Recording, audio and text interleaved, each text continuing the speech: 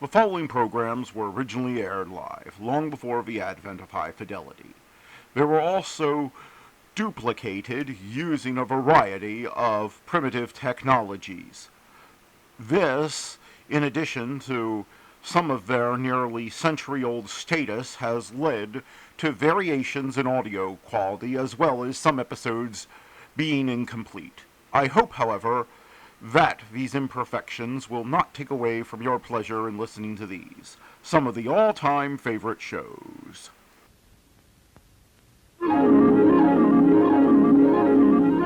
The following program is brought to you in living color on NBC.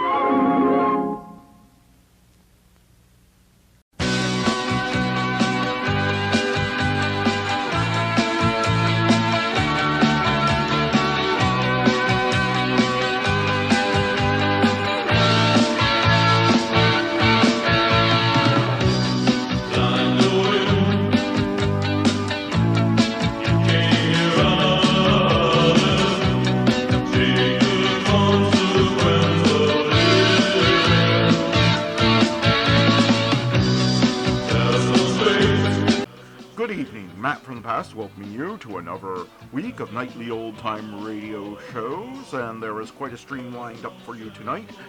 And just a reminder, in the video descriptions there are always timestamps that will enable you to skip to your favorite shows if you wish.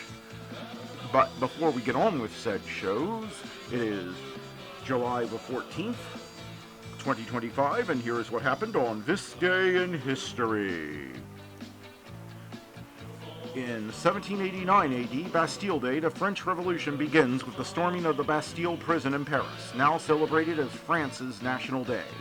In 1798, U.S. Sedition Act prohibits any false, scandalous, and malicious writing about the government. In 1850, first public demonstration of ice made via refrigeration by Florida physician John Gurry. In 1933, all non-Nazi parties are banned in Germany. In 1941, 6,000 Lithuanian Jews are exterminated at Vyazovleny camp by German Essengruppen SS with the assistance of local collaborators. In 1992, 386 BSD is released by Lynn Jolitz and William Jolitz, starting the open source operating system revolution. Linus Torvald releases Linux soon afterwards. In 1969, Easy Rider, directed by Dennis Hopper, starring himself, Peter Fonda, and Jack Nicholson, is released. In 1795, the French National Convention decrees La Marseillaise by Claude Joseph Rouet de Luce, France's national anthem.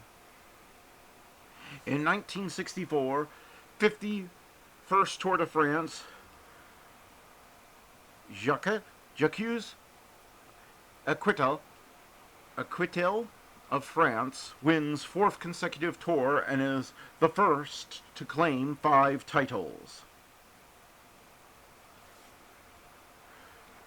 Born on this day, Gertrude Bell, Ante Pelvic, Gerald Ford, Ben Nwangwenu, William Hanna,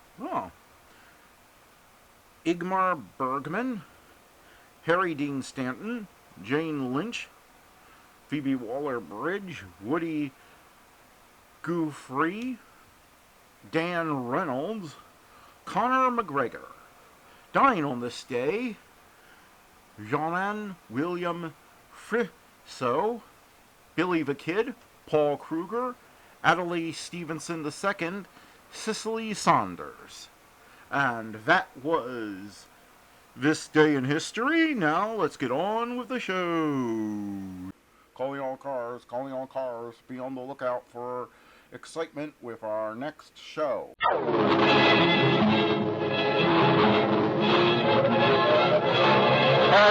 all cars, a copyrighted program created by Rio Grande. Calling all cars. Attention all cars, broadcast 246 regarding a robbery. Be on the lookout for Roy Gardner, described as 5 feet 10 or 11 inches, 165 pounds, red hair, brown eyes, heavily speckled hands. This man is wanted in connection with the holdup of a mail truck from San Diego. That's all.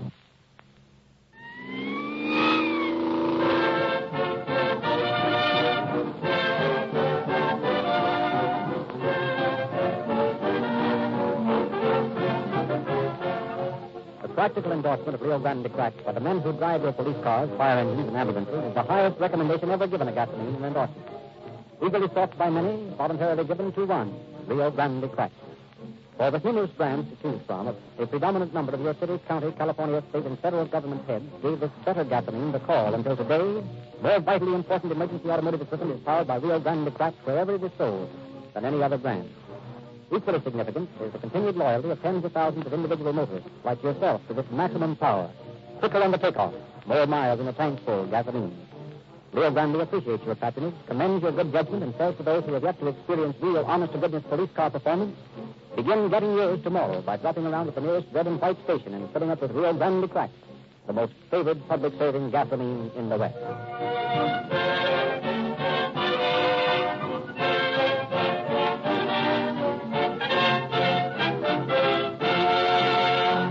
From our usual custom tonight and have asked Chief of Police James E. Davis of Los Angeles to introduce our speaker. Ordinarily, the cases which are heard on calling all cars are taken from the files of police departments or sheriff's offices where the crime has occurred. Tonight, however, our story comes from the memory of a man who spent 17 years behind prison bars, learning most conclusively that crime does not pay. I wish to introduce Mr. Roy Gardner. Thank you, Chief Davis. My purpose in coming here tonight is to bear witness to the statement the Chief just made regarding the unprofitableness of a life of crime. I have, during my career, faced prison sentences totaling 75 years. And in all my escapades, I received less than $1,000. A man who is mentally able to analyze his problems never gets into prison. It's not smart to commit a crime. It's just plain ignorant. Police officers are trained to analyze all the angles of crime, and they are men of superior intelligence. I have served time in San Quentin, Leavenworth, Atlanta, and Alcatraz.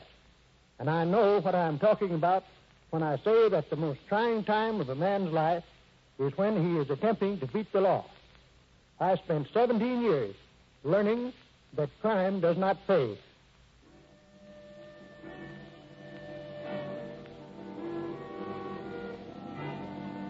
"1909. A hot July sun blazed down on the Mexican desert as a groaning wagon creaked along the sandy road. Get along there, Mule. I gotta make camp before sundown. Go on, get up. What's the matter with you crazy mules? Uh-oh, soldiers. Senor, what are you carrying in your wagon? Why, amigos, I'm surprised you don't know me. There are guns in my wagon. Ah, is that so, senor? And who are the guns for? They're for General de la Huerta. Is that so? Americans should know that the government does not need guns. But I tell you that You are telling me nothing, senor. Get down off that wagon. The soldiers will escort you to Hermosillo.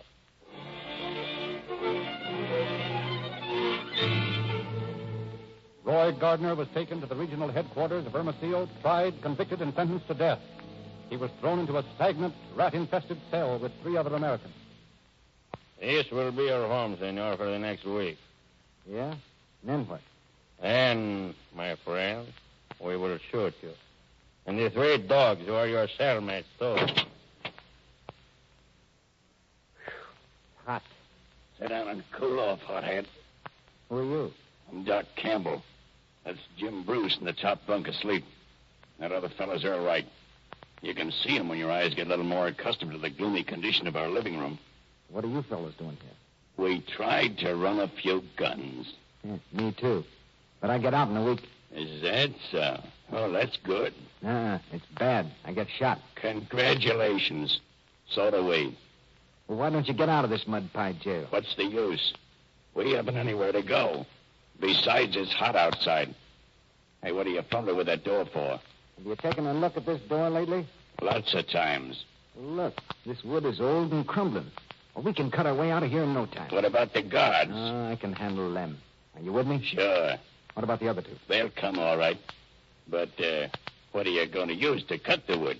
My belt buckle.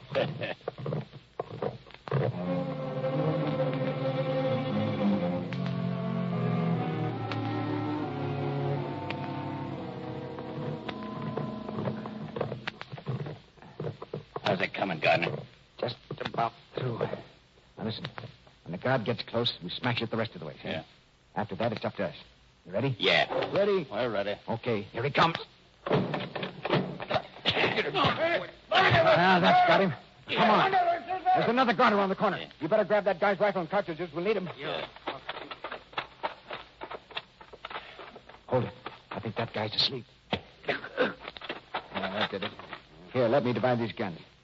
Now, we're going to have to split up. Yeah. Who wants to go with me? I'll go. Okay, let's scramble.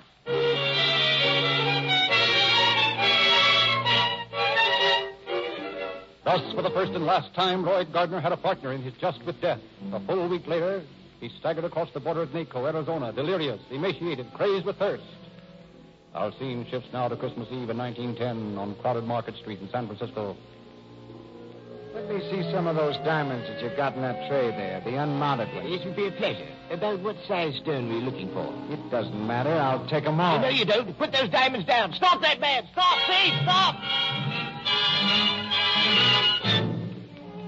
In spite of the fact that the property which you stole was recovered in its entirety, and you did not profit to any extent from your crime, there was nevertheless an intent to commit a felony. And you did, as a matter of fact, commit this felony. Therefore, I sentence you to San Quentin Penitentiary for a term of not less than 1 nor more than 10 years. It is June 1912 in San Quentin Prison. Murphy! Hey, Murphy! Get your rifle and help Callahan out of that north gate. Wait! Tell the guard from the south tail the block. Turn the water on those bugs. Gardner! Get out of here before I shoot you. Come on. Get back to your cell. Oh, no, you don't. Stay where you are, Gardner. We're going to take this precious captain of the guard and string her up. Drop her gun cover. Hey, you can't get away with this, Spike. You guys haven't got a chance. Oh, that's so. You keep out of this, Gardner. We'll slug you. Come on, cover, get started. Ah, you crazy chap. They'll shoot you the minute you step out that door. No, they won't. I see you're going to be in front of me. Don't talk, Spike. I tell you to keep out of this, Gardner. Give me that. All right, you guys, I've got the gun now. Get back, all of you. You're all friends of mine, and I'm not going to stand by and see you commit murder. This kind of stuff won't get you anywhere. Good work, Gardner. I'll take over now. I got the bracelets on Spike. Is he hurt? No, not bad. Just a goose egg on his jaw. How about you? Where'd he shoot you? I'll be all right.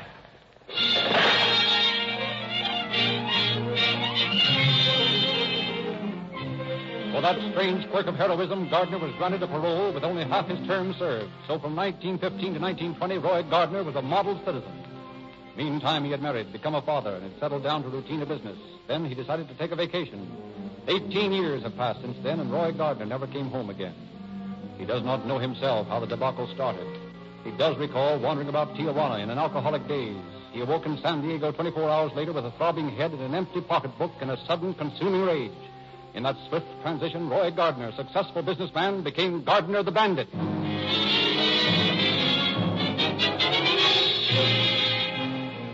On the afternoon of April 27th, Roy Gardner stood near the registry window of the San Diego post office. He saw a bank clerk deposit 2 heavy packages. He heard the messenger say, "Here's $50,000, Joe. It's got to be in Los Angeles tonight." Just before train time, Roy Gardner slipped into a dark alley behind the post office and finally located the truck carrying the registered mail. He waited until it crawled slowly through the alley and made a flying leap for the rear end and hung on as it sped down the dimly lit street. Pull over to the curb, buddy. Listen, stranger. Never mind that talk. This isn't a cap pistol in your back. Pull over. Now, which of these sacks holds the registered stuff? I don't know, mister. I don't know what they gave me tonight. Oh, you don't, eh? Buddy, I'll give you just about 2 seconds to tell me. If you don't, I'm going to plug you and throw you off the truck and take the whole works. All right. It's in the 4 sacks you're standing on. Now you're talking, buddy. Now just rip them open and take what's in them. You'll get a nice fancy rap for this, fella. Well, don't let it worry you, mister.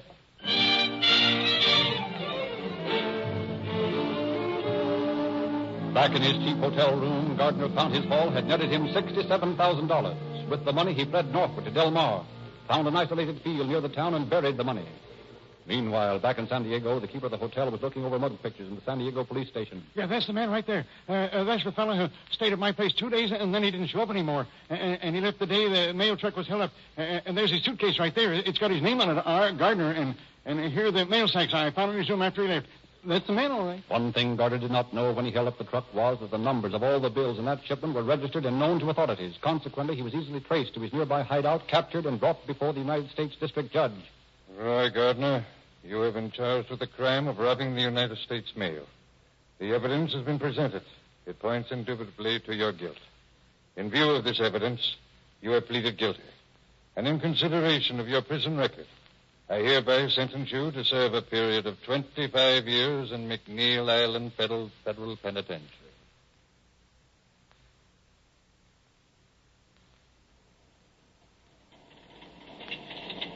Well, Kavanaugh, how do you like this scenery? I like it all right. How about you, Egg? It's okay. Say, where are all those deer we were supposed to see up here in Oregon? Oh, they'll come along. You know, I'd think you guys would be a little worried about me getting away. Why should we? You're pretty well handcuffed and tied up. And it's a cinch you're not going to jump off the train that way. Tell me something, Gardner. What's the big idea of pulling tricks like you did? Oh, I don't know. I just decided on the spur of the moment that I was going to take that money. Yeah? Who'd you have helping you? Nobody. What was the idea of burying the gun with the money? Didn't want to run the risk of hurting anybody. I'll bet that truck driver would have been glad to know that. Take my advice, Gardner. Next time you rob the mail, don't steal bank shipments. The serial numbers are always registered. I found that out. Say, look at that big deer out there in the meadow. Deer? Where? Let me see. Gentlemen, it's my turn for a while. Huh? Now, take your keys, Mr. Kavanaugh, and get these bracelets off my wrist. What's this? You better do it. He's got my gun. Make it snappy, Kavanaugh. You're making a big mistake, Roy. Yeah, it was 25 years to do. You've got to do it sometime. Well, maybe so, but not now. Now, we'll just put these cuffs on you two, gentlemen. Now, Mr. Kavanaugh, I'll take your gun and your money. I'll need traveling expenses, you know. You'll regret this, Gardner. Oh, I don't think so. Well, looks like we're coming into Portland. I'll be seeing you, gentlemen. So long, Kavanaugh. Give my regards to the warden.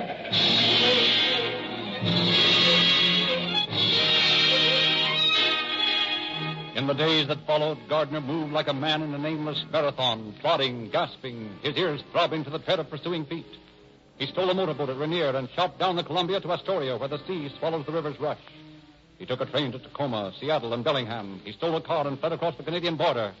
He boarded a Canadian Pacific train at an obscure station and debarked in distant Saskatchewan, and finally, bearded and red-eyed, he reached Minneapolis. For months, he led a charmed life. Then the haunting memory of his wife and child dulled his wits, and there was born a nostalgia that could not cope with caution. And in spite of the ring of armed men assigned to keep an eye on his wife's residence, Gardner took the 50-to-1 chance and slipped through, and somewhere the two met. Then, with the pack at his heels, Gardner fled. Southern Pacific, number 20, rolled slowly out of Roseville, California yards, headed eastward on the long run to Chicago. Hey, what are you doing in here? This is a mail car. You're telling me. Get your hands up before I blow your head off. Yes, sir. Don't shoot. Now, turn around and drop your hand behind you. Yes, sir. You're getting that strap too tight. Save the talk. Where's the registered mail? I don't know. Quit stalling. Honest, I don't know. I'm just deadheading this run tonight. Okay, I'll find out for myself. You better be careful. You're going to ruin some mail the way you're cutting those sacks. That's tough. There she is. Now, I'll just take what you've got in your pocket and be on my way. How do you stop this train? I'm not sure. It's either 2 or 3 pulls on the signal cord. What are you trying to do, double-cross me? I'll try the emergency. Just keep your back turned, buddy, and you won't get hurt. But Roy Gardner was not fated to profit from that robbery. Next morning, a quickly formed posse found the stolen mail pouch with its $175,000 intact. Gardner had kicked it off the train and had lost it in the darkness. On the evening of May 23rd, 8 days after the robbery, Chief Special Agent O'Connell and his assistant, George Locke, made a startling discovery. Hey, O'Connell. You see what I see? I don't know. What is it? See that fellow going into that gambling joint down there in the middle of the block? Yeah, I've seen that guy before. I'll say you have. That's Roy Gardner. Come on, let's go down there. Are we going to try and take him ourselves? No, there's Austin and McShane just coming out of that restaurant over there. We'll call them over. Hey, McShane, come over here a minute. Well, between you and me and the gatepost, I'm just a little nervous about taking this guy. No, I don't think he'll blast us. He hasn't shot anybody yet. What's on your mind, O'Connell? We just saw Roy Gardner going into a gambling joint a couple of doors down the street. Locke and I are going to take him. You and Austin want to come along? Sure. Come on over, Austin. You keep on the job outside, and if he starts out, let him have it. And be ready to shoot.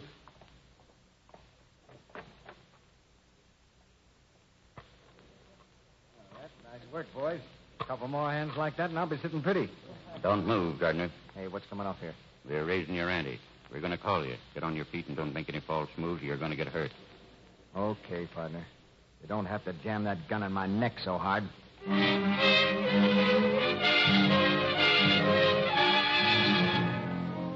Roy Gardner was placed aboard a train that night and taken to San Francisco, where a week later, before federal Judge Van Fleet, the unpredictable outlaw pleaded guilty and was given another 25-year sentence on McNeil Island. Loaded down with an Oregon boot and fairly clanking with chains, Gardner started his northward journey in the company of Deputy United States Marshals Thomas Mulhall and D.W. Wrinkle. Look, Mulhall, these handcuffs are too tight. So what? I want them tight. Someday I'm going to blast you. That's what all you guys say. Well, you're not fooling with a kid now, Mulhall. I've got 50 years staring me in the face, and if you think I'm going to do it, you're nuts. What are you going to do about it? If I get my wrist out of these handcuffs, I'll show you what I'll do. Yeah, but you're not going to get your wrist out of those handcuffs. Okay, skip it. What time is it? It's 7:30. What do you care? You're not going anywhere. Maybe not. If you've got nerve enough to let me, I'd like to wash my hands and go to bed. Okay, go ahead. But leave the door open.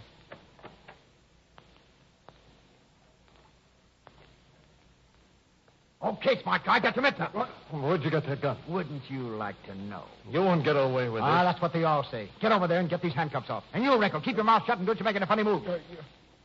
Now, Mr. Mulhall, I'll take your gun if you don't mind. Now stay right where you are, Wrinkle. Drop your gun on the floor. That's fine. Now pick it up and hand it to me, Mulhall. Yeah. By the barrel, wise guy. All right. Okay. Get these cuffs off. Now, we'll put them on you and your silent friend there. You don't suppose he's scared, do you, Mulhall? Oh. Now, we'll just equip our Mr. Mulhall with this Oregon boot. I ought to kick your teeth out. And I'll borrow your wallet like this and be on my way. Incidentally, Copper, I never intended to shoot you anyway. That's big of you, Gardner. If I'd have been in your place, I'd have shot you down like a dog. Well, so long, Coppers. Give my regards to the ward.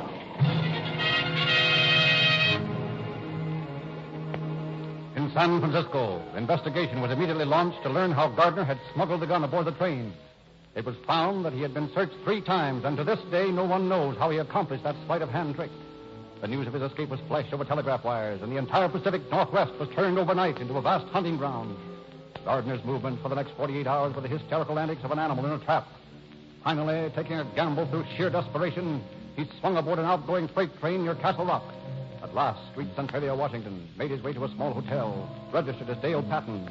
But again, the suspicious innkeeper was his downfall. Well, what is it? Your name Patton? Sure, why? Oh, nothing in particular. Just wanted to talk to you a minute. Sure, it's tough to have your face wrapped up like that. Yeah, it'll be all right in a couple of weeks. Mm-hmm. What happened? Oh, some gasoline exploded in the machine shop where I was working. You're pretty lucky it didn't get in your eyes and hair. Huh? Oh, yeah. It would have been pretty bad if I hadn't been wearing a cap and goggles. The landlady thought you might be hiding something. What do you mean by that? Oh, she thought you might have smallpox or something. Oh, yeah? As a matter of fact, those bandages don't look right to me. Well, since when have coppers got the right to bother a working man just because his face don't look right? I can prove who I am, where I got these bandages, and why I'm wearing them. Now, beat it before I call the manager. Did you say copper? You heard me. Mister, I was going to take you down to headquarters, but I've changed my mind now. I'm going to take a look at you right here. I don't like the looks of those freckles on your fingers. Now, just get your hands up. Don't make any funny moves for any guns. What are you going to do?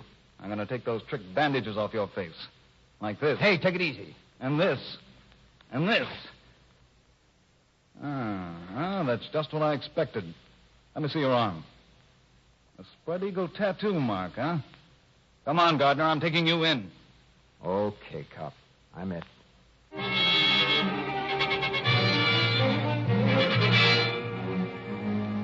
Thus, after long months of matching wits with the law, Roy Gardner reached that cold, windswept St. Helena, McNeil Island. Gardner quickly swung into prison routine, friendly, anxious to make the best of his lifetime jolt. But the cloak of good behavior was only a thin mantle to shield his plotting mind. 81 days after the gates of McNeil Island prison had swung closed on Gardner, we find him again, planning to escape. Hey, Bogart, you ready? Sure, I'm ready. Where's Impton? He's over there by the fence. Did you bring the pliers? Yeah, come on. Hey, Impton, you still ready to go? Sure, what have we got to lose? We're lifers, ain't we? If we get shot, we get shot. Any way you look at it, we die in here. Okay. And you two guys stand close together so they can't see me while I cut this wire. Yeah. Hurry up, Gardner, hurry up, hurry up. Take it easy, fella. You've been here a long time. You're used to this dump. Make it snappy. Okay, there she is. You ready? Ready. Let's go. Hey, Gardner, where do you think you're going? Hey, come back here, you guys. Break! Break! Break! Break!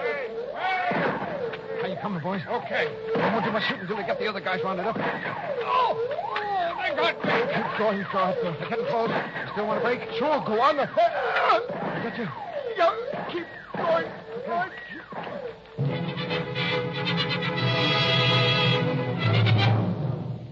4 hours later, as the gathering darkness swept over McNeil Island, guards toured the thickets with searchlights, but found no trace of the missing Gardner. The search was finally abandoned. Gardner had escaped again.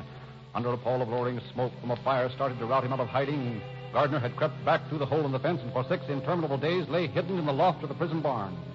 Then one night as the fog swirled and eddied across the bleak island, Gardner made his halting way to the coast, plunging into the icy water, Puget Sound, drifted with the tide toward the mainland 2 miles away.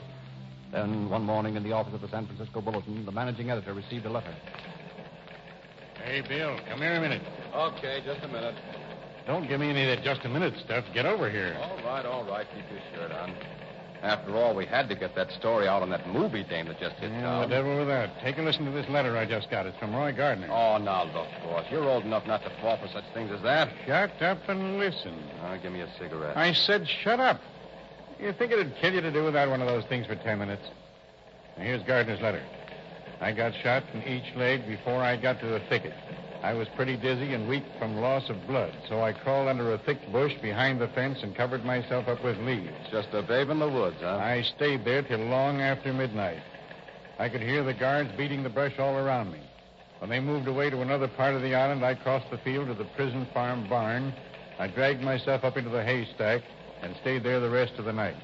Didn't even wait until the cows came home. Oh, shut up.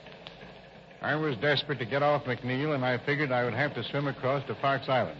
Believe me, I wouldn't do it again. It was the toughest swim I ever had in my life. I was nearly unconscious by the time I got across. Yeah, if he'd been conscious, he wouldn't have tried it in the first place. Oh, now, look, Bill, will you keep quiet? I crawled along the shore, found another barn, and fell asleep there. I stayed on Fox Island for 4 days, milking cows and eating apples. And then I finally got across to the mainland where a friend of mine took care of me till the wounds in my legs were better. Who's the friend? That's what we'd like to know. Listen to the rest of the letter.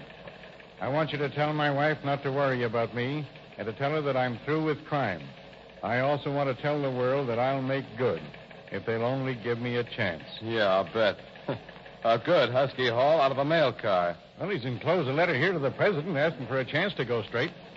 He doesn't want a pardon, he says, just a suspended sentence. Yeah, I bet he does at that. Well, what do you want me to do about this? Slap this thing on the front page. Give it everything you got. As soon as the copy desk gets a head on it, let me see it. I'm going to get me a job in a nice, quiet boiler factory.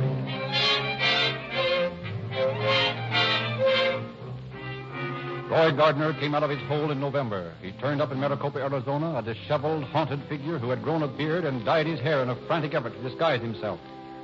Just before train time in the post office at Maricopa, a figure loomed in the doorway. Hey, you can't come in here. This is a post office sorting room. You ain't got any business in here. That's what you think, buddy. Reach for the ceiling and keep your mitts up. What do you want? This is a holdup, mister. I want the registered mail and I want it quick. It's gone to the depot. Oh, no, it hasn't. There won't be a train out of here till morning. Come on, fella, give. Where are those registered pouches? Over there by the door. All right. Put your hands behind you. And we'll just tie you up with one of these nice, heavy cords here. Hey. And I'll take your gun. That's just in case. Now, if you're a smart boy, you'll keep your mouth shut till I get out of here.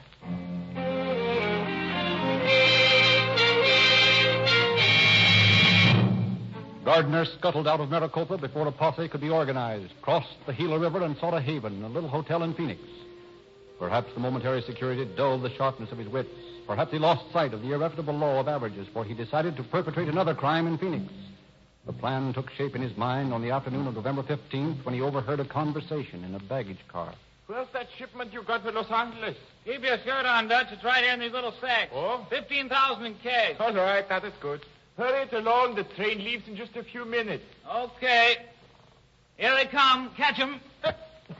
All right. Throw the other one. Here she comes. All right. Give me the book. I'll sign it. Okay, Dutch. See you next week. Yeah, I'll be back. Who's there?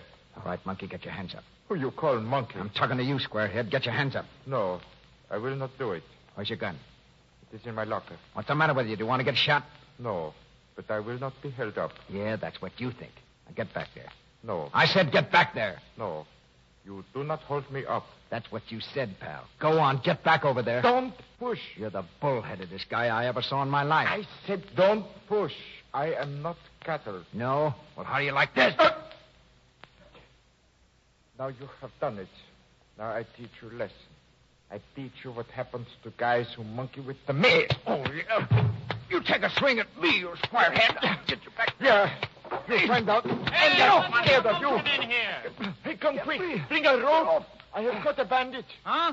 Boy, I'll say you have. You know who that guy is? No. He just big fool. Think he could hold me up. That's Roy Gardner, the mail bandit. Who? Roy Gardner. Yeah? From now on, he's just a number in a prison cell. Push me like cattle in the doom cup.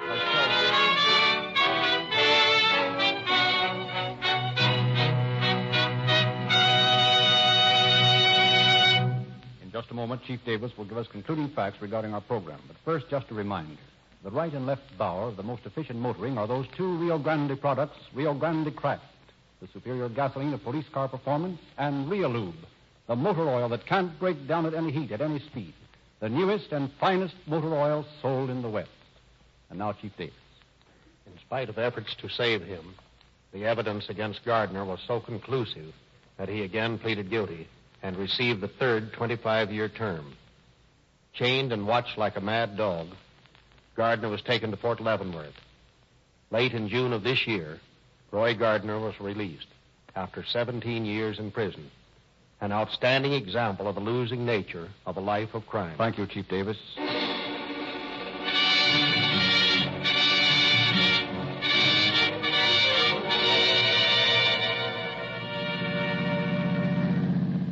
Los Angeles Police calling all cars. Attention all cars. Broadcast 246 regarding a robbery. Suspects in this case has served his sentence. That's all. Roll and quit.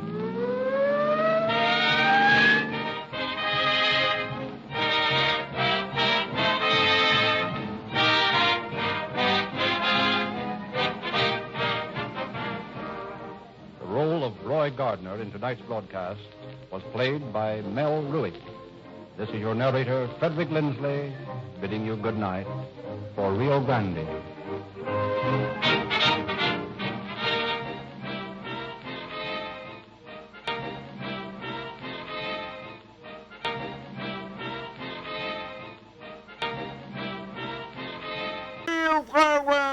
From the sound of music. And Bing Crosby is up next. BC 2 for Wednesday, September 4, 1957.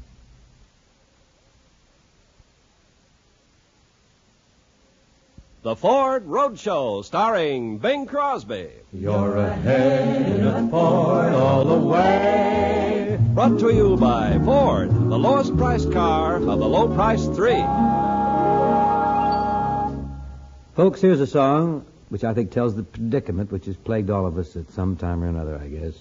Rather unhappily, too. waiting for the evening mail. That's my story.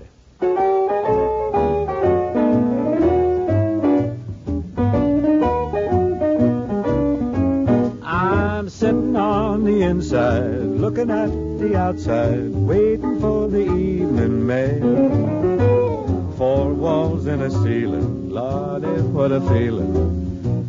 Just a mean old low-down jail, separating me from everything but the evening mail. I'm like a ship without a sail. Wrote my one-time mama down in Jacksonville. Said, sweet mama, I'm in jail. Now, honey, please don't fail me. Hurry up and mail me bail. That's just a year ago, and I'm still on the inside, looking at the outside, waiting for the evening mail. I had a letter handed to me just yesterday from a chick I used to kick around with down on Mobile Bay. She said, honey, won't you please send your baby a bit of bail? They done caught me messing with some of Uncle Sam's mail. I had another letter, too, from a big old boy named Stout. Said he's going to get me, he's going to fix me, too, when I got out. Said he's going to meet me right here at the front gate. But, man, he don't know how long he's going to have to wait.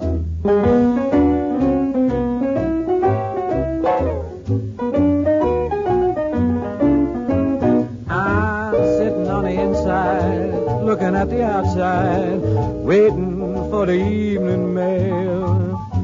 4 walls and a ceiling. Oh, what a feeling. Just a mean old low-down jail, separating me from everything but the evening mail. I'm like a ship without a sail. Wrote my one-time mama down in Jacksonville. I said, sweet mama, your papa's in jail. Now, honey, don't you fail me.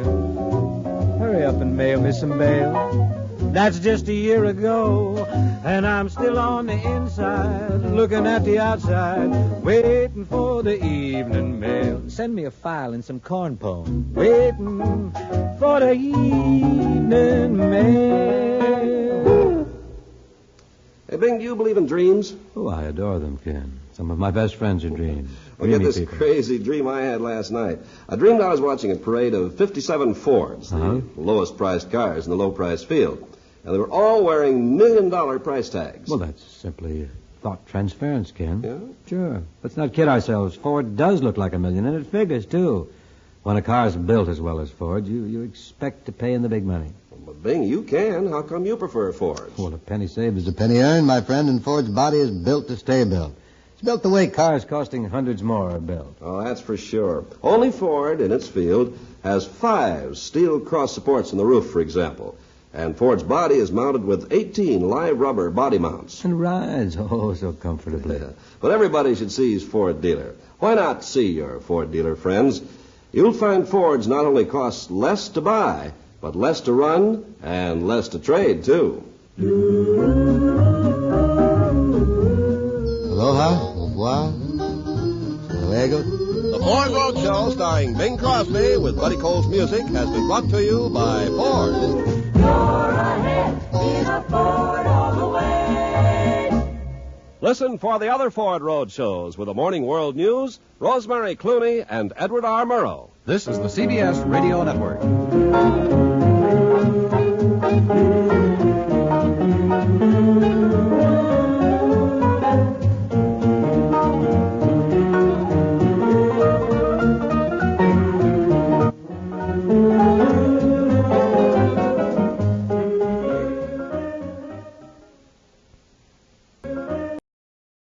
One of old-time radio's longest-running and most popular programs, CBS Mystery Theater, is up next. The CBS Radio Mystery Theater presents...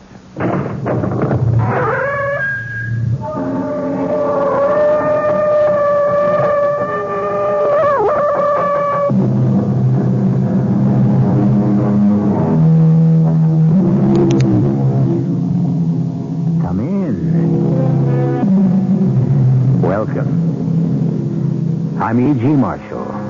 presiding as usual over a vintage assortment of tales of mystery, terror, excitement, and suspense.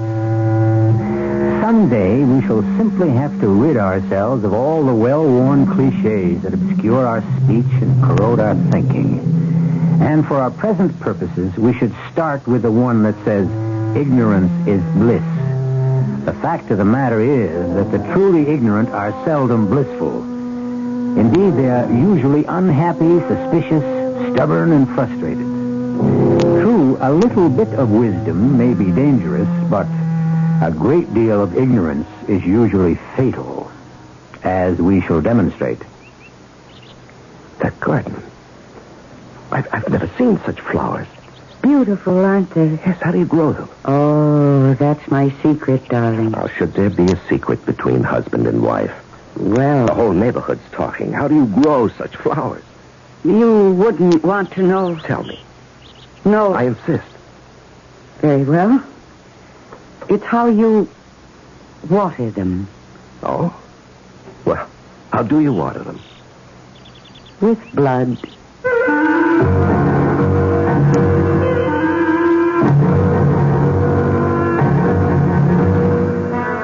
Our mystery drama, The Flowers of Death, was written especially for the Mystery Theater by Sam Dan and stars Mercedes McCambridge.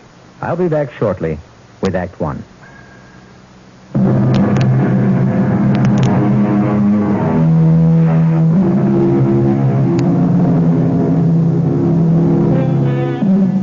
There are those who strive to be different, who march to the rhythms of their very own drummers. And these are a breed apart. When they succeed, we hail them as geniuses. When they fail, we confine them as madmen. In either case, they remain a mystery to most of us. They are beyond the common understanding. This is because, for so many of us, the usual tendency is to play it safe. The usual advice is, don't stick your neck out. The usual goal is to be like everybody else. Don't rock the boat. Don't make waves. These have been articles of faith for Walter Morrison and for Gretchen, his wife. Hello? Darling. Walter, where are you? At the office. I called to tell you I'll be late for dinner tonight. Oh, Walter. Well, can't be helped, dear. Parker's in from the coast, and I can score some points if I hang around and just chat with him, okay? All right. Oh, we should ask Parker and his wife out to dinner. Oh, she's really a horrible woman, Walter. Well, sure she is, but Parker can do me a lot of good. All right, dear. I'll see if I can set him up. If it's go, wear brown. Brown? Yes, it's your least flattering color. You shouldn't look too good. She's older than you, and she'd resent it. Oh, yes, dear, I understand. Is there anything else you want me to do, Walter? No, that's about it. See you later. Oh, just a minute. Hello. Yes. What is it? I was right. You were right about what? About you. Oh, look, I don't buy anything from door-to-door salesmen. In that event, may I trouble you for a glass of water? Water? Actually, I'd prefer a glass of wine if you had it. I suppose it's an odd request. In this century, in this place, in this time, the concept of hospitality has ceased to exist. Sir, I'm really very busy. Now, consider your ancestors. They would have invited me inside with a hearty welcome, prevailed upon me to stay for supper, spend the night. I'm really not interested. Today, the stranger who rings the doorbell is directed to the nearest motel, if indeed the door is opened at all. Oh, you'll have to excuse me. My telephone is ringing. No, it isn't. I warn you, I'll scream for help. I'll call for the police. You simply don't know how to handle this at all, do you? What do you want? What are you selling? What do you need? I already told you I don't want to buy anything. That's not what I asked you.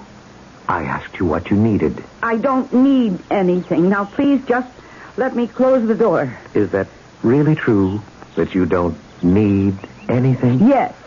You have everything your heart desires? Yes. Now, please. Love, happiness, fulfillment? Yes, yes. Think carefully.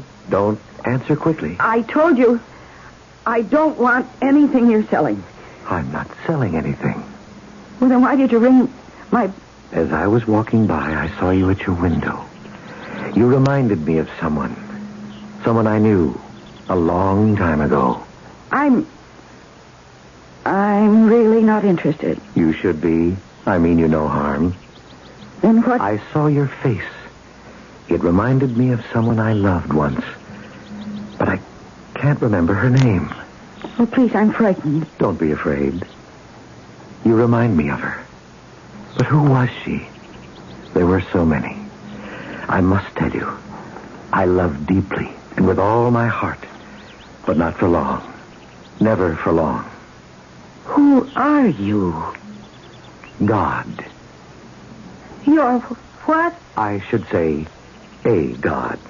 That's That's what? impossible. Why?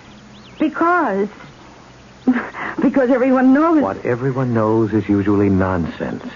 It's what you know, what I know that counts. You say you're a god. Remember, I can see your mind. You've decided to humor me. You believe that I'm a lunatic. You hope I'm harmless. Oh, why do you say you can read my mind? Isn't it natural for me to think that a person who... My name is Dionysus. Dionysus? The ancient Greek god of wine and growing things. Well, I don't care much for wine, but I wish you could help me with my garden. You are beautiful when you smile. Suddenly this whole thing just makes me laugh. Why do you say you're Dionysus? Because it's true. I'm dreaming. I must be dreaming. What are dreams? Dionysus. I remember I had a course at school, at college, in ancient lit. It was a long time ago. Dionysus and Apollo, yes, and Zeus and Pallas Athena. My sisters, my brothers. Dionysus, the god of growing things. I think I fell in love with you then. I know. Why have you come to me now? Because nothing grows in your heart anymore. What is this life you lead? This dull, empty life. Oh, I'm very happy. Walter and I, we're happy. Gretchen, why does nothing grow in your garden? Oh, things grow. They do. Then why did you say you wish I could help you with your garden? Well, because... I know, because nothing grows with beauty, with fire. Once, in another life, you were in my garden, the garden of Dionysus. I remember now. Yes. And I'm sorry for the way it ended. You remember how it ended? Yes. It always ends badly when one of the immortal gods loves a woman of the earth. The garden. Do you remember the garden? I remember. You will live in that garden again. With you. That garden shall be in your own heart, and everything beautiful will grow from it. I have walked the world and wandered the centuries in search of you. And now I've found you again. I love you. I love you. But will you leave me again? Never. I will always be in your garden. My thought will always be in your heart. Come, love. Let us walk in the garden.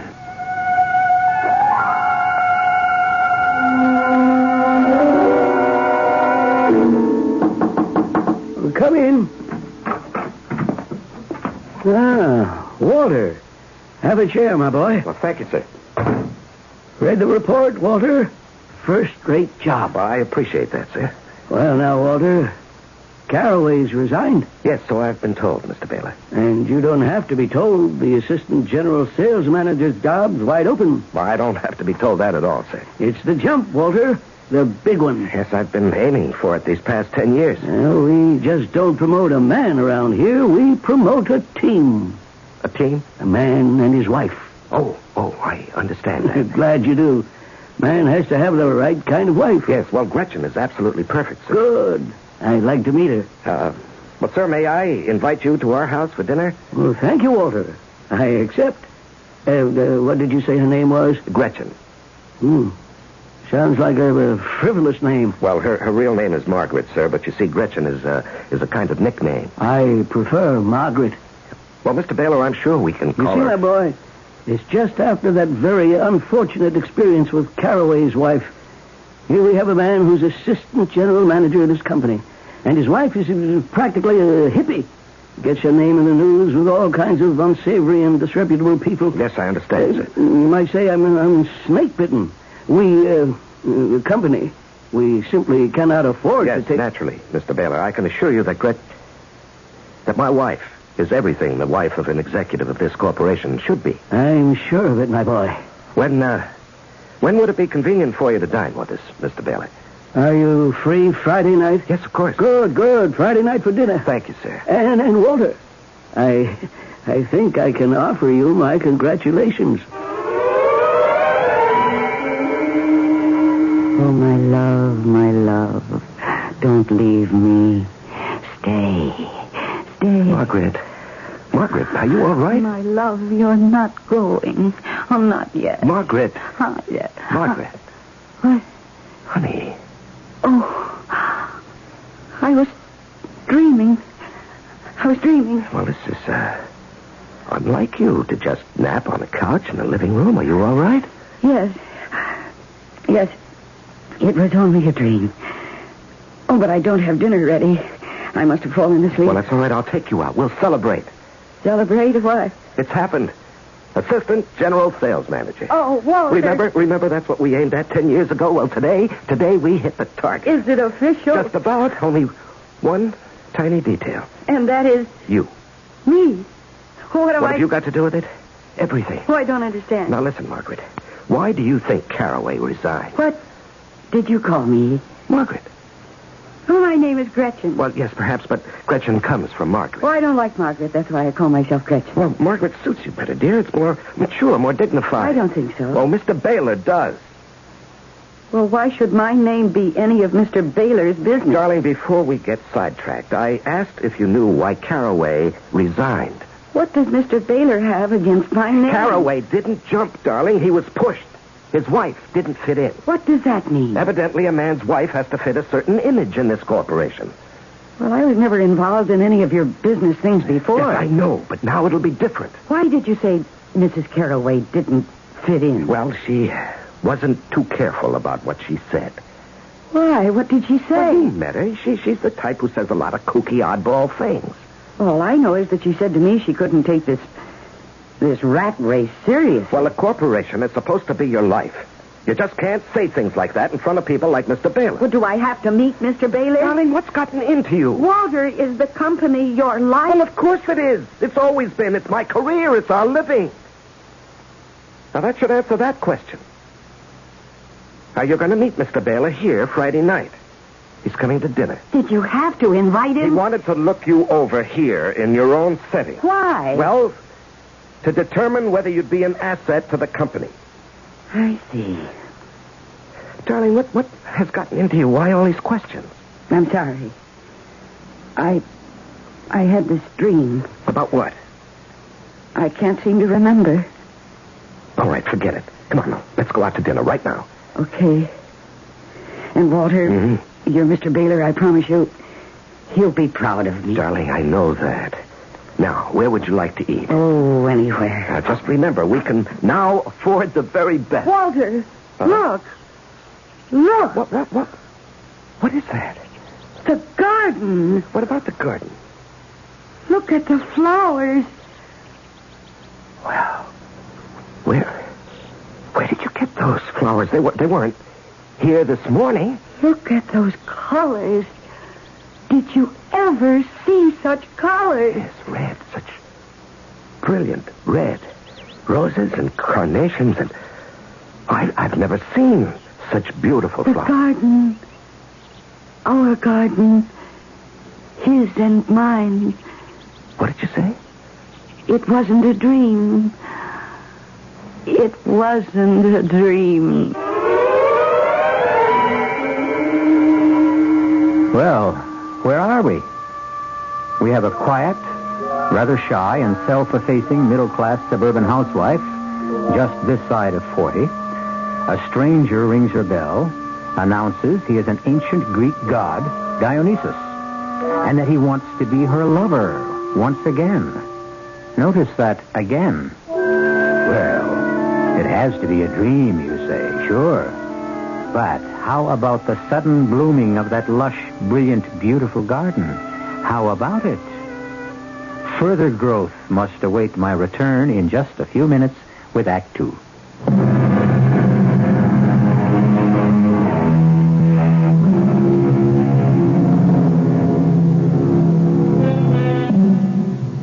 Is this how it was in the ancient days? Did the gods appear in dreams?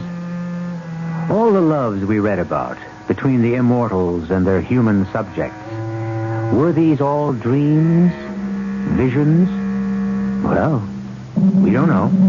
We present only the facts in the case. And the basic fact in this case seems to be that suddenly the garden of Gretchen Morrison is a lush, luxuriant riot of color after she had dreamed that she had a love affair with the ancient god Dionysus. Well, people have had even more extravagant dreams, from what I've heard. It wasn't a dream. It wasn't a dream. What are you saying? Nothing. Charlie, how did you ever get all those flowers? Well, I'd say it's miraculous. Hi there, Gretchen. Walt. Oh, hello, Porter. How's the golf? Hey, what have you folks done here? Well, you know, Margaret. She just putters around in the garden. Margaret? Who's Margaret? Oh, that's my nickname for Gretchen. What have you done to your garden, Gretchen? Nothing. Oh, come on, Gretchen. I'm willing to abdicate gracefully. June and I consider ourselves the garden people in this neighborhood. Well, Porter, And quite frankly, Gretchen, we never saw you as a threat. What I mean is, you did have a few respectable-looking plants. Yes, isn't it fantastic, Porter? Is it a fertilizer, a new kind of food? Now, dear, don't give away your secrets. Oh, come on, Gretchen. We've always been good friends. Well, they just grew, that's all. Oh, very shrewd, and I don't blame you. Every one of them is a sure winner at the Garden Club show next month. Well, just think, Porter, this will be the first year you're not going to win. I'll get to the bottom of this somehow. Yeah, well, good night, Porter. Night. Margaret, how did you raise those flowers? How? Oh, I suppose you could call these the fruits of love.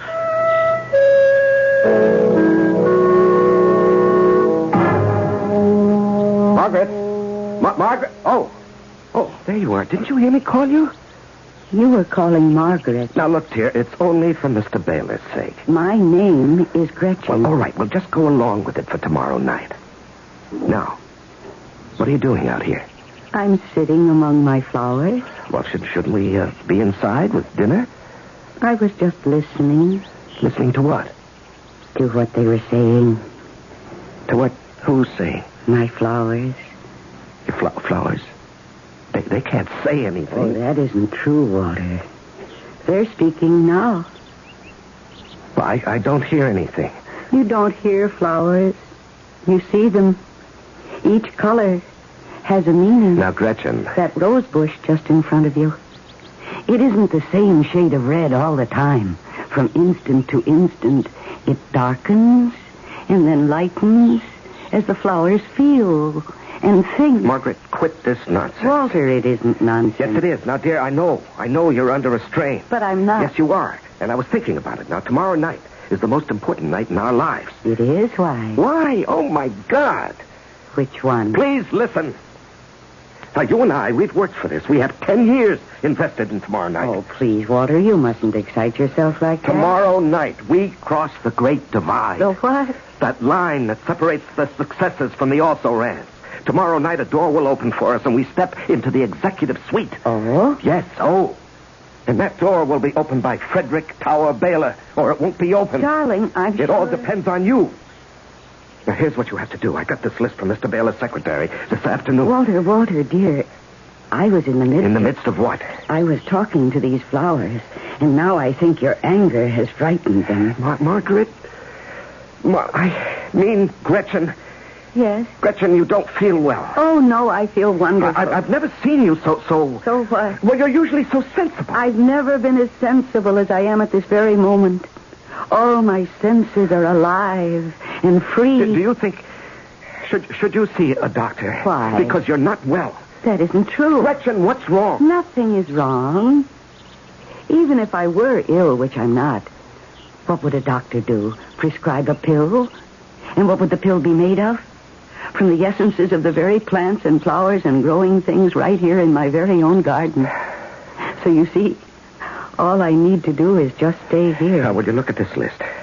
Mr. Baylor is a steak and potatoes man. Is he? Dinner should be no problem. Just the steak, French fries, a salad, and ice cream. And he likes the steak rare. Rare? Yes, practically raw, with the blood just about dripping from it. He's very close to the primitive, isn't he? You're Mr. Baylor. Now, look, let's not even joke about it, all right? And furthermore, he isn't my Mr. Baylor. He's our Mr. Baylor. It's our future. My dear, I shall not disgrace you. These past few days, I can't follow things around here. It's these flowers in this garden. Yes. And the way you've been talking. Which way is that? I don't know, but it isn't your usual way. You're not the same person. Oh, but I am. Oh, no. There's something very different about you. Now, please, dear, on this tremendously important night, don't do anything that would spoil anything. Walter, I don't like the look on your face. What are you talking about? That look. No human being should appear that troubled. Well, it's important. How many times do I have to remind you? Nothing in this life should be that important. You look as if you could kill somebody. Well, maybe I could. After all, if you're out to make it in this company, you have to be a killer. Walter. I don't mean you have to commit murder exactly, but you have to step on people and, if necessary, destroy them. Eliminate them as rivals. Well, that's committing a kind of murder. Well, look, why are we standing around here and talking about it? Have you destroyed many people on your way, Walter? Now, what kind of a question is that? Have you? I suppose I'd sidelined a few in my time. Walter. Well, it was them or me. Now, come on, this whole conversation is out of place. Now, about tomorrow night. Walter, my dear, I shall not disgrace you.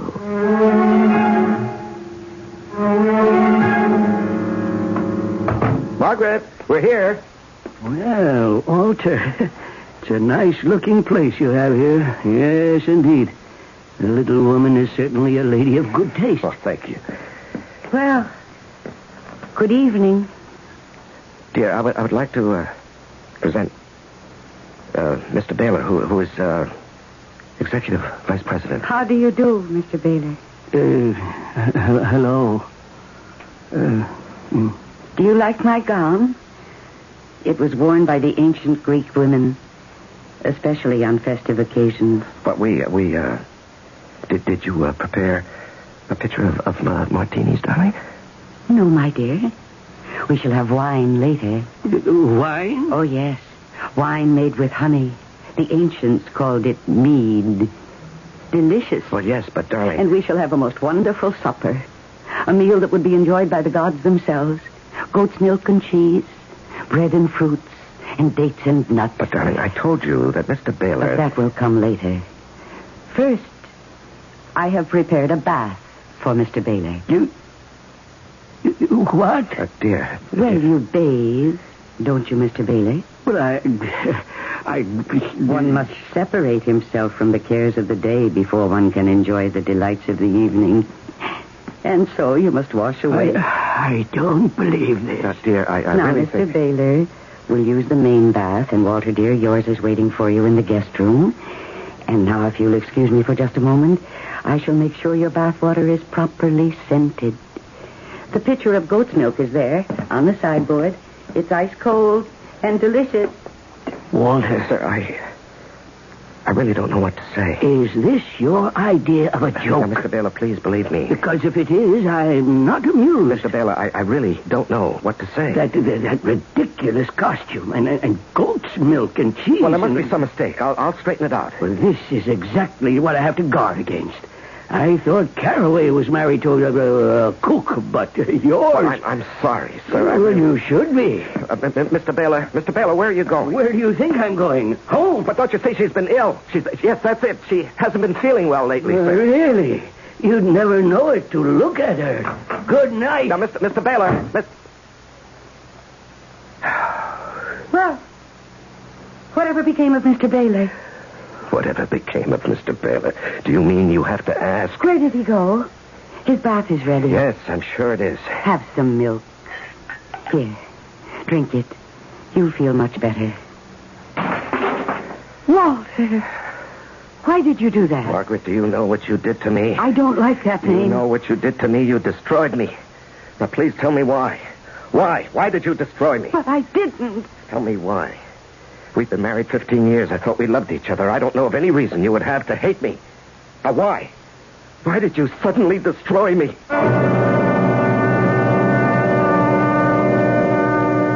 How many marriages are there like this? A man works hard with a single-minded dedication to getting ahead in his company.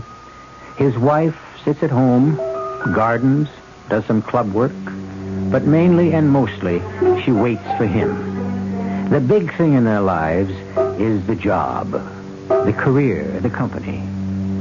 I suppose the answer is there are many marriages like this. Even the best of machinery breaks under stress, and human beings are not the most perfect machines. We'll see what repairs, if any, can be effected when I shall return with Act 3.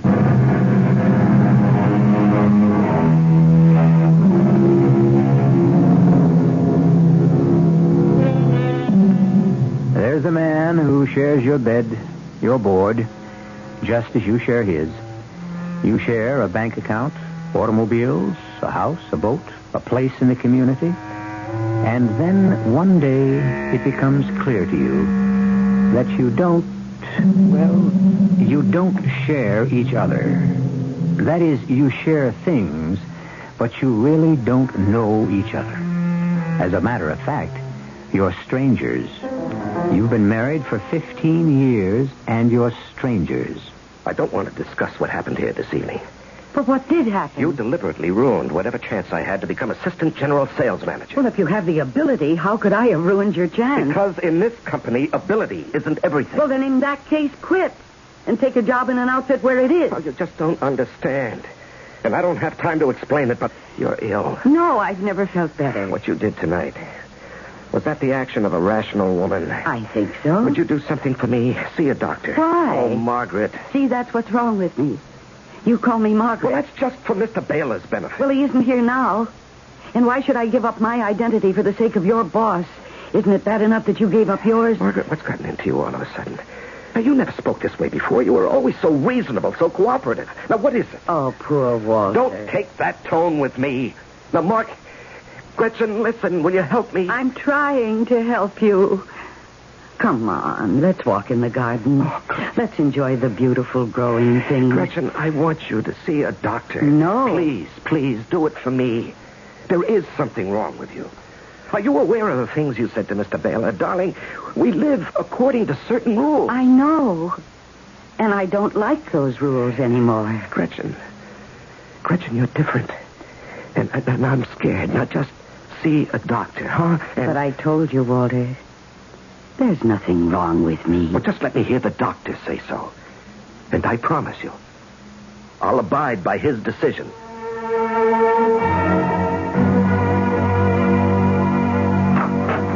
Mr. Baylor? Yes? May I come in, sir? I am busy. This won't take a moment. Mr. Baylor, I want you to give me another chance. I think the matter is closed, Walter. You know I'm the best qualified man in the company. Not in all respects, Walter. I'm sorry. She was ill. I'm sorry to hear that. She's being treated for it. I said I was sorry. You know, this business we're in, it isn't easy, and it takes its toll. That's why it takes a special kind of man who has the support of a special kind of wife. Well, she's worked hard, and she's tried hard all these years with me, and I guess the strain was just too much. Walter, I don't think I can see my way clear. Please, sir, let's give her another chance. Better that this thing should happen now rather than later. We can nip it in the bud. She'll be all right, I promise. Well... in a few weeks, she'll be just fine. You'll see. Well, I'll think about it. Thank you, sir. Thank you.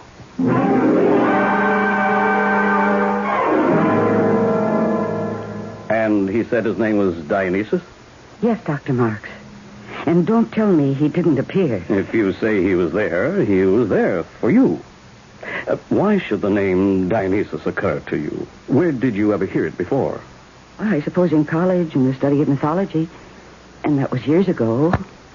I never even thought of it. But you absorbed it. And you now have the classic conflict between Apollo, who represents duty, and Dionysus, who is desire. But I never... All people face this battle. In some, it rages with more fire. In some, the flames are banked. But in no one is it ever dormant. But the garden, the flowers and plants, and the growing things, how do you account for them? There's a reasonable, rational explanation. A sudden coming together in one spot of wind, water, soil. But this garden, he said, and I know, it's the fruit of love. Our love.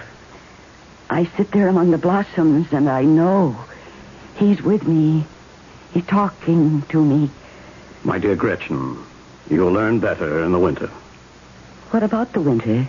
In the winter, the garden will die. And so will this dream.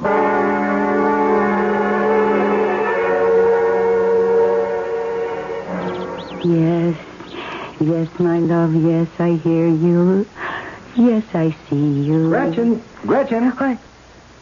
Oh, Porter, you startled me. Oh, is this your secret? Do you talk to your flowers? Of course. I just can't understand this garden. It grows more beautiful every day. Yes. Come on now, Gretchen. What's the secret? It's a garden of love. For sure, but how does it work? It's the love of two people. Okay, I won't ask. I'm satisfied just to enjoy it. I do have a confession to make. I was so wild with envy that I came in here the other night and I stole a small rose bush. But you could have asked me for it. I planted it in my garden and the next morning it was dead. Oh? I was careful. I handled it gently. I watered it and fed it. But it died. It withered completely, as if it had died a long time ago. Perhaps it did. Gretchen, what's come over you? You seem so different, so... Yes? Well, you always struck me as well, I'll say it, a very quiet little person. And now you glow all over. I feel there's a glow inside me. Gretchen, it's beautiful. But I see now it's an awful beauty. It's a frightening beauty. Fear and terror.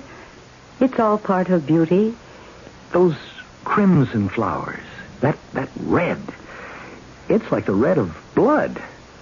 These flowers, they look as if they're being nourished with blood. They are, Porter. They are. How did you know? How did I know? Well, good night, Gretchen. Good night.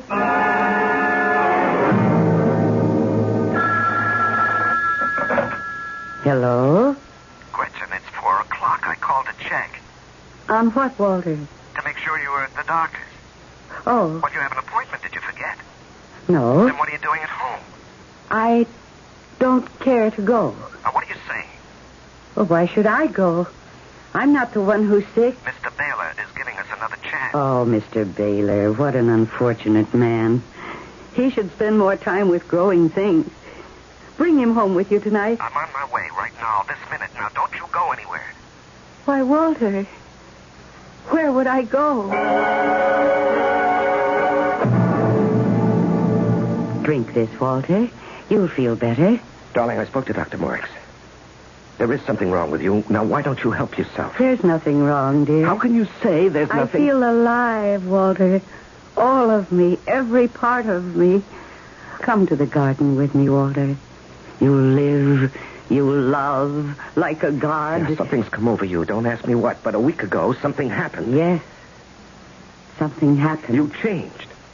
Well, I can hardly believe you're Gretchen, my wife. I'm Gretchen. You had sense. You had a knowledge of life. Well, you and I, we worked together toward a goal. Yes, dear. But I found a better goal. You did? What? Love. Love? That was the secret. The secret of the ancient gods. Now, Gretchen, I'm going to drag you to the doctor. Oh, if you must fight, fight like a man with your hands. I despise you. Now, what has happened? You can't just suddenly tear down our life. What's wrong with what I'm doing? Why shouldn't I work for the Baylor Corporation? Because it's a house for slaves. Well, it's my job. We agreed. You never objected. It bought us this house and the cars. And turned us into fawning, simpering, terrified slaves. Okay. Everybody in the world is a slave to something. That's what life is. You give to get. Yes. Everyone is a slave. But I have been freed. What do you mean freed? By whom? By my lover. What lover? He's in the garden. Gretchen, you come back here. If you want me, fight for me. Fight him for me. Oh, love, stay with me. Don't let anyone keep us apart.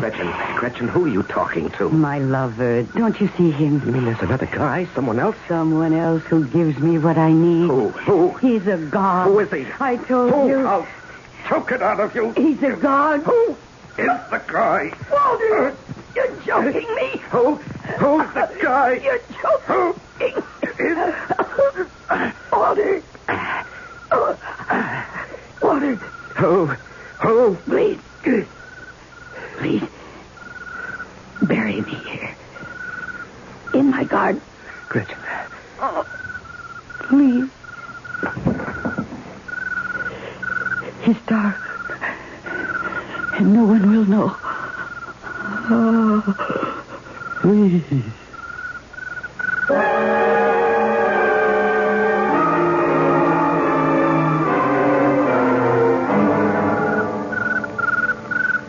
Hello, Porter. Hello, Walter. Just dropped by to see if there was any news of Gretchen. No. Well, keep your chin up, fella. Maybe she'll come back. Yes, I hope so. Did you two have a fight? Well, it was more of a misunderstanding. Oh, I'm sorry. Have you notified anyone? Well, I reported it to the police, but... Oh, and Dr. Marks said that she must have wandered off. Funny how the garden, that beautiful garden, just withered without her. Yeah. She was right. She said it was the fruit of love. Without her love, it just... Yeah. Well, I just don't want to take up too much more of your time. No, it's all right. I wish I could figure out why those luxuriant plants grew so suddenly, and just as suddenly they died. Well, you know what Dr. Marks said. Sudden coming together of sun and rain, soil, water. Yeah, that's right. She's an inscrutable gal, that Mother Nature. Yes. We'll never know. I guess not. Well, this is a good chance for me to say goodbye. I'm off on a trip. Oh? Yes, I made general sales manager. Oh. Finally, yes. Poor Gretchen. Came too late for her. How she wanted it, how she would have enjoyed it. Well, say goodbye to June for me, huh? Okay, Walter, I will. Walter, is it my imagination? What? The garden. What about it? Those plants. They're dead. Walter, that color, that crimson color, the scarlet color. Look. Why, that looks... That's blood. Blood. Oh, you're crazy. It's just color. Am I? But just look, blood on all the withered blossoms. Fresh, bright blood all over the garden. Gretchen. What do you mean, Gretchen? It can't be her blood. It can't be. Well, whoever said it was. It can't be because there was no blood. What do you mean there was no blood? When I killed her, there was no blood. She fell, you see? And she struck her head hard against the tree, but there was no blood. Walter, do you know what you're saying? I can prove it. Dig her up, you'll see. There is no blood. No blood.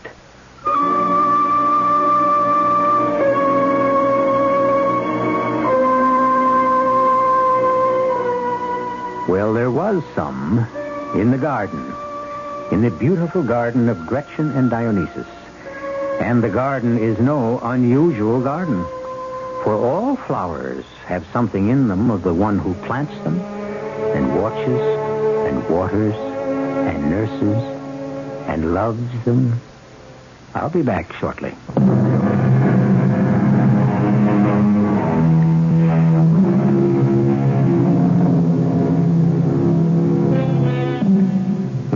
struggle, the never-ending struggle between Apollo and Dionysus, between duty and pleasure, between what we want and what we must settle for, is fought inside each of us. And sometimes it's Apollo who conquers, and sometimes Dionysus. Happy, however, is he or she where neither has conquered, but where both spirits can live side by side in peace and quiet. But too much quiet gets boring after a bit, so make sure we disturb yours tomorrow. Our cast included Mercedes McCambridge, Larry Haynes, Robert Maxwell, and Gil Mack. The entire production was under the direction of Hyman Brown. And now, a preview of our next tale. Don't bug me, Louise. What are you doing? Trying to empty the bottle? Maybe I have a reason. I might catch up with you. Why, you're shaking, Jim. What is it, Jim? What's the matter? I was followed. Somebody followed me all the way home. I've asked you not to walk the streets alone at night. Who was it? What did he look like? I don't know who it was. All I could hear was the footsteps. Just the shadow of a beat behind mine. As though she, whoever it was trying to fit their feet into my footprints. Every time I stopped, they stopped. And when I turned around, there was nobody there. Nobody at all. Radio Mystery Theater was sponsored in part by Uncle Ben's Long Grain and Wild Rice. This is E.G. Marshall inviting you to return to our Mystery Theater for another adventure in the macabre. Until next time, pleasant dreams.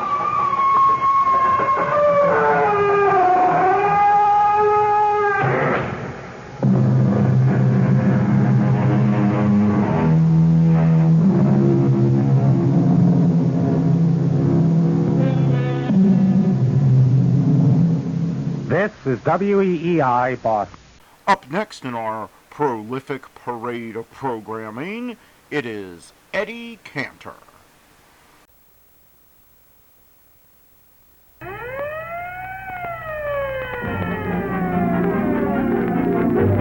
Welcome to Texaco Town. We are all mighty glad that you're here.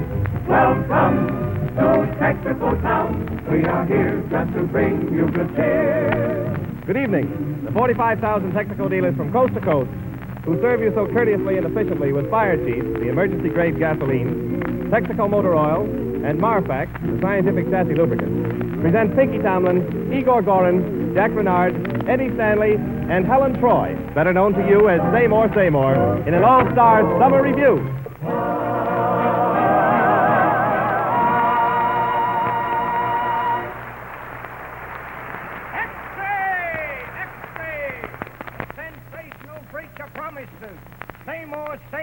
Sue's Pinky Tomlin in Texaco Town.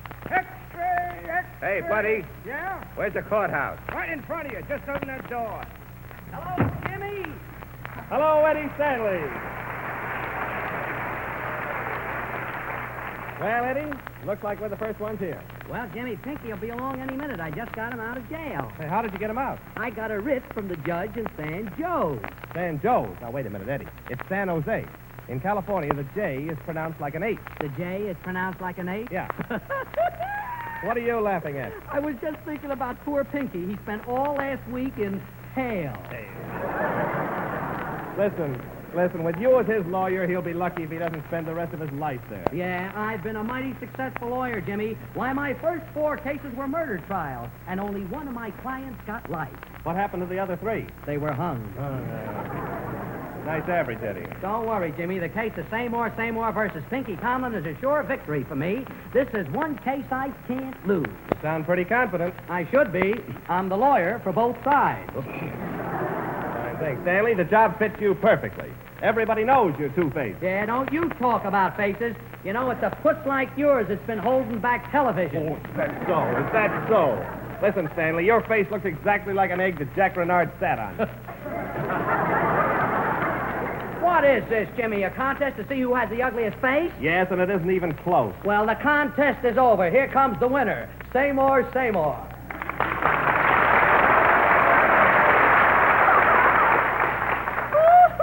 What are you crying about, Seymour? Pinky Tomlin doesn't want to marry me. Oh, now, Seymour, don't cry. Why, you'll forget about the whole thing in a short time. Oh, no, I won't. I won't forget it for years and years and years. Why not? I bought my trousseau on the installment plan. And here's the guy who should be making the payments, Pinky Tomlin.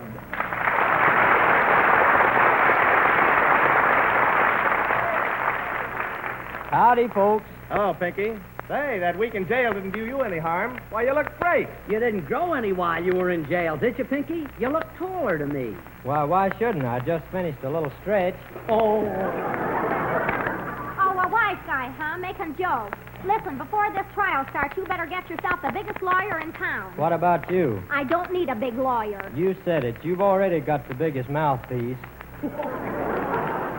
Oh, come on, folks. You'd better get in the courtroom. It looks like the trial's about ready to start. Well, good luck, Pinky. I feel sorry for you. I know the kind of a lawyer I've got. I feel sorry for you. I know the kind of lawyer I got. I feel sorry for the both of you. I know the kind of lawyer I am.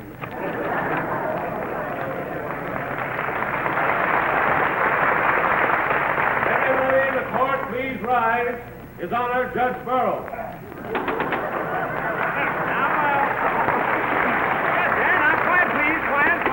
Quiet, I'll clear the court. Now, the radio court of Texas Town is now in session. Before proceeding, I wish to assure both the defendant and plaintiff of a fair trial. Yes, sir, I, Judge Burroughs, guarantee a fair trial. Now, Miss Seymour. Miss Seymour, today you will get your chance to tell the court what a buzzard Pinky Tomlin really is. Bennett, read the names of the jury panel. Come. Okay, Your Honor. Hey, look, Pinky. Jack Bernard's the bailiff. He looks more like a bale of hay. Quiet.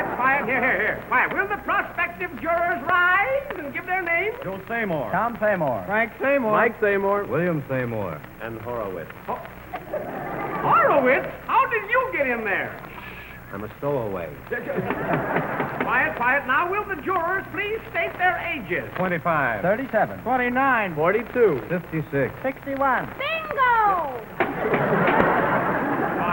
Quiet here. Why, Miss Seymour, when you see my finger wagging, it means you're to stop talking. And when you see my tongue wagging, it means I ain't gonna stop. Come on. Seymour, give somebody else a chance to talk. Never mind, Pinky. I won't have much to do much talking to win this breach of promise suit. Remember, it's my word against yours. Then I ain't got a chance. I'm outnumbered 1,000 to 1. Listen, you big baboon. Quiet. For the last time, Seymour, I tell you to be quiet. One more word out of you and I'll award the decision to Pinky Tomlin. Yes, sir, I mean every word of it. Remember, not one more word out of you no matter what happens. Continue with the case. I object. You object, Renard? You? What for? Because it's past lunchtime. Objection overruled. Your Honor, let's get on with the case. I'm going to prove that Pinky Tomlin promised to marry my client, Seymour. But I also represent Pinky Tomlin, and I'm going to prove that he didn't. Wait a minute. You're going to prove that Seymour is wrong, although he's right. And you're also going to prove that Pinky Tomlin is right, although he's wrong? Exactly. I can do it. Then, brother, I want you to come home with me. What for? You're the only guy that can tell my wife where I was last night.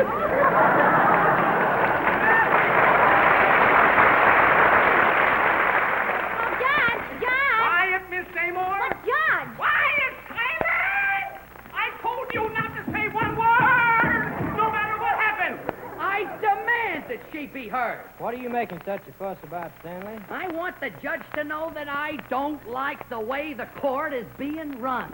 Yeah, you and the president both.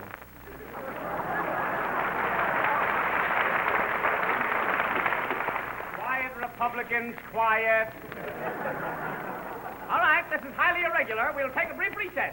Court's adjourned for 10 minutes. Me too? Yes, Miss Seymour. And I want to thank you for remaining silent all that time. Frankly, I didn't think you could do it. Well, I did it, but believe me, I almost said something when you jumped up and your pants fell down.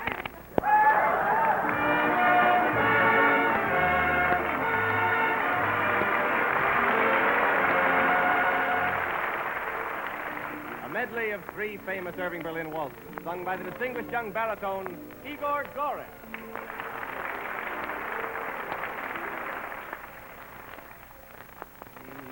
Remember the night you said I love you. Remember you vowed by all the stars above you. Remember it found the lonely star, and the thought I learned to care alone. You promised that you'd forget me now.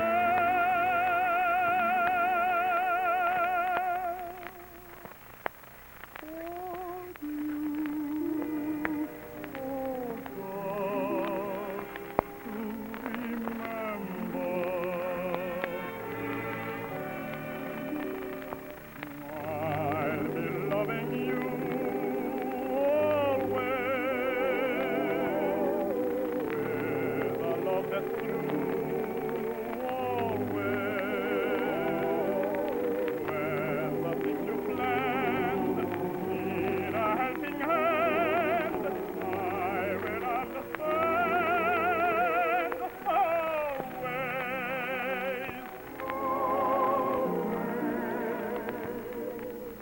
What will I do when you are far away and I am blue? What will I do?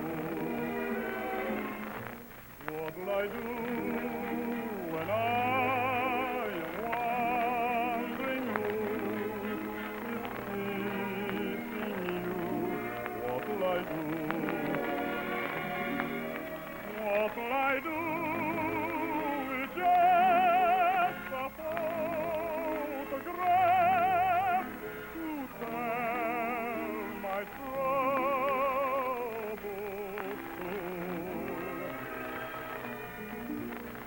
When I'm alone with only dreams of you that won't come true, what will I do? Days may not be fair always, but I'll be there always. Not for just an hour, not for just a day, not for just a year, but always.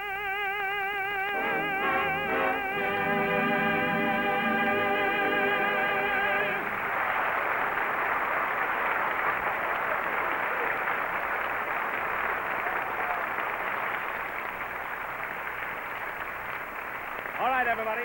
Everybody rise. Here comes Judge Peril. All right, here we are. Let's go on now. Continue with the case here, folks. Continue with the case. Proceed with the selection of the jury. I object to your selection. Wait a minute. You do? Well, what's your selection? Seabiscuit in the third race at Del Mar. Okay, put a couple of bucks on him from... order. All right. Bailiff Renard, perform your duty. All right, Your Honor. Chewing gum, peanuts, soda pop, candy bars, chewing gum. All right. Give me some chewing gum. I'm all out. I want some peanuts. I'll take some soda pop. Sorry, folks, I'm all out. What is this, Jack? You're out of everything? Well, I started chewing gum. That made me hungry. So I ate the peanuts. The peanuts made me thirsty, and I drank the soda pop. What about the candy bars? You ate those too? Yeah, ain't I entitled to a little dessert? Order. Say, Stanley. Hey, shyster. Yes, Your Honor. We've got to pick a jury. Make your selection. Well, Judge, I know one thing. I don't want that little guy on the jury. He's been sitting there half asleep. Hey, I'm talking to you. Why don't you say something?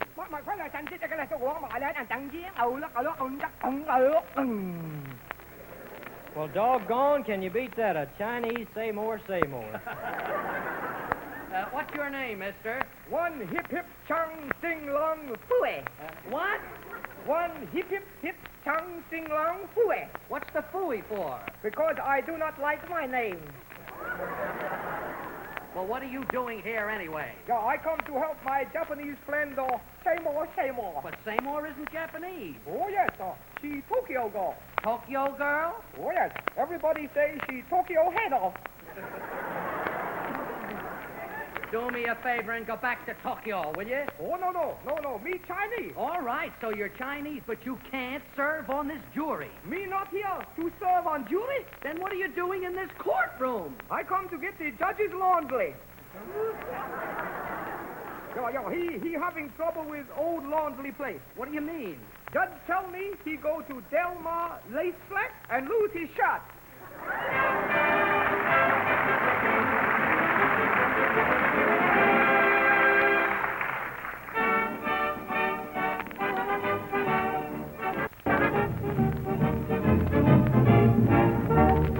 Jack Renard salutes the United States Navy with a medley of songs of the sea.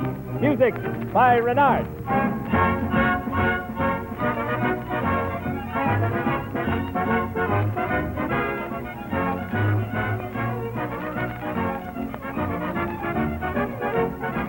We joined the Navy to seize the world. And what did we see? We saw the sea. We saw the Pacific and the Atlantic, but the Atlantic isn't romantic and the Pacific isn't what it's cracked up to be. We joined the Navy to do or die, but we didn't do, and we didn't die.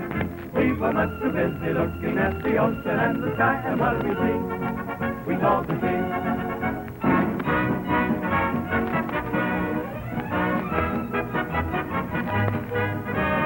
Shipmates stand together, don't give up the ship. Fair or stormy weather, we won't give up the ship. Friends and pals forever, it's a long, long trip. If you have to take a lick and carry on it with your kicking, don't give up the ship.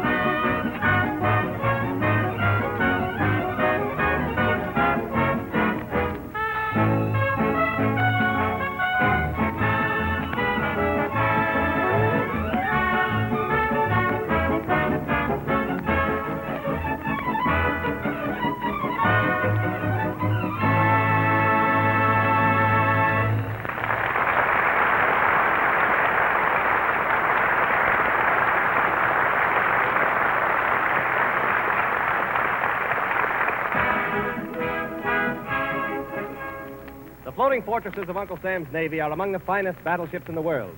To see these mighty vessels of defense plow through the mountainous waves is always an inspiring sight. Yet thrilling as this scene is, to the engineer it means even more. He knows something about the size and power of the engines and turbines. He knows the high efficiency achieved by the Navy. He knows something of the difficulties encountered in operating these vessels under high speed and the stress and strain due to the pitch and toss of the ship. We of the Texas Company have special reason for pride, because for the second consecutive year, the lubricating oil contract of the United States Navy has been awarded to Texaco. This means that Texaco lubricants have been tried, tested, and accepted for use by the United States Navy in all of its activities everywhere. At one of the finest experimental laboratories in the world, the famous United States Naval Engineering Experiment Station at Annapolis, exhaustive tests were given Texaco.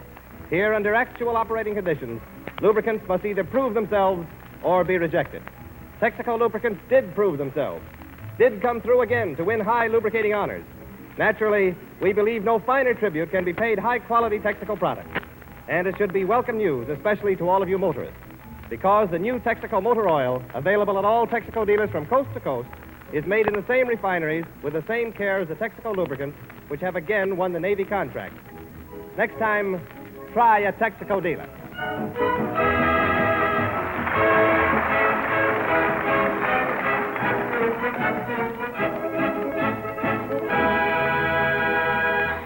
Not so long ago, a charming little 13-year-old girl sang for us in Texaco Town. Her fresh, young voice won everyone so completely that we asked her to visit us again. And she's here with us tonight. Ladies and gentlemen, Maureen O'Connor.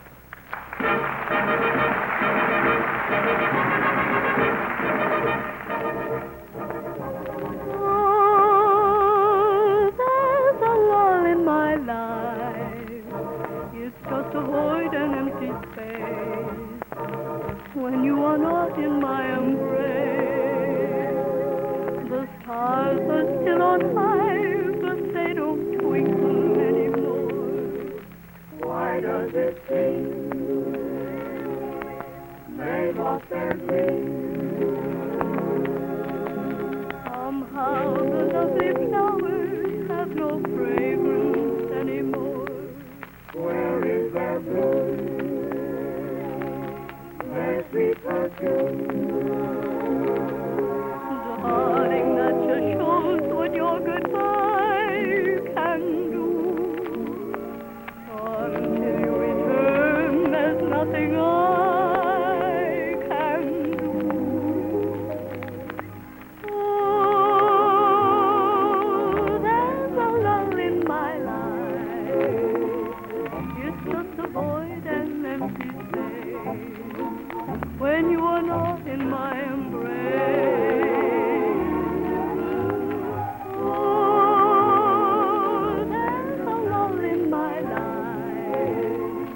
The moment that you go away, there is no night, there is no day. The clock stops ticking, the world stops turning. Everything stops but that flame in my heart that keeps burning.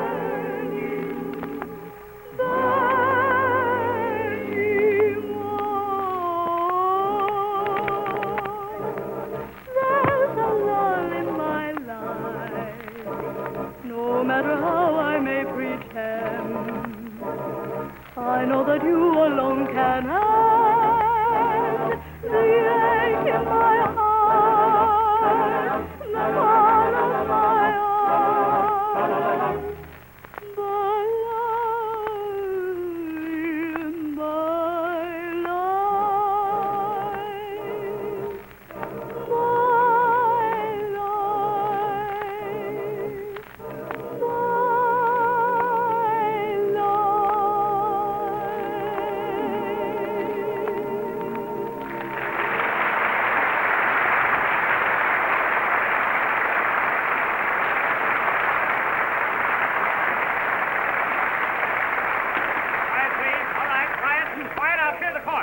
We will proceed with the trial. We'll hear no more prospective jurors. Hey, wait a minute. I gotta get on that jury. Oh, you can't? The panel's closed? Oh, please. Let me earn an honest living, will you? Give me my chance to get that $25. 25? But the jury service only pays $5. Yeah, but what about the $20 Seymour's paying me? Oh, that settles it. Bailiff, draw any 12 names and let that be the jury. Come. Is that agreeable to everyone? That's okay with me. It's all right with me, too. All right, bailiff, come on, read the names. Joe Seymour, Tom Seymour, Frank Seymour, Mike Seymour, William Seymour, Horowitz, and Ginsberg. Ginsberg? How did he get in there? I guess Horowitz got lonesome. Some jury. My goose is really cooked. Seymour?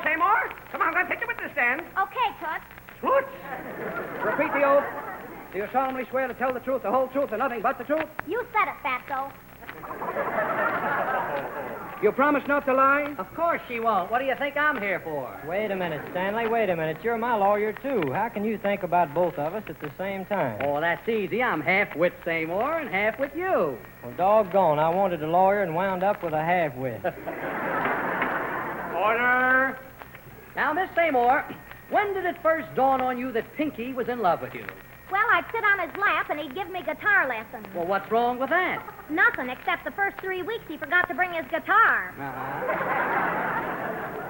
Now, Miss Seymour, what happened when you were sitting on Pinky Tomlin's lap? She was never on my lap. Was so. Was not. Was so. Was not. Was so. Couldn't be. I ain't even got a lap.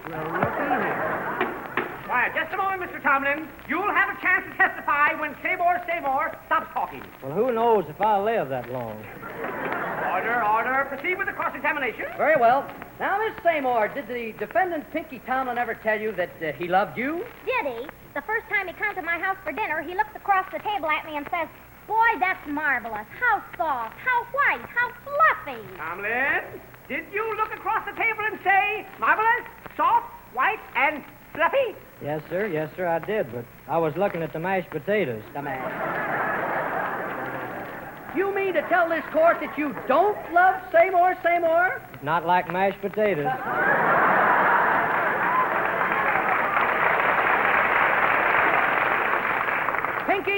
Pinky, as your lawyer, I object to your comparing my client, Seymour, to mashed potatoes. It's all right by me. If I win the $50,000 damages from Pinky, then I don't mind being mashed potatoes. You don't? No, because then I'll have plenty of gravy. Can I say something, Judge? Well, what is it, Bernard? This whole trial is making me terribly hungry. Somebody get him a feed bag. Proceed, Mr. Stanley. Okay, now, Miss Seymour, do you realize you've insulted my client, Pinky Tomlin? When I was courting him, he did nothing but insult me. He took me to a preview at Grauman's Chinese Theater and even got separate seats. He sat in row D, and when I asked him where my seat was, he says, "Right on the end of you."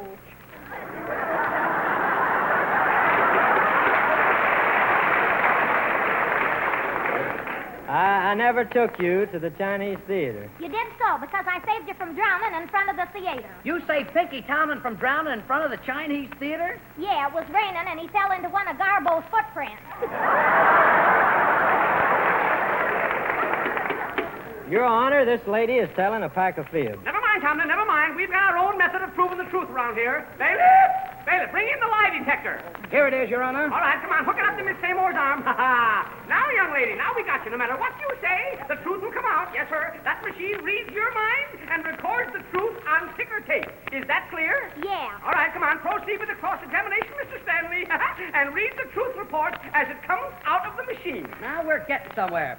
Miss Seymour, how old are you? I just passed 19. Let me see here. Well, according to the machine, you passed it 10 years ago. Now tell me, did you ever ask a man to marry you? Yes, once. I asked Pinky Tomlin. Well, I guess that checks okay with the machine. And now one final question, and remember, it's got to be the truth. Miss Seymour, how many men have you kissed? Only one in all my life. Hey, wait a minute. Oh, for heaven's sake, the machine's gone crazy. Your Honor, something must have gone wrong with the wire. Never mind the wire. Read that ticker tape and tell us how many men Seymour has kissed. It says 88 Republicans, 290 Democrats, and the crew of the USS Virginia.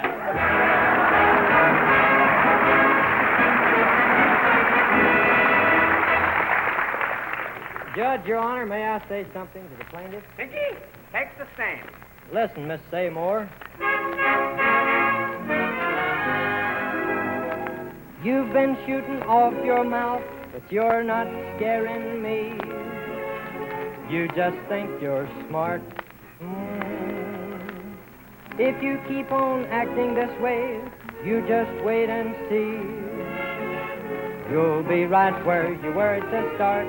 You're unfair, I'm gonna pick it. What you're doing to me ain't cricket. I'm to be your life's meal ticket. That's what you think. I just rock and smoke tobacco, never say a word by cracky, while you keep talking and drive me wacky. That's what you think. You overwork that jawbone, trying to keep me stepping. You ought to be put right in jail for carrying a dangerous weapon. You drag me through the old church doors, hoping someday I'd walk the floors with both arms full of little Seymours. That's what you think. Give them jury boys the slow down, let that testimony go down, and I'll pay off when we reach that showdown. That's what you think. You can tell each doubting Thomas that I am guilty of breach of promise, and I'll go to prison in striped pajamas. That's what scares me to death. Now, I've tried so hard to be a good guy, but my smile became a frown. I wouldn't be your better half for all the gas in Texaco town. So go ahead with that testimony. Tell them all I'm just a phony. I'll do time, but no matrimony. And that's what I think. That's what we think. Do you all think the way I think?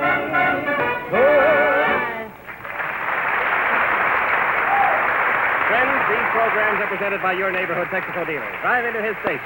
As he serves you with fire cheap gasoline and Texaco motor oil, he'll give you those extra services which are so essential to your complete motoring enjoyment. For enjoyable and economical motoring, next time, try a Texaco dealer. James Wallington speaking from Hollywood, California. Good night, everybody. Good night, Eddie Cantor. Lull in my life is to wake up and live. This is the Columbia Broadcasting System.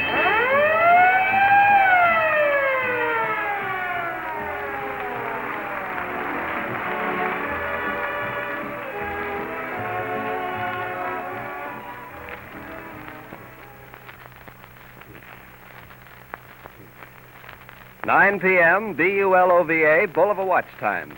WABC, New York.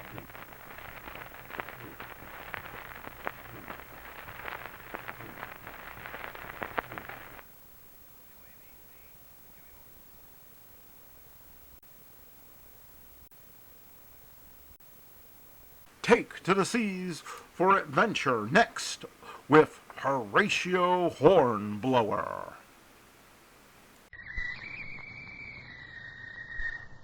Call all hands. Beat to quarters.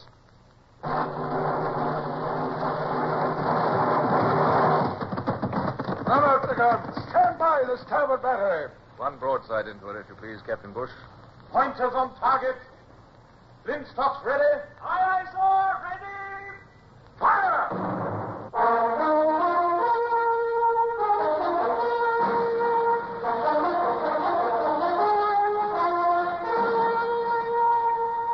Presenting Michael Redgrave as C.S. Forrester's indomitable man of the sea, Horatio Hornblower.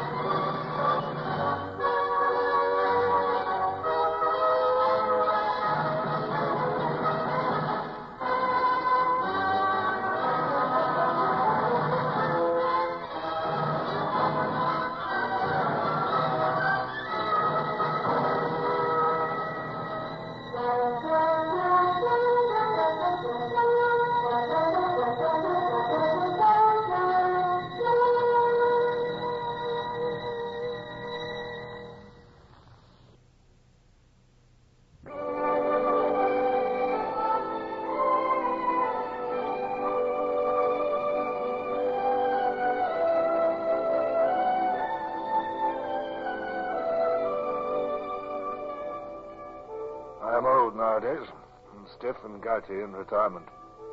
But not too old to remember and feel again the thrill of a heaving quarterdeck beneath my feet. A white-flecked Mediterranean round me. The nearest admiral 100 miles away. And the prospect of adventure just over the horizon. On that particular morning, Lieutenant Bush shared my feelings. He was grinning like a gargoyle as he joined me. And only my determination to maintain my pose as a man of iron prevented me from grinning back. Blowing a bit south. And it'll blow more before it's over. It can blow all it likes, Mr. Bush. Perhaps it'll blow some French ships out of port. Not much chance of that, sir, I'm afraid. More likely you'll have to go in and find them. Well, Right in the wind's eye, sir, and coming up signals, Lieutenant, there. Mr. Vincent, ask her number, please. Aye, sir. Hello. There's no need, sir. She's signaling. Well, she say. Cassandra, Captain Frederick Cook. Cook, yes, I remember him. He's junior to me, posted captain 6 months after me. Oh, by Jove, sir. She's signaling there are 4 French ships astern of her, coming up from the southwest. Beat to quarters, if you please, Mr. Bush, and wear the ship directly. Aye, sir. 4 to 2. That'll be a fight worth having, sir.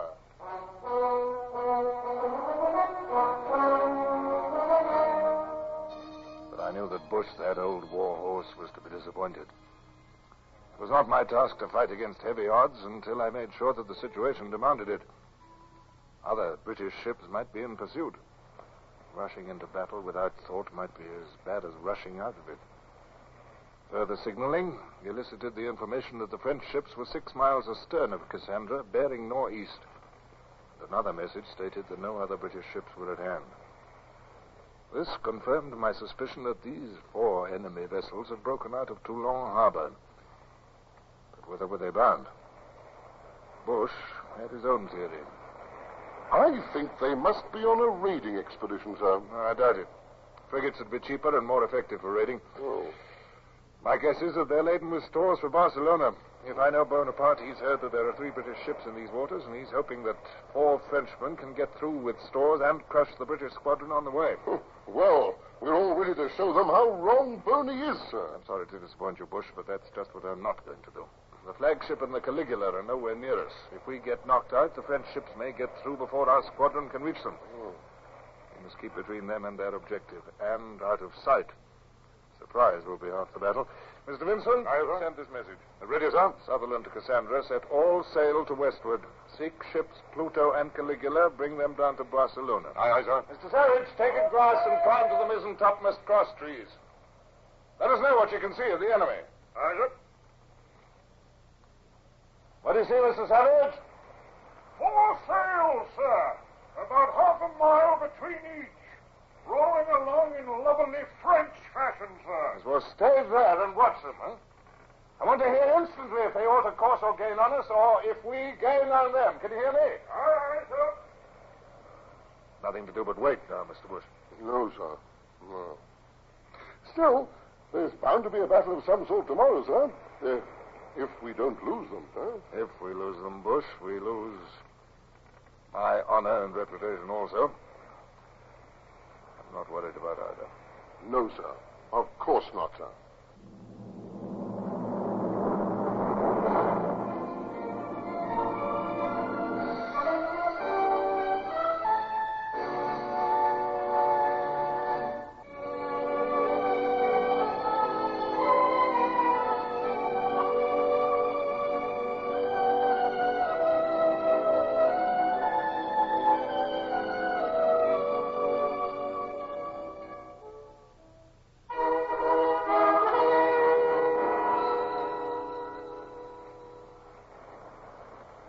Mr. Gerard, anything to report? Not much, sir. It blew hard at 2 bells, but it's dropping fast now and backing southeasterly. That'll be nearly a foul wind for the Frenchmen, sir. Be fouler for the Pluto and Caligula. I thought I felt the loom of the land a while back, sir. Did you? That'll be Cape Coeur, I expect. Here comes the sun. Land ho! Yes, I thought. It'll be the mountains of Spain that the lookout can see. Begging your pardon, sir, it's the other direction I'm interested in. What's that? Masthead there, do you see anything of the enemy? Nothing, sir. Nothing in sight by the land to leeward. Have we lost them, sir? Don't say we've lost them. Put the ship about, Mr. Gerard, and lay her on the starboard tack. Aye, sir.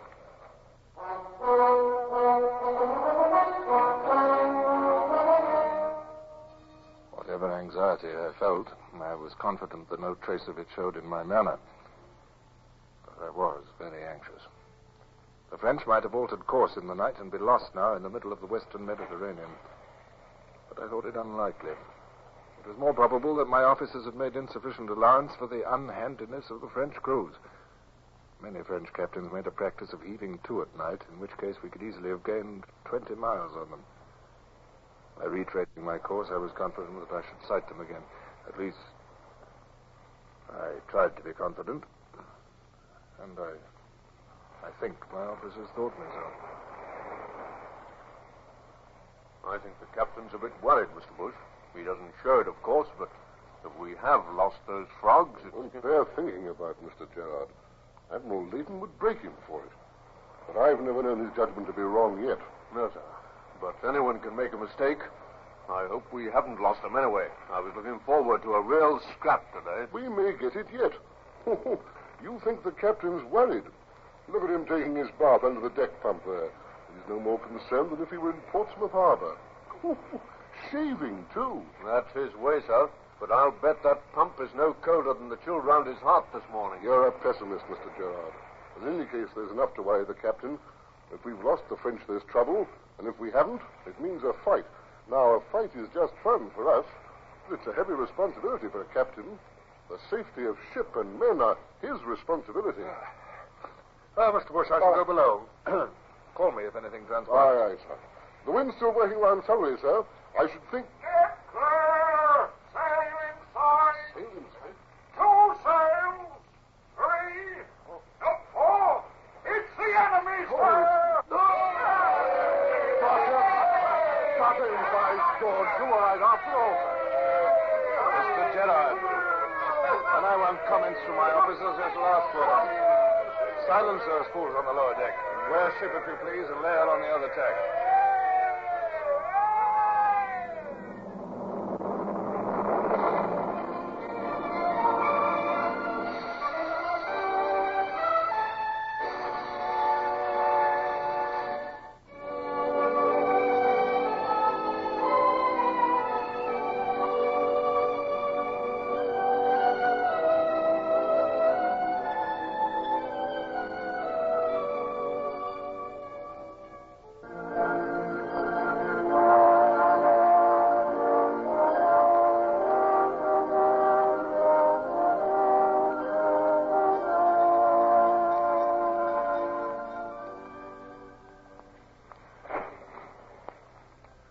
Keep a close hold, Mr. Bush.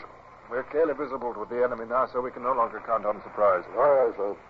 They seem to be heading in towards us, sir. They can do nothing else. They cannot hold their course for Barcelona with this wind. I imagine they're heading for the shelter of Rosehurst Bay. If they reach the bay, we lose them. They'll have the protection of the shore batteries there. Then we'll have to engage them, sir. Yes, I'm afraid so. 4 to 1. There's heavy odds. But if we can shoot away a few of their spars, we may delay them until the Pluto and the Caligula arrive. If they arrive. The wind is foul for them. We'll manage without them, sir. That big 3-decker in the lead's flying an admiral's flag. The other 3 are 2-deckers. Yes. I imagine we have about a quarter of an hour. Yes.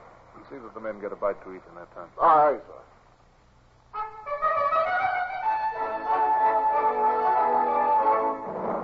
A sick wave of excitement and apprehension flowed over me as I watched the 4 ships bearing down on us. They were obviously intent on destroying the single ship of the line which stood between them and safety. I could not hope to turn back. All I could do would be to dismast and damage some to delay them in the hope that the other ships of the British squadron might arrive in time to destroy them. What would happen to my ship in the process did not bear thinking about. The leading French ship mounted 80 guns. I could see their muzzles grinning at me through their open ports. I glanced once at the battered red ensign fluttering at my peak, and then plunged into the realities of the situation. Hands to the braces, Mr. Bush. I want the ship handled like lightning when the time comes. Mr. Gerard, I'll have every gun Captain Flogg who fires before his gun bears. Every shot is to tell. Aye, sir. I promise they'll give us our best, sir. She's coming at us bow to bow. If she holds that course, we'll ram her. Let her ram. If I know my French captain, he'll swing to leeward at the last. You're on. Hold her steady, whatever happens. Steady it is, sir. Half a mile. I wonder which way he'll swing. She's firing up bow, chasers. Does you think those pop guns will frighten us off?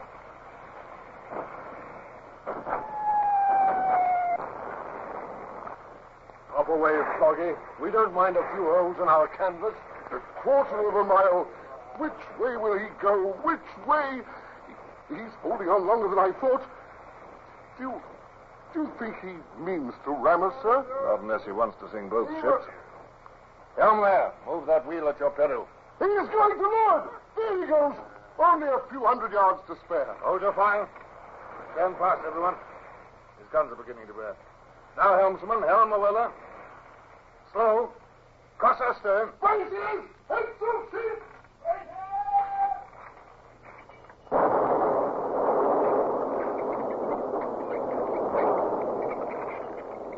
Steady the guns. Fire!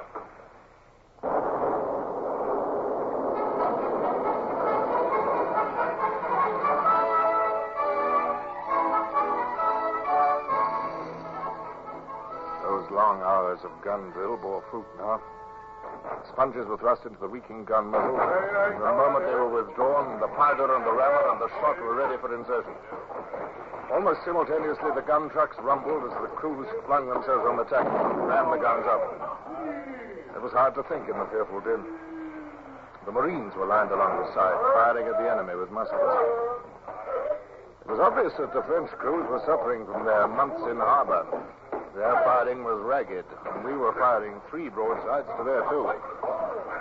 Well, their fire is slackening, sir. I expect... Oh, look at his mainmast! He's coming down, sir! Look!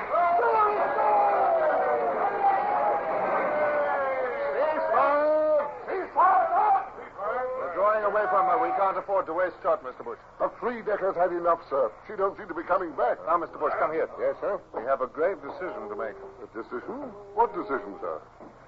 Well, we can tack to safety now if we wish, fighting off the others if they interfere, or we can throw ourselves into their path and fight it out. Yes. Our squadron must be becalmed, or they would be in sight. We can expect no help from them. No. If we fight, we must expect to lose our ship. Try to forget your natural desire to fight, Mr. Bush. What we have to decide is, can we afford to lose a 74-gun ship merely to delay the French for an hour or two? I think we must, sir. If we damage them enough, they'll have to wait in Rosas for repairs, and the squadron can attack them there. Besides... Yes, what? Besides what? Well, we can't run away, sir. They'll think that... Well, thank you, Mr. Bush. That was the decision I had already reached, but... Well, Bush, your life is at stake, too. Oh. You were entitled to be consulted. Lay the ship on the port tack, if you please. We'll go in and fight. Fight! Hands to braces! We fight on! Fools. The glorious fools. They cheered at their own death sentence. We will attack their flagship. Let her pay off slowly, Mr. Bush. Bring her up on the same course as the flag. Aye, sir. Mr. Gerard, a carefully timed broadside as you bear. Aye, sir. Now.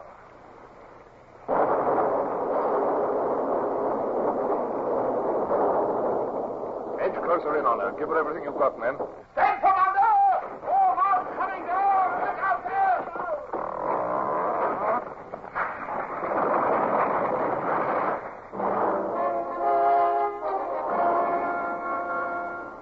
The foremost and mainmast came down together with a crash that even drowned the din of the battle.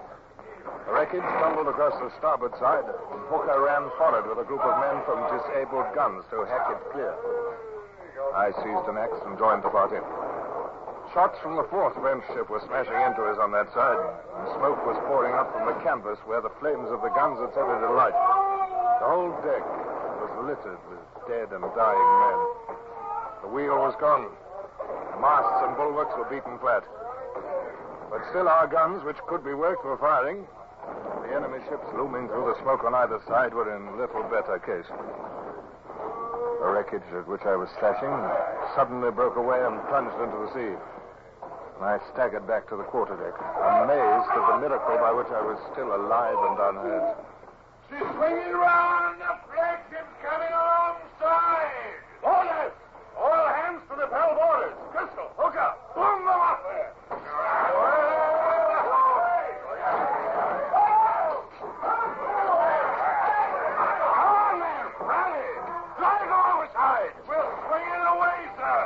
Can't get any more aboard us. Now, come on, sir. Surrender. No, never. All right, man. The last of them's jumped overside. Gerard, come here. Thank heavens their guns have ceased to bear on us for a few moments. We can take stock. Precious little stock to take, sir. I've still got a few guns left, though, and I'll fire them until we sink. Good. We've left our mark in the frogs, though. They're nearly as wrecked as we are. That two-decker's still fighting. Their guns are beginning to rear again. Yes, we must strike our colors, I fear. No colors to strike? We don't want to strike, God knows. The men are faint with exhaustion. They cannot fire the guns. And here come two gunboats from Rosas. They mount 40-pounders. Yes, Commodore, what is it? There's 4 feet of water in the well, sir, and no pumps left. No men to work them if there was, neither. Gerard, Hooker, Crystal. What do you say? Shall we sink or surrender? We might float for another 24 hours, sir. And I shall surrender. Is there any man against surrender? Well, I can't see what else we can do, sir. It's no disgrace. We've done our best. Plenty of British captains have surrendered with less cause. That's the two-decker. They're calling on us to strike. Oh, so be it.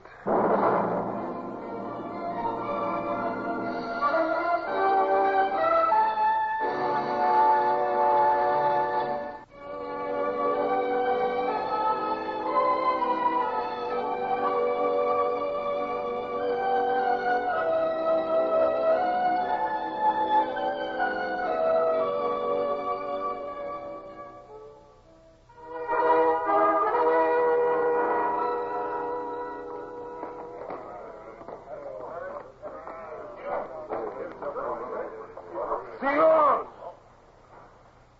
Are you Monsieur le Capitaine? Yes. Captain Horatio Hornblower at your service. You are wounded, sir? No. Somewhat fatigued. My lower decks are piled with wounded, though. Not only your deck, sir. May I take your sword, Monsieur le Capitaine?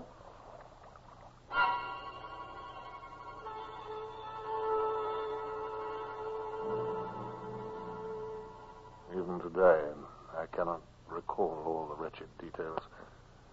I was barely conscious, so dazed with weariness. The sun pierced through the drifting smoke clouds and fell upon our shattered decks. My career was wrecked. The sun felt very hot upon my head, and I was dizzy and weary. He's fainted. Get your blasted hands off him, do you hear? We'll lift him. He's our captain, come on. Our captain. Captain Horatio Hornblower. The finest seaman and the greatest man who ever set foot on a deck. You can throw him in a dungeon if you like. You can batten him down for a lifetime. But England will never forget him.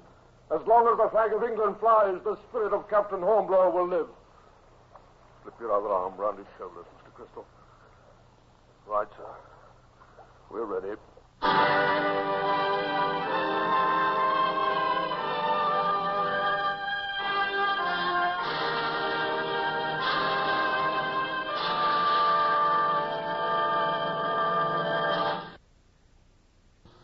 Horatio Hornblower, starring Michael Redgrave, is based on the novels by C.S. Forrester. Music composed and conducted by Sidney Torch. Produced by Harry Allen Towers.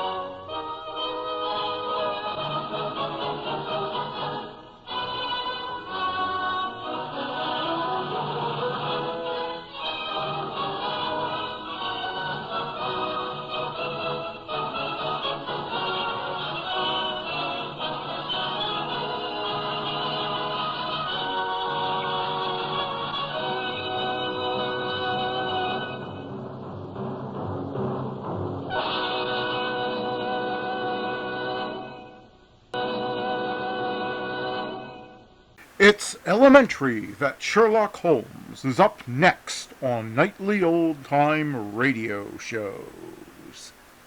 Petri Wine brings you Basil Rathbone and the New Adventures of Sherlock Holmes.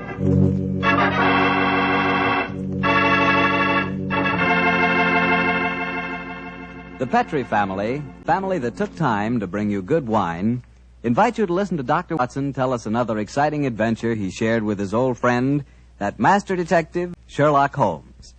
And say, if you'd like to try a new adventure in good eating, will you just make sure that your dinner tomorrow night includes a bottle of Petrie California Burgundy. Petrie Burgundy is the ideal wine with any kind of meat or meat dish. That Petrie Burgundy is a hearty red wine, just as rich in flavor as it is in color. It's the perfect companion to a thick, juicy steak or a piping hot pot roast or a good hamburger. You know that Petrie Burgundy has a happy faculty of turning a simple meal like, say, a hamburger sandwich into a feast. Believe me, here is a wine that's clear, fragrant, and delicious. A wine that you can serve to your friends proudly. Petrie Burgundy. Remember, the name Petrie is the proudest name in the history of America's wines.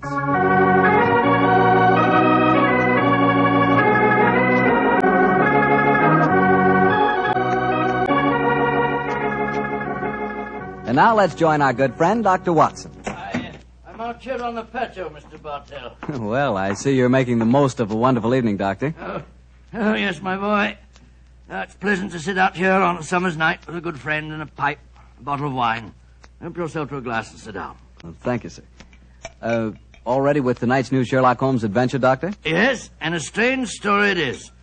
It was in the autumn of 1899, Mr. Bartell, that I decided both as doctor and friend that Sherlock Holmes was in desperate need of a holiday. He'd really been overdoing it, huh? Oh, yes, my boy. It had been an unusually busy year, and at the time my story begins, Holmes was suffering from complete exhaustion. So, my boy, towards the end of October in that year, we found ourselves in the charming city of Kazanlak, capital of the small Balkan kingdom of Grozny. A few nights after our arrival, I remember Pavlu Krasnodar, Groznian minister of police, took us to hear the singing of a certain young Hungarian opera star, Miss Lily Rayner, who was then touring Europe. At our table was her fiancé, the charming young aristocrat Prince Stefano.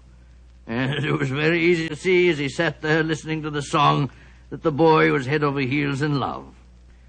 It was a haunting melody that she sang, Mr. Bartell. I can almost hear it now.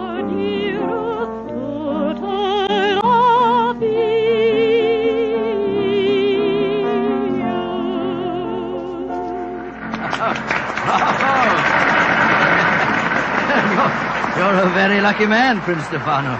Your fiancée's voice matches her beauty. Oh, yes, Dr. Watson. I consider myself the most fortunate man in Grozny. She has a magnificent voice, the finest singing I can recall since... Since when, Mr. Holmes? I was thinking of a prima donna of the Warsaw Opera who attained considerable success in London. Miss Irene Adler. Oh, by George, yes. She was a criminal, one of the few that outwitted you, Holmes. Oh, that was a case that would have interested you, Mr. Krasnodar. I'm familiar with it, my dear doctor. You are unusually solemn tonight, Krasnodar. Have a glass of wine, and I will bring Lily to our table, and we will toast our happiness. I'm afraid I cannot drink to that toast, Prince Stefano. Why not? Oh, I know why. You, the notorious lady killer of Grozny, are jealous. You're in love with Lily yourself. Prince Stefano, I have sad news for you. I have come here tonight, but for one purpose. To arrest your fiancée. What? You're joking. It is far from a joke. At my ministry, we have evidence, conclusive evidence, that Miss Lily Rayner is a spy. Spy? Good Lord. And the penalty for spying in Grozny? That, my friend, is why I would drink no toast. In Grozny, the penalty for espionage is death.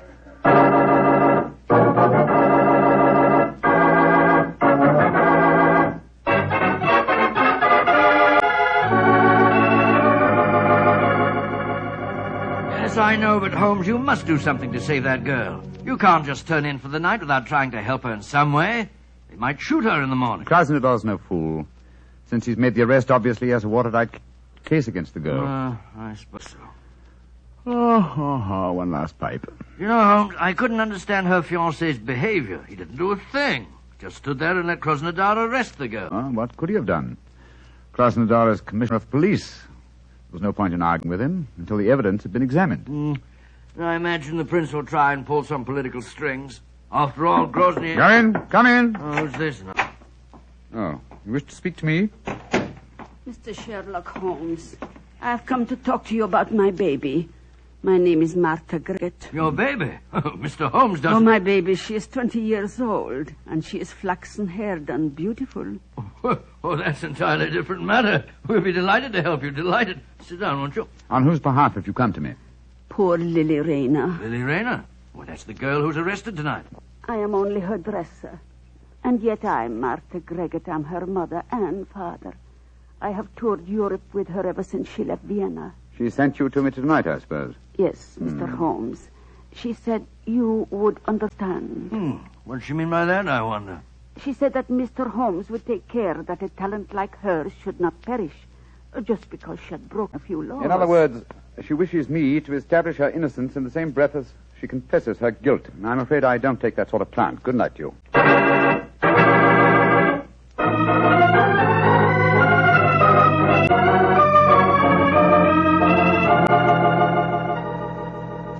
Mr. Holmes, Dr. Watson.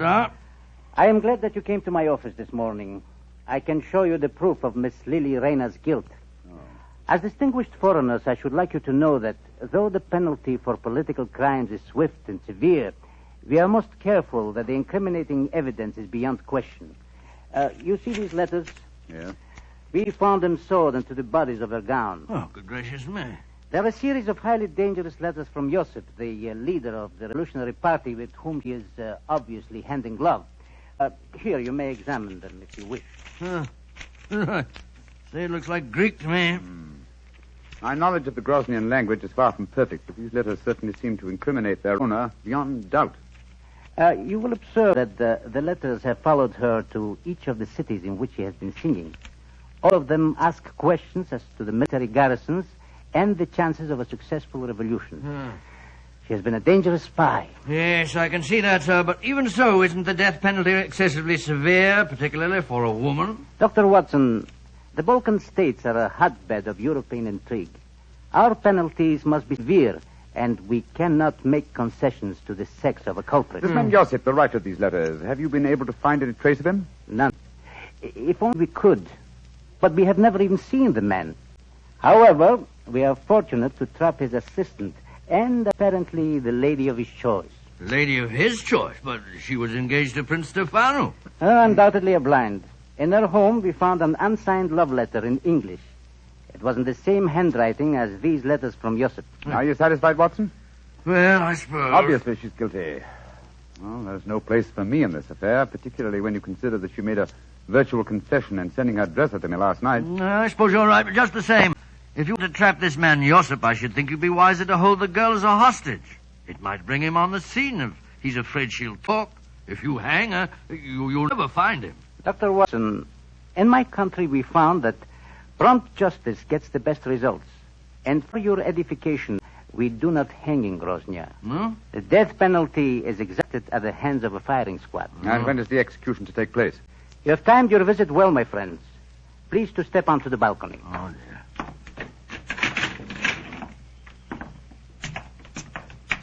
I think that answers your question, Mr. Holmes. Great Scott. Against the wall, blindfolded, with a firing squad before her. It's Lily Rayner. Grosnian justice indeed moves swiftly, Mr. Krasnodar. It has to, my friend. Capitano! Hospital? Great heaven, I can't watch this. I don't care what she's done. I don't want to see it. Up! Two! Nurse!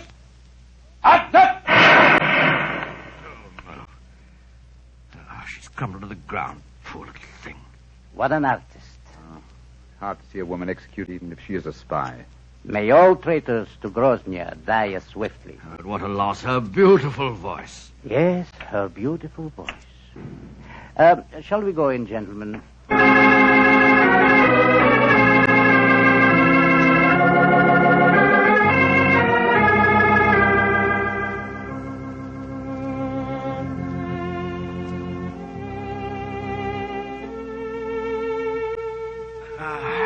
You know, Holmes, I can still see that poor girl as she crumbled before the firing squad. So can I, old chap. That's her song you're playing, isn't it? Yes. The melody still haunts me.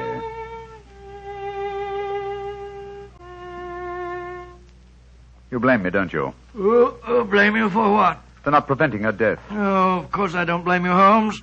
The girl was guilty. Grosnian law prescribes the death penalty for her crime. After all, what could you have done about it? Nothing. Absolutely nothing. And yet... And yet what? I wonder if she was right. I wonder if artistry such as hers isn't of greater value to humanity than spying in any cause. It's not much good worrying about that now, is it? The girl's dead and buried.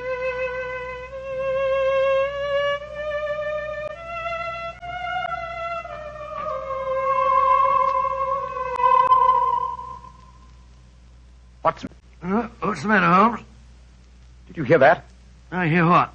I could swear that I heard the dead girl's voice. She was singing a song to my accompaniment. Oh, dear. Your nurse must be in a very bad state, Holmes. Hearing voices indeed. You'd better turn in for the night. Perhaps. Well, it may be more my conscience than my nerves. I'll give you a sleeping draught if you like. No, my dear Chepita. I'm all right. It's funny, though. I could have sworn that... Oh, well. Play some more of that tune, will you, Holmes?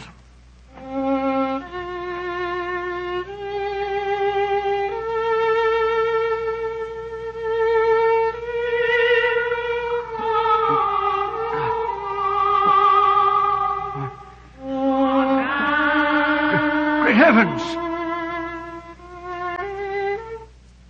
Uh-huh. You heard it this time, eh, Watson? Of course I did. It was her voice. There's no mistaking it. Holmes, I don't believe in ghosts, and yet I could swear... Listen. Good Lord. It is her. Shh. Avenge my death. Do not let them go and punish the kill me. Who are you? Where are you? In the air about you. Avenge my death. Strike a match, Sherlock Watson. Holmes. Strike a match. Yes. Light the gas. Look. There in the moonlight, moving past the window. It's the figure of that girl that was shot to death. A match, Watson. I'll guard the door. There. Gas is lighted, but she's vanished, Holmes. And not by means of this door. We're standing in front of it. And there's no exit from the room. Holmes, I don't like this. We're dabbling in the supernatural. Stop trembling, Watson.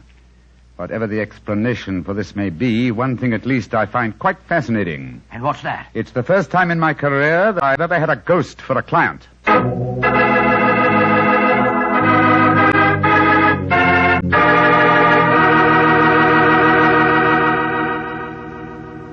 Dr. Watson will tell us the rest of his story in just a second, so I'm just going to tell you about a wine that adds the perfect finishing touch to a good meal.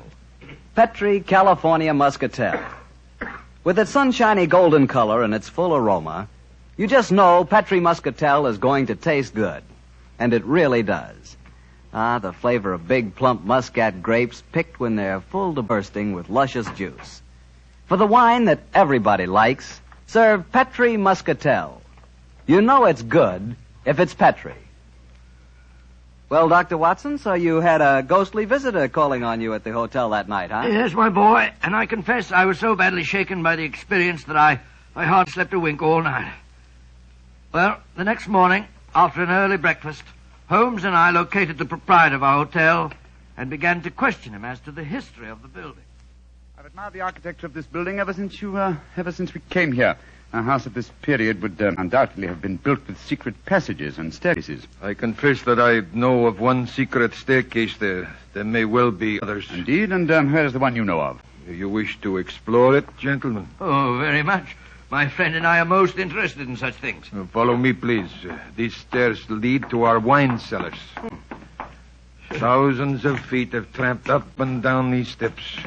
Only a select few know that behind this tapestry here... behind this tapestry, gentlemen, is apparently a solid wall.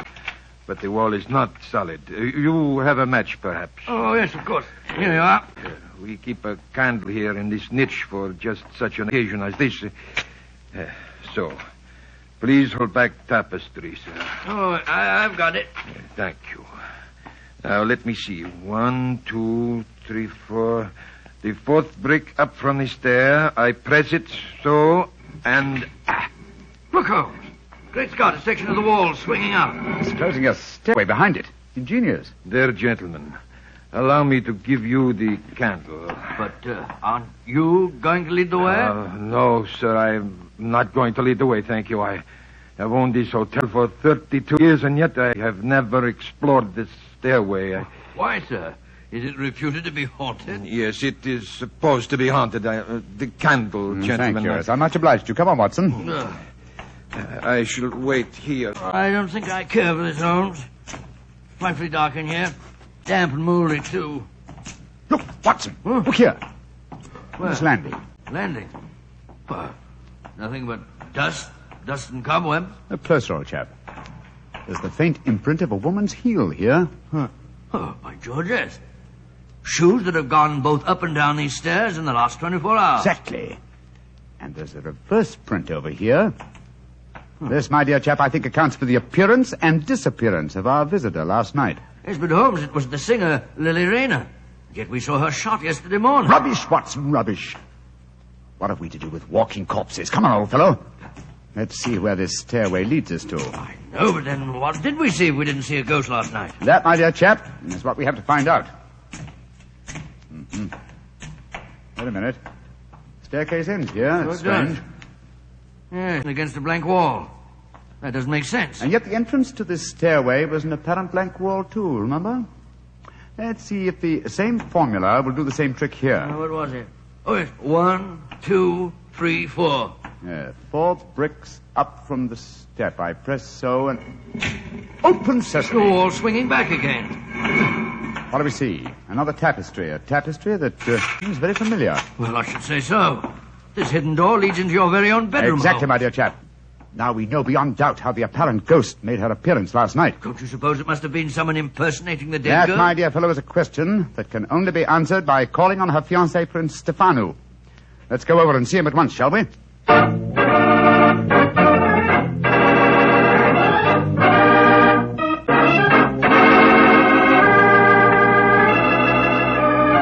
Prince Stefano, I'd just like to intrude upon your personal tragedy, but I must ask you a few questions. Ask your questions. Did your fiancée have a sister who may have resembled her? No. She had no living relatives at all, Mr. Holmes. Well, tell me this. Who inherits her estate, sir? Her dresser. A faithful old woman by the name of Dr. Gregor, who looked after her for some years. I see. Did Miss Rayner have an understudy? As a singer, she could have no understudy. She was irreplaceable. You say as a singer. Was she also an actress? Oh, but yes, Mr. Holmes. Oh, really? How very unusual for an opera singer. Quiet, Watson, please. The first time I saw her was in Tosca. She was not another Baroness, but her performance was very promising one, considering her age. In my country, of course, she was not able to appear in anything but opera because she could not speak Grosnian. She didn't speak Grosnian? Now I have the answer. The answer? Yes, to what? To this entire story, from the arrest of your fiancée to certain strange visitations at my hotel last night. What do you mean, Mr. Holmes? If you'll come to my hotel room tonight, my dear Prince, I can safely promise to make the whole matter clear to you. And I dare go a little further. I think that I can even help you find consolation in your bereavement.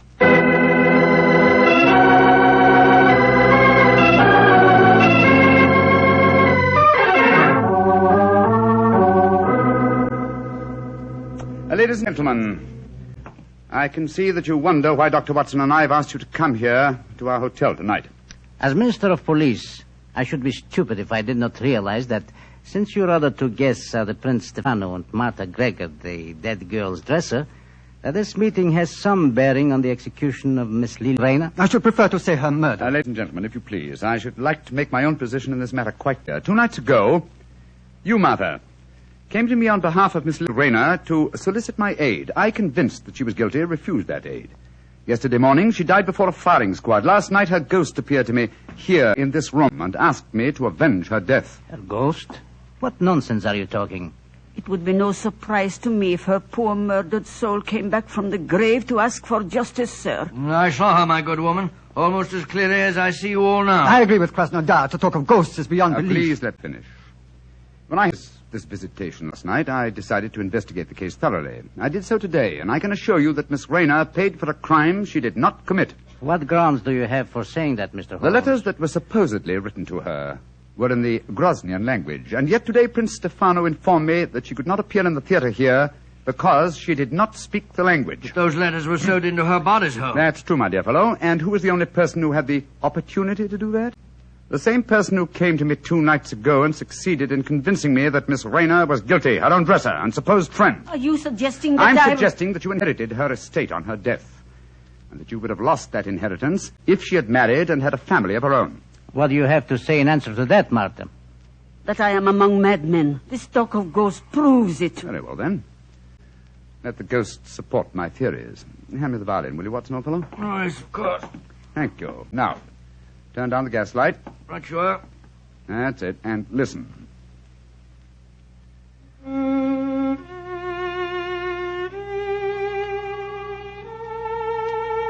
Yes. Yes. That's her voice. And that's her figure standing there in the moonlight, even though she's dead. Now what say, Martha? Aren't you responsible for her death? If a ghost can sing, I'm sure it can also talk. I did do it. The letters belong to me. I sacrificed my own baby for gold. May heaven have mercy on my soul. A confession in front of 4 witnesses. Why not take her away, Krasnodar? We'll testify later. I will. Come with me, Martha. I killed my own baby. I deserve to die. Well, shall I turn up the gas, Holmes? Ask Prince Stefano. No. Do not turn it up. I've seen and heard the ghost of my beloved when the lights were down. I'm not afraid. Please play her melody again, Mr. Holmes.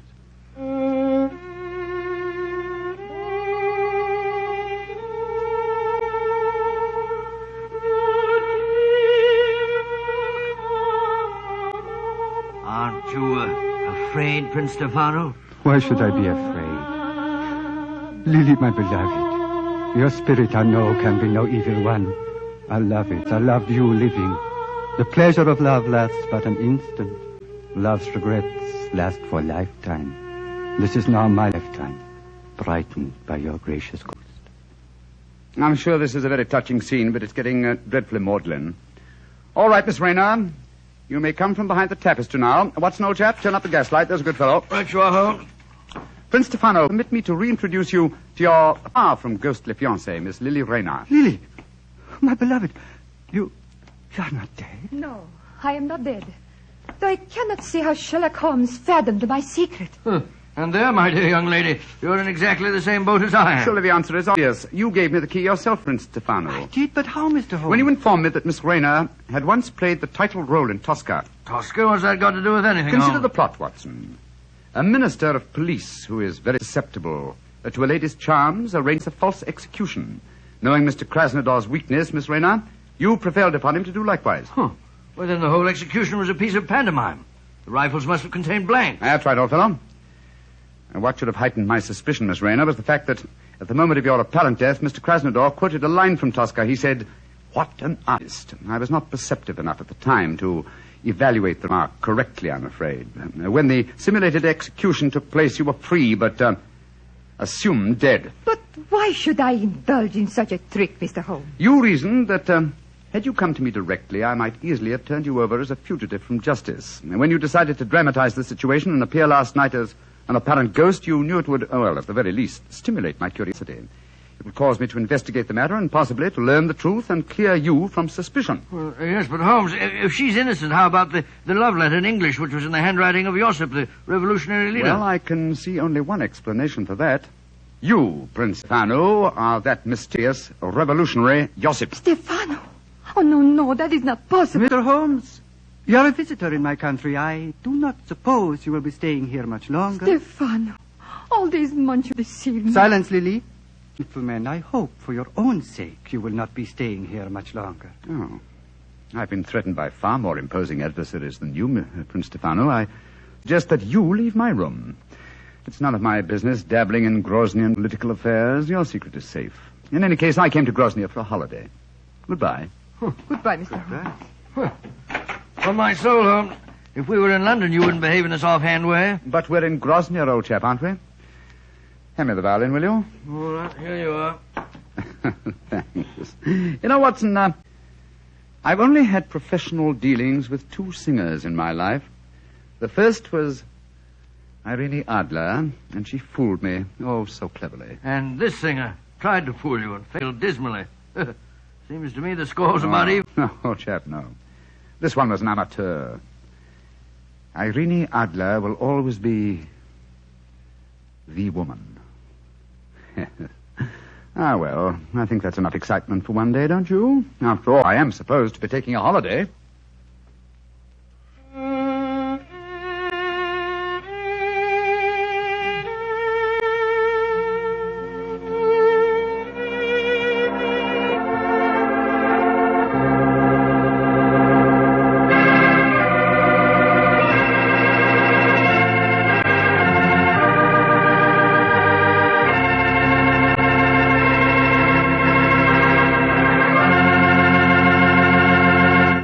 Doctor, that was a swell story. And I'll bet that you were a lot more interested in the beautiful Lily than your story tonight would have us believe. Well, of course I'm interested in a beautiful woman.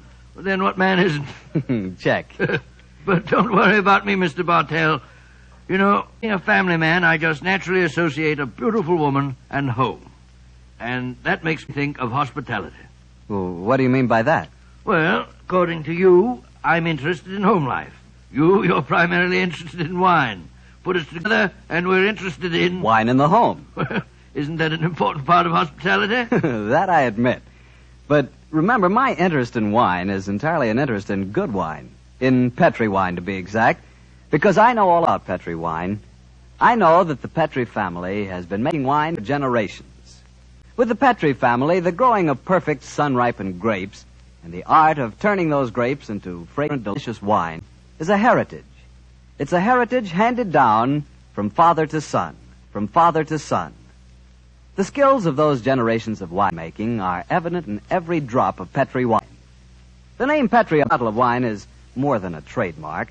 It's the personal assurance of the Petri family that Petri wine is always good wine. But you'll discover that for yourself. You'll learn that no matter what type wine you prefer, you'll like it better when it's a Petri wine. Because Petri took time to bring you good wine. Well, Dr. Watson, what new Sherlock Holmes adventure do you have lined up for us next week? Next week, Mr. Bartell, I'm going to tell you a most unusual story. Sherlock Holmes crossed swords with a famous Frenchman and proved that although the English have been called a nation of shopkeepers, that a murder did not always prove to be a good bargain.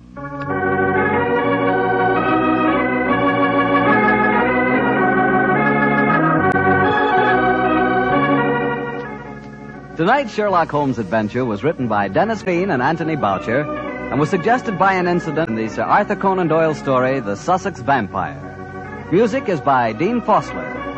Mr. Rathbone appears through the courtesy of Metro-Goldwyn-Mayer, and tonight Dr. Watson was played by Mr. Joe Kearns, who substituted for Mr. Nigel Bruce. Mr. Bruce is scheduled to return to the program next week.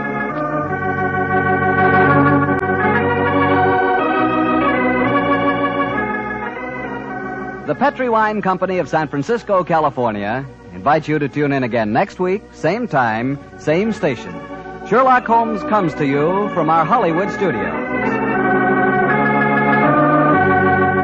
This is Harry Bartell saying goodnight for the Petri family. For a solid hour of exciting mystery dramas, listen every Monday on most of these same stations at 8 o'clock to Michael Shayne, followed immediately by Sherlock Holmes. This is the Mutual Broadcasting System. Hey, man, how about we check in with Fibber, Magee, and Molly next? That sounds good to me. The Fibber, Magee, and Molly Show.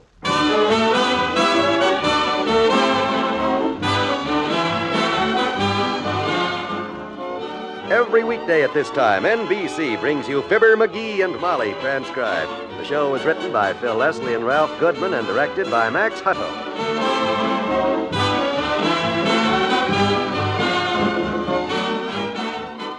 We'll join Fibber and Molly in just a moment. It said, God loveth a cheerful giver. So do thousands upon thousands of polio victims who receive merciful aid through your cheerful contributions to the March of Dimes. Your extra help is needed now to pay for history's greatest assault against infantile paralysis, the 1954 polio prevention program through gamma globulin and vast field tests of a polio vaccine. Yes, polio will strike again in 1954 just as it has in the past. But there's new hope that this vicious crippler will soon be conquered through vaccine. And 1954 will be the year of decision in the showdown fight against infantile paralysis. This is the year that the March of Dimes has started its polio prevention program, and your dimes and dollars are going to determine just how far this program is carried out.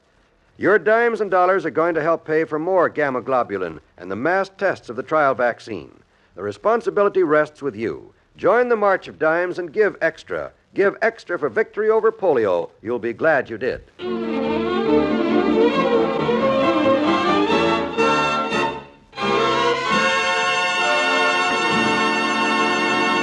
Among the more pleasant words that a man may hear in the course of his life are the words that Mr. Magee heard when he came down to breakfast this morning. For the first sound to greet his ear was his wife saying, Happy birthday, dearie. Happy birthday. Oh, gosh. You did remember. Did I ever forget your birthday? No, but I'm always afraid you will. Gee. Here's a birthday kiss for you. Here's a present. Oh, boy, a present. It isn't much. This close after Christmas, but happy birthday anyhow. Oh, it's wonderful, kiddo. Gee whiz, you always know exactly what I need, don't you? I should. New underwear. Gee, that's swell, Molly. Thanks a lot. How was the mail today? Any packages for me? No, not a thing, dearie. Any cards? Happy birthday cards? Like from Aunt Sarah with money in it? No. Uncle Dennis sent me a telegram? Collect even? No, sweetheart, I guess he forgot. Oh, well, you didn't forget.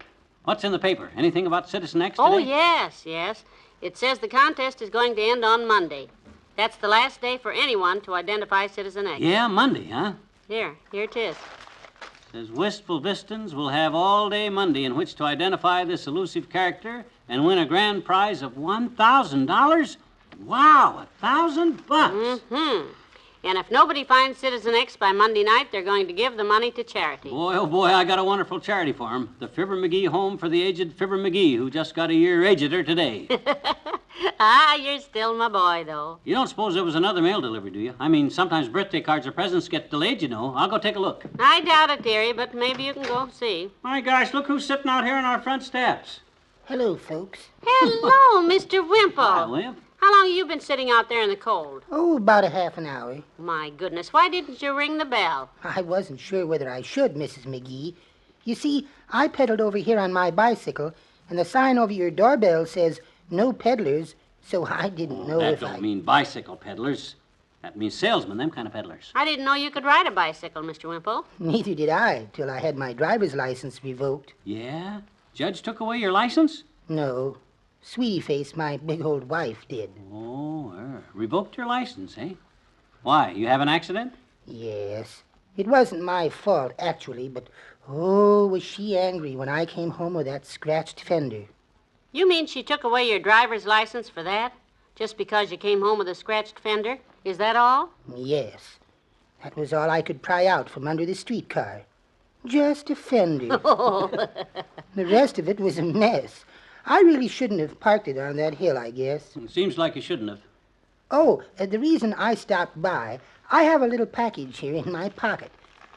There it is. My gosh, look at the beautiful little expensive-looking package Wimp brought, Molly. Oh, that's beautiful. Well, come in. Come on in the house and sit down, Wimp. My gosh, you didn't forget, did you? You didn't. Oh, gracious, no. I don't dare forget, Mr. Magee. She'd murder me. She, your wife? Yes. Her mother's anniversary is next week. I'm mailing this present. Oh. I wonder if you know how much postage it would take, Mr. Magee? I haven't got the faintest idea. This is not a branch post office. Oh. Well, I'd better take it on downtown. I just thought you might have a postal scale. No. Happy Sweetie Face's mother's anniversary to you both, anyhow. Bye. Bye, Mr. Wimple. It's a fine thing. After all the favors I've done that guy, all he thinks about is his mother-in-law. I'll never give him another birthday present as long as I live. Did you ever? No, and I'm glad, too. Well, I really don't think you should feel badly about Mr. Wimple not remembering your birthday, sweetheart. He probably doesn't even know your birth date. So does he, too, know it. What about the presents I gave all my friends 2 years ago for Christmas? Them hand-painted ashtrays. The ones you painted yourself, you mean? Yes, sir. Doc and Wimp and all them guys got 'em. A beautiful hand-painted ashtray that it says right across the top of it, Merry Christmas to you from your friend Fibber, born January 22nd. Well, I don't know. That might have been too subtle for those boys. Uh-oh, here's somebody. Come in. Hi, Molly. Hello, sonny boy. Hello, Dr. Gamble. Come in. Hi, Doc. Can't stay but a minute, kids. I just remembered what day this is, Magee, and I came right over. Oh, yeah? Well, gee whiz, Docky, old man, that's swell of you. Sit down, boy. You remembered the date. You hear that, Molly? Old Doc didn't forget. Wonderful. As a matter of fact, it did slip my mind till a few minutes ago. Then I suddenly remembered that we had a date to bowl tonight. Well, sure we did, but that's got nothing to do with it. So I dashed over here to tell you I can't make it.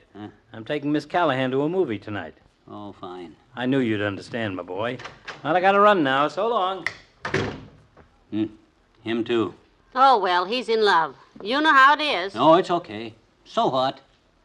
20 years we've been friends. 20 years. So what does he remember? A date with a gal he's known 2 months. Okay, that's what my friendship means to him. Okay.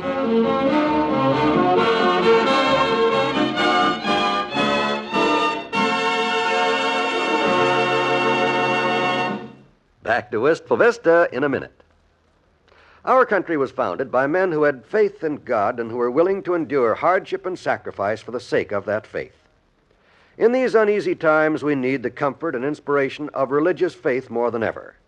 Faith helps hold our families together. It builds moral and spiritual character, and it creates the spirit of brotherhood on which democracy depends. There is need in these times to support a way of life based on the enduring principles of religion which knit the family together, make for good citizenship, and build the character of the children. The religious institutions in your community need your interest and support, so take an active part in religious affairs. Plan now to attend the church or synagogue of your choice this week and take your family with you. Your pastor, rabbi, or priest will give you invaluable family counsel and aid if you are a newcomer to the community. To face the problems of the future, America must be morally strong, and that moral strength comes through worship and faith. So go to church this week and take someone with you.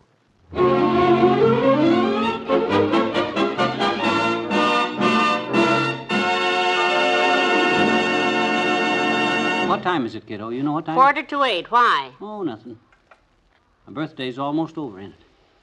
One thing I learned today, I learned who my real friends are. Who? You. And by George, I got it. Hello, Magee speaking. This Fibber, Magee? In the pale, quivering flesh, Bud. Look, Magee, you've been recommended to me as a guy I can make a deal with, see? Now, if I gave you some important information that you and I can make dough with, could you keep your trap shut? Huh? What do you mean? What kind of information? Hey, who is this? I'm not sure I want any information from a guy that... Now, how would you like to know who Citizen X is? Can I keep my trap shut? Boy, you couldn't open my mouth with a crowbar. You mean you know who he is? Who, Magee? Shh. Yeah, but I don't know if you're the guy to trust.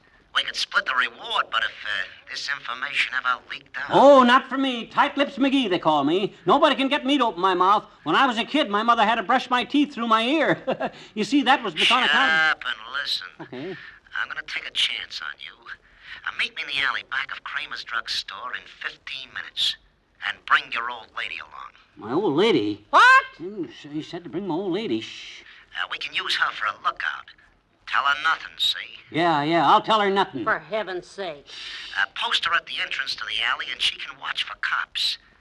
And keep mum, see? What in the world is this all about? Tell your old lady nothing about what? Oh, my gosh, this is sensational, Molly. Get your hat. We gotta hurry. Gotta meet a man in Kramer's alley in 15 minutes. Oh, no, not another one of those deals. What is it, diamond rings or oil wells? No, sir, this is legitimate. No time to explain now. Come on, I'll tell you on the way down there. Oh, boy, come on, hurry.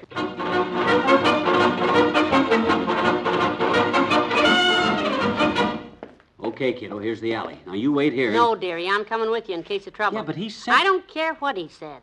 The last time I waited for you outside an alley, you came out without your pants. You're wearing your brand new suit tonight. Magee. Psst. Magee. That's him, kiddo. Hi, Bud. It's me, Magee. And this is my wife, Molly. Skip the name. Follow me. I don't think we ought to do Hush, kiddo. You heard the man. Follow him. How'd you find out who Citizen X is, Bud? Is he a relative of yours? Now just follow me, Mac. Don't talk so much. He'll talk as much as he likes. He always does. Gee whiz, kiddo. Don't boob up the works now. Boy, oh boy, for 2 weeks I've been hunting Citizen X, and just think, in a few minutes we'll know who it is. And $1,000. If this man knows who Citizen X is, why doesn't he claim the prize himself? Look, lady, why don't you quit asking questions? It wouldn't be healthy for me to claim that Citizen X money, that's all. No, it wouldn't be healthy, kiddo. This way is healthier. Both healthy this way, see? Ah, boy, will I pour it on them Doc and more toops and them guys when I knock off that $1,000. I don't like this. Come on, through this door here, folks. Hey, wait a minute. It's dark in there, Bud. Where are we, anyhow? Hey, ain't this the back door to the Elks Club? Go on in. Is that a suggestion or an order? Go on in. All right, quit shoving. Who shut that door? Magee, where are you? It's dark in here. Turn on the lights, Bud. Where are they? All right, Magee. Huh? How's that, better? Hey, Doc Gamble, what's Well, Dr. Gamble, Doris. We surprised you too, Molly. More tubes, huh? Oh, hi, Me too, man. Johnny. Happy birthday. Well, everybody's here but Citizen Citizen X. We hated to do this to you, Mr. Magee, but the doctor said it was the only way to make it a real surprise. Gee whiz, my gosh, I thought everybody forgot. Thanks for getting him over here, Slugsy. Oh, it's a pleasure, Doc. Call me now with your next fracture, Slugsy. It's on me. Light the candle, somebody.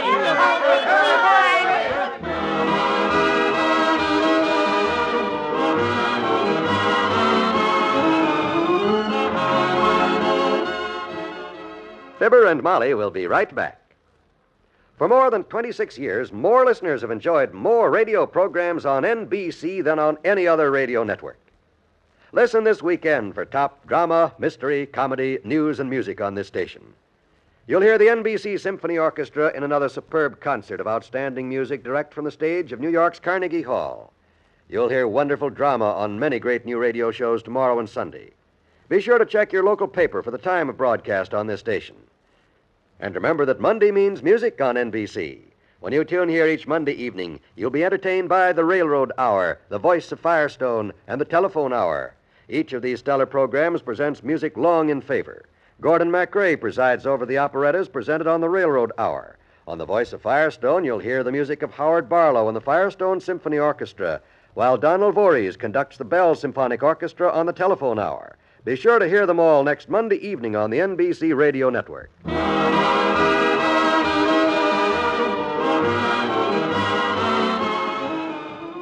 It was a wonderful evening, wasn't it? Yeah, swell. Gee, they're swell guys. Yes, indeed. You know something? I'm awfully glad that guy didn't lead me to Citizen X. I didn't feel right about that. I should say not. The way it is now, I can find Citizen X myself. Monday, collect $1,000 and not have to split it with that guy. Yes. Yes, sir, boy. Good night. Good night, all.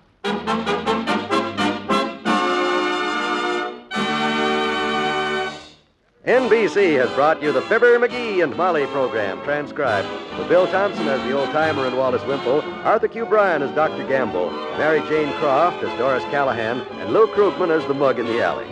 This is John Wald inviting you to be with us again next Monday night for another visit with Fibber, Magee, and Molly.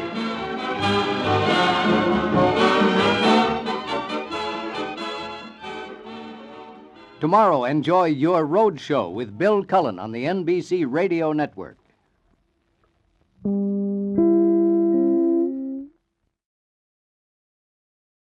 Chapter 30. And when Rachel saw that she bare Jacob no children, Rachel envied her sister, and said unto Jacob, Give me children, or else I die. And Jacob's anger was kindled against Rachel, and he said, Am I in God's stead, who hath withheld from thee the fruit of the womb?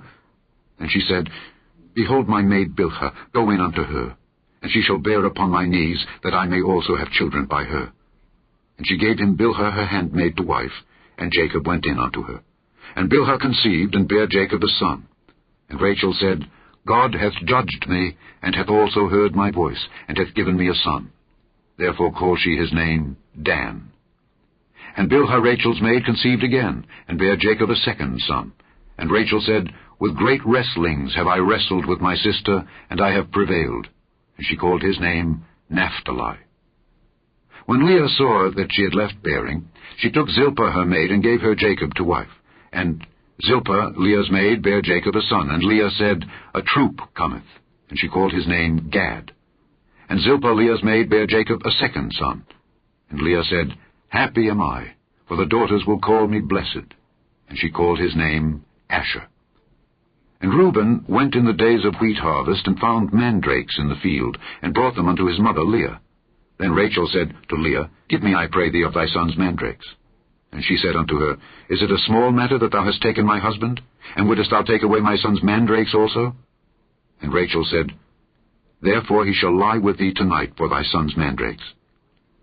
And Jacob came out of the field in the evening, and Leah went out to meet him, and said, Thou must come in unto me, for surely I have hired thee with my son's mandrakes. And he lay with her that night. And God hearkened unto Leah, and she conceived, and bare Jacob the fifth son. And Leah said, God hath given me my hire, because I have given my maiden to my husband. And she called his name Issachar. And Leah conceived again, and bare Jacob the sixth son. And Leah said, God hath endowed me with a good dowry. Now will my husband dwell with me, because I have borne him 6 sons. And she called his name Zebulun. And afterward she bare a daughter, and called her name Dinah. And God remembered Rachel, and God hearkened to her, and opened her womb. And she conceived and bare a son, and said, God hath taken away my reproach. And she called his name Joseph, and said, The Lord shall add to me another son. And it came to pass, when Rachel had borne Joseph, that Jacob said unto Laban, Send me away, that I may go unto mine own place, and to my country. Give me my wives and my children, for whom I have served thee, and let me go. For thou knowest my service which I have done thee. And Laban said unto him, I pray thee, if I have found favor in thine eyes, tarry. For I have learned by experience that the Lord hath blessed me for thy sake. And he said, Appoint me thy wages, and I will give it. And he said unto him, Thou knowest how I have served thee, and how thy cattle was with me. For it was little which thou hadst before I came, and it is now increased unto a multitude. And the Lord hath blessed thee since my coming. And now, when shall I provide for mine own house also? And he said, What shall I give thee? And Jacob said, Thou shalt not give me anything. If thou wilt do this thing for me, I will again feed and keep thy flock. I will pass through all thy flock today, removing from thence all the speckled and spotted cattle, and all the brown cattle among the sheep, and the spotted and speckled among the goats. And of such shall be my hire. So shall my righteousness answer for me in time to come, when it shall come for my hire before thy face. Every one that is not speckled and spotted among the goats, and brown among the sheep, that shall be counted stolen with me. And Laban said, Behold, I would it might be according to thy word. And he removed that day the he-goats that were ring-straked and spotted, and all the she-goats that were speckled and spotted, and every one that had some white in it, and all the brown among the sheep, and gave them into the hand of his sons. And he set 3 days' journey betwixt himself and Jacob. And Jacob fed the rest of Laban's flocks. And Jacob took him rods of green poplar, and of the hazel and chestnut tree, and pilled white strakes in them, and made the white appear which was in the rods. And he set the rods which he had pilled before the flocks in the gutters and the watering troughs, when the flocks came to drink, that they should conceive when they came to drink. And the flocks conceived before the rods, and brought forth cattle ring-straked, speckled, and spotted. And Jacob did separate the lambs, and set the faces of the flocks toward the ring-straked, and all the brown in the flock of Laban. And he put his own flocks by themselves, and put them not unto Laban's cattle. And it came to pass, whensoever the stronger cattle did conceive, that Jacob laid the rods before the eyes of the cattle in the gutters, that they might conceive among the rods. But when the cattle were feeble, he put them not in. So the feebler were Laban's, and the stronger Jacob's. And the man increased exceedingly, and had much cattle, and maidservants, and menservants, and camels, and asses. Enter the world of Detective Noir, with Philip Marlowe, up next.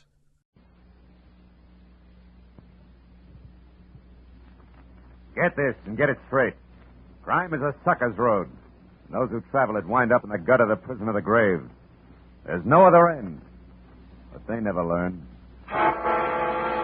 From the pen of Raymond Chandler, outstanding author of crime fiction, comes his most famous character in The Adventures of Philip Marlowe.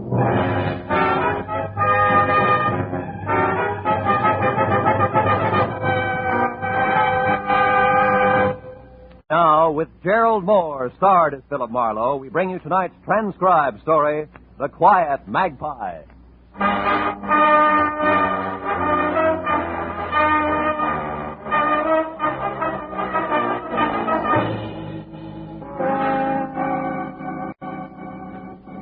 That's a lie! A deliberate, dirty lie!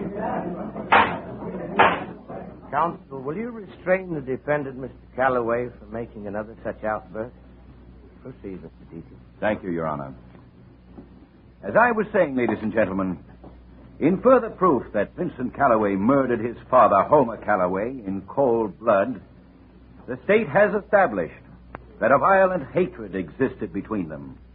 A hatred that crystallized through the years as Vincent Calloway grew from a pampered, coddled, only child into an indolent wastrel of a man, content to lavish on himself the profits from the Calloway Oil Company, his father's business, without once lifting so much as a finger in the firm's behalf. That's not true. I worked in the... Counsel for the defense will advise his client that the court will not countenance another interruption of this sort. Thank you, Your Honor. A hatred, ladies and gentlemen, that reached explosive proportions when Vincent Calloway recently took as his bride an ex-showgirl. A woman with a long and tarnished history of flagrant fortune hunting. A woman whom he flaunted in the face of his father's expressed wishes and deep desires to the contrary. Further, the state has proved that just 2 days prior to his murder, Homer Calloway had decided definitely to change his will. Why? Why, other than to eliminate his son from its benefit? The court requests that the prosecution confine itself to the facts. Continue, Mr. Deasy. Very well, Your Honor. The facts are eloquent enough. Homer Calloway was murdered before his desired changes in his will could be executed. Next, we learned that on the night of the murder, a desperate effort was made by the killer to cloud the real circumstances of the crime by setting the scene to look as though Homer Calloway had surprised a common thief, robbing his private office. This clumsy attempt was at once proved by police officers to be completely faked. The motive was robbery, all right, but on a grand scale. Now, ladies and gentlemen, let us proceed to tighten this web of proof around Mr. Vincent Calloway. Let us show beyond any doubt that it was he. There was no doubt about it. Vincent Calloway was losing the fight for his life. Deasy, the crisp, tab-colored assistant DA, was cutting him to ribbons. When they called Felix Loman to the stand, I turned around and took a good look. Because it was Felix Loman who had telephoned me earlier and hired me to come to the trial and be on hand when he testified. He was a tired little man with a jaded cherub face who got up and walked unsteadily down the aisle to the bailiff's table. He acted like a man on the verge of collapse. Are you all right, Mr. Loman? Yes. Yes, I believe so. Raise your right hand. Do you solemnly swear the testimony you're about to give to be the truth, the whole truth, and nothing but the truth, so help you God? I do. State your name. Felix Loman. Stand.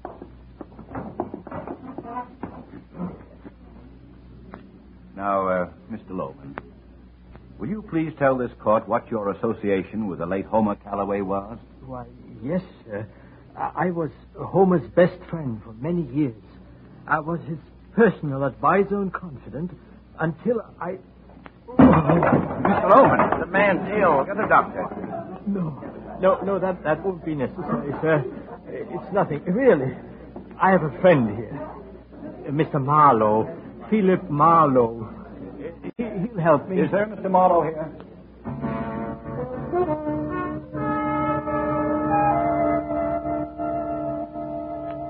That's the way it played. My client was helped to his feet, and as I half carried him out of the room, I heard the judge adjourning court for the day. All the way down to my car, Felix Loman stayed as limp as a damp bedsheet. But the minute we drove away, he began a recovery that couldn't be credited to the fresh air alone. When we'd gone a few blocks west on Wilshire Boulevard, a smile spread over his Cupid doll face like warm syrup over a waffle. That's a good restaurant. Pull in there, Marlowe. All right? I feel like a piece of pie.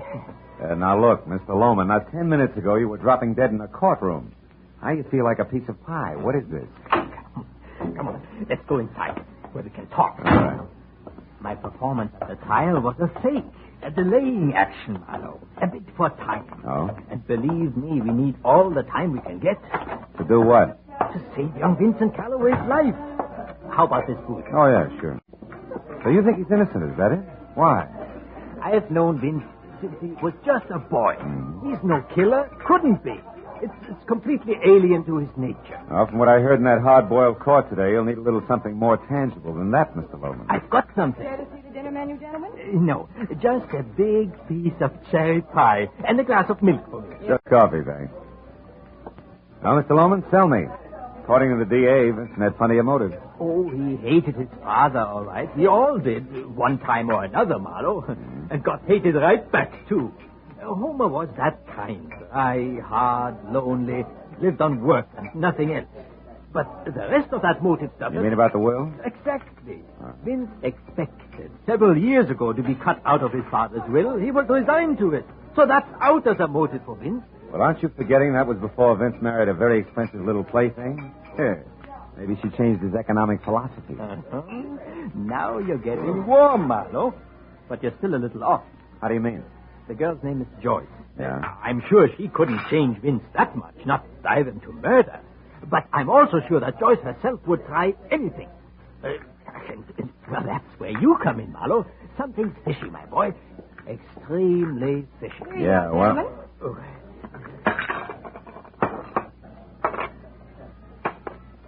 That's fine, thank you. Now, tell me, what's fishy, Felix? Are you trying to say you think Joyce is a killer? I don't know, but I do know that, item one, Vince was worried about her for some reason a few days before his father's death. So, when this mess broke, I checked up on her myself. Mm-hmm. Followed her home a few times. That's at 2313 North Ogden. Mm. And item two, I saw a man hanging around the place. A fellow with 2 gold teeth right in front. And dark, 5 o'clock shadow, kind of whiskers. I followed him once. You know where Angel's Flight is? Sure. That's where I lost him. But I learned that his name is Stoner. Stoner, huh? What about item 3? Blackmail. I don't know how or where, Marlowe, but it's there. Oh. And Vincent's caught in the middle, and good and tight. Yes. We've got to find out about this fast. I wish I could go along, but Joyce knows me too well, and that Stoner has spotted me also, I'm afraid. So I guess it's up to you. Okay, I'll get started. I can reach you where? Home. Gladstone 3962. 3962. And Marlowe, I'm just an old fuddy-duddy. But that boy Vince means a lot to me. And time is awfully short. Give us your best, will you?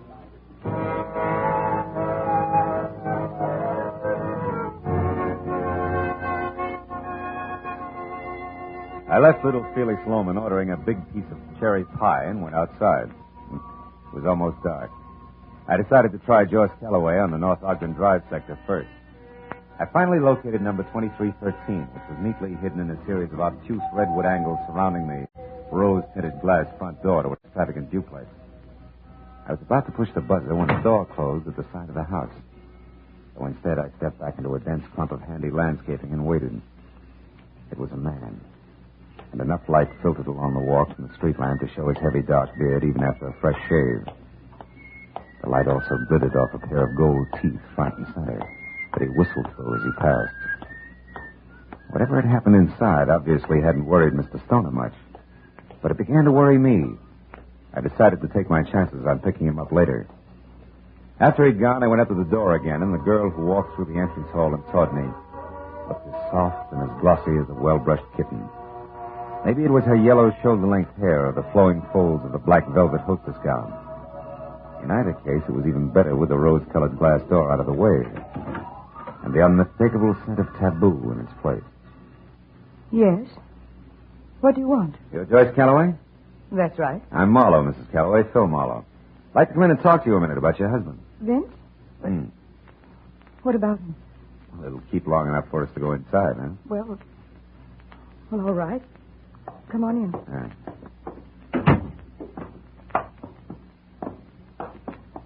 This is my apartment.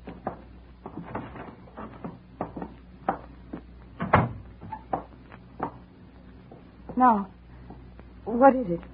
Well, first, I'd like to congratulate you. The moral support you didn't give him today was real great. Too busy shopping to drop in at your husband's murder trial? Why, you... Oh. Okay, baby, I asked for it. I didn't go because Vince said that he didn't want me to. Now get out. And the next time your lousy district attorney's office wants to find out something, you can tell him... Just a minute. I'm not from the DA. I'm strictly freelance. At the moment, I'm interested in a small matter of blackmail and how a man named Stoner ties in. I don't know what you're talking about. You'd better get out of here. Now, listen, baby. I'm tired and it's late. I want to know about Stoner. I don't know any Stoner. Okay, let's make it easy. He's a bird with a heavy beard and 2 gold choppers, and I just saw him leave by your side door about 5 minutes ago. Does that help? You're crazy. There's been nobody else in here tonight. Get out of here. Sure. You know, Joyce, you're either awfully dumb or awfully scared. I don't know which. But neither one is going to pay off to you. I promise.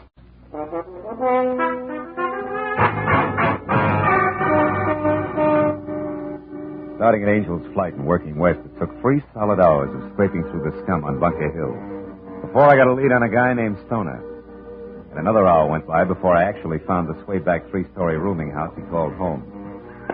The scaly front porch was a clutter of big, rusty bird cages, and the mangy inmates of which complained as I eased the rickety front door open and pushed my way into a moldy smell thick enough to chew. The ragged row of tin mailboxes said Stoner's room was second floor rear. So I started up. I got as far as the landing when I heard a voice in the hall above. I went on slowly until I could see. It was Stoner. He was back to me, talking on the whole phone. I got my .38 in hand and listened. Yeah, listen, Joyce, don't worry. I'll take care of him. Yeah, I'll be watching for him. Yeah, I'll meet you just like I said, only remember, it's not good for us to be seen together now. So be careful. Yeah. Okay. Goodbye, Joyce. You didn't start watching fast enough, Stoner. Who are you? I'm Marlowe. The guy little cutie pie just tipped you off about. Don't move those hands, Stoner. I just left to collect that mouthful of old gold you're wearing. You're no cop. What are you going to do with me? What's your angle? I'm going to spill the truth out of you, Goldie. To keep an innocent guy from taking the rap for a murder you and his own charming wife cooked up. What makes you think I'm connected with that? Maybe I've got eyes in the back of my head. That's so? You ain't got eyes in the back of your head. Because if you did, you'd duck. Oh! See what I mean, Marlowe? Thanks, pal. Let's get out.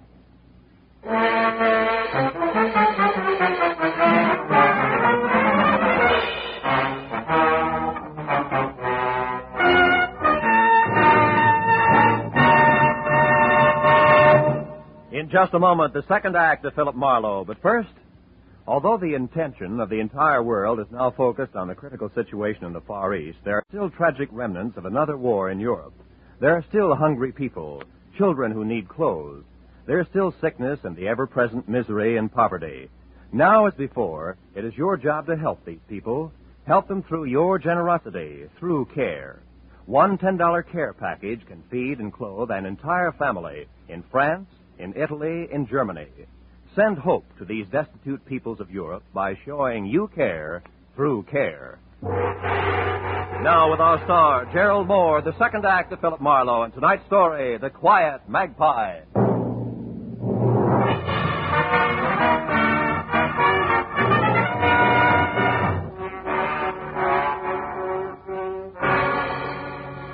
The feeling of being hit from behind becomes more or less routine. There's an explosion against the back of your head. Your backbone is suddenly electrified and your legs melt. And a chunk of the floor rushes at you from a cockeyed angle. Where it connects, there's a second explosion and you start down that long black corridor. Very sick to your stomach. Yeah, it's routine, all right. But that doesn't make it any easier every time it happens. I rolled over onto my back in that musty hallway at Stoner's rooming house and forced my eyes open. As I did, I felt a stinging pain like a pinprick in the center of my spine. Then as things started back into focus, I saw a beer bottle gripped in a fat, freckled hand that belonged to a fat, freckled face that peered into mine. It started a conversation just before I could get the pinprick in my back. Well, look what the cat has dragged in. And who are you, chum? The Jewel T-Man. You need... Oh, my back. What's the matter, chum? The little gold ornament. Well, you must have rolled onto it, chum. Yeah. Whoever slugged me must have dropped it. What is it? It looks like a bird or something. Yeah. A magpie in flight. Looks like it broke off or something. Probably a pin from some babe's handbag or bracelet Or it's yours, maybe, huh? Well, if it was alive, it might be. Birds are my speciality, or ain't you noticed? Oh? You the landlord here? That's right. So now back to you. Who are you, chum? And how come you're folded up in my hallway?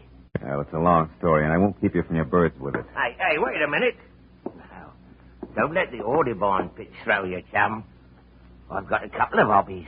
Like sticking your nose in other people's business? Like bending noses that get stuck into my business.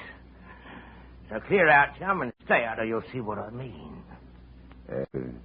Okay, sure. Whatever you say, bird lover. After all, this is your nest. So long.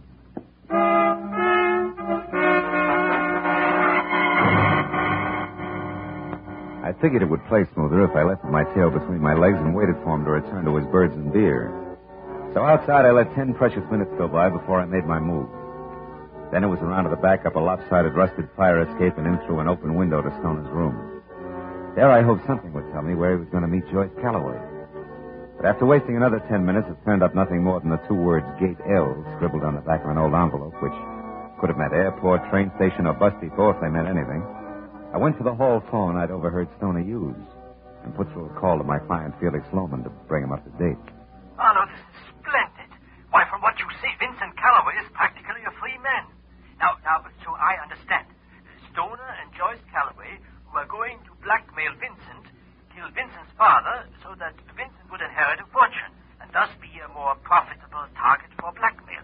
Is that it? Yeah, more or less, with, of course, everything backfiring when Vincent was arrested for the murder. But look, Mr. Lohman, we'll add and subtract later, huh? Right now, we got to catch up to him. Yes, but where? You said Stoner got away. Yeah, that he was heading for a meeting with Joyce Calloway.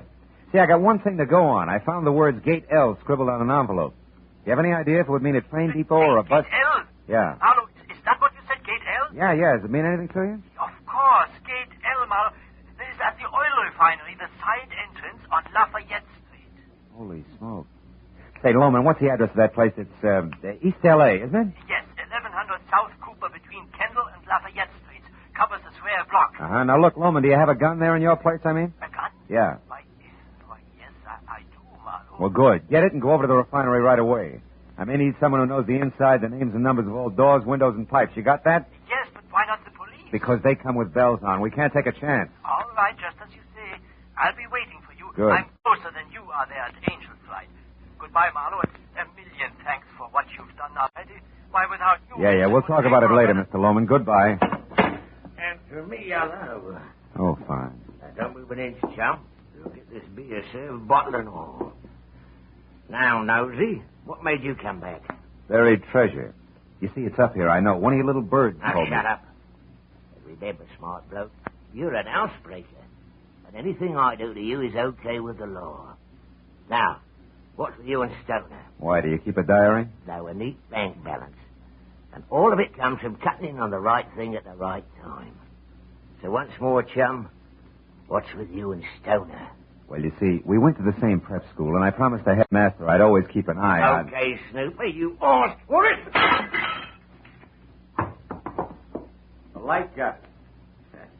I figured right, bird boy. Bum aim goes with a bum temper. It's only just beginning, sweetheart. It's black in here like a pit. When I get my hands on you, you're going to be sorry. You hear that? Well, talk up. Talk up. Come on, Yellow Belly. Let's hear from you. Come on. Okay. So it's hide and seek, huh? No. Hey, game, boy, and you're it. Now listen to the birdies sing, chum.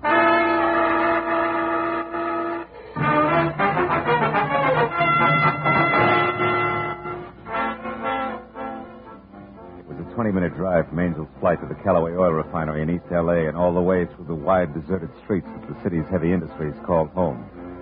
After 3 tries, I found the sliding gate marked L. On one side of it, and folded up like a marionette on his day off, was the night watchman, unconscious, blood oozing from a small cut on the side of his head. And inside, thousands of square feet of pavement dotted with a dozen different kinds of massive black metal oil tanks that were ringed with fat pipes and skinny ladders. And in the pale glow of a half moon looked like the kind of distorted stuff bad dreams are made of. I slipped my .38 out of its shoulder holster, moved into the narrow shadow of a long, low building, and slid a careful step at a time toward a center structure. It was shaped like a giant fishbowl on stilts. And then I heard it. It had come from someplace just under the fishbowl. And as I ran toward it, I was ready for what would be left of Felix Lohman. And I started to curse myself for ever letting him come on ahead on his own. But when I was close enough to where I could see, I quit calling myself names. Felix Loman was there, all right, but very much alive. Alive and holding on tight to a smoking revolver that was still pointing down at the crumpled form of Stoner at his feet. Stoner, who was very dead. Marlowe, she's up there. She has a gun, Marlowe. Look, up on that platform behind those pipes. Hold it, Loman. Get down. But, Marlowe, you must... Get down. She's got cover up there. We haven't. I don't care. You rotten, scheming woman. You are going to pay for all this. You are going to die even as you killed Vincent's father. No, Felix, I didn't. Yes, Mrs. Calloway. There's no other way out for you. It's too late for you and your lives. It's your end, Joyce Calloway, an end you deserve. Oh, you fool. She'll get you, Loman. You louse. It'll be your life, Loman, if you don't drop that gun. Well, dear client, what's your answer? Do you drop it or do I shoot again? No. I'll drop it. I do as you say. Okay, George, come on down. Get a good look at your husband's benefactor, who incidentally murdered Homer Calloway, murdered his accomplice Stoner here, and tried to murder you. My shoulder. You know, for a smart guy, you're pretty stupid, Loman. You should take better care of your cufflinks. That gold magpie shines in the moonlight, especially when you extend your arm to shoot people. Marlowe. Here, Loman's the mate, the one that broke off in the hallway at Stoner's place. That much of you can still be patched up.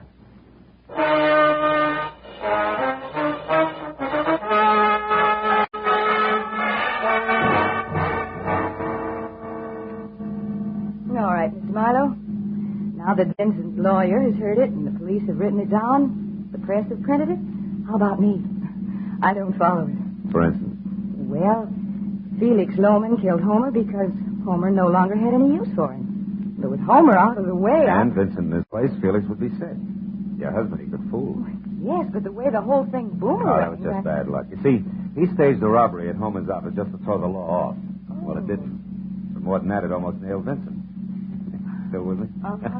Oh, the second house over there. Oh, I see. Mm-hmm. Oh, what was the blackmail? How come? Well, that was Felix again. And out of whole cloth. You see, if Vincent lost his trial, Felix lost everything he killed for. So using Stoner, he had me playing follow the leader. Like Stoner pretending to have just left my place when you arrived. That's right. Oh. That and Stoner setting everything up nice and neat. You see, he was on the phone all right, but when he knew that I was there, he pulled a switch. And very carefully planted the name Joyce. He did? Uh-huh. And last of all, Stoner being killed by Felix and no longer had any use for him and had a lot of reasons to fear him in what was supposed to be self-defense. Get it? Get it. He gives you a little to go on and then a lot more each time you get there. Yeah. At the right moment, he brings you in with a phone call that tells you to come at once to the refinery. Oh, if you want to help Vincent. Ooh, how close I came. Yeah. Well, thank you, Mr. Marlowe. Correction. Like Mr. Magpie. He told me that Felix was the one who dropped me in the hallway at Stoner's, remember? Oh, yes. That made adding the rest easy. Yes, but how fast you add when it counts. Well, good night, Mr. Marlowe. Thanks again.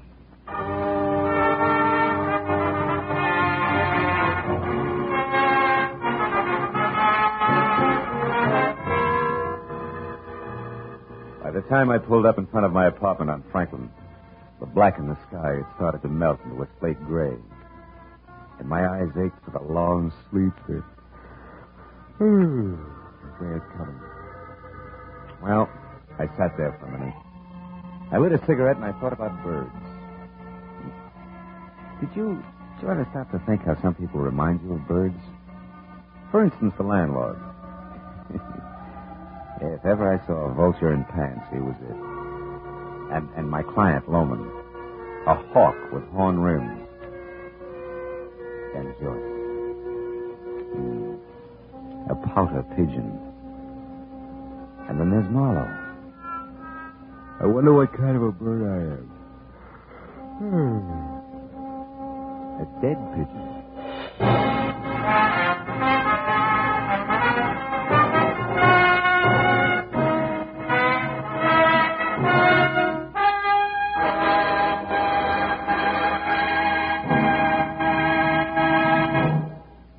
The Adventures of Philip Marlowe, bringing you Raymond Chandler's most famous character, star Gerald Moore, are produced and directed by Norman MacDonald and written for radio by Robert Mitchell and Gene Levitt. Featured in the transcribed cast were Harold Deerenforth, Lynn Allen, Wilms Herbert, Charles Lung, Bill Johnstone, and Ralph Moody. The special music is composed and conducted by Richard Arant. Be sure and be with us again next week when Philip Marlowe says... This time an eager young kid took a beating in an alley. A lobster face began to boil and a pair of month-old corpses got together. All because a woman in a dark tunnel kept a secret that didn't belong to her.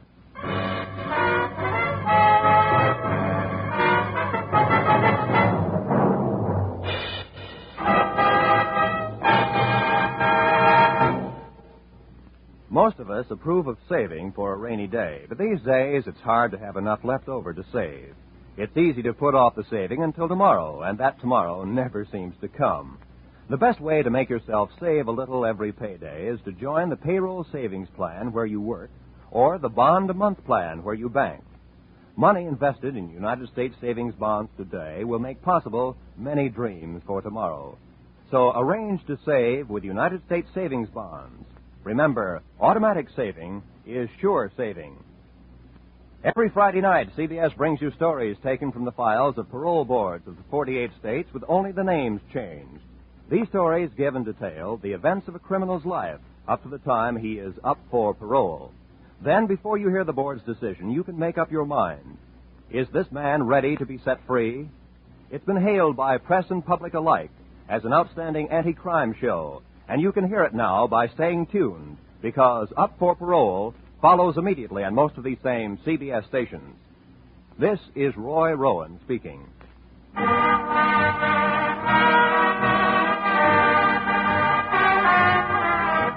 This is CBS, where you find songs for sale every Friday night, the Columbia Broadcasting System.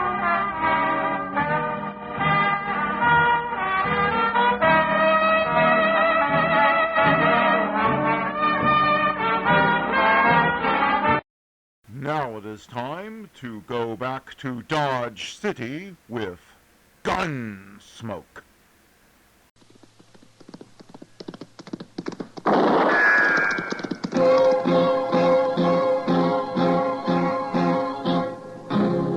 Gunsmoke, brought to you by Chesterfield. Chesterfield packs more pleasure because it's more perfectly packed, thanks to Accuray. They satisfy the most. Around Dodge City and in the territory on West, there's just one way to handle the killers and the spoilers, and that's with a U.S. Marshal and the smell of gun smoke.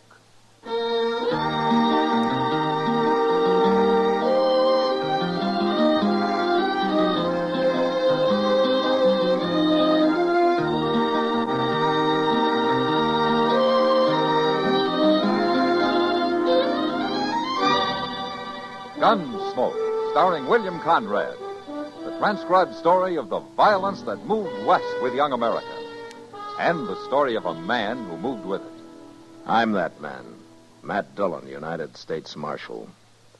The first man they look for and the last they want to meet. It's a chancy job, and it makes a man watchful and a little lonely.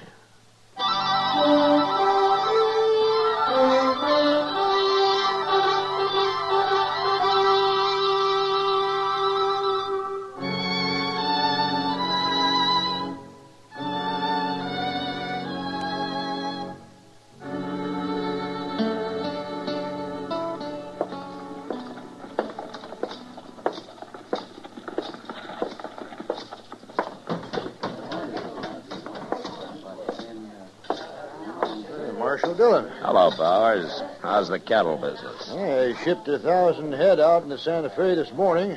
Guess I can afford to buy you a drink? Well, thanks, Bowers, but I hear Doc Adams has been looking all over for me. I better go find him. I was in here a while ago talking to Kitty. No? Oh, here she comes. Maybe she knows where he went. Matt? Oh, Kitty. Hello, Mr. Bowers. Hello, Kitty. Doc had to leave, Matt. They called him out to the Smith place on an emergency. But he asked me to give you a message. Oh? You know Ed Thorpe and his wife? Well, sure, I know. Yeah, they got a little piece of land right on the south edge of my ranch. They're not doing very good, though. Well, they sure aren't, according to Doc. He was out there last night, and he'd planned to go back for him today. To go back for him? They have to be brought into town, Matt. They've got spotted fever, both of them. Hey, they got a little baby out there, too. Well, that's why Doc says somebody's got to fetch all three of them into Dodge where they can be taken care of. Well, I'll find a wagon and go after him tomorrow. We couldn't get him back tonight anyway. You want some help, Marshal?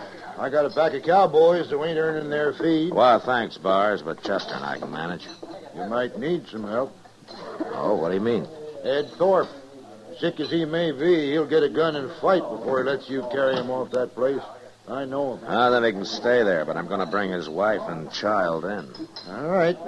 But you keep an eye on him. He can be a bad one.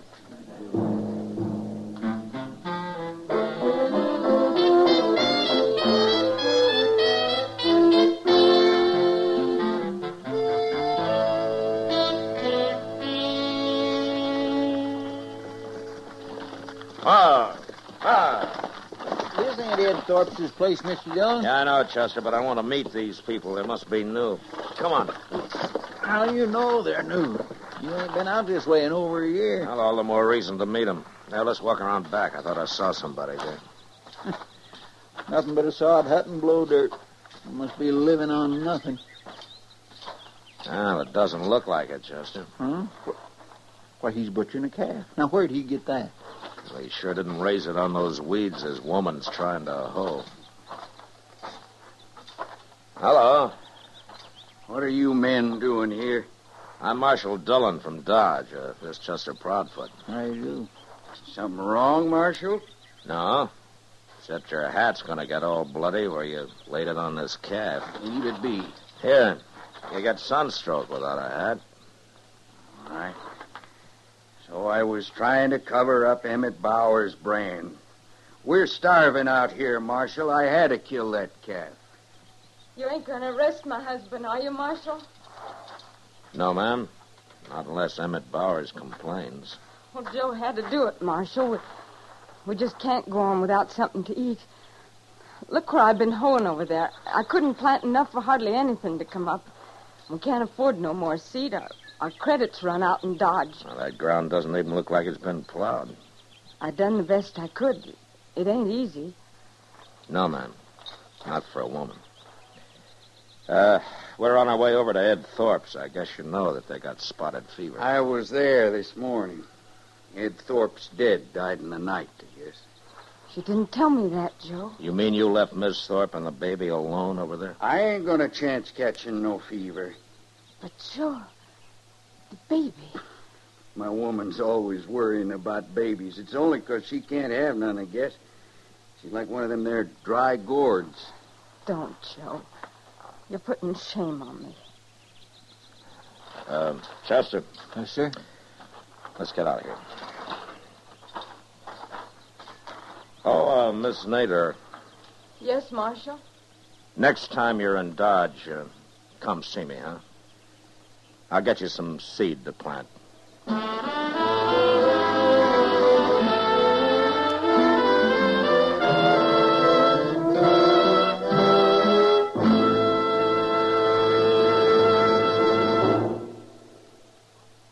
That whistling man, Bobby Haggart, really started something. Tonight, the Calypso Boys join in. Ready, amigos?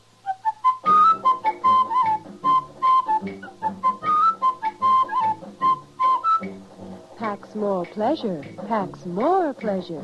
Chesterfield packs more pleasure because Chesterfield's more perfectly packed. It stands to reason a cigarette made better and packed better, smokes better, tastes better. And Chesterfield is more perfectly packed by Accuray. This electronic miracle removes human error in cigarette manufacture. So Accuray Chesterfield is firm and pleasing to the lips, mild yet deeply satisfying. Yes, Chesterfield gives you something no other cigarette can give you. Chesterfield packs more pleasure because Chesterfield's more perfectly packed. To the touch, to the taste, Chesterfield packs more pleasure because it's more perfectly packed. By Chesterfield, mild, yet they satisfy the most.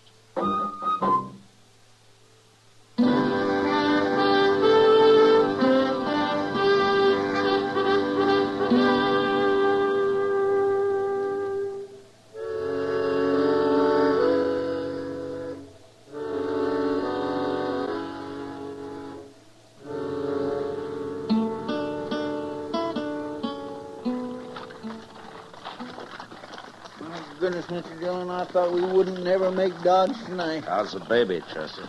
Well, it's asleep anyway. Guess I've been holding it right, huh? Just like a mother. Oh, I am not. Oh, there's Doc waiting for us. Oh, there. You just sit tight a minute, Chester. We'll help you with the baby. I hope it don't wake up or anything. Matt, where are Ed Thorpe and his wife? Well, Ed died before we got there, Doc. Miss Thorpe's lying down in the wagon back there. We covered her up good. She's been asleep most of the way. Oh, yeah. Mrs. Thorpe? She's still asleep. Give me a hand up, Matt. Yeah. Okay. Oh, Mrs. Thorpe? Oh. Oh, my.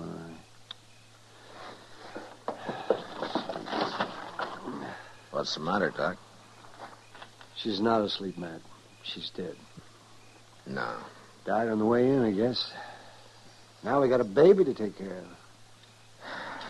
You know, Doc, I think she knew she was going to die. Why? Just before we left her place, she told me that if anything happened to her, the baby was to be put in Ma Smalley's care. And Ma Smalley was to have complete charge over him. Well, what she says goes. Well, Ma's a widow. She's had kids herself. That was a good choice. Yeah. But she's too old to raise them herself, man. Well, we'll worry about that later, Doc. Let's get busy.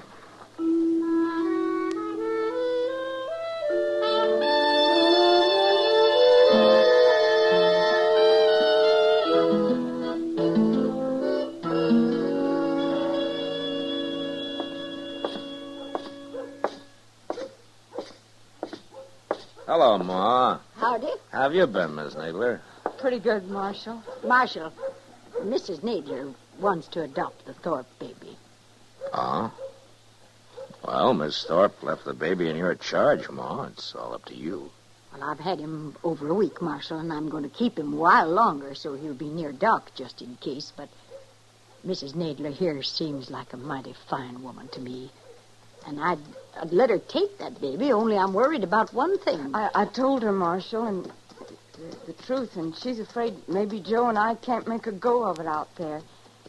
You remember what you said when you was leaving that day? I said to come to see me. I'd help you get some seed to plant. Well, now, that's all I need. I get a little corn up there. I might even raise a few hogs. I work awful hard, Marshal. I promise I will. She gets started. She can have the baby, Marshal.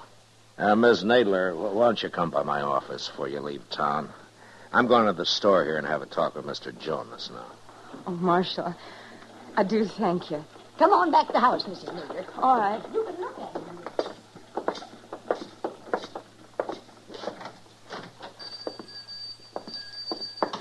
Oh, hello, Marshal. Hello, Jonas. Well, what can I sell you today? I came by to see you about Miss Nadler. You know her, don't you? Yeah, of course I do. Joe Nadler's out back in the stock room right now. Oh, he is? Yeah. Nadler, come in here a minute. He's buying himself a new pair of boots, Marshal. I thought their credit had run out. Oh, well, Nadler's doing better now. He started bringing meat into Delmonico's and a couple other eating places and paid up part of his bill already, ain't you, Nadler? I don't know as I like you talking about my private affairs, Jonas. Oh, no harm. It's only Marshal Dillon. Come on, Nadler. Those are good-looking boots. They ought to be. Them's the best I stock. Them's $20 boots. $20. I'd buy a whole wagon load of seed, Nadler. You telling me how to spend my money?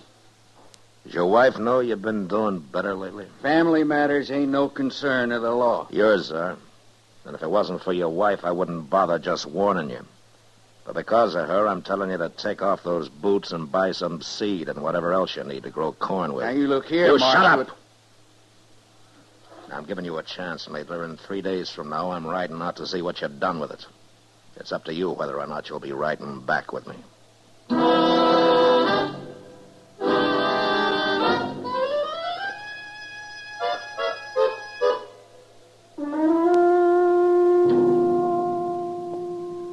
Today's Thursday, Mr. Dillon. Ain't we right riding out the Nadlers? Well, we can wait another day, Chester. You know what? I don't think you want to go at all. Yeah, you're right, I don't. Oh, Marshal. Bowers? Chester? Oh, Mr. Bowers. I was just up at Delmonico's, Marshal, having myself a feed. Oh, good. How was it? It was fine, till I went out back and got a talking with the cook. Oh? Marshal, I reckon any man's got a right to complain when he goes to a restaurant and finds himself eating his own beef. I know about that, Bowers. You do? And why ain't you done nothing about it? Oh, because of Miss Nadler, I guess. Look, Marshal, I'm a rich man. I don't mind a nester slaughtering one of my calves when he's starving. And nobody's going to start selling my beef. I'll kill him. He keeps that up. All right, I'll handle it, Bowers. I admire that woman, too, Marshal, but letting him get by with rustling ain't going to help her. By the way, Ma Smalley brought some pies down to the kitchen while I was there. She's waiting outside here. She wants to talk to you. Get her right out, Ma. Thanks, Emmett. Hello, Ma. You riding out to Nadler's, Marshal? I am. Then you tell her I'm sorry. Tell her I think she's a good woman, but I can't let that baby go into the home of a cow thief. Oh. That'll break her heart, Ma. Son, I got a trust put in me. All right, I'll tell her.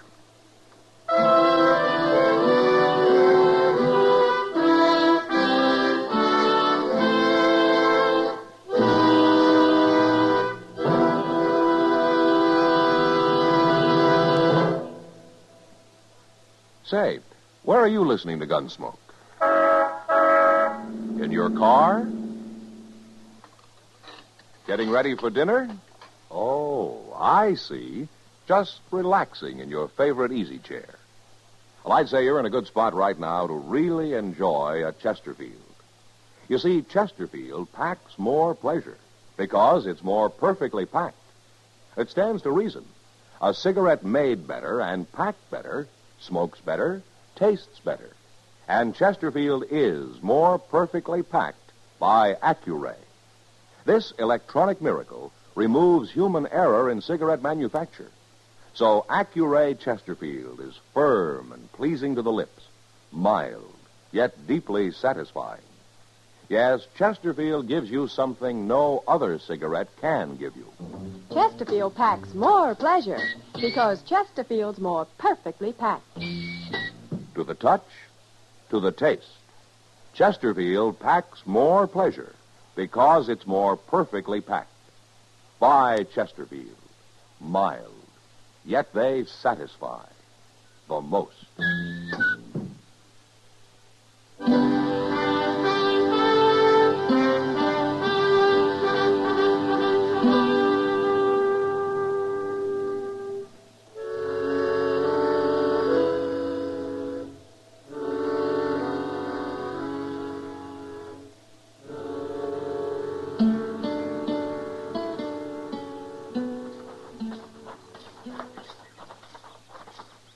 Hello, Miss Nadler. Oh, Marshal. Hello, Chester. Hi, ma'am. What brings you out here, Marshal? Is your husband home? No, he's been gone since morning. Oh. Miss Nadler, do you know that he's been slaughtering Emmett Bowers' beef? Oh. Mr. Bowers complained about it. About that calf? Well, it's more than that one calf, Miss Nadler. He's been selling meat around Dodge lately. So that's what he had in the wagon. I know you had nothing to do with it, Miss Nadler, but I hate to tell you this, but Ma Smalley isn't going to let you have the baby. Oh. Well, she's right, Marshal. It wouldn't be fitting. Mr. Dillon, look. Huh? Over yonder. That's Emmett Bowers.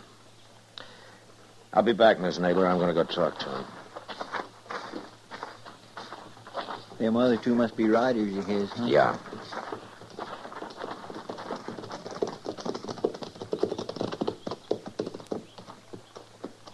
Thought I might find you here, Marshal. There's something wrong, Bowers?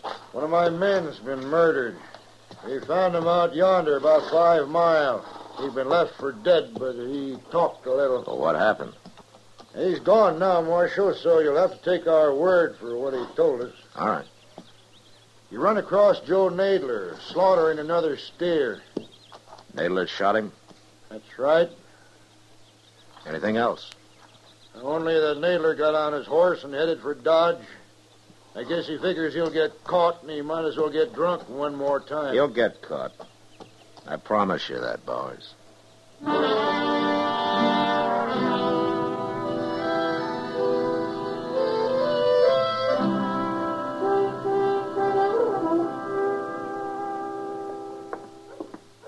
Finally found him, Mr. Dillon. He's in there getting drunk at the bar. Well, it's taken us long enough. Everybody in town must know I'm after him by now.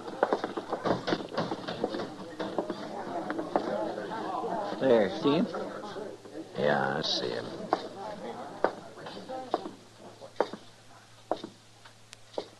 Stop there, Marshal. Don't you come no closer. Put that gun away, Nadler. I saw Chester. I knew you'd be in here next. Why, Nadler? You don't fool me. You know all about it. You admit killing that rider? I knew when I shot him I couldn't get by with it. My horse's tracks was all over the place. Well, don't make it any worse than it is. I told you not to come no closer. Put your gun on the bar, Nadler. You watch what I'm going to do with it. No, Nadler, don't. Why not? Hit you, didn't I? Now I'm going to kill you. You hurt bad, Mr. Dillon? He hit me in the arm, Chester, but I'll be all right. You killed him? Yeah. Do something with him, will you? I'm going over to Doc's. Yes, sir, I will. Alvin.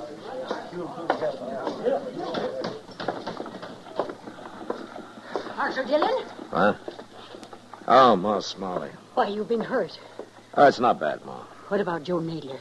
He's dead. I figured he would be.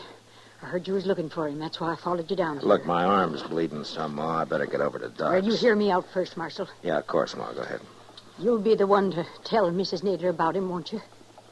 I guess so. Take a wagon with you, Marshal. What? A woman can't live out there alone. Now, I got an extra room at my house if she'll help with the work. Well, what about the baby? It'll be her baby, Marshal. And tell her I won't interfere none, neither. Yeah, I sure will, Ma. I'll tell her all that. I'll go out first thing in the morning. Well, you won't go nowhere. You just stand here gabbing all night. That arm's bleeding, Marshal. You ought to go get it fixed, you hear? Yeah, you're right, Ma. But then you pretty off on the hard.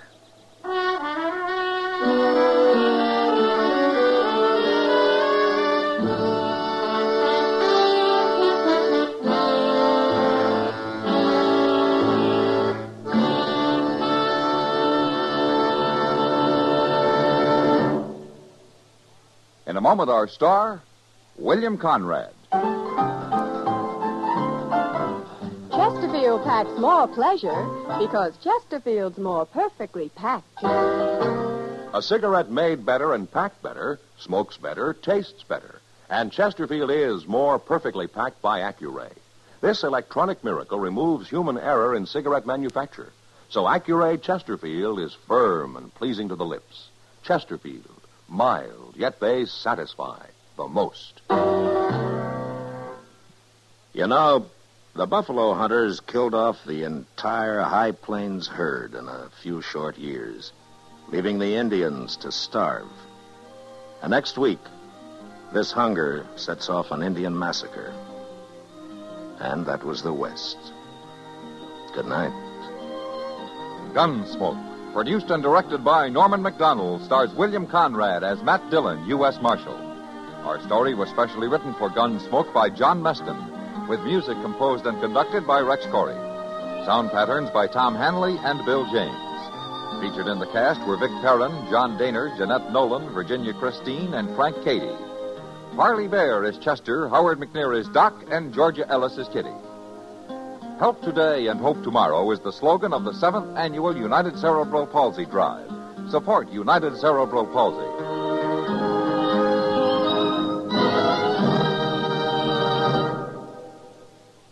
Live modern.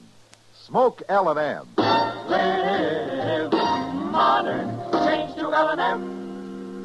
Only with L&M can you enjoy the full, exciting flavor of today's finest tobaccos through the modern miracle of the pure white Miracle Tip. So light up, free up, let your taste come alive. Live modern. Smoke L&M. Live modern. Change to L&M. Join us again next week for another specially transcribed story on Gunsmoke.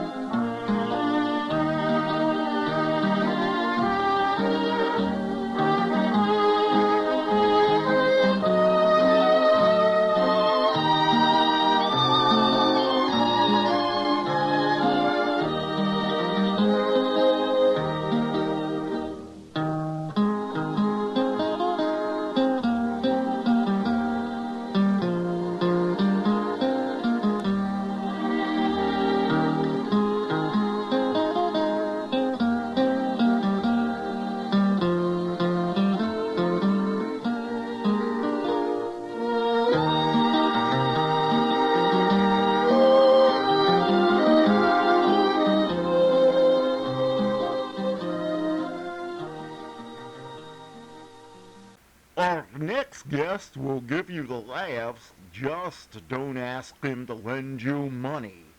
It's Jack Benny coming up next. The Jack Benny Program, presented by America's largest selling cigarette, Lucky Strike. American. Lucky Strike, first again with tobacco men. First again with the men who really know tobacco. The independent auctioneers, buyers, and warehousemen.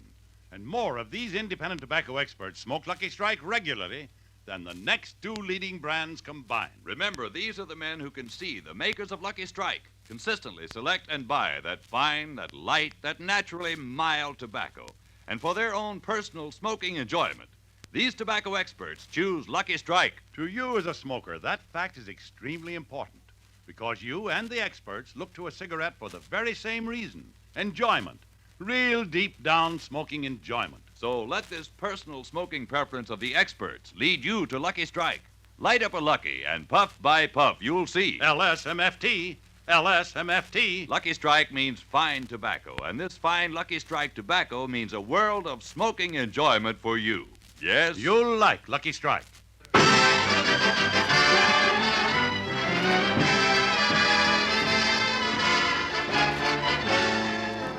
The Lucky Strike program starring Jack Benny with Mary Livingston, Phil Harris, Rochester, Dennis Day, the Sportsman, and yours truly, Don Wilson.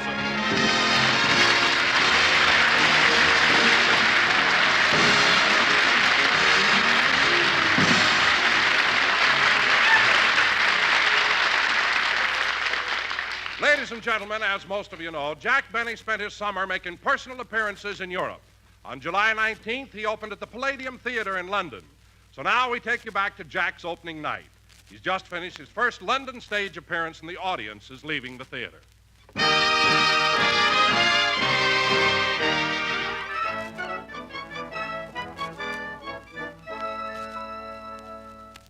I say, Penelope, what did you think of this Benny chap? Droll, eh, what? Rather. And did you notice, Derek, he performs with such great abandon, such complete lack of inhibition, such verve, such enthusiasm, such guts.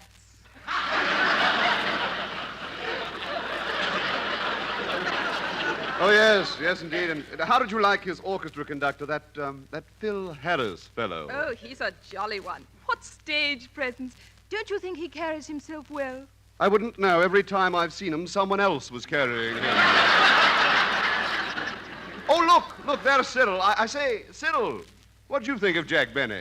This is Lend-Lease. Let's pay them off.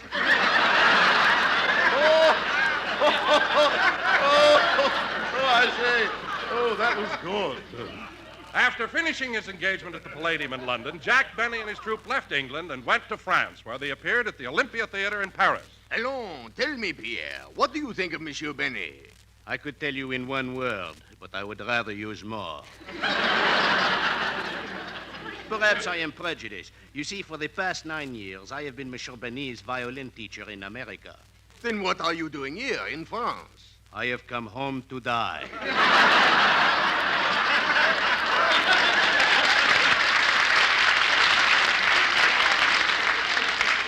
Vive la France! Vive la forest lawn! After a successful series of engagements in Europe, Jack and his gang sailed for home. So let's pick them up now aboard the Queen Mary. It's their last day out.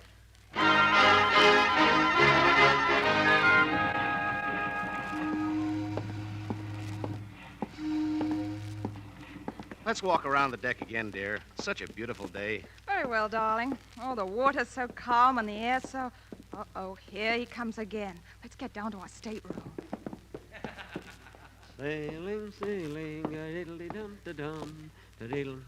I can't understand it. Such a big ship and nobody's ever on deck.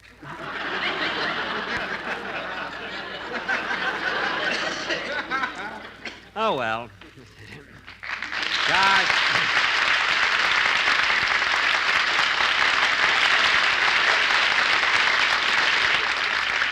Gosh, what a day. What a trip. What a boat. Sailing, sailing over the bounding main. $300 to make this trip. I'll never go again.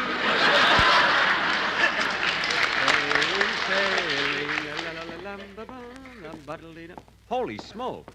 We're not supposed to get in until tomorrow. And there's the Statue of Liberty. Jack, put on your glasses. It's me. I'm waving at you. Oh, hello, Mary.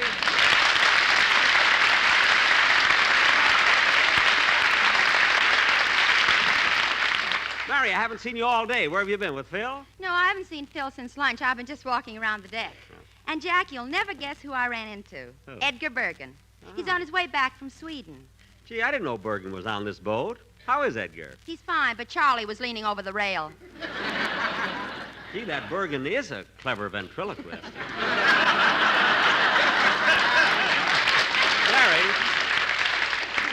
Mary, here are a couple of deck chairs. Let's unfold them and sit down. Okay.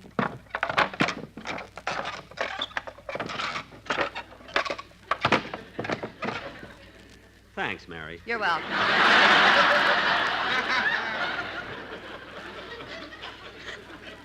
Oh, by the way, Jack, I hope you won't mind, but I can't have dinner with you. You see, it's the last night out, and I've been asked to sit at the captain's table again. Gee, that's funny. I can't understand why he didn't ask me. Well, I don't blame him after what you did last night. Huh? Imagine washing your teeth in the finger bowl. That was my elk's tooth. I dropped some gravy on it. Anyway, I'm sure glad we dock tomorrow. Oh, I'm kind of anxious, too. Gee, I can hardly wait to see my sister, Babe. Oh, is Babe coming up from Plainfield to meet the boat? She has to. She's head oiler on one of the tugs. Funny, I knew she could do it. Well, Mary, we've had a wonderful trip. It'll be good to get back home and see the old gang again, won't it? Yeah, and I'm kind of anxious to get back in the air. Have you any idea what we'll do on the first show? No, but I imagine it'll be the usual thing. You know, the whole cast will greet each other. And I'll ask them what they did on their vacations, and they'll have to tell me how good I look, you know. What else can you do on a first show? You know? Say, Jack, I've got an idea. Why don't we do a boat scene where you and I are coming home on the Queen Mary? No, that wouldn't be good for an opening broadcast. You know? Well, you know best. Yeah. Gee, it'll be good to hear Dennis sing again. By the way, Jack, I wish you'd do me a favor. Well, Mary. Well, on the first show, I wish you'd have Dennis sing that new number called Tree in the Meadow. Tree in the Meadow? How does it go? Well, you know, something like this. La-da-dee-da-da-dee-dum. La-dee-da-da-dum. Yeah, I think I heard that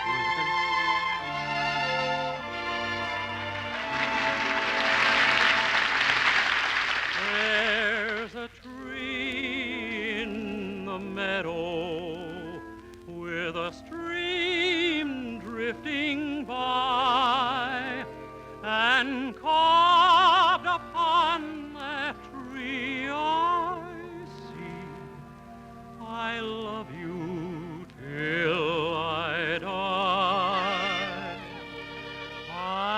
shall always remember the love in your eye, the day you carved upon that tree.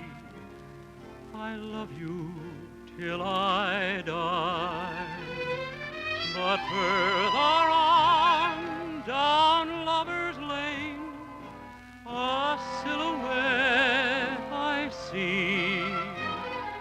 I know you're kissing someone else. I wish that it were me. By that tree in the meadow, my thoughts always lie. And where'er you go, you'll always know I love you till I die. But further on down Lover's Lane, a silhouette I see. I know you're kissing someone else. I wish that it were me. By that tree in the meadow, my thoughts always lie. And where'er you go, you'll always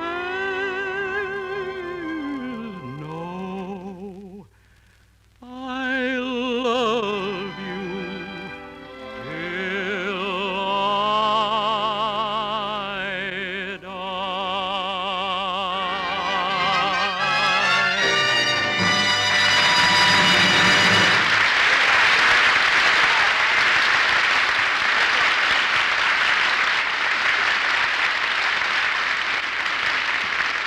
Well, all right, Mary, all right. If you like that song so well, I'll ask Dennis to sing it. Well, how about taking another walk around the deck? Huh? Okay. You know, maybe we'll run into Phil. He ought to be up by now. Hello, Mr. Benny. Oh, hello, Betty. Hey, Mary, this is the little girl I told you about yesterday. Betty, this is Miss Livingston. Hello, Miss Livingston. Hello, Betty. Well, Betty, are you glad we're getting in tomorrow? I sure am. I can hardly wait till I get home and see my grandma and my grandpa and my little dog, Topsy. Oh, I'll bet they missed you, too. Well, see you later, Betty. All right. Oh, say, Betty, do you want me to play with you again this afternoon? Yeah, but no more stud poker.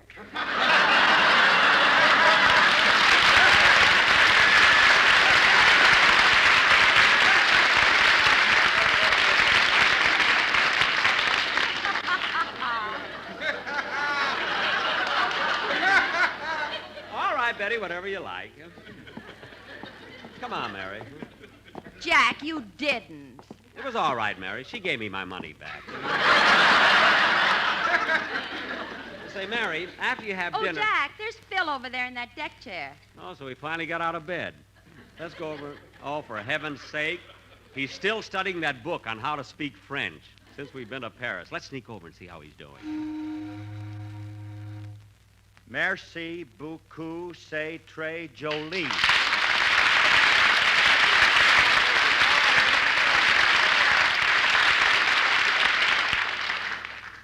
Now, let's see. Uit, ball, ang, la, koang, posh. That means 8 ball in the corner pocket.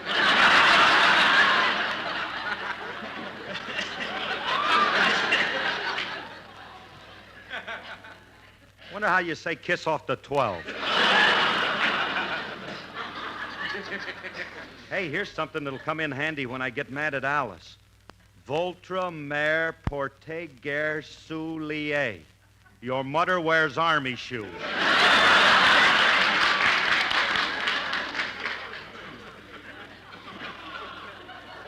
Now, let's see. How do you ask... Hello, Phil. Ah, bonsoir, ma chérie. Phil, mon chéri means my darling. Livy, when you've been with Jackson as long as I have, you learned to love that old man. All right, all right. Hey, Livy, you want to hear something else I learned in French? What is it, Phil? Hey, listen to this. Ici venir vi Bob avec anti-etment la nouvelle en boat relile abi bousson sous lié. Well, what does that mean? Here comes old Bob with all the news with a box back coat and the button shoe.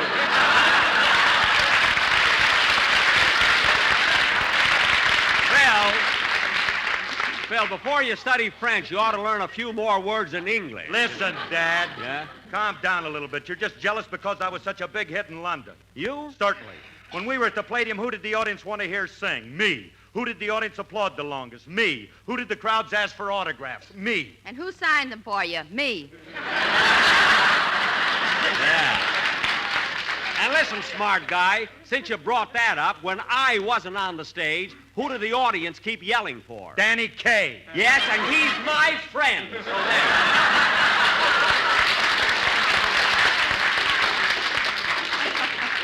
Oh, that's trapping him, Jack. I know what I'm doing every minute. But you know, I have to go along with Phil. You were jealous because he was a big hit in England. I was not. Then why'd you go around telling everybody he was a Russian spy? Oh, I just did that for a joke. Well, I got to leave you kids. I'm going in to have 6 o'clock tea. Phil, that's 4 o'clock tea. I know, but it takes me 2 hours to gag that stuff down. That I can understand. See you later, Phil. You know, Mary, I wish Phil wouldn't keep talking about what a hit he was at the Palladium in London. Why can't he be modest about it like me? You? Modest? Yes, me. I've got 10 answers to that one, any one of which will send me back to the May Company.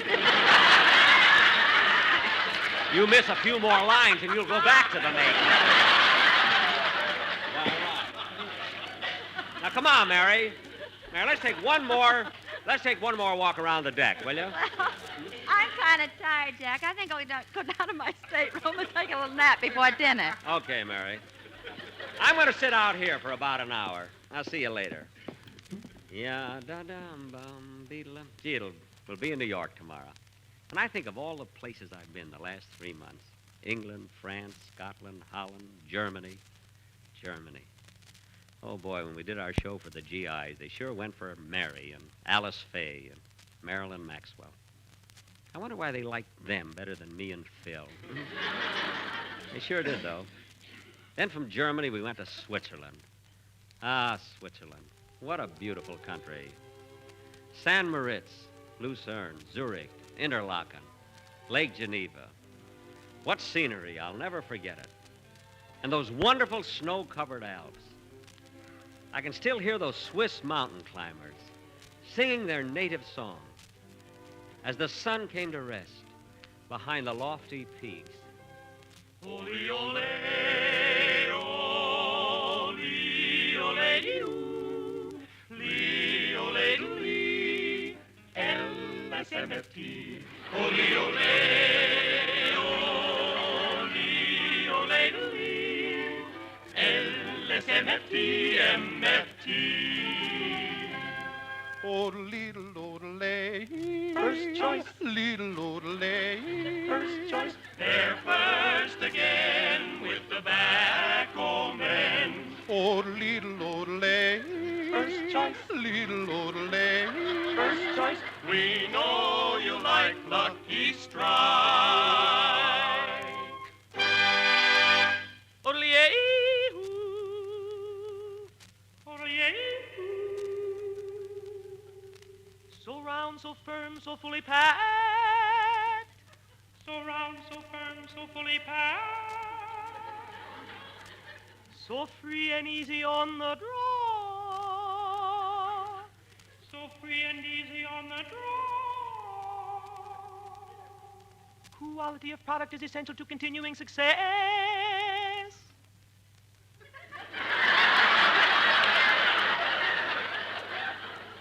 Quality of product is essential to continuing success. Quality of product is essential to continuing success. Sure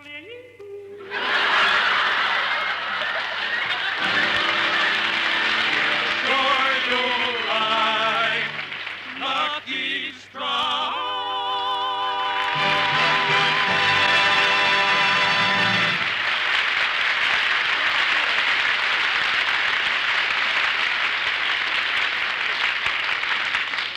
After a very pleasant 5 days on the Queen Mary, they arrived in New York, where they immediately boarded the Super Chief for Los Angeles and home.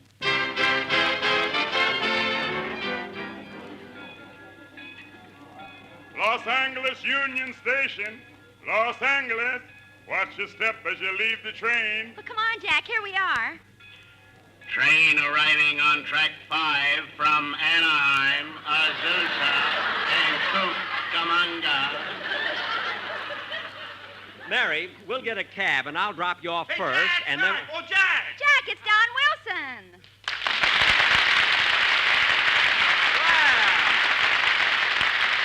Hiya, Don. Hello, Don. Hello, Mary. Hiya, Jack. Gee, it's sure good to see you again. Well, it's nice to see you, too. Say, Don, you've lost a little weight, haven't you? Yes, I have, Jack, but I didn't think you'd notice it. Well, how much did you lose, Don? 80 pounds. 80 pounds? Don, how'd you manage to lose that much? Willpower, Jack. I cut out breakfast. When? This morning. Well, that'll do it. Oh, by the way, where's Phil? Oh, he bought a car in England, and he's driving it back from New York. You know? Attention, please, attention. Due to the changes in time throughout the country, trains scheduled to leave Los Angeles at 4 will depart at 5. Trains scheduled to arrive from the east at 5 will arrive at 4. Trains from the south, which should have been here at 6, will get here at 3. However, trains coming from the north due at 7 will be in at 9. Trains scheduled to arrive at 4 will arrive at 5. Or is it 6?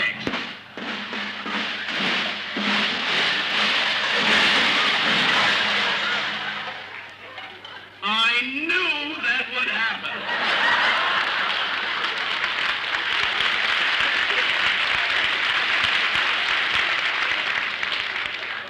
And I warned them, too.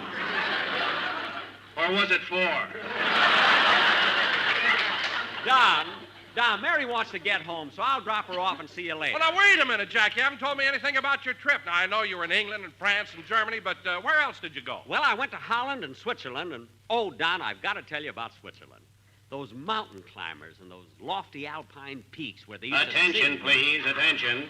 The chief now leaving on track 3 for Kansas City and Chicago. Kansas City and Chicago.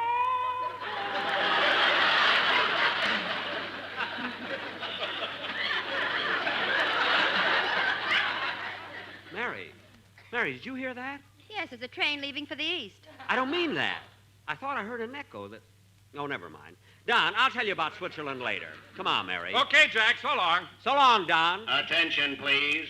Don Wilson now leaving on track 5 for Glendale, Burbank, and the Brown Derby.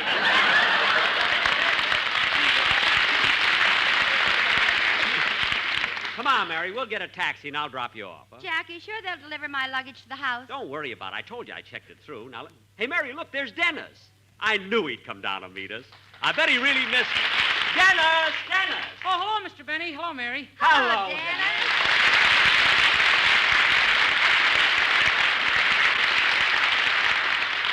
Gosh, it's nice to see you, kid, but you didn't have to come all the way down to the station. Yes, I did. I had to see my mother off. Oh. Who are you seeing off, Mr. Benny? I'm not seeing anybody off. I just came in on the Super Chief. Gee, a lot of important people have come to Los Angeles lately. First President Truman, then Governor Dewey, and now you. Yeah. I wouldn't vote for you for $1 million. Dennis, don't be silly. Yes, Dennis, we haven't seen you for 3 months. Now, come on over here and let me give you a great big kiss. You better not. I've got to drive home.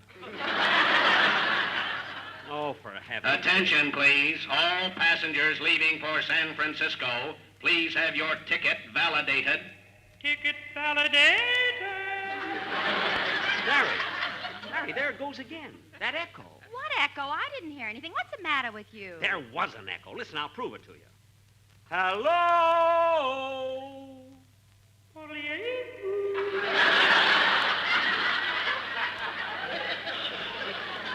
There it is. Didn't you hear it? Oh, Jack, stop shaking me. I didn't hear anything. I don't know. Maybe there's something wrong with me. If this keeps up, I'll go to the nut house. You better have your ticket validated.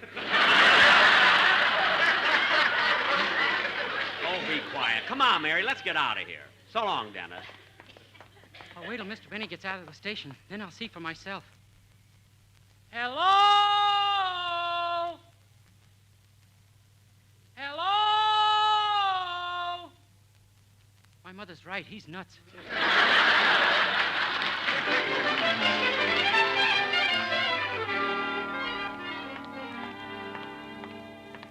Well, well, home at last. Gosh, this whole street looks good. It really does. Boss! Hello, Rochester.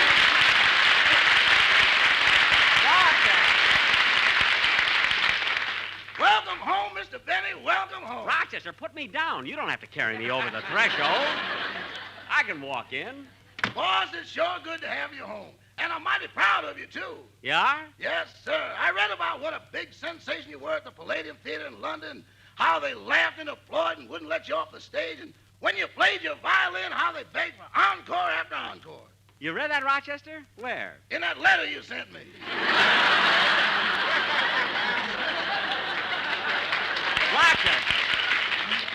Rochester, I wrote that in the letter? In the letter, on the letter, under the stamp, on the flap, and there were 2 paragraphs on the postman's hand.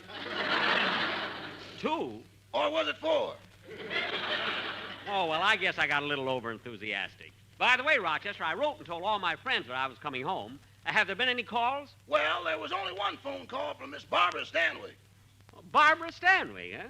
What'd she say? Sorry, wrong number. Well, it could happen anything. Gosh, Rochester, I've been away from home so long, I don't even know what's going on. Listen, run down to the corner and get me a newspaper, will you? Oh, that'll spoil everything, boss. I was planning on giving you one for Christmas. What? They're 7 cents now. Oh, well, I wish you wouldn't, Rochester, then I'll have to give you something, you know? Anyway, I do want to hear some news. Turn on the radio, will you? Okay. And that's the latest reports from overseas. Now here's good tidings for the housewife. The Department of Agriculture announced today there'll be a 2-cent drop in the wholesale price of oleomargarine. Oleomargarine. There it is again. I heard it. Rochester, did you hear that? Yeah, there'll be a 2-cent drop in the price of margarine. No, I didn't mean that, Rochester. I thought I heard an echo that... Oh, never mind. It must be me. Well, just a long... I'm going upstairs and lie down for a little while. Huh? Okay. Oh, Rochester. Yes, sir. Rochester, if 5 or 6 trucks pull up to the house in the next few days, tell them to unload the crates on the lawn. I want to set it up in front of the door. A bunch of crates? What is it, boss? Well, when I was in Paris, I took a sip of champagne, and somebody sold me the Arc de Triomphe.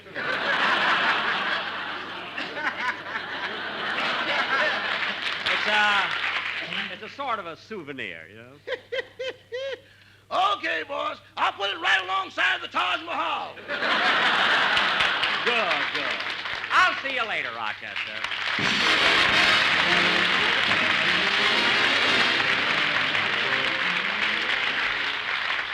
Friends, every worthwhile undertaking usually has a slogan, sort of an identifying phrase to express its purpose. The community chest has one, a fine one, which says, everybody benefits, everybody gives. It's sort of like the golden rule. Do unto others as you would have others do unto you. That's really the purpose of the community chest anyway, so let's all help make the slogan of the community chest a practical aid to the health and welfare of millions of Americans. Everybody benefits, everybody gives. Thank you. Jack will be back in just a moment, but first... It is $60. American. An impartial survey covering all the southern tobacco markets shows that more independent tobacco experts smoke Lucky Strike regularly than the next 2 leading brands combined. Yes, Lucky Strike. First again with Tobacco Man. Excuse me, but who are these tobacco experts? Why, they're the independent auctioneers, buyers, and warehousemen, men with years of experience in buying, selling, and handling tobacco. So it's important for you to know that more of these experts smoke Lucky Strike regularly than the next 2 leading brands combined. You've heard the survey results. Now, here's what Mr. John L. Penix, veteran tobacco warehouseman who sold some 80 million pounds of tobacco, recently said. At all the auctions I've attended, I've seen the makers of Lucky Strike buy tobacco that makes a mild, mellow smoke. Tobacco that just can't be beat when it comes to smoking enjoyment. I've smoked Lucky's 28 years. A Lucky Strike smoker for 28 years. And remember, Mr. Penix, like you, looks to a cigarette for enjoyment. Real, deep-down smoking enjoyment. So follow the lead of the experts and light up a Lucky yourself. Puff by puff, you'll see. LSMFT. LSMFT. Lucky Strike means fine tobacco. And it's this fine tobacco that gives you the utmost in smoking enjoyment from every Lucky you light. Yes? You'll like Lucky Strike. Ladies and gentlemen, we're all really very happy to be back on the air again. A hearty welcome to Ozzie and Harriet. Stay tuned in and hear Phil Harris, Alice Faye Show, then Edgar Bergen, and then you should excuse the expression Fred Allen. And be sure to listen to A Day in the Life of Dennis Day on Saturday night. Next week, our guests will be Mr. and Mrs. Ronald Coleman. Good night, everybody. This is NBC, the National Broadcasting Company.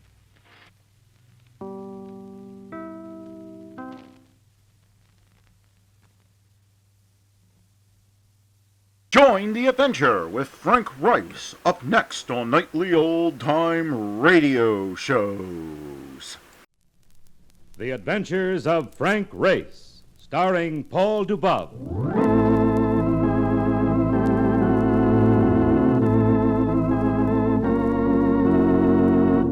The war changed many things, the face of the earth and the people on it. Before the war, Frank Rice worked as an attorney, but he traded his law books for the cloak and dagger of the OSS. And when it was over, his former life was over too. Adventure had become his business. The Adventures of Frank Rice.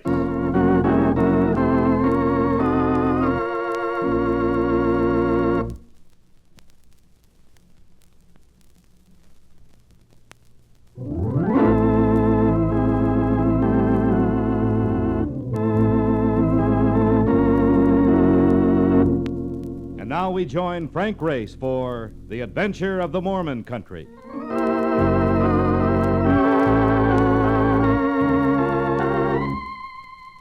A dinner jacket is hardly the thing to wear to Joe Bell's saloon on the Lower East Side.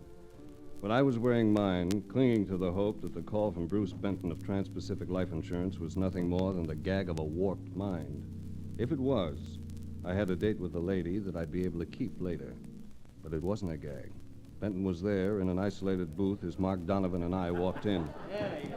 Yeah, thought I was kidding you, didn't you? Well, that's Benton over there, ain't it? It's Benton, all right. And that, I fear, means that my lady of the evening dines alone.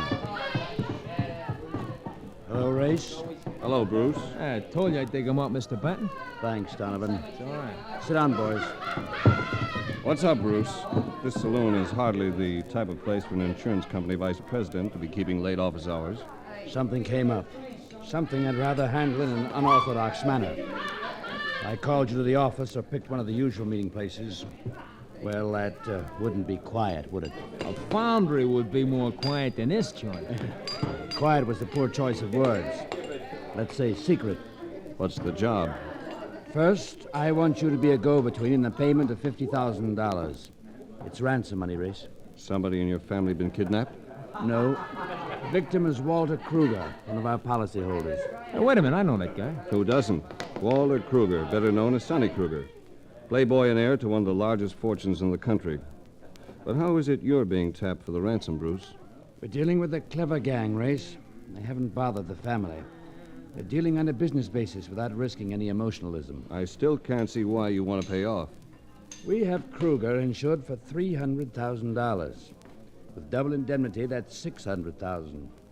If we don't pay off, they'll kill him. Holy cow. That is smart. Either you pay the 50 G's or lose 600 G's. I can see your point, but I can't buy it, Bruce. Refuse and call in the FBI. And don't get me wrong, Race. I'm not playing ball with him. I'm just trying to save Kruger's life. Once he's set free, we'll spend $1 million if we have to bring the criminals in. That's better. Where do I start? There's $50,000 in $20 bills in this lunch pail. I've named you as go-between. They'll contact you and arrange for the pickup. I don't know when or how. And after I deliver? We have the serial numbers, naturally. All banks will be informed and alerted. When we pin them down to a central point of operation, then you can go after them, Race. And no holds barred. All right? I'll take it. Good. Now, I guess you might as well drift out of here. Now, there's a side door.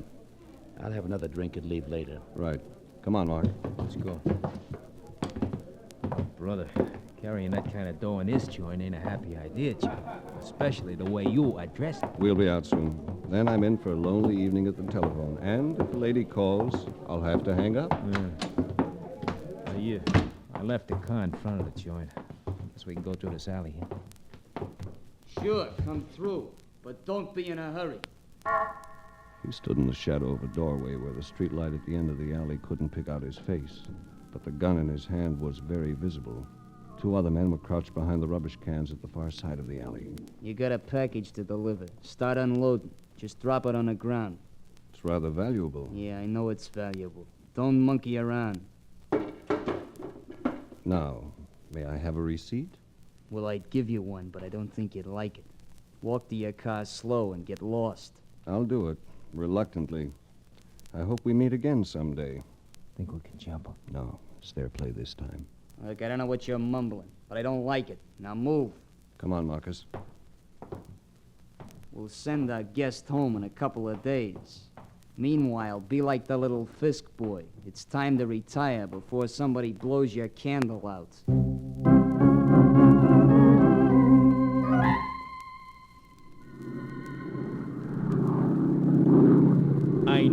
I know it. It happens every time. What's the matter, Mark? Every time I get on one of these cases, which it starts out on nice solid ground, but sooner or later you drag me into the wild blue yonder. And I ain't no Pappy Boyington. Relax and take a look at this map. Ransom bills have turned up in all the circled areas. Cities in Idaho, Montana, Arizona, Nevada. Yeah, that's great. So how you gonna find the guy who's pushing them? There's one good-sized city in the area that hasn't been touched. Right there. Yeah. Salt Lake City. You figure they'll try to unload some of the dough there? No. They must have skipped Salt Lake City for a reason. And I think the reason is simple. They're working out of Salt Lake City. They wouldn't push any of the bills too close to their base. Oh. You ever been in Salt Lake before, Race? In the winter. It's great for skiing. Skiing? You mean girls? Maybe I'd better say skiing before you get into trouble. This is Mormon country, and you'd better be on your good behavior. Yeah, I'll grow wings and make like an angel. As a matter of fact, I feel a lot safer up here with a spare set of wings. Oh, go get yourself a magazine. I want to take a nap. Okay. Be back in a while. May I sit down for a moment, Mr. Race? For a moment, I thought I dozed off and had myself a vision. She was standing over me, and her eyes were like violets, but there was fire behind them, just like that smoldering something in her voice. Then she slipped into Mark's seat, and her hand, very soft, very alive, and very feminine, settled over mine. You don't remember me, do you, Mr. Race? If I should, and I don't, I ought to be shot. I'm Sybil Anderson. The insurance company hired you to keep an eye on the family jewelry at my coming-out party in 1946. But you can't be that scrawny little society girl. I've grown up a little. It happens. It should happen to every girl. Didn't I read something about you getting yourself engaged last year? Mm-hmm. But it didn't take. My father unfortunately went broke, and I found it hard to keep up with Sonny Kruger and his pals. You were going to marry Kruger? Yes, but not anymore. Where are you bound for, Sybil? Same destination as yours, Race. Salt Lake City. Vacation? No. I've been living there for a while. You know, Race, I've become a career girl. I found that a smart girl can make a lot of money on her own. Why are you going? To study the habits of smart people who make a lot of money on their own.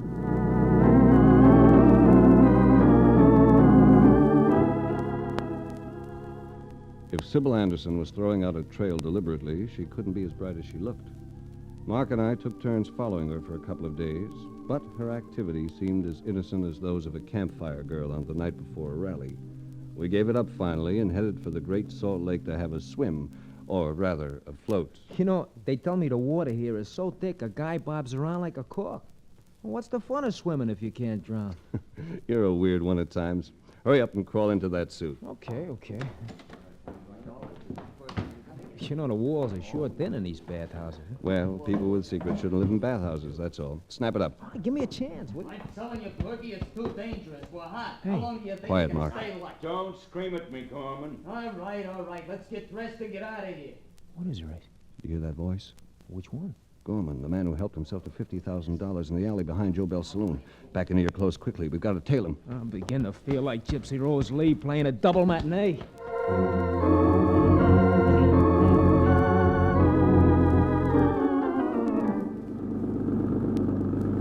Better speed it up a little, Mark. Gorman seems to be developing a lead foot on that accelerator. You ask me, he knows we're after him. We should have taken down a license number of the car, just in case. Don't worry. I've got the number. This ought to be the last curve, then a straightaway. There you are. What I tell you, nice stretch all the way up the side. Yes, but no car. Stop. Holy cow. Where could they have gone? Must have driven into some side road we missed or into a patch of saplings. Well, I'll turn this bus around. No, we'll leave it here and take to the woods on foot. We can work back under cover. Maybe their hideout is near here. You know, this is going to give them a great chance to take pot shots at us and swear they thought we was a couple of mooses. We'd make an even better target if we were creeping along in the car. Stay about 5 yards deep from the road, and I'll head in a little deeper. Make as little noise as possible. Yeah, don't worry. I hate having bullet holes in me. Stop talking. Hit the dirt. There's a little ravine just in front of me. Run after it. Next shot. All right. That last one was closer. We're all right for now. They can't spot us in here. We'll be able to hear any approach they make. Yeah, but how are we going to get out? We're not. They got us pinned down. We'll stay here until it gets dark.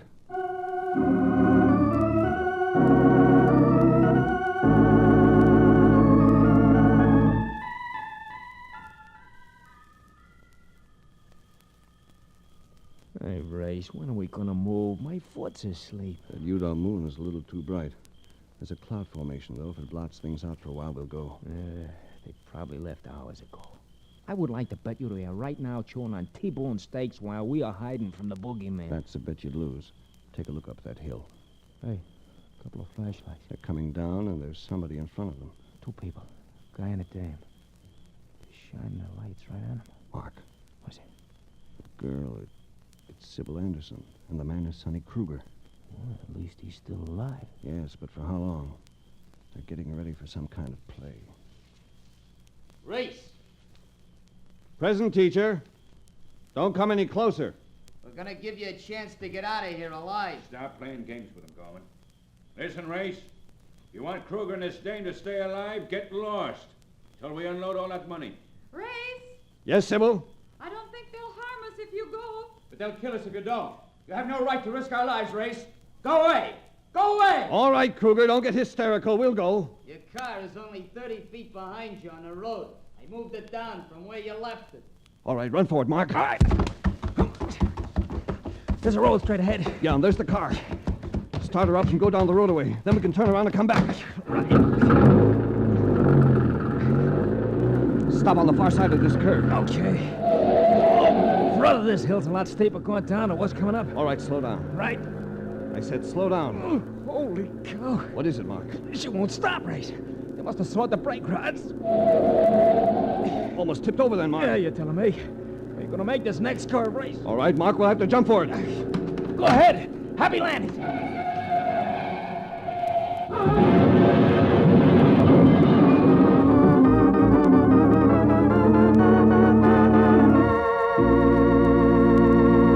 We'll return to the adventures of Frank Race in just about 1 minute.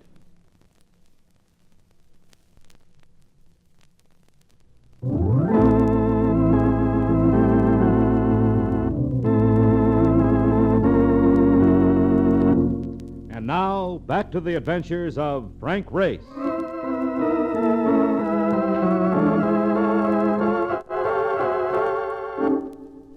Jumping from a car moving at 90 miles per hour over a winding mountain road is not the sort of sport I'd recommend. At least, not this side of paradise.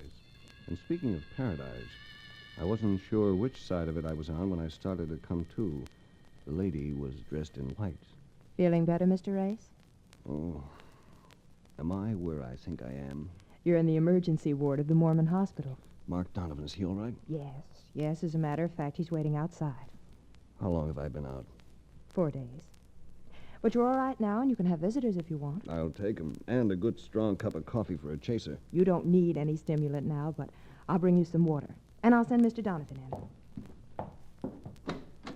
You can go in now. Oh, thanks.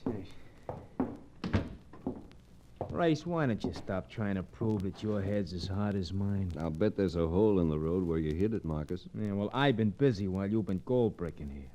Sybil Anderson is back in circulation, and Sonny Kruger's on the loose, too. Which means I've been out too long. Gorman and Berkey must have pushed the last of the hot money. I went back up into the hills to see if I could find a hideout, but there wasn't anything. You know something? It was pretty lucky to be picked up after that crash. Who found us? A couple of guys from the Forest Patrol. There's a thing up there called a ski lift. It's a bunch of chairs hanging from some kind of telephone poles or something. I don't know. There's no snow. Why would they be up there? Some kids must have got it started and somebody reported it, so these guys were going up to stop it and they found us.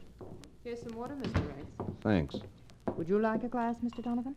You sure it wouldn't be too strong for me? You'll have to get used to our ways, Mr. Donovan. Maybe there's something to 'em at that. I never saw such healthy people in all my life. You know, Race, even when I feel good, I look at them and they make me think I must be sick. Mr. Race, the doctor says you'll be able to leave in the morning. Fine. I'll be ready. Nice. There's a big dance here Saturday night. There's one every Saturday night, Mr. Donovan. Goodbye. If you're really stuck for a date, I'm not doing anything. Shut up.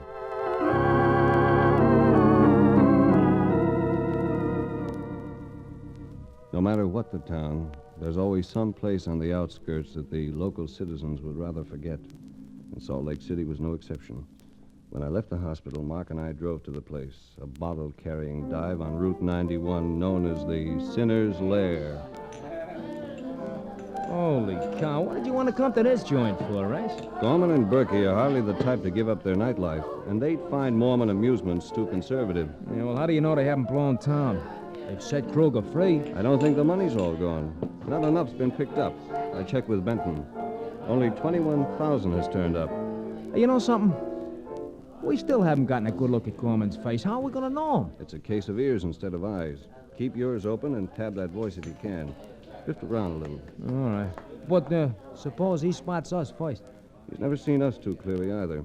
We've got as much of an edge as he has. Okay. If I see him, I'll give you the nod. Eavesdropping has never been one of my favorite pastimes, and the patrons of the Sinner's Lair didn't favor it either. There were faces I'd seen before, migratory faces that turn up here and there around the country, small-time crooks running away from the laws of one state or another, moving from town to town, never staying too long in any one spot. But at the back of the place, near a booth, I caught the tones of a voice I knew. It wasn't Gorman. It was Sybil Anderson. Are you safe now, Sonny? Are you sure? Yes, I'm out of it. They won't bother me anymore. Hello. Oh, hello, Race. Oh, Race. Race, you're all right. I'm looking for Gorman and Berkey. You know where they might be, Kruger? Probably thousands of miles from here by now. Might as well pack up and go home. Thanks for the advice. I think I'll stick. Mark and I meant to come back after you the other night, but we had an accident. I was frightened for you, Race. Tell me something, Sybil. How'd they happen to pick you up? Well, that was my fault, Race. I thought I could get away from them. I slipped a note out to Sybil and asked her to meet me with a car. The man I bribed double-crossed me. He delivered the note, and I picked her up. I don't think it's smart for you to be hanging out in a place like this, Sonny. He's right, Sonny. You ought to go back to town. I'll stay with Race, and he can drive me in. Why do you want to stay with him? The time has passed when I have to explain things to you, Sonny. Remember? All right. That's the way you want it. Call you tomorrow. Goodbye, Race. Goodbye. Well, we're alone, Race, but in the middle of a crowd as usual. We could go outside. There's a moon. Let's.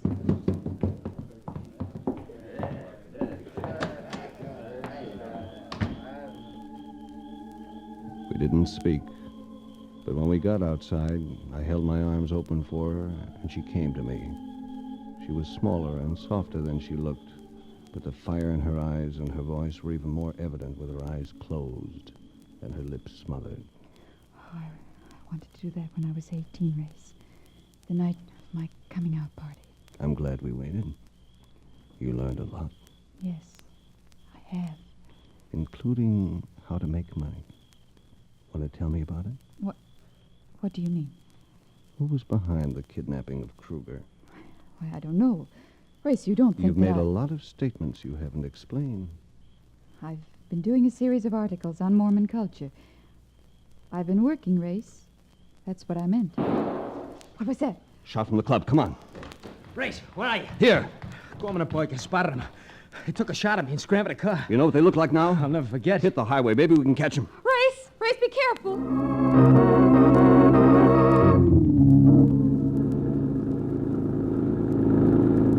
There's a car up ahead. It must be theirs. At least they didn't have time to work over the brakes on this heap. They're slowing down. Yeah, well, let's not figure on giving up too easy. They mean business. Well, we're armed, too, this time. Coming up to him. Keep low over the wheel, boy. Hey, you hit something. He's going off the road. Careful, Mark. He got our tires. Hold on. Oh, brother, I was afraid I was going to have to jump again. Well, we've lost him. But we got a busy night ahead of us. Turn around and go back to the sinner's lair. What for? One of them is wounded. You need treatment. They won't dare go to a hospital or a doctor. Maybe we can pick up the name of somebody who specializes in the treatment of illegal wounds.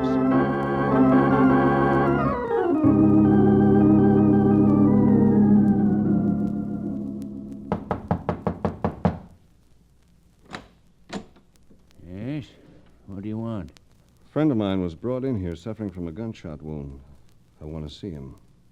I don't know what you're talking about. Look, he's hot. I've got to get him out of town. Stop stalling. Hey, come in. He's in here. Get him out of here fast if he's hot. What happened to the fellow who brought him here? He couldn't wait. Hello, Gorman.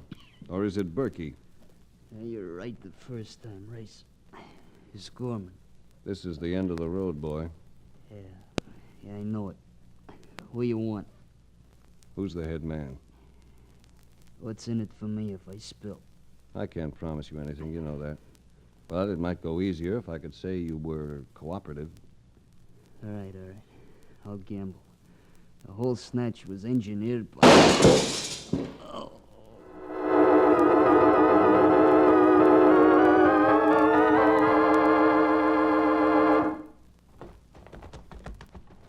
Race, will you please tell me what we're checking all these motels for? Sonny Kruger's car.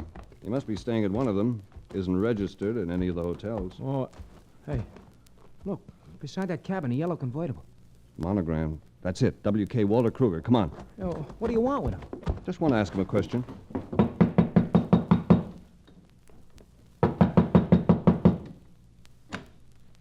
Yes? Oh, it's you, Race. Come in. I want to ask you something, Sonny. Where were you at 1 a.m.? Why? Because somebody shot one of your captors, Gorman, while I was talking to him. Well, I was with an old friend of my father's, Joseph Saunders. Will he swear to that? And is his word any good? He's a Mormon and very highly respected. How did you spend the evening? Playing chess at his house. As a matter of fact, we stopped at exactly 1 a.m. and he made some coffee. And we talked for a while. Mind if I call him and check on it? I don't think it would do any good. He just died a few minutes ago. Heart attack. I heard the report while I was listening to the radio.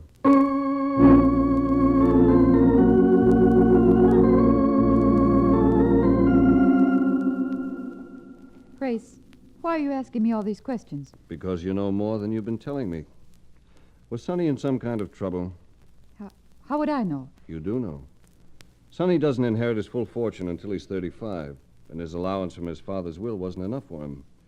If you got married, your father was going to advance him some money, wasn't he? Then your father went broke, and the engagement was called off. You got a crystal ball, Race? I checked on Gorman and Berkey. Their regular racket is a floating dice game. What does that prove? I think that Sonny owed them money he couldn't pay, and they were pressuring him. And I think he whipped up this deal himself to pay them off and get himself some cash on the side. Gorman and Berkey unloaded their money, but Sonny has the rest. Find it. I will, sooner or later. Race, Sonny is gone. I went back to check on him. He's gone. We're going too. I got the pieces now. We're going to pick Sonny up. You mean you know where he is? He's gone after the rest of the cash. And all you have to do, Race, is find out where it is. I know where it is. It's in the hills, someplace near the ski lift. The ski lift? That's right, Mark. The ski lift that was running without any snow. Come on, baby. This is the payoff.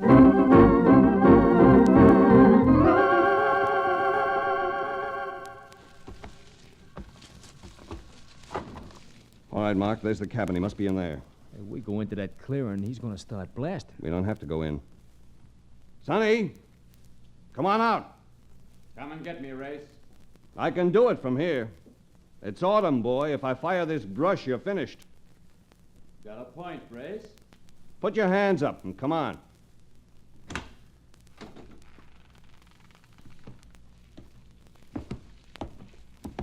Got me, Race?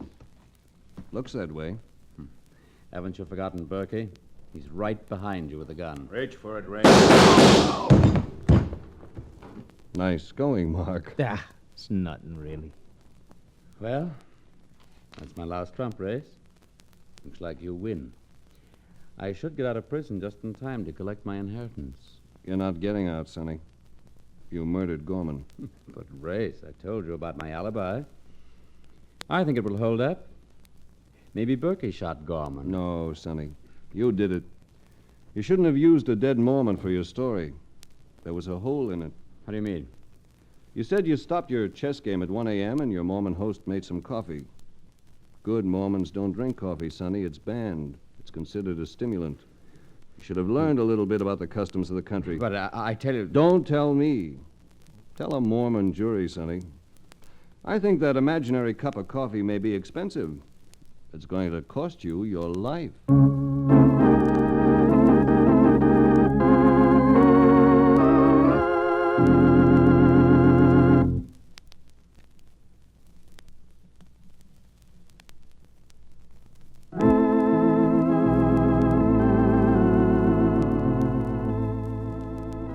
The Adventures of Frank Race, starring Paul Dubove with Tony Barrett as Mark Donovan, comes to you from Hollywood. Others heard in tonight's cast were Wilms Herbert, Inga Yolis, Bert Holland, William Johnstone, and Michael Ann Barrett. This series is written and directed by Buckley Angel and Joel Murcott. The music is composed and played by Ivan Ditmars. Be sure to be with us again this time next week for another dramatic chapter in The Adventures of Frank Race. Michael Roy speaking. This is a Bruce Ells production.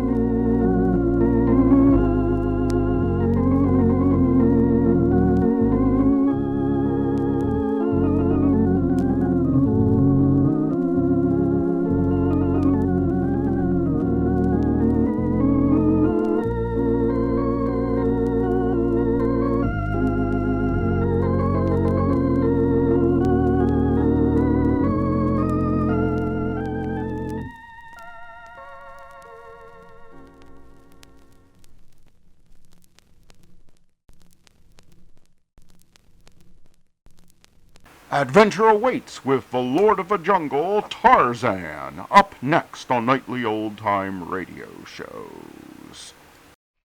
Tarzan of the Apes, brought to you from out the pages of Edgar Rice Burroughs' famous book.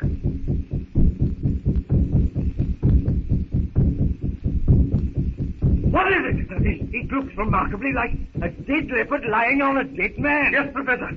And do you see what the man is clutching? Oui, Monsieur Clayton. It is the solar helmet of Monsieur Philander. It is for Philander's son. Attendez, Monsieur le Professeur. Do not approach. It is possibly a trap. Monsieur Clayton, if you will walk backward, comme ça, et Monsieur le Professeur will walk in this way. Mais en garde, Monsieur. My men will first encircle this spot to see that there are no poisoned arrows or spears pointing to the place where Monsieur's helmet is. And I will go first.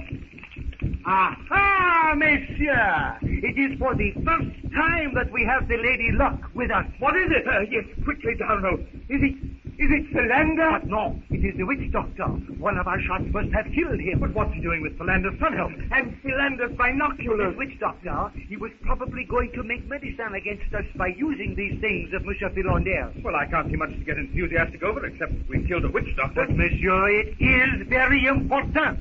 This is proof positive that at the time the witch doctor was killed, Monsieur Philander was still alive. But how, Darno? I cannot see any definite connection. Neither with can that. I. If Monsieur Philander were dead, this witch doctor would not carry these things. It is for the purpose of tribal ceremony that the witch doctor wants the helmet and the glasses. Well, probably you're right, though I fail to understand. I think, in fact, I'm sure I understand. Somewhere I've read that these primitive people make images of the person or persons they wish to destroy, and then proceed by concerted effort to pray them to death. That is correct, Monsieur le Professeur. And in addition, to make their medicine more potent, they gather whatever they can of the victim's belongings, surround the image with them, and the victim's death, I give you my word, is assured. All very ridiculous, I'm sure, and not helping us to rescue Philander. Ah, Monsieur Clayton is young to Africa. When Monsieur has lived here as long as I have, 10 years, he will not sneer at the black magic. But great Scott, Darno, you're not trying to tell me that we, grown, civilized men, are going to determine our actions and reactions, such as in this Philander capture, by what you choose to call black magic? Ha! It's ridiculous. Preposterous. Ridiculous? Preposterous? Hardly, Monsieur. But, tiens, we waste time. Allons. Don't you think we ought to take this witch doctor's costume? Scanty, I admit, but it might be useful. It is but one more thing to carry. It is nothing. Take it. Come, mes enfants. Forward. En avant.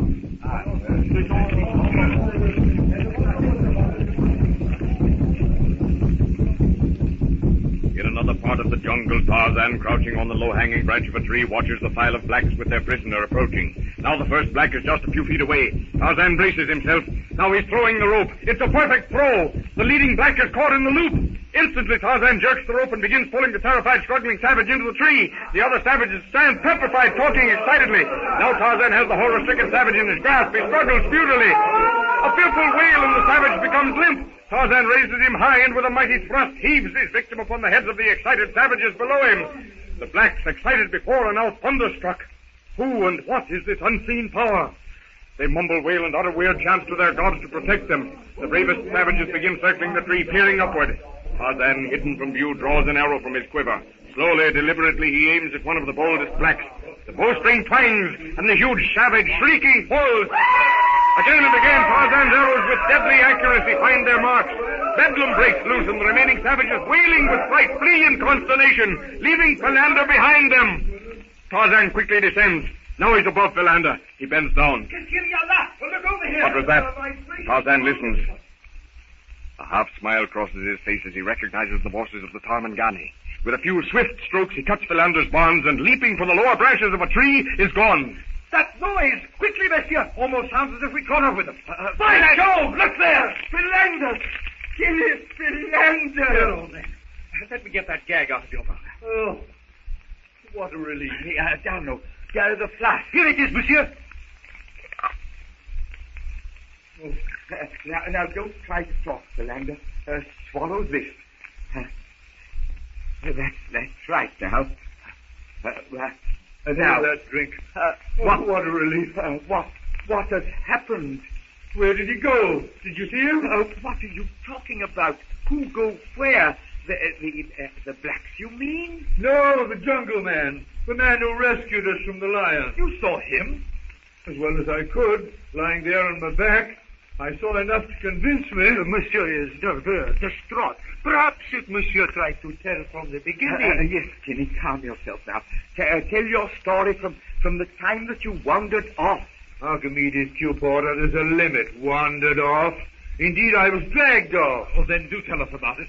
I was asleep, just a few feet from Clayton there. Something, I don't know what it was, awakened me. I felt a sort of choking feeling. I put my hand to my throat, felt a string. Just as I moved, it tightened. I tried to call, found myself getting giddy for lack of breath, and then everything went black. And then, Skinny, what? Go on. When I came to regain, that is, partially regain my faculties, I was being carried along by some blacks. How long I'd been unconscious, I had no idea. Suddenly there was a halt. The blacks dropped me. And from the ground where I lay helpless, I saw a black actually rise from the trail and disappear in the foliage above. The blacks excitedly huddled together beneath the tree, and immediately the one that disappeared in the tree was hurled with terrific force on top of them. They became wildly excited. Then I saw many of them who were nearest the tree drop with arrows in their chests. And then with the most awful sound, the remaining blacks fled, leaving me. Before I could really collect my senses, it happened so suddenly, so quickly, this amazing jungle person released my bonds and vanished. My tenor de Brist, that is astounding. I should like to meet this person. I have not the slightest doubt that you will do so, Darno. Philander, here is your sun helmet and your... Glasses? Yes. Why, yes. Where did you find them? On the trail, while we were following you. And now, Monsieur Darno, much as I would like to push on to the village, I think that poor Philander requires a little rest. Not me, Archimedes. I am ready now. That is the spirit that will win. But consider, we will require to conserve our strength. So let us camp here till daybreak. Par ici, mes enfants! Let's make a comfortable rest, Mr. Philander. Faites préparer un livre, Monsieur Philander. While Philander has been describing his experiences, Tarzan has returned to the platform in the trees where Jane tremblingly awaits him. Oh, White Skin, I thought you were never coming back. Back? White Skin, come back quick. Perhaps you thought it was quick, but to me it seemed years. Oh, I was so frightened, alone. Alone? Alone? Yes, alone. Well, I suppose I'll have to explain that word. While Jane tries to think of a way to explain alone, Tarzan tries equally hard to think how to explain that the Tarmangani are safe. Jane breaks off a few twigs, lays them on the platform, and passes her hand over them. White Skin, many. Many? Yes, Picking all the twigs up but one, Jane points to it. alone. Alone. Tarzan nods his head, then points to Jane. White Skin, go. Jane, alone. White Skin, come back. Jane, many? Well, it's not what Daddy or Mr. Philander would consider expert syntax, but then I understand. Understand? Yes. Yes? Yes. Yes. Jane nods her head Yes. several times as Yes. she repeats the Yes. word. Yes. Tarzan follows Yes. suit. Yes. Then Jane shakes her head from side to side. No. No. Yes, you've got it, White Skin. White Skin, go. Jane, frightened. Yes? White Skin, come back quick. Jane, frightened? No. Well, for a limited vocabulary, you express yourself wonderfully. But enough school for today. We ought to be asleep. Asleep? Asleep? Yes, sleep. Look. Jane closes her eyes, places her cheek on the palm of her hand, and pretends to sleep. Jane, sleep. Yes. White Skin, sleep. Yes.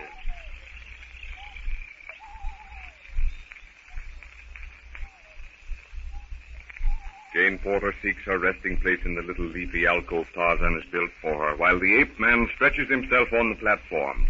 With the departure of the blacks, the jungle slowly returns to normal. New Mother Lion leaves his lair to stalk his prey in the tall grasses. Cantor, the elephant, returns to the water holes. Baby monkeys release their clutching grasp on their mother's shaggy coats, and excited chattering dies down to sleepy whimpers. Far in the distance, Dango, the hyena, howls to the moon and waits for the half-devoured kill of some worthier jungle beast, while Tarzan, Lord of the Jungle, sleeps before Jane's resting place. A loyal bodyguard, a foe to be feared, a sentinel against all intrusion.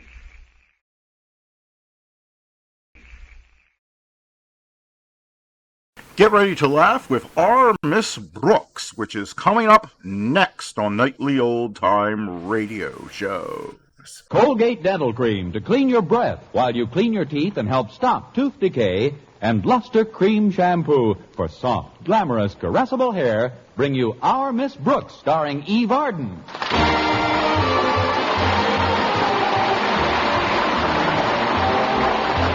It's time once again for another comedy episode of Our Miss Brooks under the direction of Al Lewis. Well, in the years our Miss Brooks has been teaching English at Madison High School, her principal, Osgood Conklin, has made his own appraisal of her worth.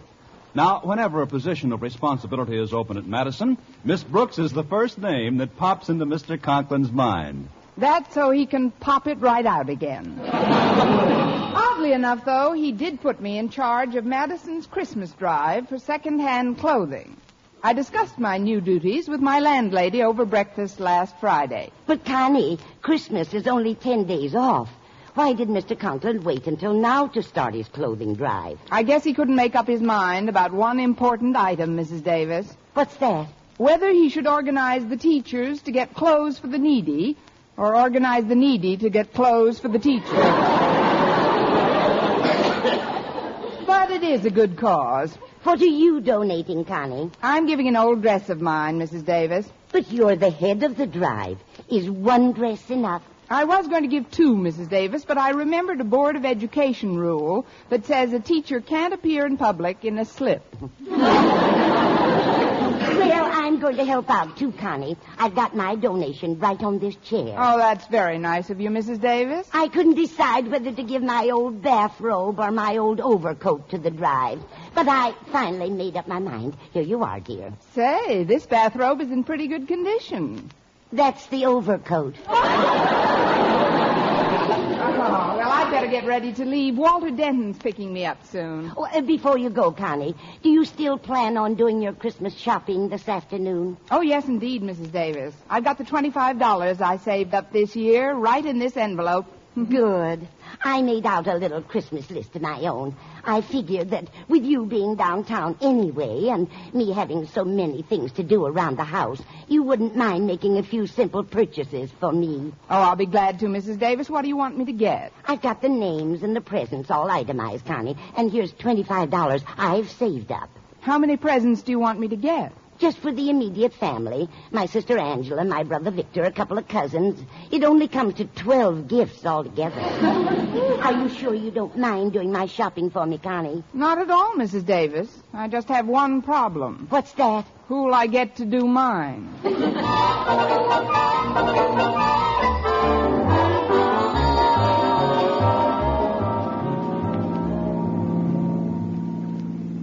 It was very nice of you to secure these old clothes from your friends and neighbors, Walter. You must have put in quite a lot of effort into this drive. For sweet charity and you, I'd bust a gut. Walter, please. The word is burst. Sorry. But how do you like my contribution, Miss Brooks? It's lovely, Walter. Some old lady'll be delighted with this lace shawl. That's my old sweatshirt. I guess some moths took a taste of it. Some moths left a taste of it. Thanks for the contribution. Well, that's not all I'm doing for your drive, Miss Brooks. Wait till you see the headline in the school paper today. The Monitor? What does it say? It says, Miss Brooks needs clothes desperately. Does that sound urgent enough, Miss Brooks? Urgent? Sounds like I was caught backstage at a burlesque show. But I appreciate your interest in this drive, Walter, and if there's ever anything I can do to reciprocate... There he is, Miss Brooks. You see, I haven't bought Harriet Conklin her Christmas present yet, and I thought maybe you could make a suggestion.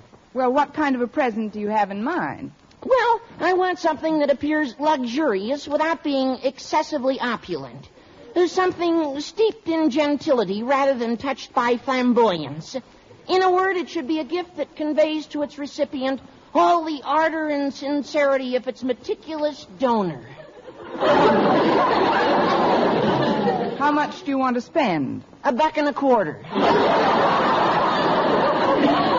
Why don't you just send her your description of what the gift should be like? I'll try and help you out, though, Walter. I'm doing my Christmas shopping this afternoon. Maybe I'll get an idea. Miss Brooks, did you say that you're going shopping today?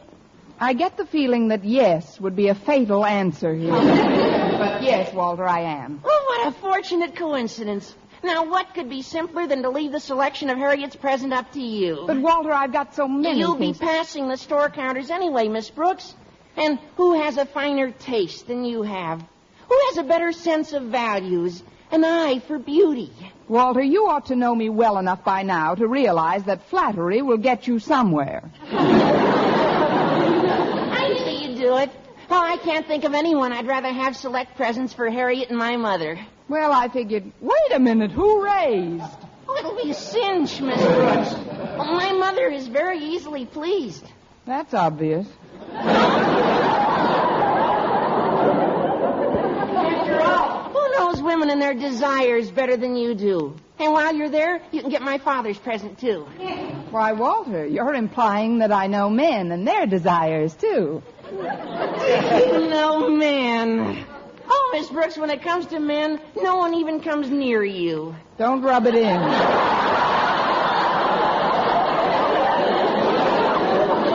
Here, Miss Brooks, take this $5 bill and put it in your bag. All right, Walter. Oh, dear, I forgot my bag. I'll just put it in this envelope with the other money. I'm sure grateful for this favor, Miss Brooks. I know you wouldn't do this for just anybody. You're right, Walter. This year, I'm doing it for just everybody.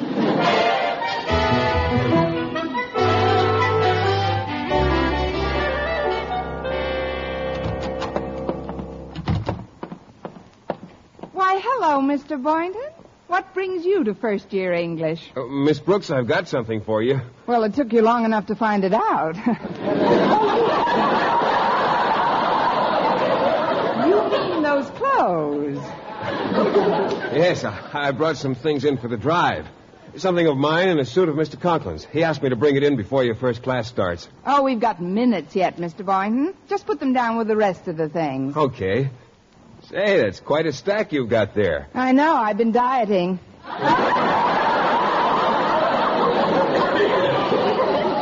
was talking about the pile of clothes. I wish I could have given more to the Christmas drive than I did, Miss Brooks. I think you've made a splendid contribution, Mr. Boynton. You do? Some shivering derelicts will be tickled with those tennis shorts. Those are slacks, Miss Brooks. It's just the way they're folded.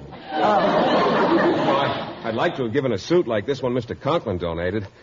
This still has plenty of wear in it. It does seem to be in pretty good shape. I'll say it does. Why, with a little fixing here and there, a few alterations, a good cleaning and pressing. Get that look out of your eye. He'd recognize it on you in a minute.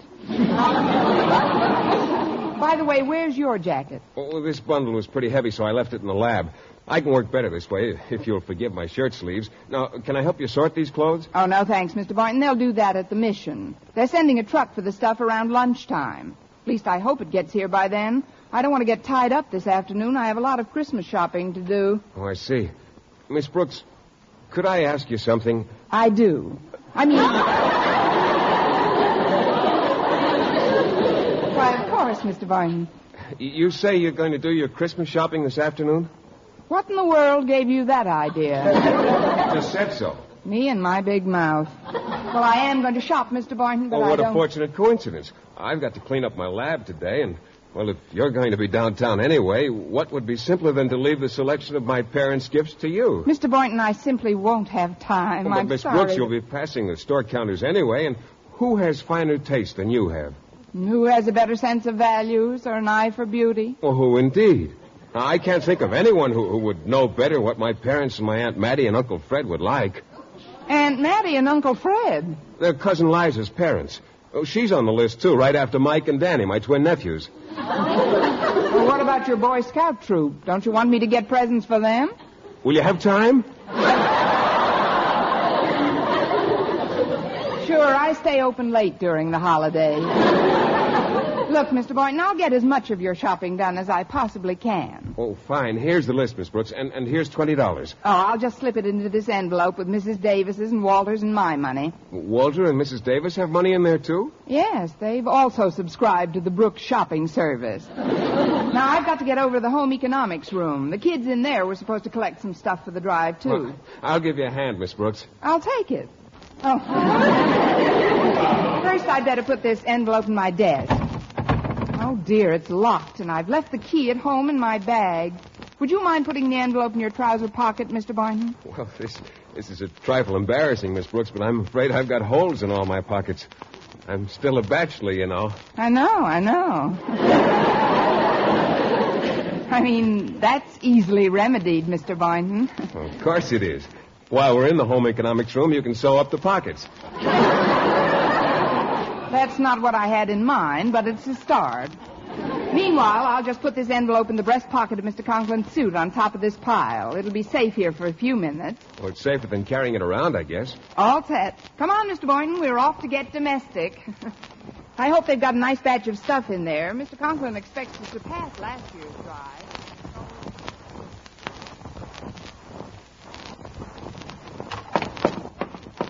Well, here are the bundles, Harriet.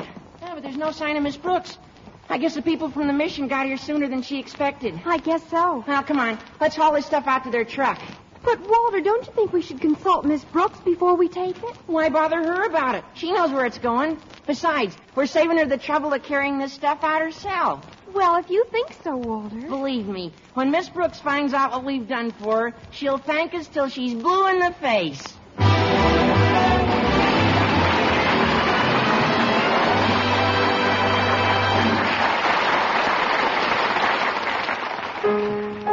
Brush your teeth with Colgate. Colgate Dental Cream. It cleans your breath. What a toothpaste. What it cleans your teeth. Colgate toothpaste. Cleans your breath. What a toothpaste. What it cleans your teeth. Colgate Dental Cream cleans your breath while it cleans your teeth.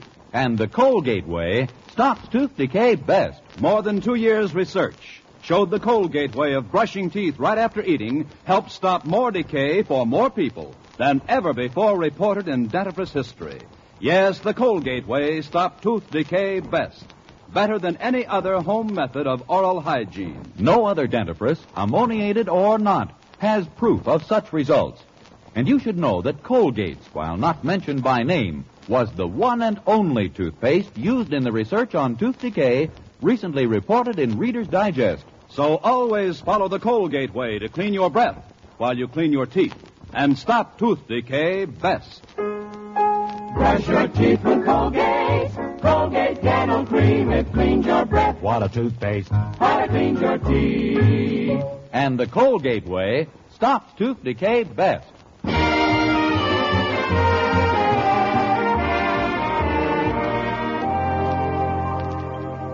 Well, when I got back to my room and discovered the absence of Mr. Conklin's suit containing $75 belonging to Walter, Mrs. Davis, Mr. Boynton, and me, I was fit, as the old expression goes, to be tied. The suit itself wasn't worth anywhere near $75. In fact, no suit of Mr. Conklin's is worth that much money, even with him in it. But my problem now was getting it back. And in my first free period, I headed for the biology lab to consult Mr. Boynton.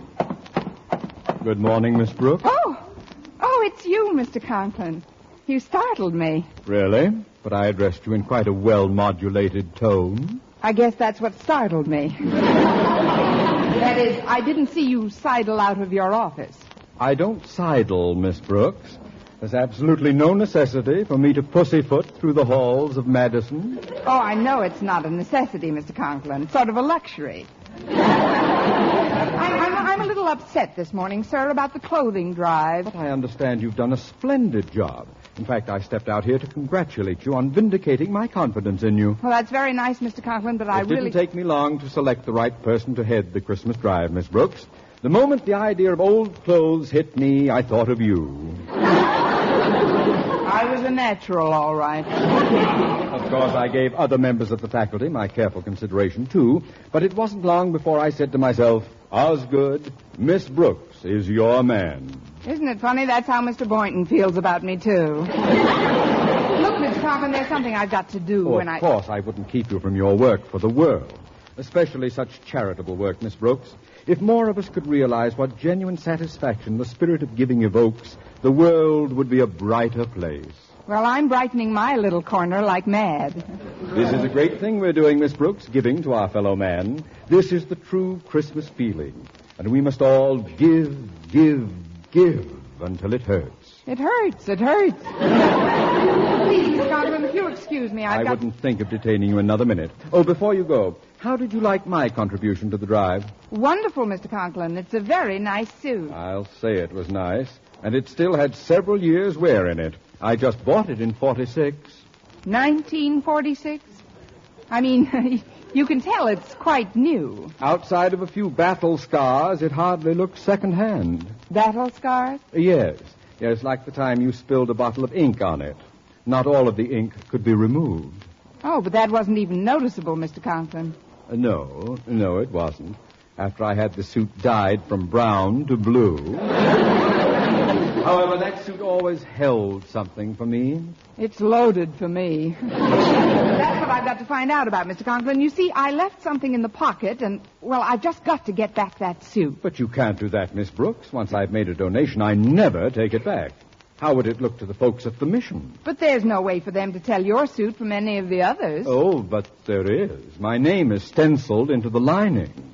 Not that I wanted anyone to know I was giving, of course. You just didn't want anyone not to know. Oh, Daddy, there's a call for you in your office. Will you get it? I'll call them back, Harriet. But it's Mother. She says it's urgent. With your mother, it's always urgent. Probably wants me to bring home a paper. You'd better talk to her, Mr. Conklin. I'm going in to see Mr. Boynton about our predicament. Very well, Miss Brooks, but remember, it is better to give than to receive. That may be, Mr. Conklin. But if I may show off my background in English literature, there's another famous parable which goes, as good as it is to give, it's better to get back that which ain't yours to give. What a fuss to make over a few dollars. Some people are just mercenary, I guess. Hello. Yes, Martha, what is it? Have I had your necklace repaired yet? I don't remember your giving it to me. What? You put it in the pocket of my blue suit Wednesday night? Martha, was that my brown-dyed blue suit?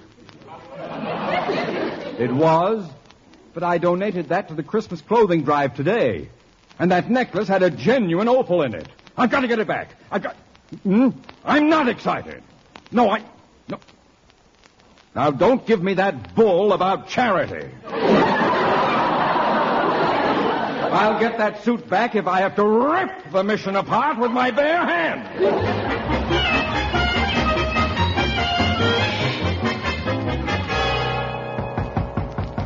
Come in.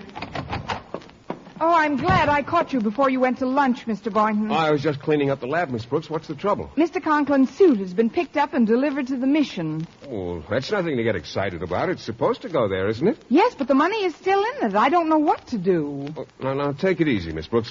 What money is still in it? The shopping money. Mine, Mrs. Davis's, Walter's, and yours.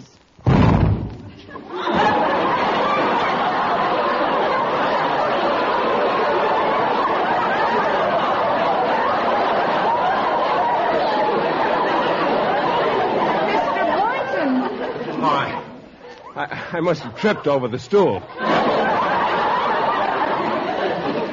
What time are they going to distribute this clothing, Miss Brooks? This afternoon, Mr. Boynton. We've just got to get down to that mission and get the suit back. Well, are you sure you could identify Mr. Conklin's suit? With the things I've spilled on it, if I can't identify it, it'll identify me. How are we going to go about getting it? Well, we'll simply park outside the mission and watch every person who leaves the premises. In that way, we're bound to see who walks out with Mr. Conklin's suit on. The rest is up to you. What do I do? Pick his pocket while he waits for a bus?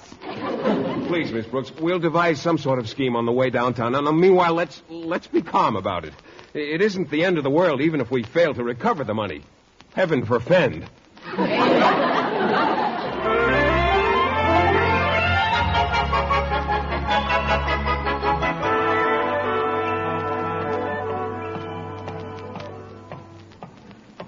You've looked through this mission window for 10 minutes now, Miss Brooks. Have you seen Mr. Conklin's suit yet? No, but I spotted the dress I donated, and I've been following its progress.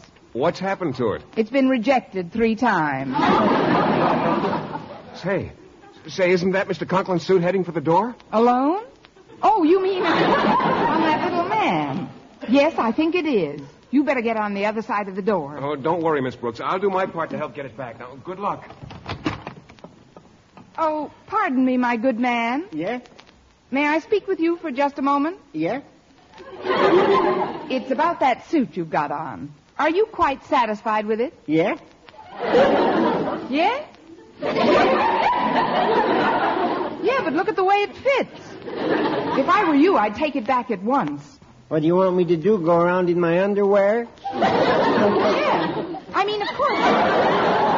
Maybe you could get a better one. Now, there's no reason why you shouldn't do every bit as well as this man coming toward us now.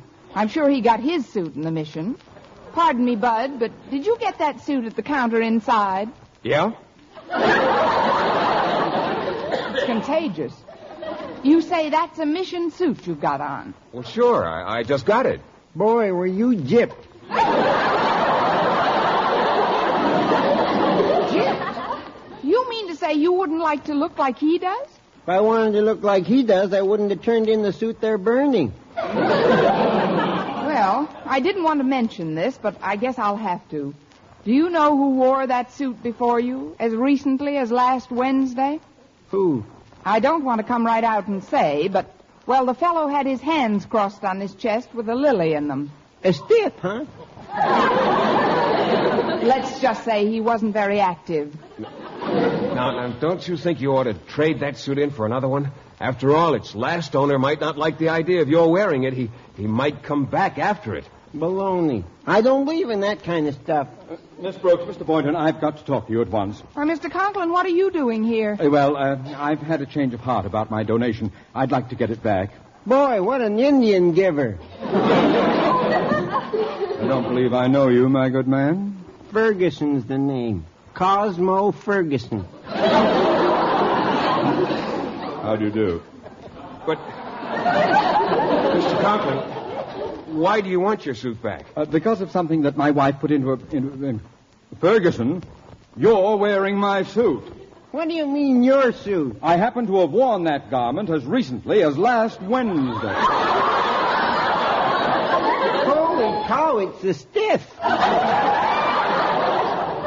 What's that?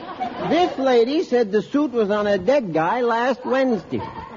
I must have caught you while you were dozing, Mr. Conklin. Look, I've just got to have that suit back. It has a sentimental attraction for me. Be a good fellow and return it. Nothing doing. I was handed this suit and told it was mine to keep. Now I'm leaving. Oh, wait. I'll get you another suit. Please, Mr. Ferguson, be reasonable. No. Oh, come on, Cosmo. You don't want that old suit. Of course you don't. Give it here. Take your hands off of me, Pompous, or there'll be trouble. That's the idea. You and him fight. I'll hold your coat. I'm not going to fight. I'm just going. No, wait. I'll give you $5 for that suit. I'm staying. I'll give you $6 for it. Miss Brooks, why are you bidding for this suit? It's got a sentimental attraction for me, too. I've spilled more on that suit than any of your others. I'll give you $10. 12. 18. 19. Gee, and I always thought they just sang songs at missions.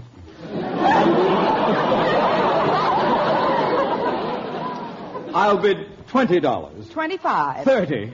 Mr. Conklin, did you bid $30 for this old suit? Yes, I guess I did. Let's make that 27. 22. 17. 11. Wait a minute now. I accept the lady's previous offer of 25. But how do you know she has the money to pay for it? Have you? I will have as soon as I get that coat. Just a minute.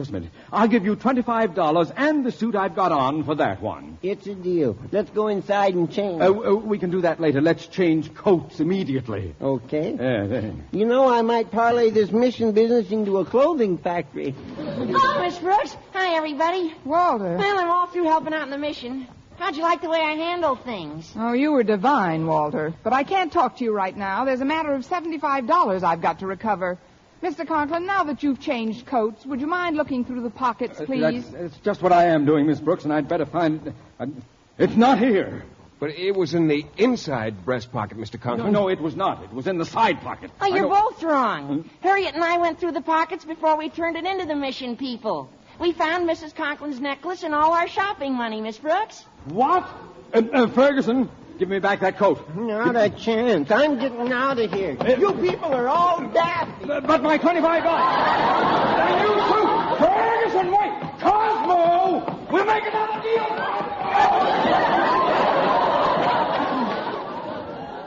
Now, what's the matter with old Marblehead? Mr. Conklin, why is he running after that bum? You tell him, Miss Brooks. All I can say is it's definitely better to give than to get, especially where Cosmo's going to get it.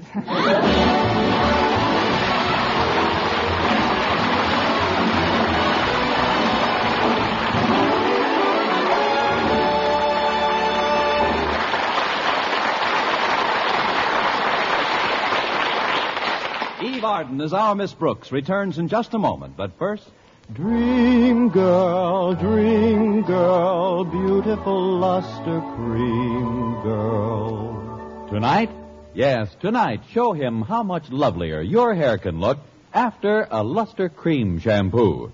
Luster Cream, world's finest shampoo. No other shampoo in the world gives you Kay Daumit's magic blend of secret ingredients plus gentle lanolin.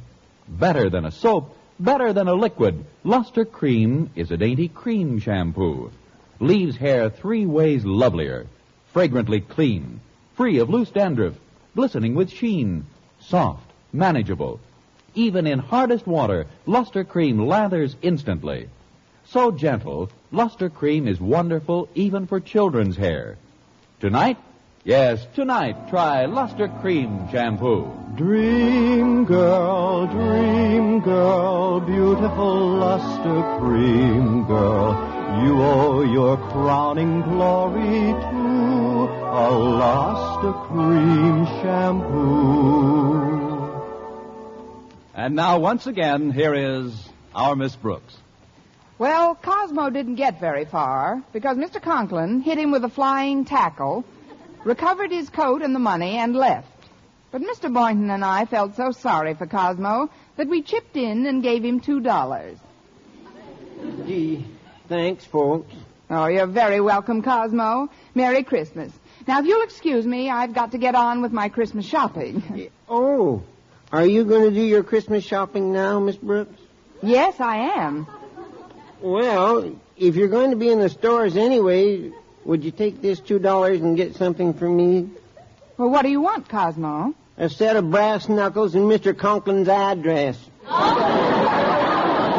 Why, I'm surprised at you, Cosmo. Spending $2 for brass knuckles. For 49 cents, you can get a hammer.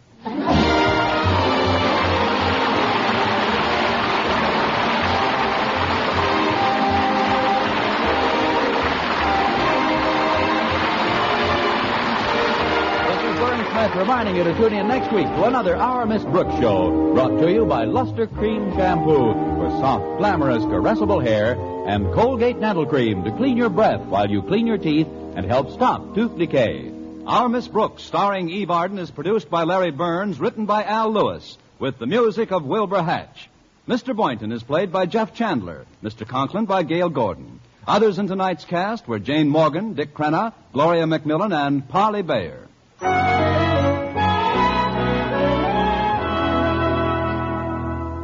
You want a beauty soap for a beauty bath. And your bath becomes a beauty bath when you change to proper cleansing with Palmolive soap.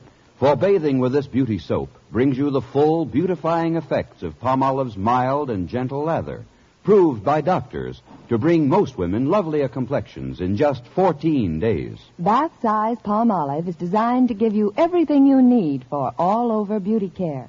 Fragrance for daintiness, mildness for loveliness, purity for gentleness, big bath size for thriftiness. So get big bath size Palmolive. So mild, so pure, so right for all of you. If you like mysteries that are as full of chuckles as chills, be sure to hear Mr. and Mrs. North every Tuesday over this same network. Don't miss the exciting and laughable adventures of these amateur detectives. Hear Mr. and Mrs. North every Tuesday night. And be with us again next week at the same time for another comedy episode of Our Miss Brooks. Bob Lamont speaking. Stay tuned now for Jack Benny. This is CBS Columbia Broadcasting System.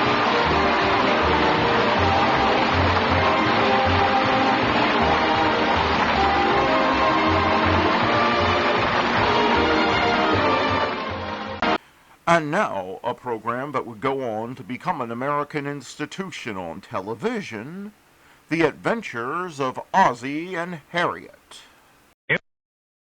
International Sterling. International Sterling is solid silver. The solid silver with beauty that lives forever is International Sterling.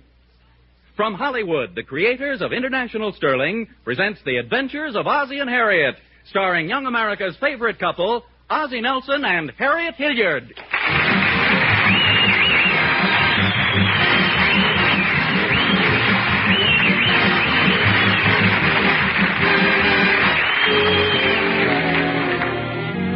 It's late afternoon as we join the Nelsons at 1847 Rogers Road. Harriet is sitting in the living room, and little David is just entering the house. Is that you, David? Yes, Mother. All through playing? Yes, Mother. I was just going upstairs to get ready for dinner. I want to brush my shoes and change my clothes and clean my teeth and wash my face.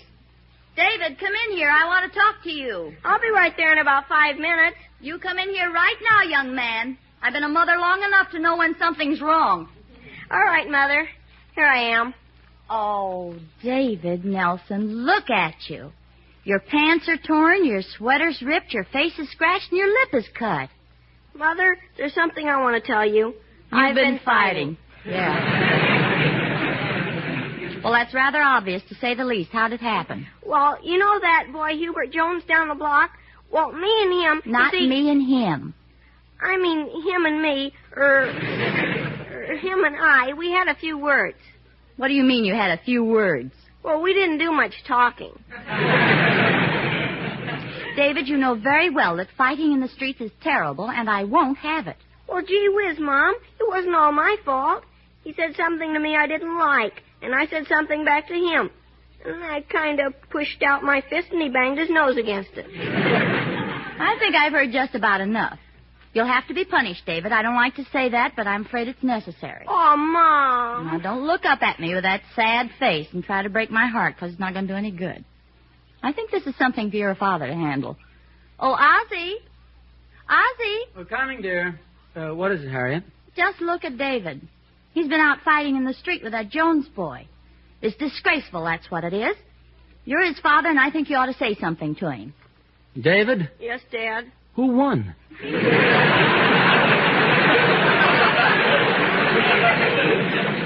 Ozzie Nelson, you're just as bad as he is. Well, if David was fighting, he might have had a good reason. I don't care what his reason was. Look at his lip. Look at his cheek. Look at his ear. I want him to grow up to look like my side of the family.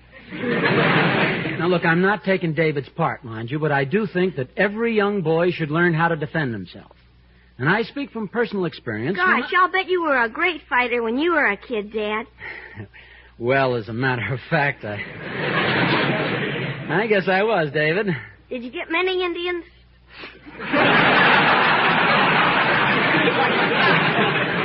Well, David... David, stop buttering up your father. A fine lecture you're giving the boy. David, your mother's right. What your mother means is that we just don't like the idea of your getting into fights in the street. We'd rather that it stop. Oh, don't be too severe with him, dear. Now, exactly what happened, David? Well, we had a few words, and I hit him a few times, and he hit me a few times, and then I hit him a few more times. But you did hit him first.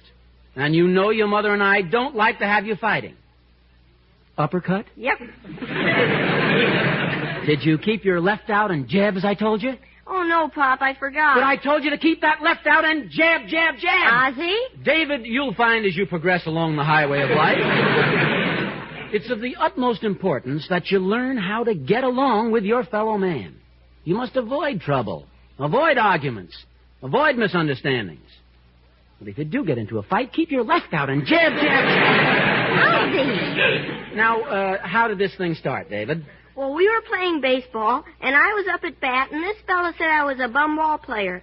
Well, that's no reason to begin using your fists. But he called me a little stinker. Well, you just ignore him, David. Names can't hurt you. Well, then he said you were a big stinker. Why didn't you hit him with the bat? David, maybe you'd better run along and get cleaned up for dinner. Okay, Mom. And David, no more fighting. Now, remember what I say, because the next time I catch you fighting, I won't tell your father. I'll handle it myself. Yes, Mom. I'll be right down. He's a fine boy, all right. I'm afraid he's a chip off the old block. Gosh, I remember when I was a kid, I was a terror of the neighborhood. Oh, Ozzie Nelson, you were a fat little boy and you know it. Fat? It so happens I was known as Nelson the Muscle Boy. Well, from what I heard, they used to call you Nelson the Bustle Boy. Come on, let's go into dinner. Okay.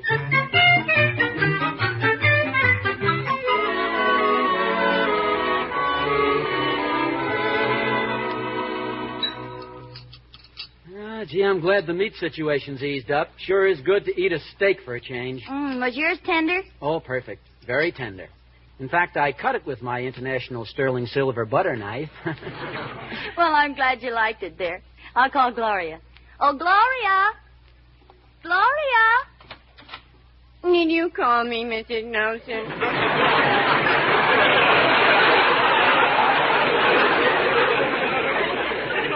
Yes, Gloria, I did. We finished dinner. Oh, it was wonderful, too. Oh, thank you. Oh, my goodness. What happened to David's face? Oh, he got into a fight with a Jones boy down the street. Oh, look at your eye, David. You're going to have a black eye just like I got once. The time somebody sneaked up behind me and gave me a kick. Somebody sneaked up behind you and gave you a kick? Yeah. And you got a black eye? I was looking through a keyhole at the time.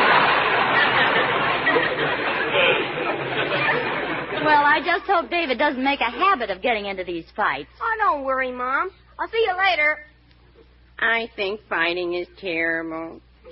And I know, too, because my mother and father were always getting into fights. Oh, that's too bad. They just never got along. They were divorced twice.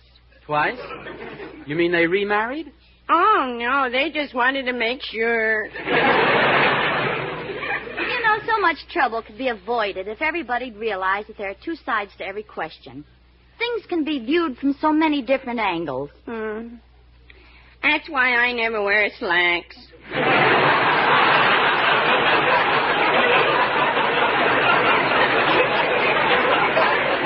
Well, that's something else again. What I meant was that coming to blows is so foolish. The old saying is still true. Might doesn't make right. Mrs. Nelson, you've never been out with a sailor, have you? Well, not lately, Gloria, anyway. I'll get it. Yes? That's the kid's father, Unc. Hit him. What? Go ahead, Unc. Hit him. You know what Annie told you. Now, just a minute, Hubert. The man hasn't even said anything yet. What's this all about? There, he said something. Hit him. What's going on here? Well, it seems that your son had a fight with my nephew and bloodied his nose. Oh, yes. Well, I already gave David a lecture about that. Yatted. Talk. Hit him, Uncle Peter, and let's go home. Now, just a minute, son. You're bigger than David. Why can't you settle your own arguments? Because the psychiatrist says I'm a delicate, sensitive boy who abhors violence. Go ahead, bust him on, Unc. Your uncle's not going to hit anybody. That's what you think. Hubert, you better wait out in the car. Some of the things I'm going to say to Mr. Nelson may not be fit for you to hear. But, Uncle Peter, I want to hear. I'm sure your Aunt Bertha would not approve. Now go. Go. Well, okay. But be sure you give him you know what. Okay, he's gone. Now, just what is this you're going to say to me? Shake hands. You've got a fine boy. I'm Hubert's uncle, but Hubert is one of the most spoiled, mean brats that I have ever seen. Well, my gosh, how can an uncle speak that way about his nephew? Well, I'm not really his uncle. I'm only his uncle through an error.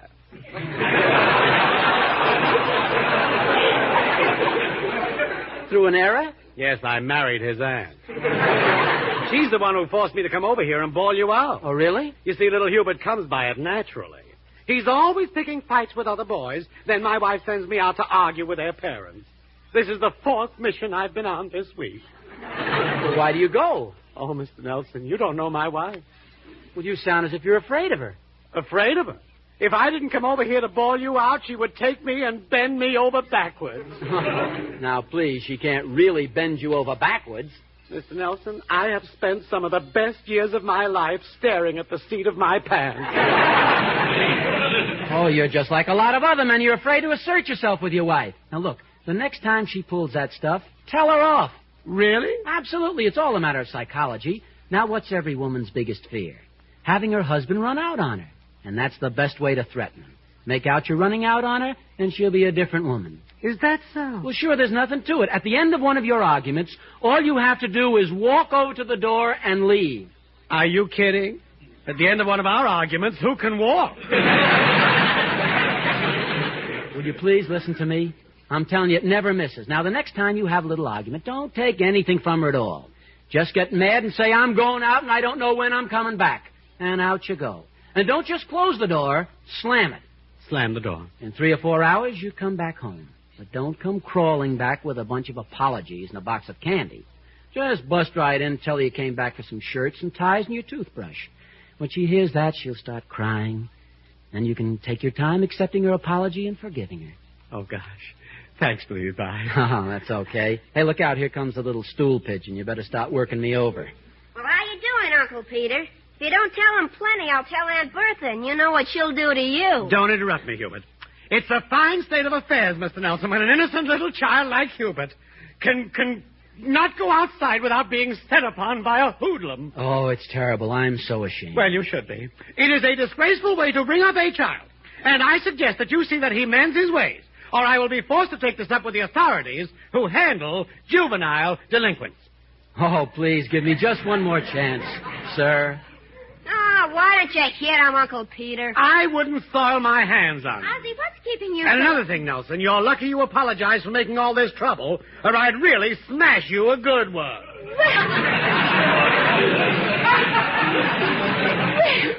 Ozzie, are you going to stand there and let him say things like that? Well, I'll explain later. And don't let it happen again. Goodbye. And you're peachy, Mr. Nelson. Why, Ozzie Nelson, I'm surprised at you. Now, stop jumping to conclusions. The idea is just standing there and taking all that abuse. Will you let me explain, please? I was just saving the poor guy's life, that's all. His wife made him come over here and do that. You mean you let him say those things to keep his wife happy? Well, what's wrong with doing a guy a favor? Well, leave it to men to figure out a thing like that, of all the idiotic things. Well, I don't see anything idiotic about it. I just helped them out, that's all. Besides, if men are idiotic, what are women? Oh, go on. Go on. It's just about time to bring up women drivers to prove your point, isn't it? No, it isn't. I happen to think that women drivers drive very well, considering they keep their eyes closed in traffic. Well, it happens to be a well-known fact that men are sillier than women. It does? Yes. Ask any woman. Harriet, maybe you're right at that. Maybe men are sillier than women. Oh, so you finally admit it? Yes, sir, they must be sillier than women, because look how silly women are, and men marry them. Oh, why, Ozzie Now, look Nelson. here, I'm not the type to argue. I happen to know there's only one way for a husband to handle a situation like this, and that's this way. Goodbye. Oh, Ozzie! Ozzie, come back! Yes? You forgot your hat.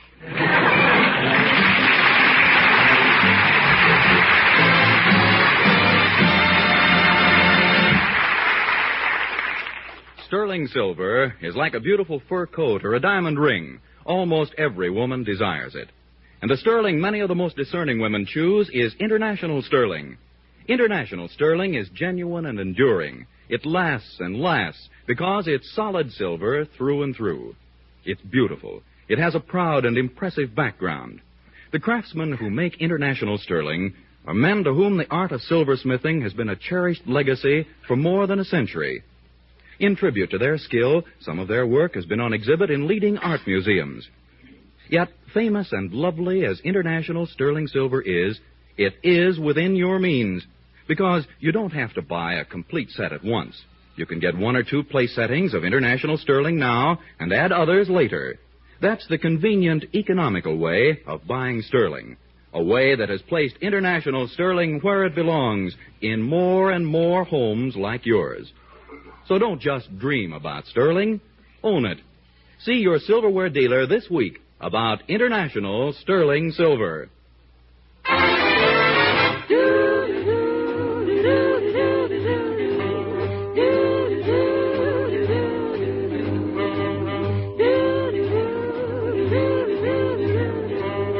Now it's time for our lovely singing stars, the 4 famous King sisters. Gonna take a sentimental journey. Gonna set my heart at ease. Gonna take a sentimental journey to renew old memories. Got my bag, got my reservation. I spend each time I could afford.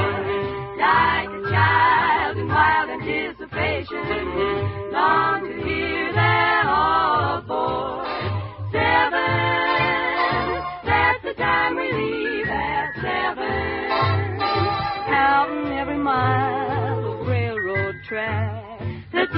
me back. I never thought my heart could be so yearning. Why did I decide to roam? Gonna take a sentimental journey back home.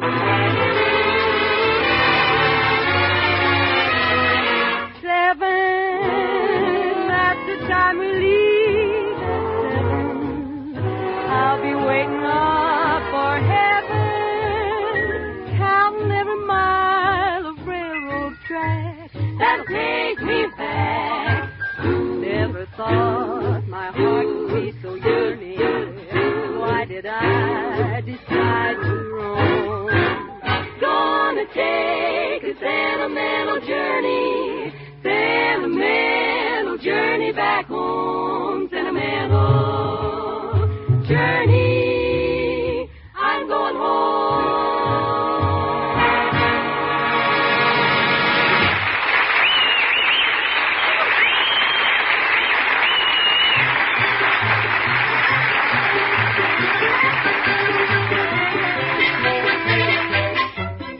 Now, let's get back to Ozzie and Harriet, shall we? There's been a little quarrel at the Nelson household this evening. Oh, I can't believe it's anything serious, but yet, well, gosh, Ozzie did walk out and slam the door, and, well, we'll see. As our scene opens, Ozzie is mumbling his way down the street. Sometimes you just gotta put your foot down. Hello, Mr. Nelson. Oh, hello, Emmy Lou. I'm sorry I can't stop to speak to you today, Mr. Nelson. I've simply got to meet my girlfriend downtown. I've got to fly. Well, run right along, Emmy Lou. I got nothing on my mind right now except a lot of domestic trouble anyway. Goodbye, Mr. Nelson. Did you say domestic trouble? Oh, well, it's nothing serious, Emmy. Nothing to get excited about. All that happened was Mrs. Nelson and I had a little difference of opinion. Oh, is that all? Yes, although that really does create sort of a problem. You call that a problem, Mr. Nelson? Just put yourself in my shoes. How would you like to meet a boy that you fell in love with at first sight, and he fell in love with you, too? And he kept saying he loved you, but he couldn't get married because he was supporting his little sister. And then you found out he didn't even have a little sister, that it was all lies, lies, lies. Is that what happened to you? Well, no, but I've got a blind date for tomorrow, and you never can tell.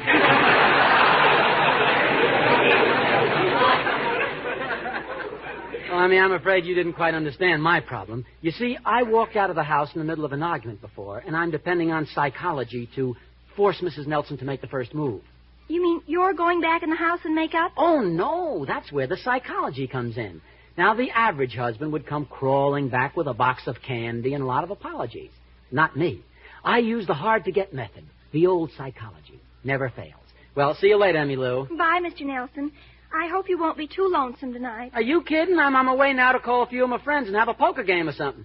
There's plenty to do. Probably be a big night for me.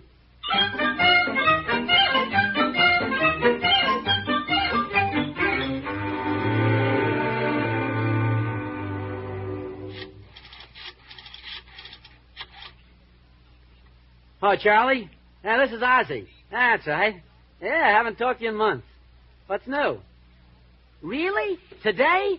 Oh, well, congratulations. What is it, a boy? Ah, that's swell. And I don't suppose you'd be interested in the game tonight. Well, anyway, it's been nice speaking to you, Charlie. Haven't talked to you in months. So long. Oh, by the way, this new edition's number 4, isn't it? What? Number 9. Say, I haven't talked to you in years. Well, that takes care of Charlie. Let's see, Don couldn't make it, or Harold, or Ben. I think I'll give Al a ring.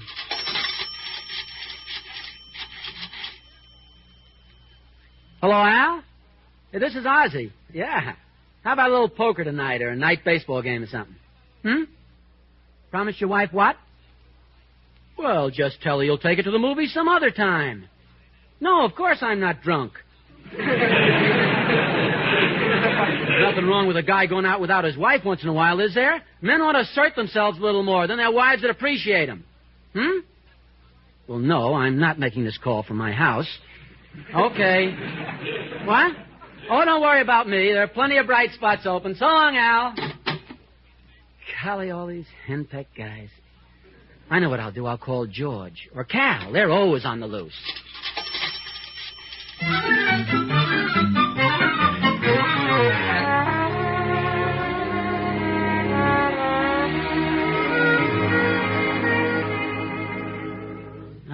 golly, all these henpecked guys. Hey, this solitaire's not a bad game at that. Let's see how much I lost to myself. Gee, I'd really be in a hole if I hadn't cheated a little.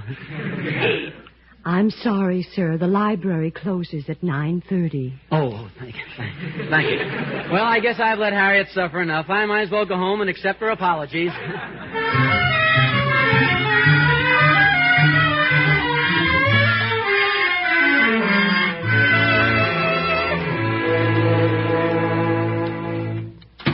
Is that you, Ozzie? Yes, Harriet. Did you come back for something? Oh, I think I'll stay downtown tonight. Fine, that'll be a break for me. You've been snoring lately. Why, I just came back to get my other suit and some shirts and ties. I'll go upstairs and get them now. Oh, don't bother. I packed a suitcase for you with your things in it. It's right there by the doorway. Oh, yes. Well, thank you. What's the matter? Don't you like the suitcase? Oh, yes. It's fine. Well, that's fine. I suppose you've been having a big time. Oh, I just hit a few of the high spots. Dropped into the Macombo, and then over the Trocadero, and from there to Ciro's. Did you dance? Well, just a couple of turns around the floor at each place. With anyone I know? No, just a couple of cute little girls I happened to meet. They weren't particularly brilliant conversationalists, but they certainly were... Good dancers? Well, it was so crowded, we just stood in the middle of the floor and vibrated a little. Oh. Well, that sounds like fun. Yes, it was, I guess. Well, I'd better be going. I say I'd better be going. Goodbye. Goodbye. If you ever need me for anything, the faucet may start to leak again, you can reach me by putting an ad in the personals, signed Lonely. I'll come from wherever I am. I put your toothbrush and the razor in the suitcase, too. Oh, you needn't have bothered with my razor. I don't think I'll be shaving.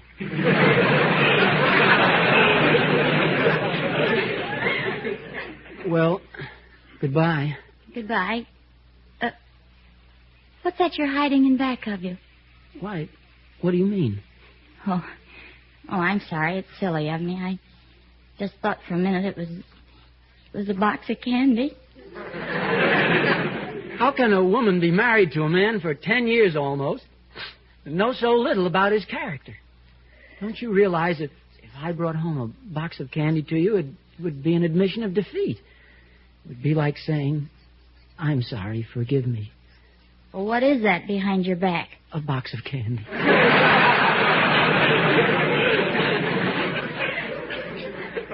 I'm sorry, darling. Forgive me. Oh, no, it was all my fault. I was so stubborn. Oh, but you were right all the time. No, I was wrong. You were right. Then why didn't you apologize? Packing that suitcase. You would have let me leave, wouldn't you? But Ozzie... I never want to see that suitcase again. I'm going to throw it out right now. Here, I'll give you a hammer. A hammer? Yes, the suitcase is nailed to the floor.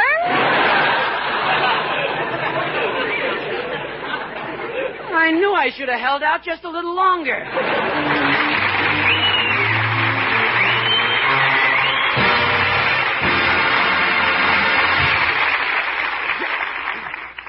Ozzie and Harriet will be back in a moment.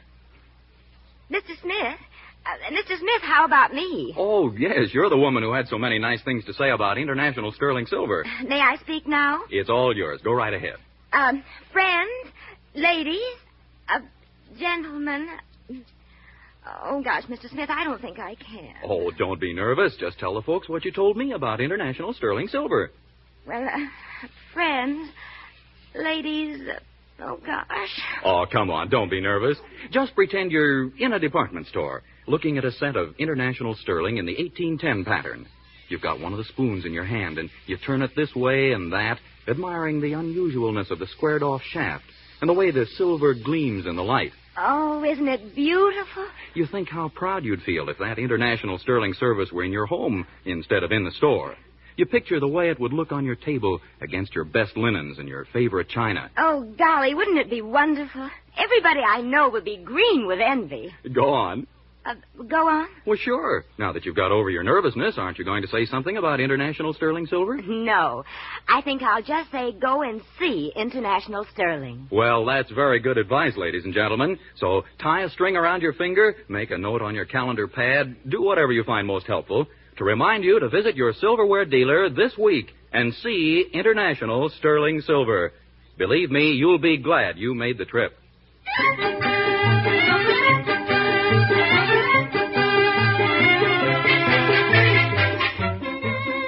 And now let's look in on Ozzie and Harriet again. Ozzie? Yes, Harriet? I forgot to tell you. Before you got back, the librarian called and said she found your King of Diamonds under the nonfiction table. Oh. Well, then you knew I wasn't at the Macumba. Was Ciro's dancing with those girls? Yes, dear. Well, then why did you look so mad? Because you looked so happy while you were telling me about it. Oh, fine.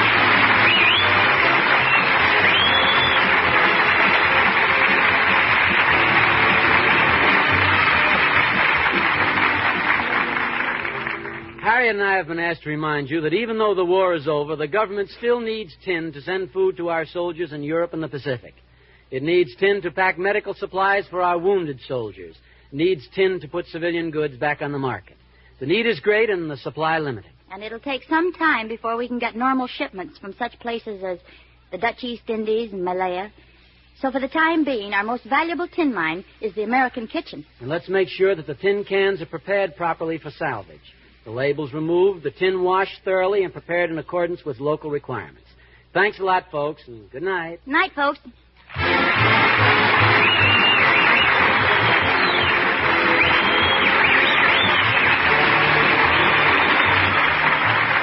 International Silver Company, creators of International Sterling, invite you to listen again next Sunday to the adventures of Ozzie and Harriet, with songs by the King Sisters and music by Ozzie Nelson's orchestra. And don't forget, the solid silver with beauty that lives forever is International Sterling. This program originates in the Hollywood studios of the Columbia Broadcasting System and is also broadcast over the Trans-Canada Network of the Canadian Broadcasting Corporation. This adventure of Ozzie and Harriet will be transmitted to our men and women overseas by shortwave and through the worldwide facilities of the Armed Forces Radio Service. Appearing in support of Ozzie and Harriet were B. Benaderet, John Brown, Joel Davis, Louise Erickson, and Tommy Cook.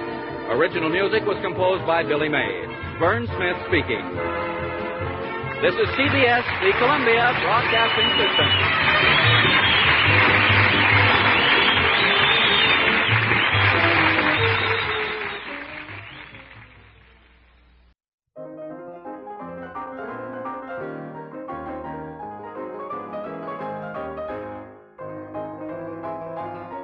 All right, it is now time for the question of the day, and today's question is quite simple. Which is your favorite science fiction film of all time?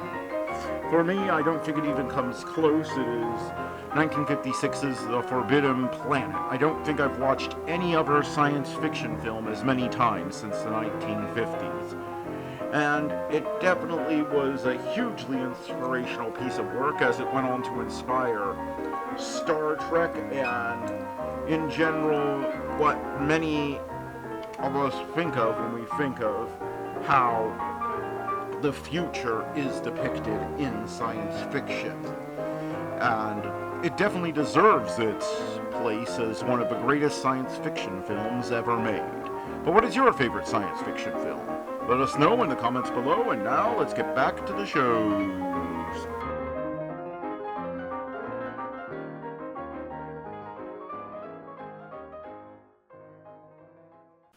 Well, Silver, wait those thrilling days of yesteryear with the Lone Ranger up next.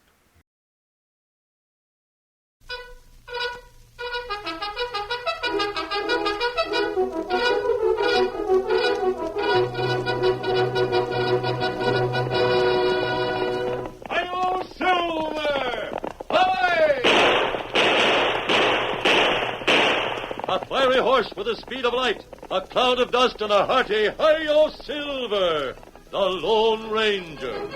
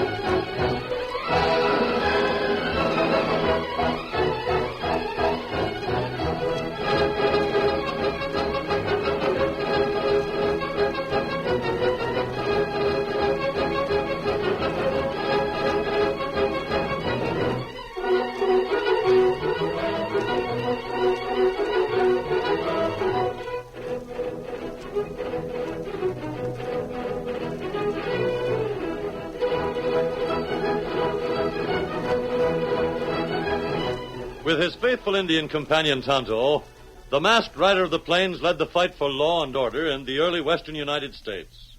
Nowhere in the pages of history can one find a greater champion of justice.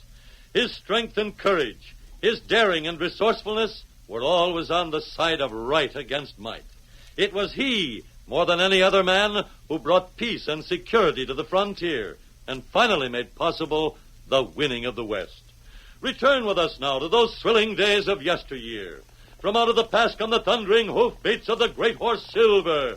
The Lone Ranger rides again. Come on, Silver! We're heading east to Pecos. Tunnel's waiting for us. Hi-yo, Silver! Hi!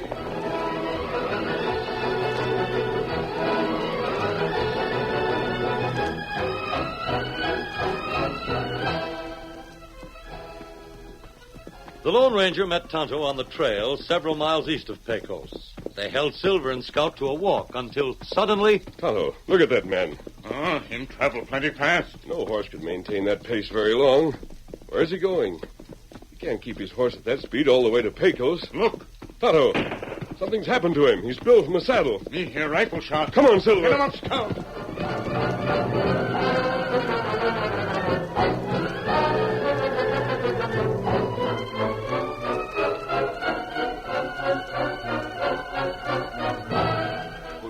Wait. What for?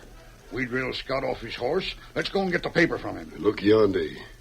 Who are them two? I don't know, but they must have seen Scott fall off his horse. Come on then, Bender. We can beat him to Scott, and if they want to shoot it out with us, we'll accommodate them. Maybe get one of them, but the other might get away. Hold it and see what they do. One of them's a redskin. Yeah, and the other's masked.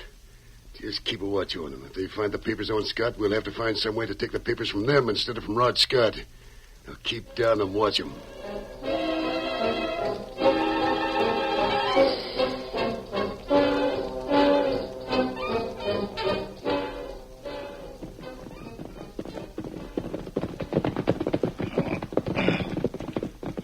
Fella shot very bad. See if there's anything we can do for him. I'll stand guard in case there's more shooting. Help. Who shoot you? It was... Here, let me speak to him. Huh? Do you know who shot you? Listen. Help me. We'll help you. Tell us who shot you. Slipping fast. Never mind. Killers. Only one thing. Now, let me help you. You're trying to take something from your pocket. Yeah. Papers. I have them. Now, what do you want done with these? Take him. Girl. Pecos. A girl in Pecos. What's her name? Sarah Collins.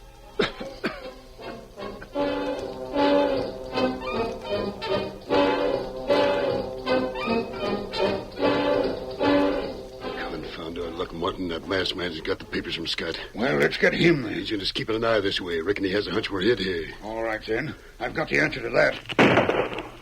You missed him. Get down. Keep back of the rock.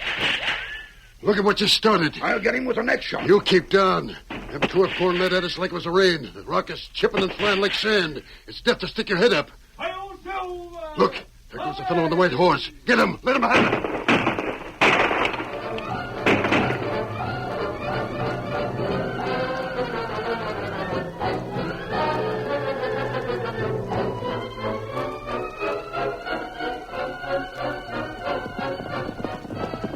We couldn't fight them, Tonto. They had a rock in front of them, and we were in the open. Then the fellow that killed Ryder. We'll get the killers later, and they'll leave tracks. First, we want to take these papers to Pecos. They belong to Sarah Collins. Come on, Silver!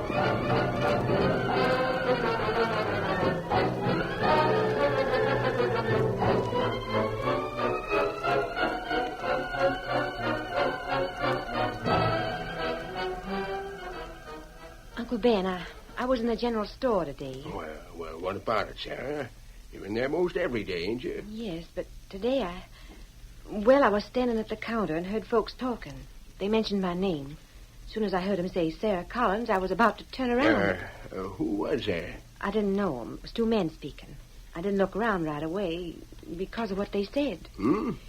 They said I was either a fool or didn't know what was going on right before my eyes.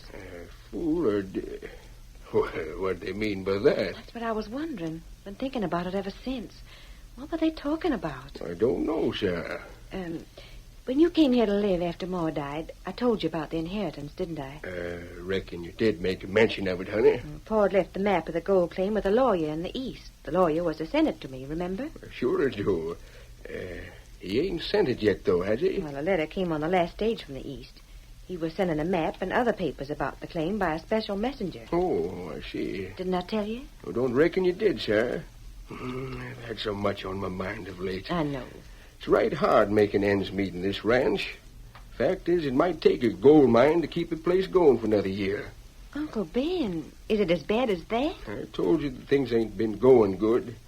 We lost a mighty lot of cattle the last few months. Oh, I know, Disease and rustlers, one thing and another. I haven't paid much attention to the cattle. I told you when I come here that I'd do my best to run the place. But it ain't possible to make any money with the way things are now. Do you suppose that... What was you about to say, Sarah? Maybe I should have kept a better watch on things. I don't like to hear you say that, honey. Sounds like you don't trust your old uncle. Oh, it isn't that. Well, maybe you'd do better if you'd hire a top hand to run the ranch. I ain't anxious to stay where I ain't wanted. Oh, Uncle Ben, I didn't mean Of course, that. I never claimed to know all there was to know about running a cattle ranch. If your father had stayed here instead of going east and getting killed, or if your ma had stayed alive to run things, we'd likely have made a pile of cash. Stop it. I'll not have you talk like that, Uncle Ben. I didn't say that I was dissatisfied with what you'd been doing. Not seeing what was going on around you. You've been a fool for not firing your old uncle and running the ranch yourself. Oh, that's the thanks I get for wearing myself out trying to do things here the way you want them done. You're being a fool, Uncle Ben. You're making a mountain out of a molehill. I only said it. Yes, I heard what you said, Sarah. I heard. Oh, if I was younger and able to get a job, I'd leave in a second.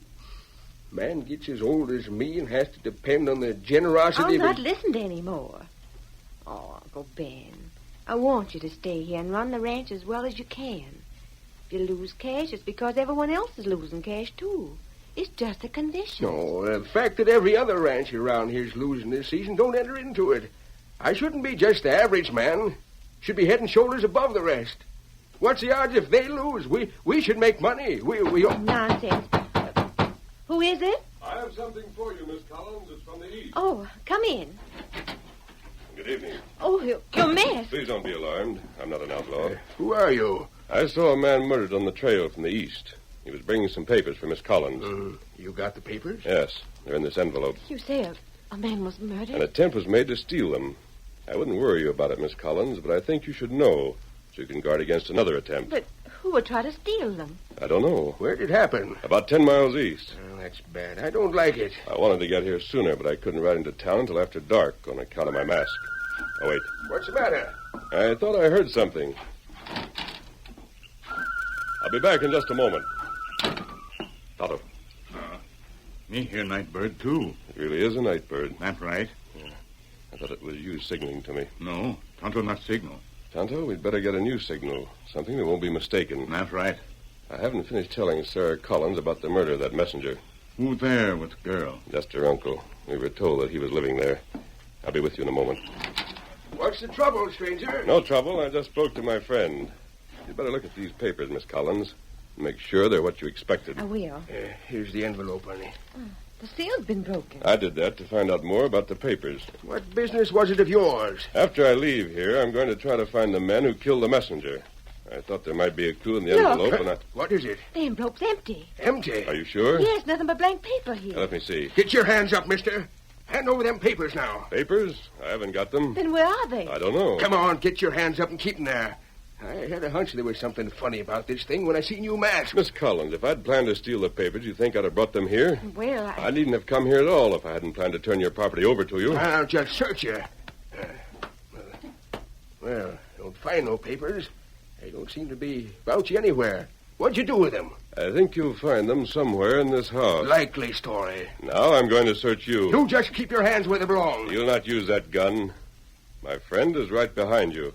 He has you covered. No, that's an old one. I ain't turning my eye. Drop gun. An Indian. All right. You've got the drop on me. Go on and search me. Sarah will tell you that I wouldn't steal from her. Take the gun, Tonto. I brought the papers into this house in that envelope. They must be here somewhere. If you didn't take them, who did? Well, how'd I know? Maybe while Sarah and me was waiting for you to come back in. Miss Collins. I don't know what to think. Do you mind if we search your house? I'm sure the papers are here. What's the difference if I mind or not? You'll search if you want to. You have the drop on us. Watch him, Tonto, while I look around.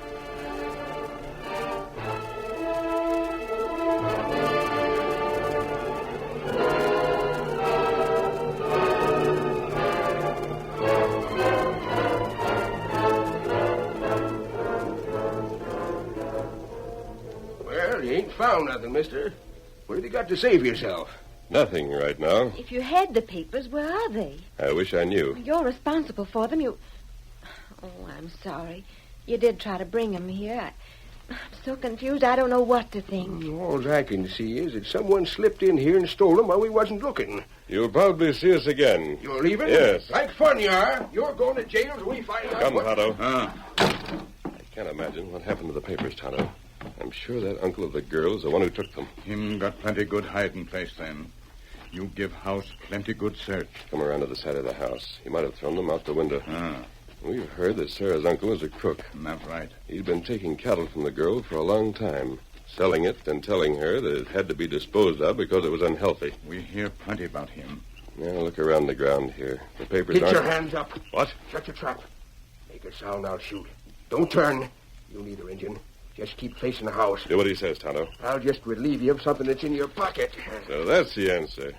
Clever of you, Ben. Who says I'm Ben? You stuck the papers into my pocket when you pretended to search me. Let me carry them out of the house. That was one way of doing it. I'll just mount up and travel, stranger.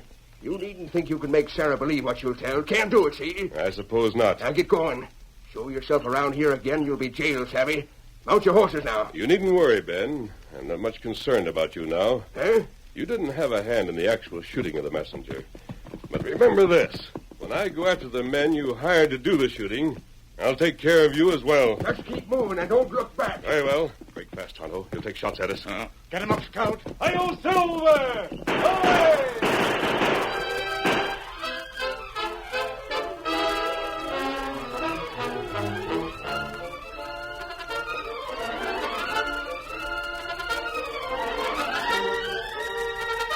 The curtain falls on the first act of our Lone Ranger story.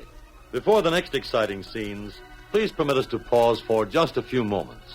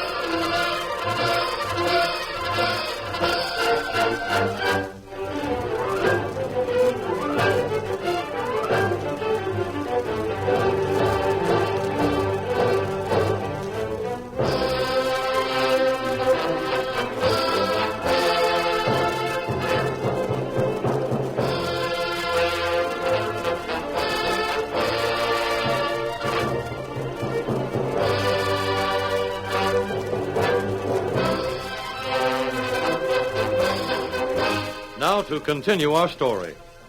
As the Lone Ranger and Tonto rode away, Ben fired after them. Their speed was too great, however, and he re-entered the house, the papers for the claim in his pocket. What was the shooting, Uncle Ben? Doggone it, Sarah. My hunch was right. He did pick up the papers outside the window. You saw him? Yes, and he got clean away. I tried to shoot him, but I missed. I wonder why he came here at all if he wanted to steal those papers. I know why. It's because he shot that messenger and knowed the messenger'd be found dead. He figured to pass the blame on to some mysterious stranger he was telling about. He seemed like a fine sort of man. It's because you're a girl. I could size him up different. Right from the start, I knew he was a slick crook. But what do we do? I'm not going to let him steal the gold claim. We'll see the sheriff. I'll go see him right now. I'll have a posse out scouring the country before another hour's gone by. You wait right here till I get back.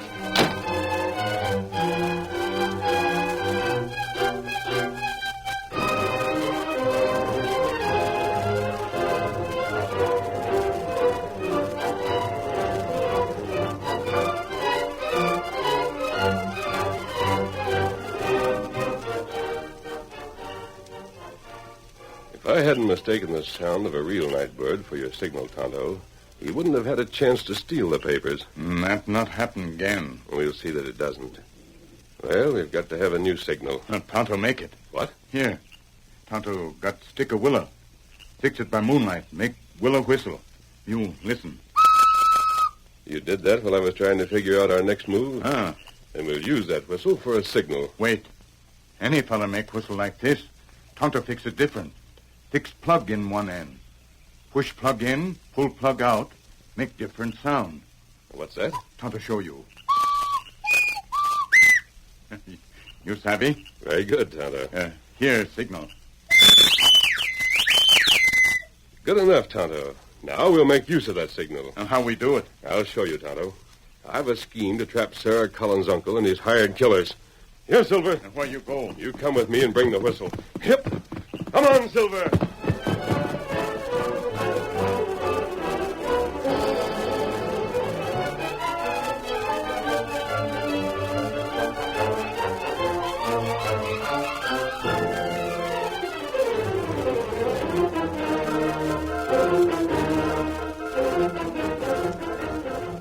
Uncle Ben reported the robbery to the sheriff, then met two of his friends in the town's cafe.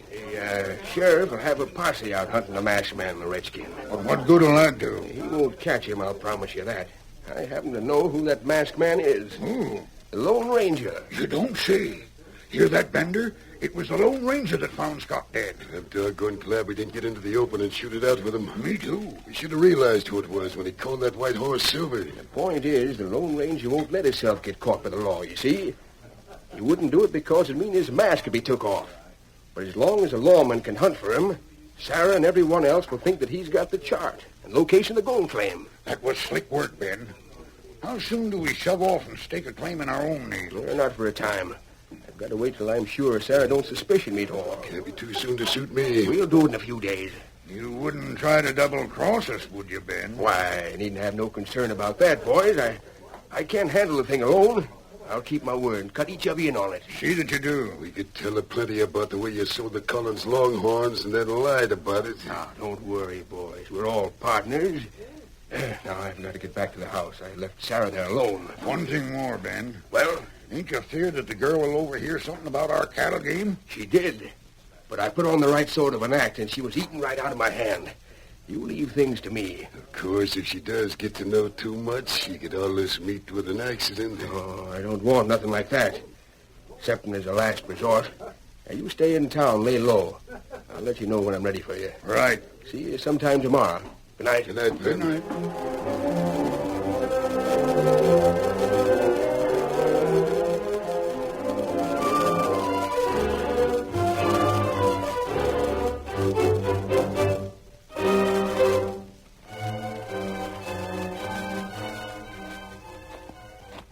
As Ben drew near the house, a whistle broke the stillness of the night. He paid little attention to it, however. He was more interested in two people who were standing at the open door of the house. The masked man again, talking to Sarah. Without showing himself, Ben crept close enough to overhear the conversation. But I can't believe Uncle Ben would do a thing like that. At any rate, it's a good thing we were suspicious of him. If we hadn't been, he might have gotten the real papers. Then he hasn't the real papers? The real ones will be given to you tonight. Now? I didn't risk bringing them with me. Oh. Have you someplace to hide them, not in this house? Well, I can find a place to hide them. Where your uncle won't find them? Yes. But I can't believe Uncle Ben... Miss Sarah, do you know where Grover's Woods is? Of course, everyone around here knows that. At the edge of the woods, there's a huge pile of rock. I know where that is. You meet Tonto and me there at midnight. Can you arrange that? Yes, I guess so. Slip out of the house without letting your uncle see you. I met it late, so he'd be asleep. Very well. If you can't get away without your uncle's knowledge, don't come. We'll make another appointment. I'm sure, stranger, I can be there. I call you stranger, but I feel that, well, friend. Thank you. Adios. Yep. Come on, Silver. Goodbye. I reckon I heard what I wasn't supposed to hear. So the papers was faked, eh? Yeah, that's a good thing to know. I'll just hurry back and tell the boys they've got more work ahead of them tonight.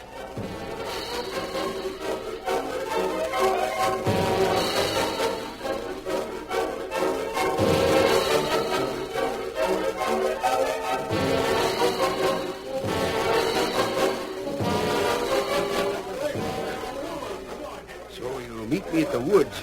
Got it straight? Sure, boss. We'll be there. I may be late. I won't dare to leave the house till after Sarah's gone. We'll handle things till you get there. Sure we will, Ben. I won't be far behind, Sarah. You keep out of sight till this masked man hands over the real claim papers. Right. And we'll just help ourselves. You won't want to be seen, will you? I'll get my face covered with a bandana. That'll be safest. Just as well as Sarah don't know about you. Now, remember, get hit a little before midnight. We'll be there.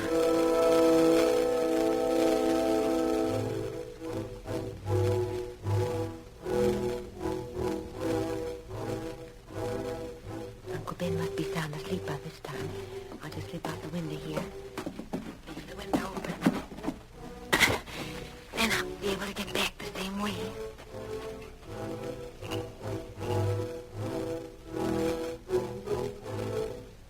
Think she got out without me knowing it, eh? Well, she likely would have if I hadn't happened to overhear the plans. Yeah, give her a chance to get a little ways ahead. Slip out. Easy does it. Oh, floors always seem to squeak at night. There now. Close the door. Go on foot. Ain't far. She can't be more than a little bit ahead of me. Good moon. Makes things real bright. There, Sarah. Cinch to follow her.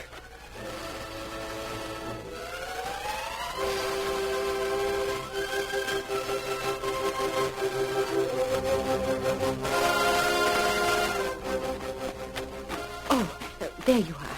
Am I late? Right on time, Miss Sarah. I had to wait until I thought Uncle Ben had time enough to get to sleep. Did you find a place to hide the papers and maps? Well, there's one man who can be trusted, the sheriff. I'll take the papers to him and ask him to lock him in his safe until I can arrange to take care of things. Good. It's just as well to wait a short time before you do anything about them. Yes. Here, take this envelope. Everything that's required is in it. I'll never be able to thank you enough for what you've done. Please don't thank me. All right, folks. Just get your hands up. Tonto. You two redskins. What are you... We'll take charge of that envelope. No, you... Hand it over, mister. You can't get away with this. We'll take our chances on that, mister. Just you keep your hands up.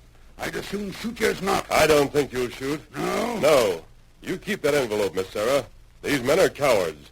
They'll make a big noise about what they'll do, but they don't dare fire at us. Yes, for that, mister. Who's your friend? Can't he talk? None of your business. You. Get back. Get away from me. Trying to disguise your voice? Let's see what's behind that bandana. You get back. I'll shoot you. You should have brought the men who killed Scott.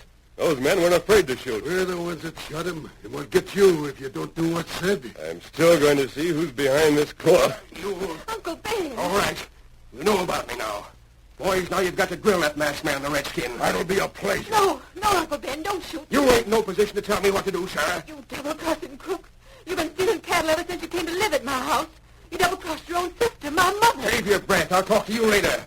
Martin, Bender, go on fire. 1 minute. Well? Before you open fire, perhaps you'll give me a chance to speak. Speak quick, then. But it won't do you no good. I'm not going to ask you to spare my life. I'm simply going to clear up a few points. Tonto, have you kept watch on that man? Tonto watch him. Has he kept the papers in his pocket? Papers still there. Good. What papers? The ones you stole. I promised Sarah they would be handed to her tonight. But you... She came here to get them. The ones I gave her didn't mean anything, Ben. What's he talking about? Let's kill him before he tries a trick on us. Now, wait. Let me see them papers, Sarah. Just blank paper. You can see for yourself. You see, Ben, when you came to the house early this evening, Tonto gave me a signal. While we didn't see you, Sarah and I knew that you were close enough to overhear what was being said.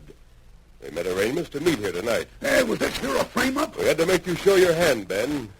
It'd have been very hard to prove that you were a crook. Sarah wouldn't believe it. Even though I took the claim away from you, Sarah would have given you every chance to steal it again. So we arranged this little meeting. All right, you had your meeting now. We also wanted to get your two pals to admit the murder of Scott. And they did that, too. Now, I guess it's time for the sheriff and his men to take charge. Okay, boys. The law. Shoot it out. You want to fight? My hand! This way, down, Sarah. Fix him. Good work, Tonto. That does it. My hand is busted. If it had been me that had shot at you instead of the Lone Ranger, I'd have put the bullet through your head, you coyote. Now you got to hang. And you get on the street. Let me go. Yeah, you're going, Ben. You're going straight to jail. Framed. The masked man framed me. And done a right neat job of it, too.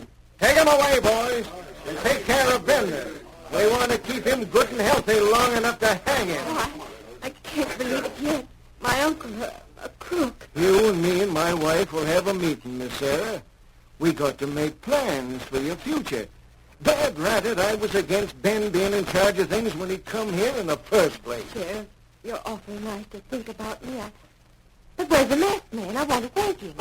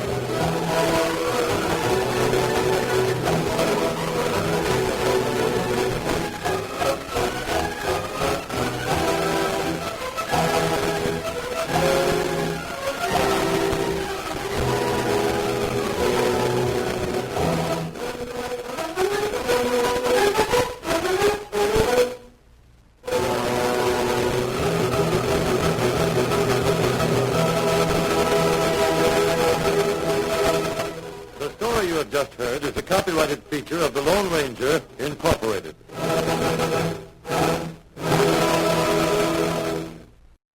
Up next on Nightly Old Time Radio Shows, enjoy the adventures of Nick Carter, Master Detective. New post-war Old Dutch cleanser, famous for chasing dirt, presents Nick Carter, famous for chasing crime.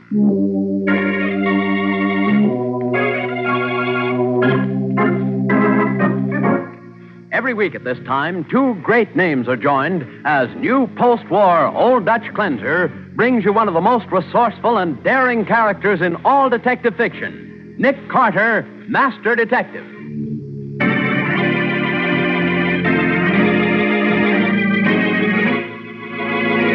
Patsy, you're magnificent. Well, thanks. You've just solved the mystery. All we've got to do now is catch the killer. Oh, but how do we do that, Nick?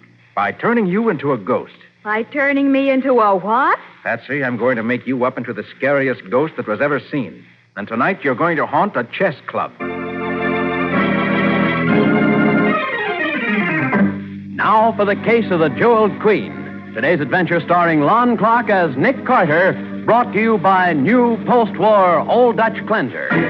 In his small basement apartment, cluttered with chess books and chess sets, old Jeremy Hawthorne sits over a chessboard and listens absently while two hard-eyed men talk to him. Will you listen to me, Hawthorne? Oh, yes, of course, Mr. He told you his name twice already, pal. Here's my boss, Mr. Monk. Oh, yes, Mr. Monk. I swear if you don't pay attention, That'll do, Cruz. Okay. Yes, bishop to queen, bishop... Oh, the only possible move. Unless, knight to rook 5. Hawthorne, I got $1,000 for you. Eh? What's that? Well, $1,000? What? That won't come up. Look, you remember the old National Chess Club, the old marble mansion on East 20th? Oh, yes, do I not? I'm the last surviving member. Ah, what great old days we had at the club. It's been closed now for, let me see. For 40 years, and it's been falling to pieces all that time. Yes, that's right. If it hadn't been for that terrible scandal, the club would still be... Look, I'm not interested in the club or its scandals. I'm interested in you. Oh, you're a chess player, Mr... No, I'm the guy with $1,000. I'll pay it to you. But for what? For your right title and interest in the club. My dear sir, you're cheating yourself. There isn't anything in the club but old books and old furniture. Hardly worth $50, let alone... Look, I'll pay you $1,000 for everything in the building. Everything that's your property as the last surviving member. All you have to do is sign this release. Mr. Monk, this is ridiculous. The place is a liability. Look, maybe so, Hawthorne. You just sign the paper and take this $1,000. I'll take the liability.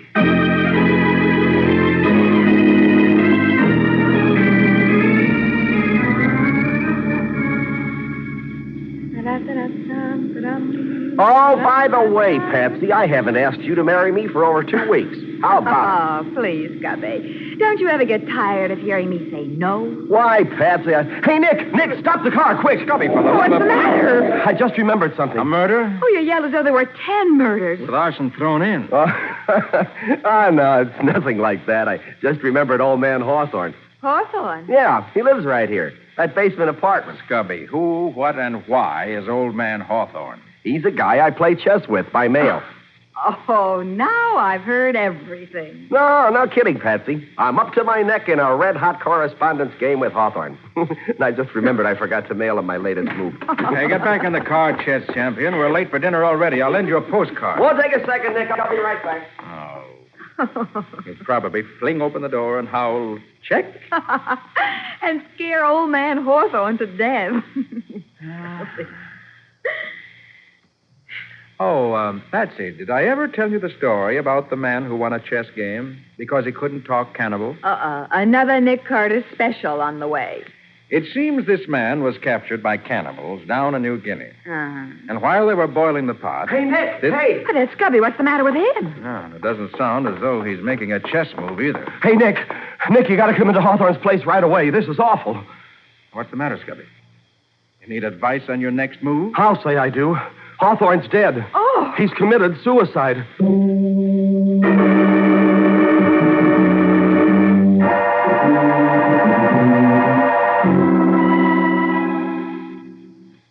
Yeah, no doubt about it. Hawthorne's dead, all right.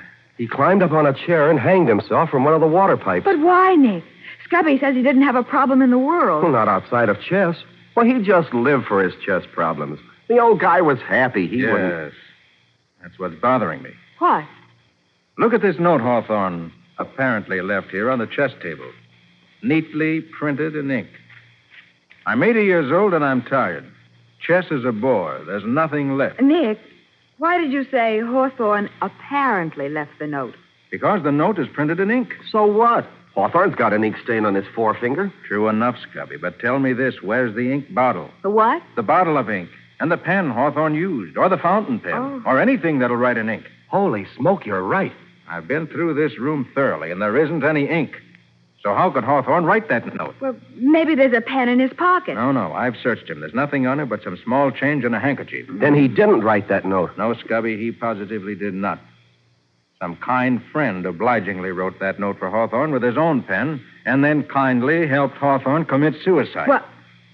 You mean that someone murdered him? Go to the head of the class, Betsy. Oh. But he was harmless. Why would anyone want to kill a nice old man like that? That, Scubby, is what I'd like to find out. So would I. Where do we start? Well, here's the picture as I see it. Now, someone was here with Hawthorne just before he was murdered. Uh-huh. Someone who had the pen that Hawthorne used to write with. Accounting for the ink stain on the finger. Right. But what did Hawthorne write? Well, certainly not the suicide note. That was written for him after he was killed. Now, when this Hey, this is interesting. What? Here on the floor under Hawthorne's feet. The rhinestone medallion, see? With the letter M in the center. A medallion with the letter M. Recognize it, Scubby? Sure I do. That's from the Club Monk. The nightclub on the west side? Yeah. There's a dancer there named Jenny Valentine. She does a solo tap dance and throws the souvenirs to the customers. Oh, but what would an old chess player be doing in a nightclub catching souvenirs? You mean, what would a nightclub dancer be doing in Hawthorne's rooms playing chess? Nick, maybe that medallion's the key to this murder. Could be, Scubby. Hey, look, you kids stand by and wait for Matty and the homicide squad. Uh-huh. Well, what are you going to do? I'm going down to the Monk Club and try to catch a souvenir.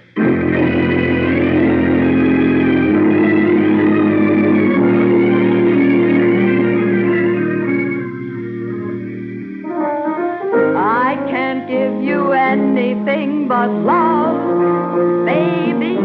That's the only thing I've plenty of, baby.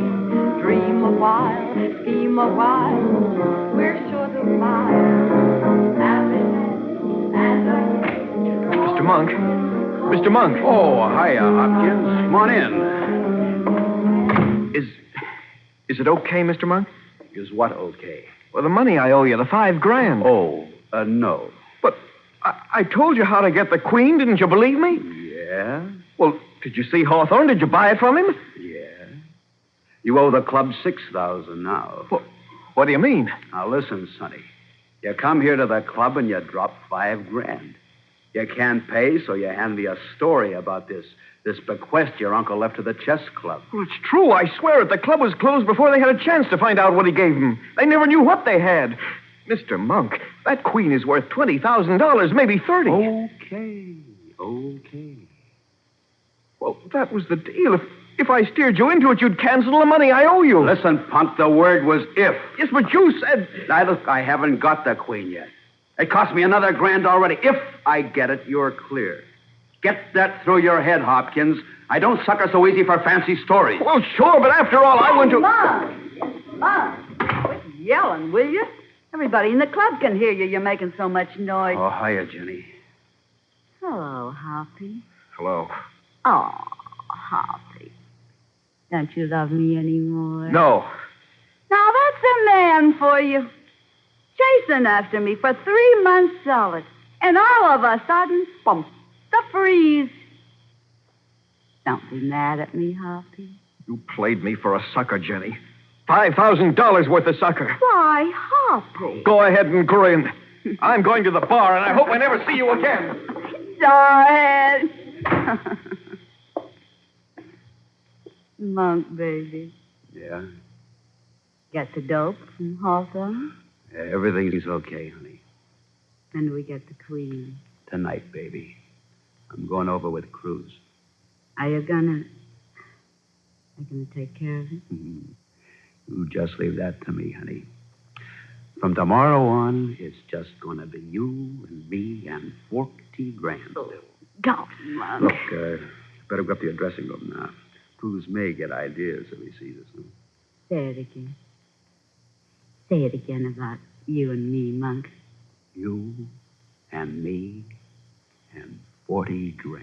Oh, honey. You say the sweetest things.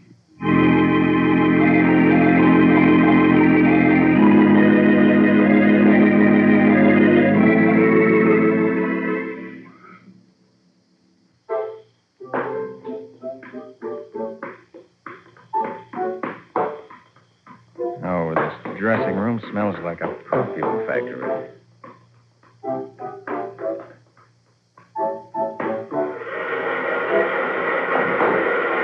I don't asphyxiate before she's through with her dance.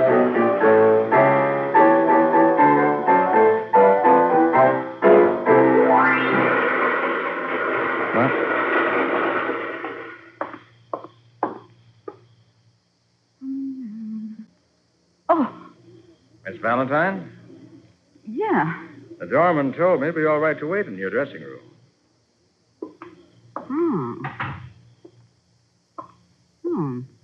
Are you, shall we say, an admirer? Perhaps, in a way. Very good looking. You, like my dance? I haven't seen it, so I wouldn't know. Well, what are you hanging around my dressing room for? Miss Valentine, I'm Nick Carter. The detective? That's right.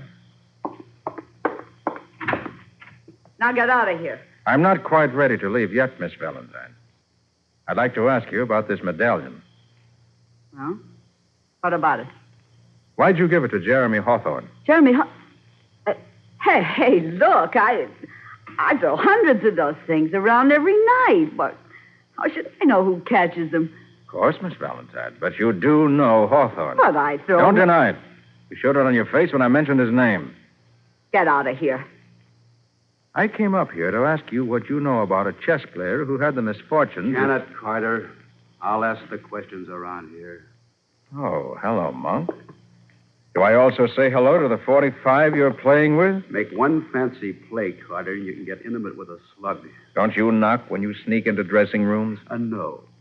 Besides, you and I are going to sneak right out. Monk, I think now, look, this is my play, Jenny. Let me take it. Okay, but listen... Get on your feet, Carter. We're going up to my office. All right. It's nice and soundproof up there. We can play just as rough as you want to. And if you want to play some parlor games, that's all right, too. There's just one game I'm not in the mood for, Monk. Oh, what's that? Two men played with a gun or a rope. It's called murder.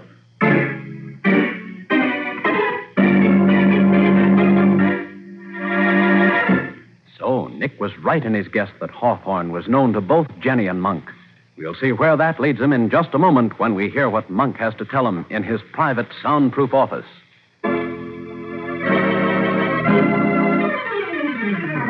Now, back to the case of the Jeweled Queen. Today's adventure with Nick Carter, brought to you by new post-war Old Dutch Cleanser.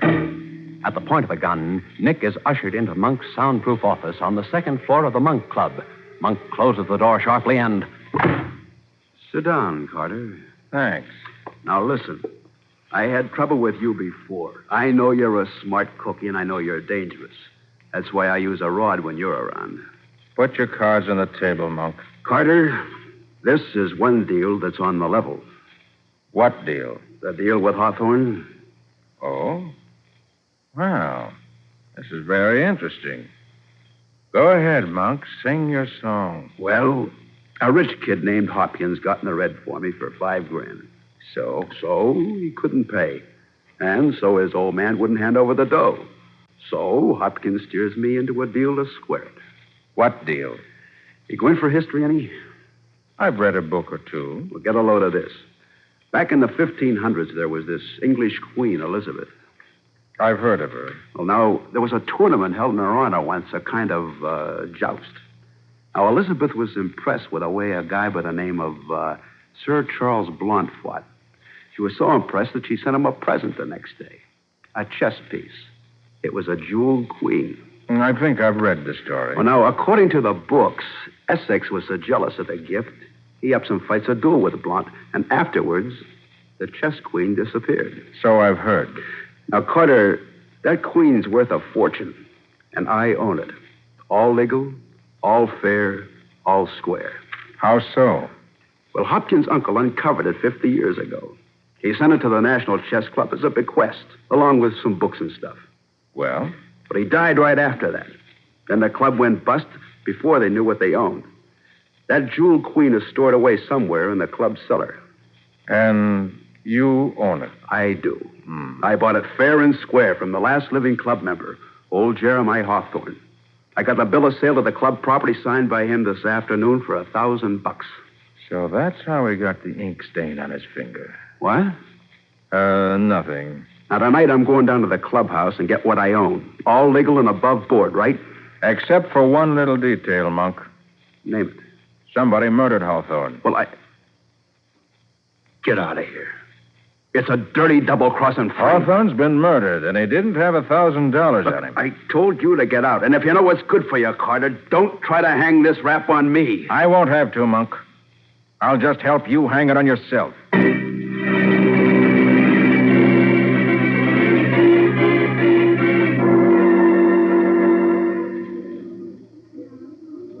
Your hat, Mr. Carter. Thanks.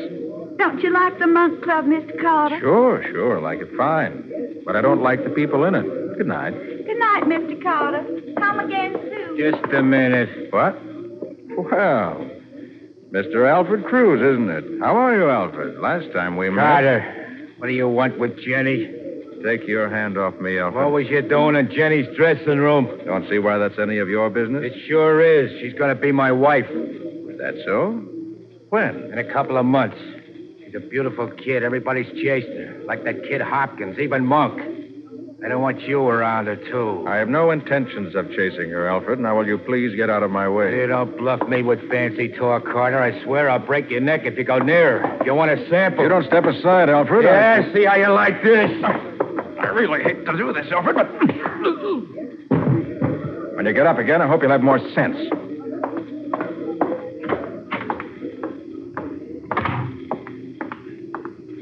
Hey, Nick, come over to your car, quick. What's the matter, Scubby? I was coming down to meet you, and I saw your car just now, and we'll take a look inside. You don't tell me you've discovered him. Good heavens. It's Jenny Valentine. Dead.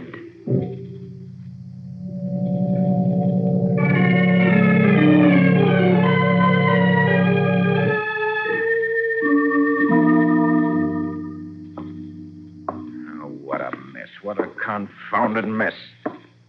First Hawthorne, then Jenny Valentine. Oh, stop pacing, Nick. You're making the office whirl around in circles. Nick, I'm scared. Why'd you bring Jenny back in the car? Why haven't you reported her murder to Maddie? I'm going to just as soon as I figure this out. Oh, but Nick... Maybe I was meant to find her and report it. But she's still out in your car. If anybody finds her... I know. Confound it. She was in the back seat with her neck twisted, strangled. It's as though she'd come to the car and was waiting to speak to me after I left the club. Only the killer came along and spoke to her first. Nick, you've got to do something. I know I do. I'm trying to think. Well, my money's on Monk. He's our meat. Maybe. Oh, did Jenny tell you anything that could help? No. Although she was friendly enough till she found out who I was. This I already know. How? Oh, I know a clue when I see it. See that big smudge of powder and makeup she left on Nick's sleeve? Powder and makeup on my... Patsy, you're magnificent. You've solved the case. I've solved... You've just told me who murdered Hawthorne and Jenny Valentine. Now all we've got to do is catch him. But how?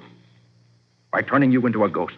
By turning me into a what? Patsy, I'm going to make you up into the scariest ghost that was ever seen. And tonight you're going to haunt a chess club.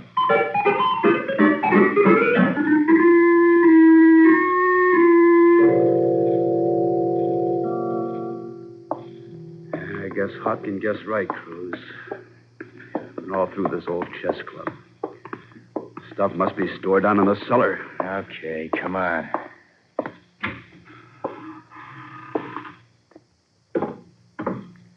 Look, Hawthorne said it's in a big packing case. It's stenciled Hopkins. Yeah, it is, if the rats ain't ate the print off. Well, rats can eat books, but they can't eat gold and diamonds. You keep telling yourself. No, take it easy. This is the bottom. Hey, flash around your light. Huh? Hey, Monk. Yeah? Over there against the wall. See? On that case. It says Hopkins. Okay, come on.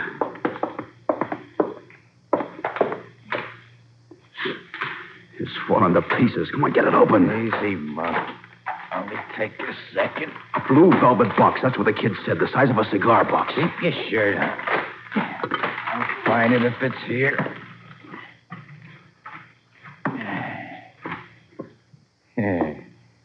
There it is. Okay. All right, hand it over.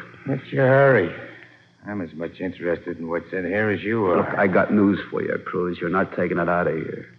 What? I'm taking the Queen, Cruz, and I'm leaving you behind. Oh, you dirty... Put away that rod. Look, Jenny wants it that way, Cruz. It's too bad, pal. Give me the Queen. Dirty double-crosser. You and Jenny ain't gonna cross me up, Mark. For the love of... Cruz, look! At the top of the stairs, Cruz, look!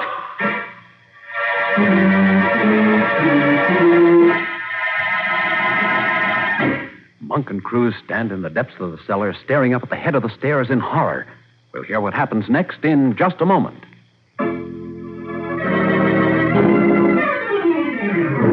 Now for the conclusion of the case of the Jeweled Queen. Today's adventure with Nick Carter, brought to you by new post-war Old Dutch Cleanser. As Monk and Cruz stand transfixed in the cellar of the National Chess Club, Nick whispers to Patsy, who stands at the head of the stairs in a glowing green drape. And Patsy... Cruz, look! At the top of the stairs, look! It's a dame. She's coming down the stairs. She's coming down towards us. Hey, wait a minute, Monk. She looks like... Holy smokes, it's Jenny. Hey, for the love of mud, babe, what are you trying to do? Play the Phantom of the Opera? That ain't Jenny. Sure it is. I can see her face. It can't be a fool. No! Let go of my arm. Not dying that gun, you're crazy. It can't be Jenny. Jenny's dead. She's dead? How do you know that, Cruz? Carter. How do you know Jenny's dead? Only the man who killed her could know that. But if Jenny's dead, who's this? My assistant, Patsy Bowen, made up to look like Jenny. This bad light, she was able to fool you, just as I planned. Cruz. You killed Jenny. Yeah, wise guy. You thought you was going to cross me up with her, huh? Make a sucker out of me like she made out of Hopkins. Well, I showed you, and I'll show you more. Don't try it, Cruz. It's too late. Oh! Don't howl, Alfred. That shot just went through your arm. It'll heal by the time you're due to take 40,000 volts sitting down.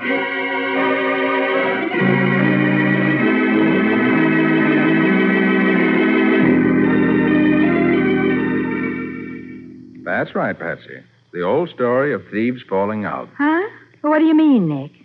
Well, Cruz knew he was being double-crossed by Jenny and Monk, so he decided to return the favor and double-cross them. Oh. Well, is that why he went back and killed Hawthorne after Monk made the deal? Tried to frame Monk by dropping that medallion. Mm-hmm.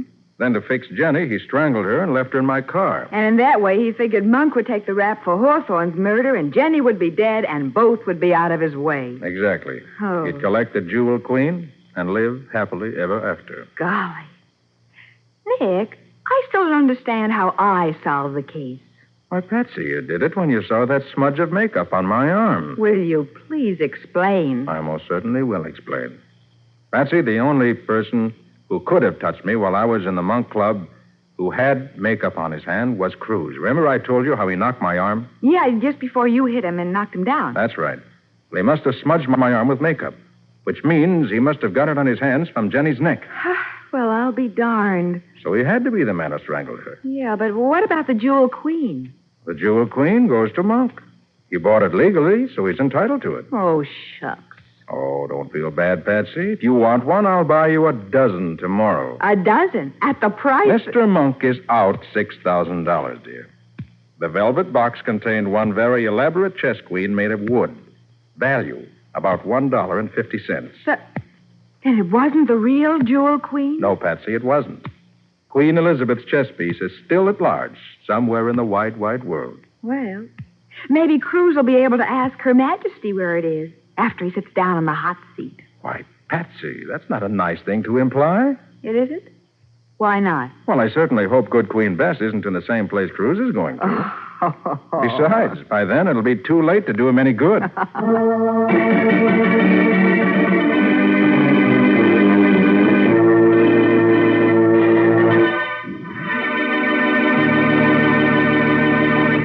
Well, Nick, it's time you told us something about the adventure that new post-war Old Dutch Cleanser is going to bring us next week. Right you are, Bob. It's a story which began with the theft of a priceless Egyptian relic from the art museum one night. And during the robbery, the watchman was killed in a strange and mysterious way. Yes, and it took a device which records earthquakes to catch the murderer. Oh, hold on a minute, Nick. I don't get the connection between such a device and an Egyptian relic. Oh, well, neither did the killer, Bob. Not until it was all over. What do you call this story, Nick? I call it The Case of the Exploded Alibi. Nick Carter, Master Detective, is presented each week at this time and over these same stations by the Cudahy Packing Company, makers of new post-war Old Dutch Cleanser.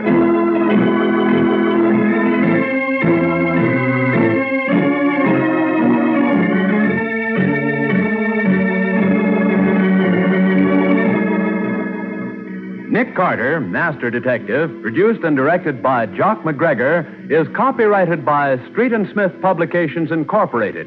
Charlotte Manson is featured as Patsy. Today's script was written by Alfred Bester. Original music is played by Henry Silverne. This program is fictional, and any resemblance to actual persons living or dead is purely coincidental.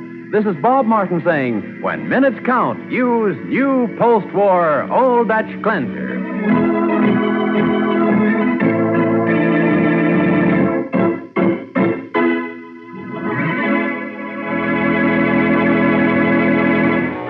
This is the Mutual Broadcasting System. The Sears Radio Theater is up next on Nightly Old-Time Radio Shows. Enjoy. I'm Andy Fisher, WNEW News. At 7.5 minutes past 10, time for the Sears Radio Theater. That's the theme from the Sears Radio Theater. Tonight's story is a comedy with Andy Griffith as your host. Here's a preview. What are you going to take up if you give up acting, huh? Macrame, maybe? Wood shop? Politics. Politics? Why not? I wouldn't be the first actor to toss his toupee into the ring. Come on, you're not the type. What are you talking about? Do you know how many elected officials I played in pictures? The Sears Radio Theater will begin after this message from your local station. I can't stay awake any longer, George. It'll be on right after the Night Owl movie. It's 4:30 in the morning. It's a fantastic 10-second commercial, Helen, and I'm standing right there pointing to the car. Grams! What, you on yet, Georgie? Not yet, but you're falling asleep. What's this on my forehead? Cheese dip, Grams. You fell asleep in the cheese dip. Must have fallen asleep with the cheese dip. Oh, George, why does your TV commercial have to be on so late? Our ad budget could only afford fringe time, but that's okay, because a lot of people are up to... Grams! I'm up. Are you on the TV? No, but soon. Well, I'm all set right here next to the TV. I wouldn't miss you for... If your advertising isn't reaching the people you want, radio definitely will. With its many different formats, radio reaches every lifestyle. So you can target more messages to exactly who you want, when you want, at a price you can still afford. Okay, Helen, here it comes. Oh, Gramps, it's George! It's George! Oh, I'll get it. Let me turn off the TV first. Hello, George. Must have hung up. Want to wake up your advertising? Try radio. It's right on the button. A message from the Radio Advertising Bureau. This is Andy Griffith. Shh. The red light's on. That means they're shooting on the set. That's Howie Adler standing over there in the William Morris suit and tie waiting to go in and see his client, Ben Gamble. You know who Ben Gamble is, of course. He's been at the top of the heap for about 10 years now. With that mud-fenced face of his, he sure never expected anything but a second banana. But then you know what happened. Ugly was in, and so was Ben. And ever since then, he's been like a big kid with a lollipop, licking away at success and hoping it'll last forever. Well, I doubt there's anybody in this town who'd begrudge Ben Gamble anything he's gotten. That is, anybody except Howie Adler.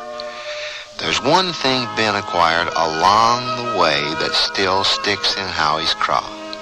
A wife. As an actress, Anne had it all. And as an agent, Howie had Anne. If there were times when his interest in her was more than professional, well, who could blame him? But when she became Miss Ben Gamble, Anne was lost to the world, and to Howie, by her own choice. She decided one actor in the family was enough. But the way Howie sees it, it's all Ben's fault. If he just hadn't come ambling along when he did. Oh, they're still friends, all three of them. More or less. But come on, the red light just went off. That means the shooting on the set has stopped, and our story can start.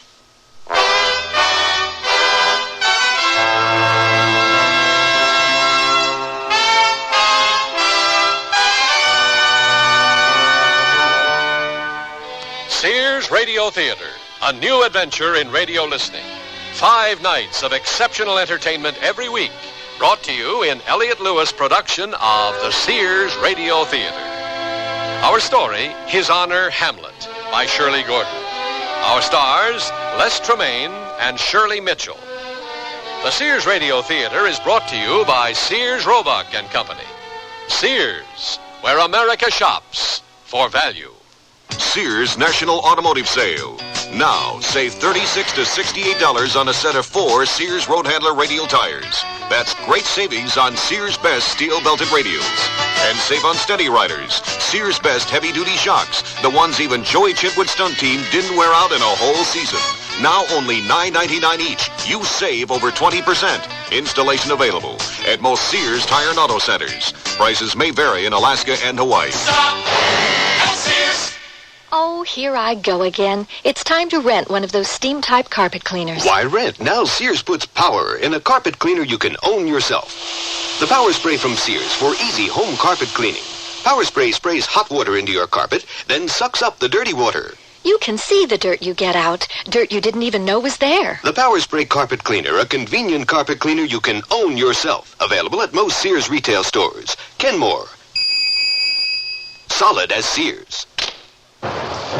Sears showers more savings on you during our home and yardware sale. Here's something professional or handyman mechanics will appreciate. Our 79-piece tool set at big savings. Save $46 over regular separate current power and hand tool catalog prices. Only $69.99 for standard or metric sets now through April 28th. Sets include 3/8 and half-inch drive, quick-release ratchets, sockets, wrenches, screwdrivers, plus much more, all in the handy toolbox. Only $69.99 during Sears home and yardware sale at most larger Sears retail stores. Prices and dates may vary in Alaska and Hawaii.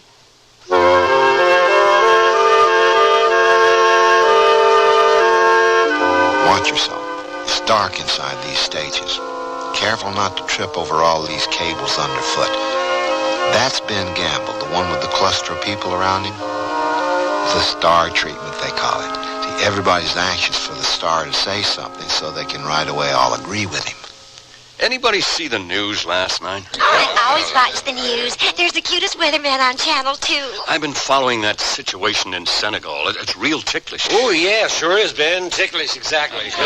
What I think is we ought to send old Andy Young over there to tell him a few things. Yeah, you're right, Ben. That's just what we should do. I don't know, though.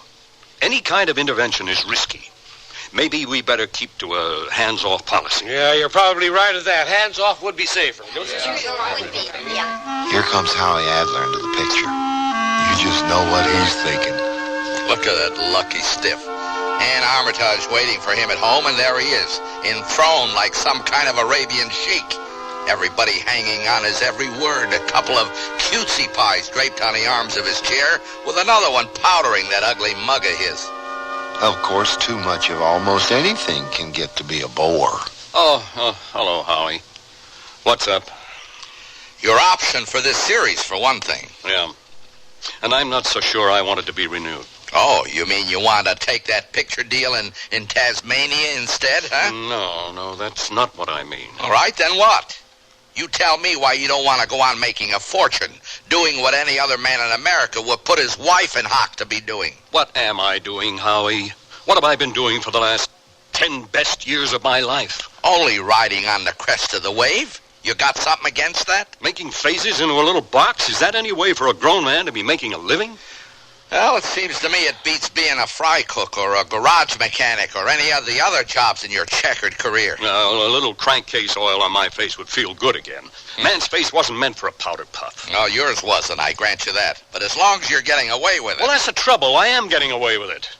It's too easy. There's no challenge anymore. There's no excitement. Oh, I suppose standing in line at the B window of the unemployment office would be more exciting, huh? There must be another line of work I could take up. Well, we could trade jobs. I'll make love all day to a Miss Cutesy Pie while you go out and try to find me another line of work I'd like better. Howie, I'm serious. I want to do something different. Okay, so you're serious. So how about if I make a deal to let you direct your next picture? No, I'd still be stuck on a movie set. I want to get out into the real world for a change. Tasmania has seceded from the real world and Walter Cronkite didn't tell me? Look, why don't you come over to the house for dinner tonight, and we'll hash this over. Over some hash, okay? Okay.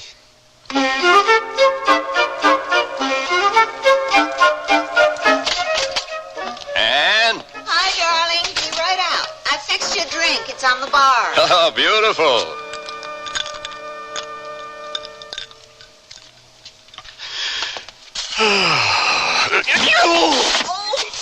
Oh, darling, my upholstery tax. Oh, I forgot. Oh, it's all right.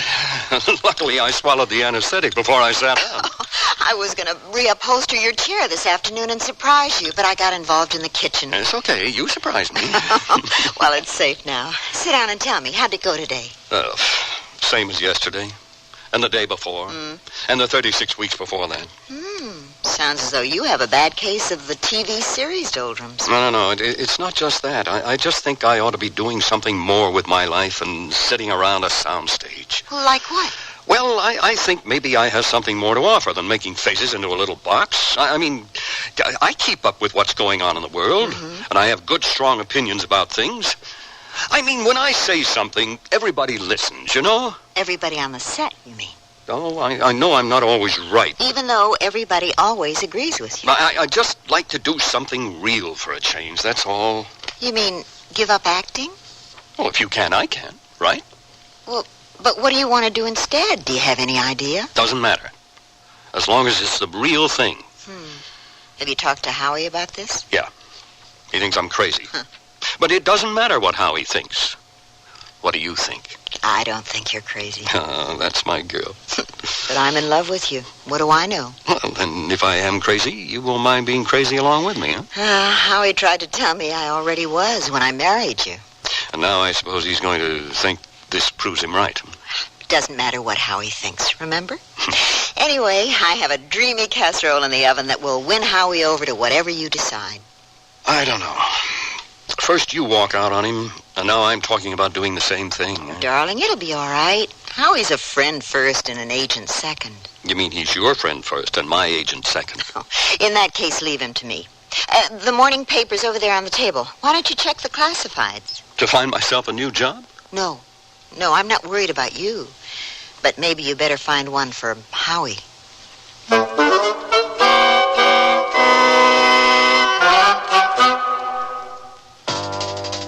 They wear them in Alaska, in Texas, in Maine. Wherever the territory's tough, the kids wear Sears Tough Skins. The toughest jeans in Sears Tough Jeans territory. Fashioned from a perma-pressed tri-blend fabric so tough, kids can actually jump on trampolines made from it. Sears Tough Skins in boys and girls sizes. Now in latest spring colors, styles, patterns. Brushed finish, too. You have tough kids, Sears has Tough Skins. Only in the children's store at most larger Sears retail stores and through the catalog. Hi, I'm Bud Palmer, inviting you to the Sears Spring Home Appliance Sale. Come celebrate spring and save from $20 to $100 on selected Sears major home appliances. Save big on washers, dryers, ranges, and microwave ovens, refrigerators and dishwashers, sewing machines, vacuum cleaners, color TVs, and stereos. Celebrate spring. Save at Sears now. Sale ends April 28th. Dates may vary in Alaska and Hawaii. Available in most Sears retail stores. Kenmore. Solid as Sears. I love to eat. But it takes so long to cook. That's why we both love our new Kenmore microwave oven from Sears. I can cook a 5-pound roast medium rare in just 30 minutes, or 3 strips of bacon in 3.5 minutes on a paper plate. Bake 2 potatoes in 8 minutes, and cook vegetables faster than boiling them in water. That means less time in the kitchen. And more with you. Fast, clean, cool cooking with Sears Kenmore microwave ovens, all with automatic defrost. Choose the right model for your kitchen from the many styles available at most Sears retail stores.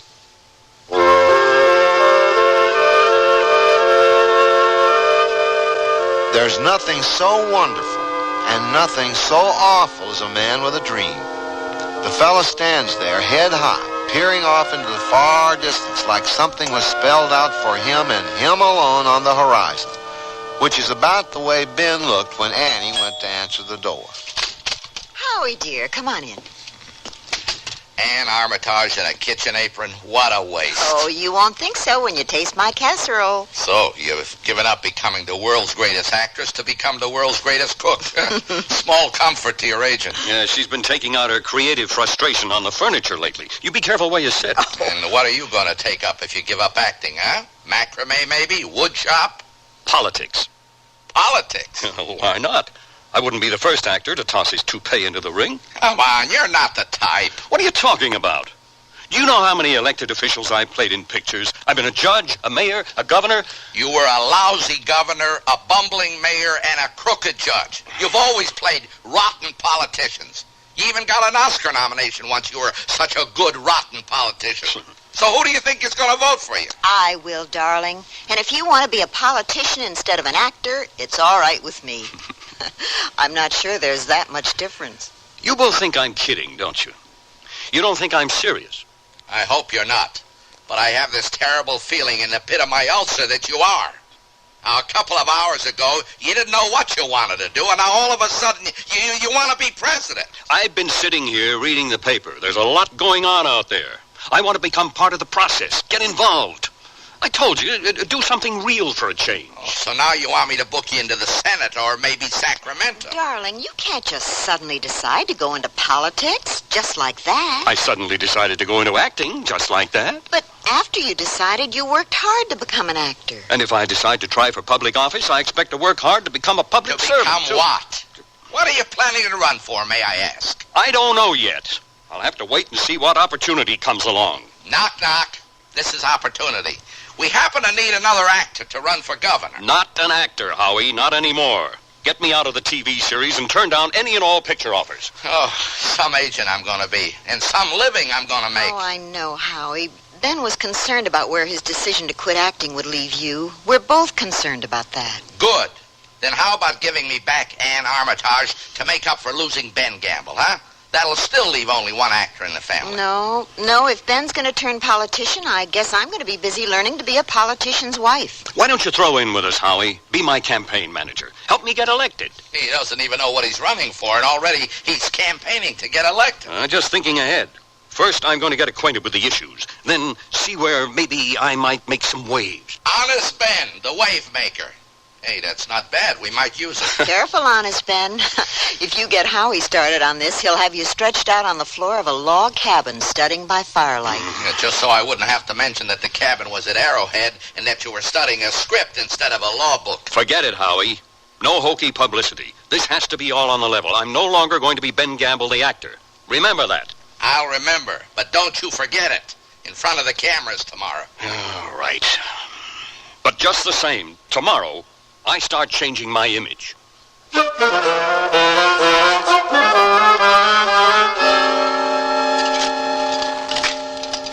this will be late for your call. What are you doing? It's my wardrobe. It has to go. All of it? Everything? Who would vote for a guy wearing a baby blue velour pullover and a pair of hip-hugger jeans? The entire female population.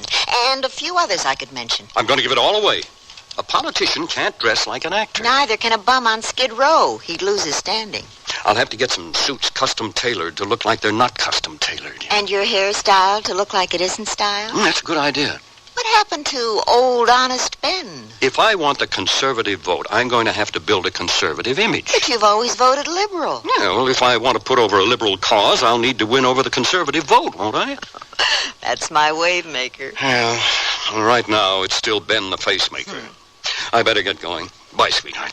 Ow! Hey, you didn't shave very well this morning. Oh, that. I'm thinking of growing a mustache. A small, conservative one. To go with my liberal smile. But what about the series? Oh, don't worry. It'll never show up on camera. A beard I can grow overnight. A mustache will take me months.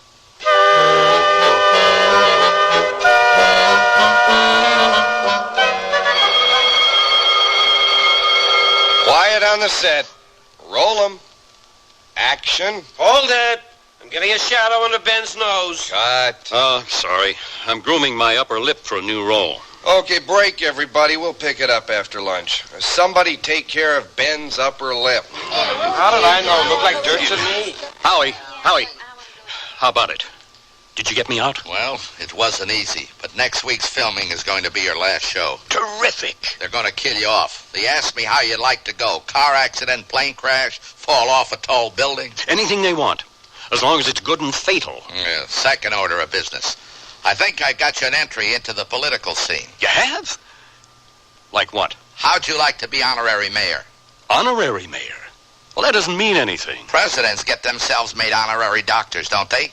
You gotta start someplace. At least you'll be on the scene. Ride in parades, choose beauty queens, open supermarkets. I do all those things now. Like Ann said, actor, politician, what's the difference? Well, I want to go to meetings and find out what's going on. Well, they'll probably let you go to meetings. Howie, I told you, I want to really do something. Look, if they think you're just a ham actor out for publicity, you can probably nose around all you want, and who can tell?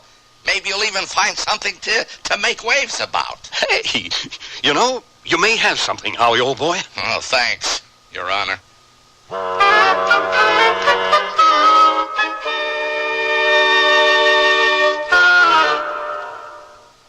Sears Radio Theater will return after this message from your local station. Our hot number is 1130, and we may have a hot number for you. A lottery ticket number, that is. It's the WNEW $25,000 lottery game. To play, all we need is your name, address, and phone number. Then if we announce your name on the air any weekday between 6 a.m. and 10 p.m., you win $100 worth of slot machine lottery tickets from the Empire Stakes game. You don't even have to hear it. But if you do and call our hot number phone line within 30 minutes, we'll double the number of scratchable tickets to $200 worth. You could also be one of our 5 grand prize winners when the lottery game is over to receive $1,000 worth of the new Olympic lottery tickets. It's easy, and we could announce your name soon if you send it to the WNEW Lottery Game, Box 1130, Grand Central Station, New York. Scratch a hot number, and it could pay off for you. From our hot number, 1130.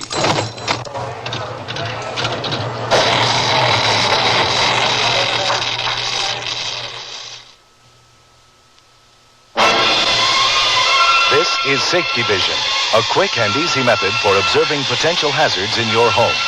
Let's start by activating your safety scan. Carefully focus on your appliance cords and plugs. Check to see if they're damaged in any way, and if so, discontinue using the appliance. Next, you should focus on water. Check so that none of your plugged-in electrical appliances can be accidentally immersed in water or any other liquid. And avoid handling an electrical appliance with wet hands or when you are standing on a wet or damp floor. And finally, your safety scan should include checking for the UL label on all electrical appliances. That label indicates that the product design has been evaluated by safety engineers and complies with a nationally recognized safety standard. A public service message on behalf of Underwriters Laboratories and this station. Chills run up and down your spine. There's a creeping sensation at the back of your neck. You're listening to CBS Radio Mystery Theater. I'm E.G. Marshall, your host for these hour-long dramas of suspense, adventure, and the macabre. Heard 7 times a week on most of these stations. Here's a sample of what we mean. Hush, hush, my darlings. Your mother is taking care of all of you. You have nothing to fear. Let those who move against us learn to cower in terror. As long as the moon is full, we rule the nights. Ours is the power and the glory. You will inherit the world, and I am your queen in whatever guise I choose to cloak myself. Listen here for CBS Radio Mystery Theater 7 times a week on most of the CBS Radio network stations.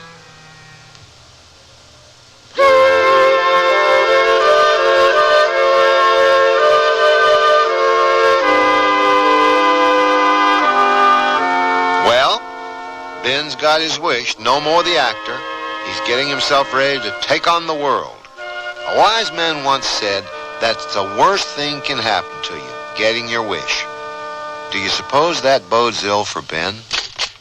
And? Darling, congratulations. Howie phoned and told me they're letting you out of the series. I'm going to be conveniently bumped off. Did Howie tell you the rest of his news? No, he said you'd probably want to tell me. Honey, how would you feel about becoming the wife of the mayor? Already? Okay, so you're only going to be an honorary wife. You're going to be honorary mayor? That's wonderful. Well, it's not the real thing, I know. I don't even have to change my image. Lucky I didn't call the Goodwill this morning. Right. It's okay if I still look like an actor, because that's the way I'm going to play the whole bit, like a dumb, headline-hungry actor. Then I can prowl around all I want, and who knows? Maybe I'll uncover something I can really go to work on. Well, like what? I don't know. But there's probably plenty going on. After all, this is a big city. Mm-hmm. You know, Even being honorary mayor of a city this size is quite a privilege. I have to hand it to old Howie. That's probably him now. He didn't have time at lunch today to give me all the details.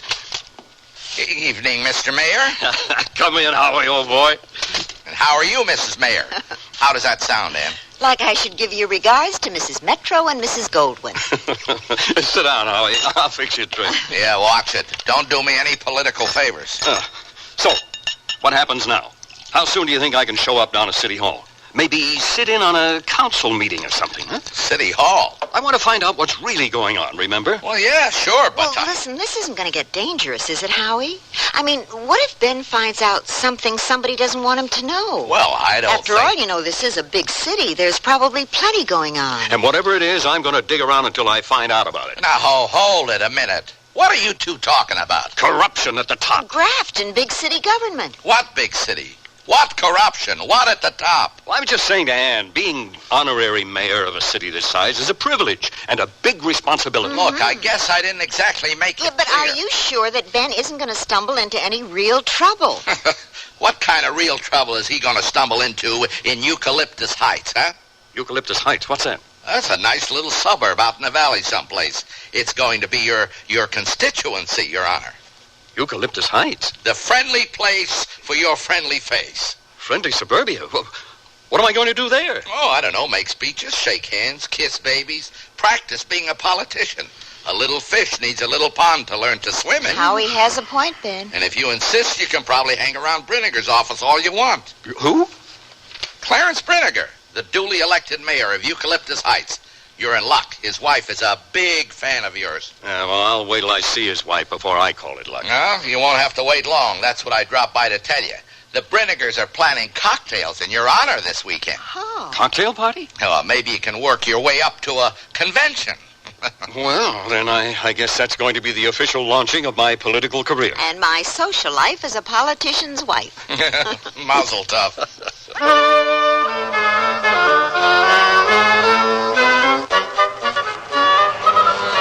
Darling, are you sure you got the directions right?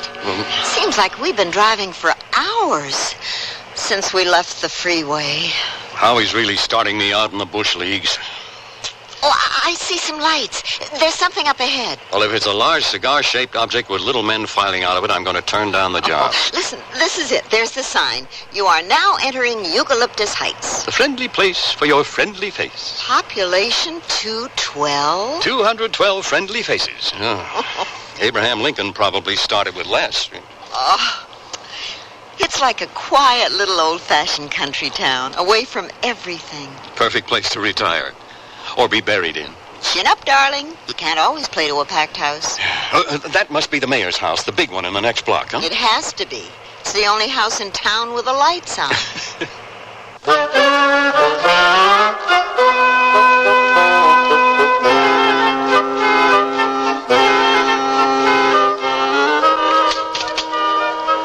Mayor Brinegar, I'm Ben Gamble. Our guest of honor. Come in. We've been waiting for you. Thank you. This is Mrs. Gamble. How do you do? Just fine, thank you. I'm sorry we're late. It was a little longer drive than we thought. Oh, I know. As a matter of fact, I'm working on getting a new section of freeway out this way. Maybe you can help me push the project through channels. Your Honor? Well, Oh, Mr. Gamble, I can hardly believe my eyes. My, you look even bigger and stronger in person than you do on my bedroom TV. My wife, Lydia. She's quite a fan of yours. I'm pleased to meet you. This is my wife. Oh, yes, I remember you, my dear. I catch your reruns occasionally. Come along, Mr. Honorary Mayor. Let me get you a drink. I've lots to tell you about life in our little town. I imagine I have lots to learn. Now, I'm the fan in the family where you're concerned, Miss Armitage. That is, Mrs. Gamble. I've seen everything you've done. Not everything, I hope. Almost. Come along. We'll find our own quiet corner, and you can tell me all about life in the big city.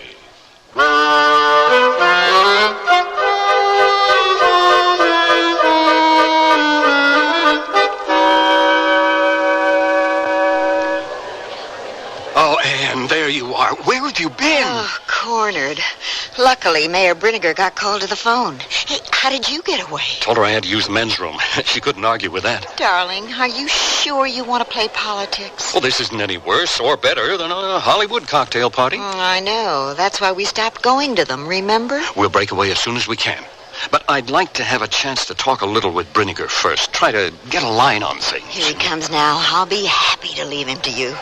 I'll go try to keep your one-woman fan club amused. Thanks, baby. Oh, Miss Armitage, you're not going to desert us, are you? Well, just going to the ladies' room, Your Honor. Oh, of course. I'll show you where it is. Oh, never mind. Here comes your wife. She can show me. Mr. Gamble, you naughty boy. You deserted me. Oh, well, I didn't mean to, Mrs. Briniger. I just thought I might talk a little politics with your husband. And I have some fascinating stories about Ben, Mrs. Briniger, that I'm sure you'd love to pass along to the ladies' aid. Really? Wait a minute. What kind of stories? Never mind, darling. You just light up a cigar and talk to the mayor. Yes, Clarence. Tell Mayor Gamble what you're up to. I mean, what you're trying to accomplish. I'm all ears, my dear. What kind of stories? Well, Mr. Mayor, what are you up to, trying to accomplish then? A way to put our little town on the map, Mr. Gamble. Get that new section of freeway I was telling you about approved. Bring the people here. Build one of them fancy new shopping malls. You know what I mean. What he means is he wants to turn our pleasant little country town into Clone City. A plastic copy of every other suburb in the country. Nelson, no one invited you into this conversation. Well, you know me, Mayor. I never stand on formal invitations. Anyway, as our city attorney, don't you think I ought to meet our new honorary mayor? Brad Nelson, Mr. Gamble, pleased to meet you. Same here. Our esteemed mayor here is determined to make over our little town. Into a viable community. What's wrong with that? Nothing. Except that it would destroy everything it is now. A sleepy little village out of another century. Where my kids can grow up playing on grass instead of concrete. Where you can still look up at the night and see stars. The real stars, Gamble. No offense. Oh, I've got you. You're trying to stop progress, Nelson. It's a lost cause. There's no reason I can't keep trying, Your Honor. And Your Honor, too, Gamble. If you're with him on this. Well, I don't know. I haven't had time to get my feet wet yet. Well, you have two places to do that, Mr. Honorary Mayor. There's a nice little river that winds through our sleepy little out-of-date village. Or there's Mayor Briniger's fancy new swimming pool. You can take your choice. Be seeing you. Right. The less you see of Brad Nelson, the better. He's a troublemaker. Oh? Sees a bit of civic improvement and progress, old making way for the new, that sort of thing. Nelson's the type who'll lie right down in front of the bulldozer. Oh, the kind of man who acts on his principles, you mean? Rash actions and misguided principles. Nelson's even been arrested a couple times, disturbing the peace, resisting an officer. Watch out for him. He'll try to make a rebel out of you. Oh, I'm fairly peace-loving myself. No moving violations. Wise, very wise. After all, Gamble, we both know you're just in this for the publicity, right? You got me there, Mayor. We wouldn't want to give you a bad press, would we? Oh, no, Your Honor. We wouldn't. So keep clear of Nelson. He's always trying to make waves. Know what I mean? Exactly. Good man. Welcome aboard.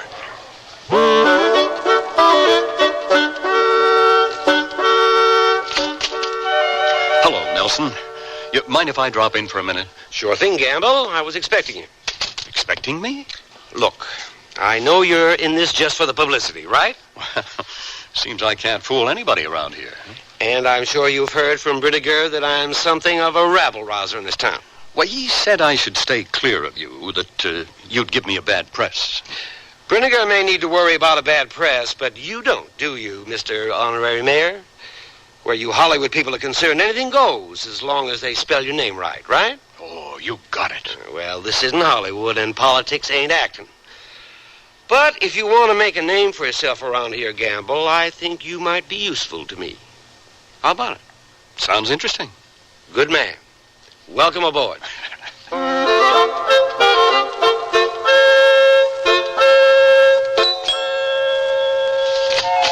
Hello, Howie.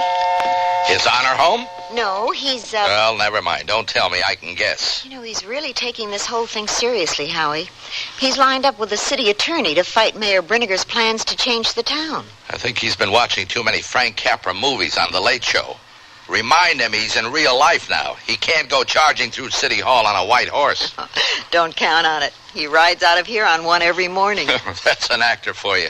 You give him a supporting role in a B picture playing in the sticks, and he'll find a way to turn it into the headline act of a three-ring circus. You know, you may have something. When Ben rode out of here this morning, he was not only on his white horse, he was wearing his six-shooters. How's that? He borrowed a couple of guns from the studio prop department. Well, what the hell for? He said he thought they might work better than lying down in front of a bulldozer.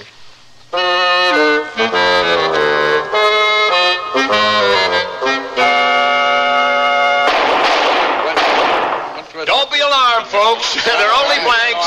We use them in my business all the time. We thought it was a good way to draw a crowd. Your honorary mayor and I wanted to get you all out of here for a kind of community rally. What for? What are you up to now, Nelson? Well, as you know, your esteemed mayor, Clarence Briniger, has somehow gotten official approval to run a new freeway smack through the middle of Eucalyptus Heights. Well, what's wrong with that? Bring some life into this one-horse town. One-man town, you mean? As usual, Mary Briniger says it's all in the name of progress. But I say, as usual, it's all in the name of Briniger. Now, you've all been getting acquainted lately with our honorary mayor here, Ben Gamble. Thank you. Well, Mayor Gamble has been generously getting you all tickets to your favorite TV shows, umpiring your kids' Little League ball games, driving some of you nice old ladies to the market in his fancy Ferrari. Well, as a result, turns out you've done a lot more talking to him than you ever would to me. And what he's learned is that a while back, before Clarence Briniger made his big freeway plans public, a lot of you good people were talked into turning over sections of your property to a real estate outfit named Swift and Lamb. A couple of perfect names for a pair of phonies. That's right. And I've done some investigating, and I've discovered that Swift and Lamb Real Estate is, in fact, none other than Mayor Briniger. Nelson, what's going on here? Well, a little community meeting, Mayor, that's all. A little of your usual disturbing of the peace, you mean? I guess you must like it in our little jailhouse, Nelson. Haul him in again, O'Brien. Hold it, Your Honor. You have no reason to arrest Brad Nelson. You're right, Your Honor. I have more reason to arrest you for illegal use of firearms. On second thought, O'Brien, take our honorary his honor in instead. Now, wait a minute, Mr. Mayor. I thought you didn't want to give me a bad press.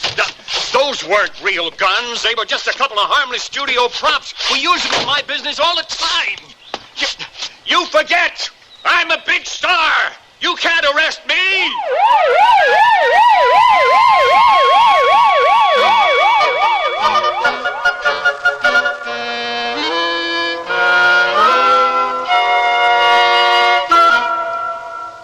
The word's out and spreading fast about the jeans from Sears Men's Store that grow old beautifully.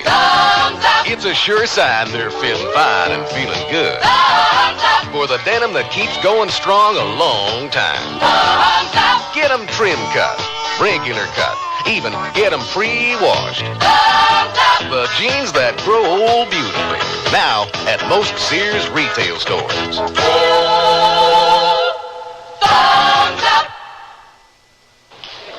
Strawberries! Stoneware with hand-painted strawberries! 45-piece set plus extra serving bowl. Sears strawberries! Sears hand-painted strawberry stoneware has delectably sweet country looks. And durable, this dishwasher-safe stoneware resists chipping, cracking, or fading, even when exposed to your oven, freezer, or microwave oven. Enhance your table with these pretty strawberries from Sears. Strawberries! Sears stoneware with hand-painted strawberries! At most larger Sears retail stores. Sears National Automotive Sale. Now, save $36 to $68 on a set of 4 Sears Road Handler radial tires. That's great savings on Sears Best steel-belted radials. And save on Steady Riders. Sears Best heavy-duty shocks. The ones even Joey Chitwood's stunt team didn't wear out in a whole season. Now only $9.99 each. You save over 20%. Installation available at most Sears Tire and Auto Centers. Prices may vary in Alaska and Hawaii. Stop at Sears. Andy Griffith again with the concluding act of His Honor Hamlet. Howie, I was hoping you'd show up. Now, don't worry. I put up bail for you. And if that doesn't work, Anne's home baking a meatloaf with a hacksaw in it. She figured a cake was too cliche. You mean after all the trouble I went to get in here, you're trying to get me out? You mean after all the trouble I went to get you out, you want to stay in? Well, that's the whole idea, don't you see? What I want to do is milk this for all the publicity I can get. Turn it into a 3-ring circus. It's just what I figured. And you can help. Get the press to play it up big. Oh, you may have switched hats, but you haven't switched heads. No. It's not for me. But this is where being an actor pays off. I can draw the hot white light of publicity on all of His Honor Mayor Brinniger's shady deals. Are you sure you know what you're doing? No, but Brad Nelson does. He's been working on this for months, but he still doesn't have all the proof he needs. So you're staging this little sideshow of yours? To get the press out here on the story. Once a reporter or two starts digging around, Brinniger's goose has got to get barbecued. Okay. I'll sound a clarion call, but I'm not sure that even Ben Gamble behind bars is enough to attract the Fourth Estate this far into the hinterlands. How about if we make it a double feature? Double feature? Ben Gamble and Anne Armitage. Anne? Well, even if you can get her to stop playing Julia Childs in the kitchen, how do you plan to put her in the picture? Her actor husband has been wrongfully imprisoned. She comes out of retirement to make a special appearance outside the jailhouse to win his release. I don't know. You think she'll do it? Look, you've been trying for years to get Anne back into the limelight. Now's your chance. She'll do it.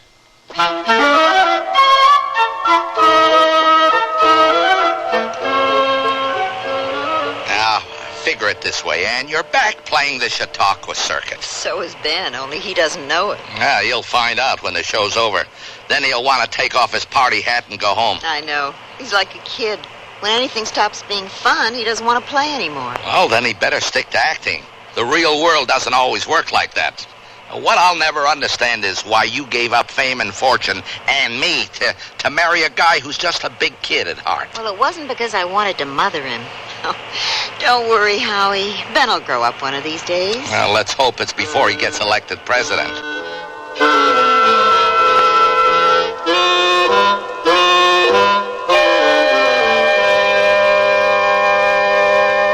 Mr. Gamble, it's Lydia. Lydia Brinniger. Oh, hello, Mrs. Brinniger. Nice of you to come calling. I told Clarence I was going to drop by to see you. I've been so upset thinking of you being incarcerated like this. Oh, you don't have to worry about me, Mrs. Brinniger. I'm fine. Well, I brought you a little something to raise your spirits. A jug of martinis. Oh, that was a nice thought. Thank you. And 2 glasses. May I? Oh, why not? Cheers. Cheers. Oh, you poor boy, rotting here in this lonely cell while your wife is out there signing autographs, posing for the 6 o'clock news, capitalizing on your misfortune. She is? There are newspaper reporters out there? And TV cameramen? The town is crawling with them. Well, how about that? Well, it's going to be on every channel that my husband had Ben Gamble tossed in the hoosgow. Right. Film at 11. I'm going to insist that Clarence get over here and release you immediately. Oh, don't do that, Mrs. Brinniger. I like it here. You have a lovely jail. I'm perfectly happy. But the reporters, they'll be taking your picture, too, behind bars. Terrific. I never had my picture taken behind bars before. Well, that is, except in one of my pictures. Oh, yes. I saw you in that one. You looked so romantic with your prison pallor. But I don't remember the story. What were you in for? I was a crooked politician. Oh, yes, I remember now. The week that picture played on television, Clarence canceled our home movie channel. Where's your husband now, Mrs. Brinniger?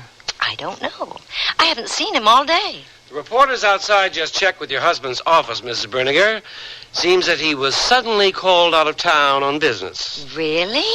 Oh, what a shame. Just when our little town is having its day in the sun, so to speak. Oh, don't worry. The press is going to wait for him to come back. They are? Oh, how thoughtful of them. I'll go out and thank them right now. Clarence is going to appreciate it. I doubt it. What's up, Nelson? The jig for our esteemed mayor. Getting the press on the story did the trick, Gamble. They've dug up the proof we needed. So what happens now? The town is going to recall Brinniger from office and elect a new mayor. Who? You.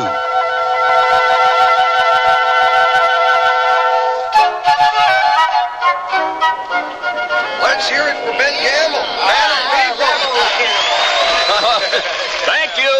Thank you. I want all of you to know I appreciate your support. And if you vote for me, I promise to serve you honestly and faithfully. Oh, he delivered that line better in the movie. Howie, you don't suppose they're really going to make Ben mayor, do you? Looks like he doesn't have to grow up to become a city father. Mr. Gamble, can I ask you a question? Oh, you certainly may. You have a right to know anything you want about a candidate before you vote him into public office. What is it? Well, how does it feel to make love to Farrah Fawcett? Well, I have to tell you, folks, that's a relief. For a few minutes there, I thought you were all taking my candidacy for office seriously. Howie, listen. I'm listening. What I mean is, while as your esteemed honorary mayor, I played a part in the recent proceedings, it was only a small part. As a supporting actor. Howie, did you hear? I heard. The real leading man of this whole showdown, the man who truly deserves your support as mayor, is that real dedicated public servant among you, your city attorney, Mr. Brad Nelson. We don't need a movie star for mayor. Nelson's our man. Let's hear it for Brad Nelson. Sorry, Ben. Now you know how fickle a public can be. Oh, darling, you were wonderful. I've never been more proud of you. Me too, pal. Well, politics isn't my game. I never really stopped being an actor. You may not know it yet, darling, but you have your greatest role ahead of you. But meanwhile, what do? I let that picture deal get by me, and I don't have the series anymore. Well, maybe you do. I'll see what I can work out. Well, what can you work out? They killed me off, remember? Oh, welcome back to the land of make-believe, Your Honor.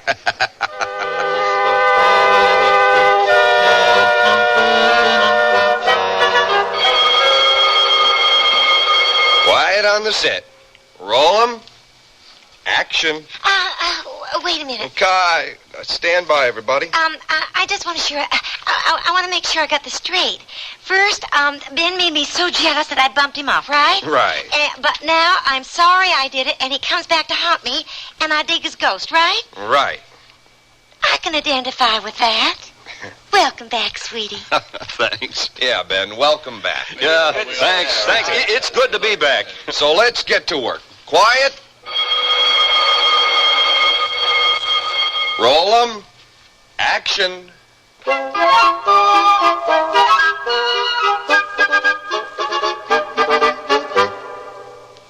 Why, after just a few launderings, my fashion T-shirts look all out of shape. Not so with Sanford knit fabric T-shirt tops from Sears. They're 100% cotton, cool and comfortable, and treated with a process that helps these garments keep their shape, even when machine dried. So your fashion dollar keeps its shape, too. Sanford knit tops and Mrs. Sizes are Sears' best. And this spring, when color is headlining fashion news, you'll be thrilled at the choice of rainbow colors.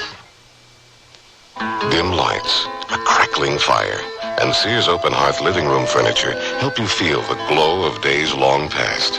It's cozy, high-back colonial-style furniture with solid pine trim. Available in a large selection of covers treated with Scotchgard brand fabric protector. Complementing wood tables and accent pieces complete the charm. Enjoy its quiet, cheery warmth every day.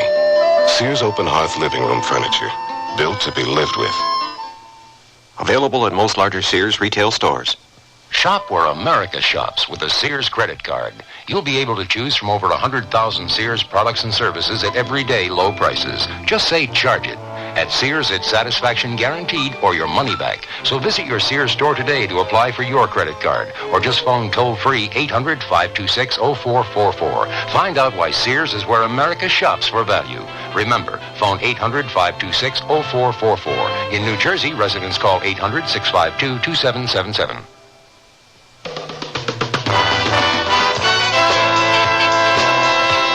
The Sears Radio Theater has been brought to you by Sears Roebuck and Company, where our policy is satisfaction guaranteed or your money back. Sears, where America shops for value.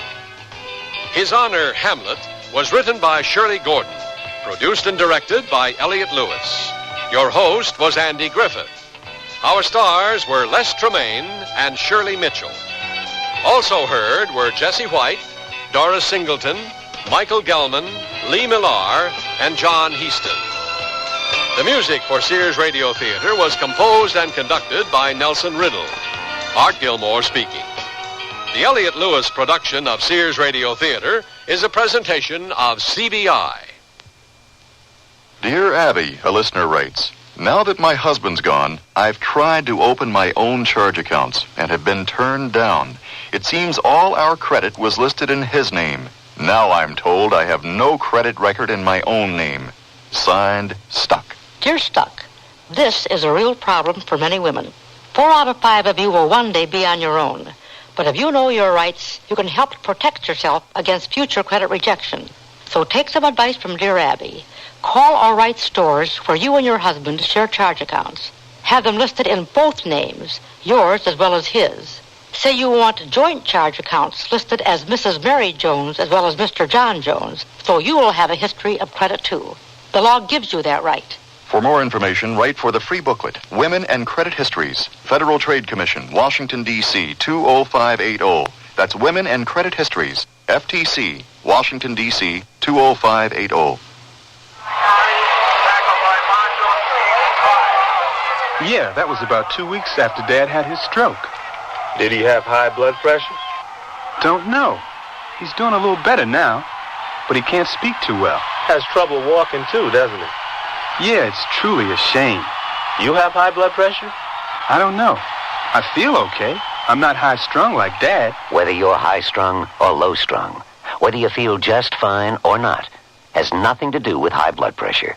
High blood pressure is a major risk factor in stroke and heart attack, but it has no obvious symptoms. It can only be detected by a simple, quick, and painless test. The American Heart Association also wants you to know that black Americans, as a group, are more likely to have high blood pressure than whites. We don't know why. But high blood pressure can usually be controlled if it's detected. For more information, contact your American Heart Association. We're fighting for your life. Tomorrow's Sears Radio Theater will be a mystery with Vincent Price as your host. Let's listen. He weighs 8 pounds, 11 ounces. What are you talking about? That's what it says. It's about time that you could read a scale properly. 7 pounds, 3 ounces 1 hour, and 8 pounds, 11 ounces the next. Now, really. So be sure and tune in tomorrow to Sears Radio Theater. Sears Radio Theater. Sears Radio Theater. Sears Radio Theater. Sears Radio Theater. Sears Radio Theater.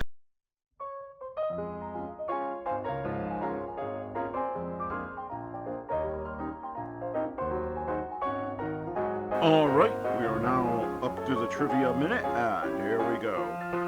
Henry McCartney, alias William H. Bonney, better known as Billy the Kid, was an American outlaw and gunfighter of the Old West who is linked to 9 murders, 4 for which he was solely responsible, and 5 in which he may have played a role alongside others. He is also noted for his involvement in New Mexico's Lincoln County War.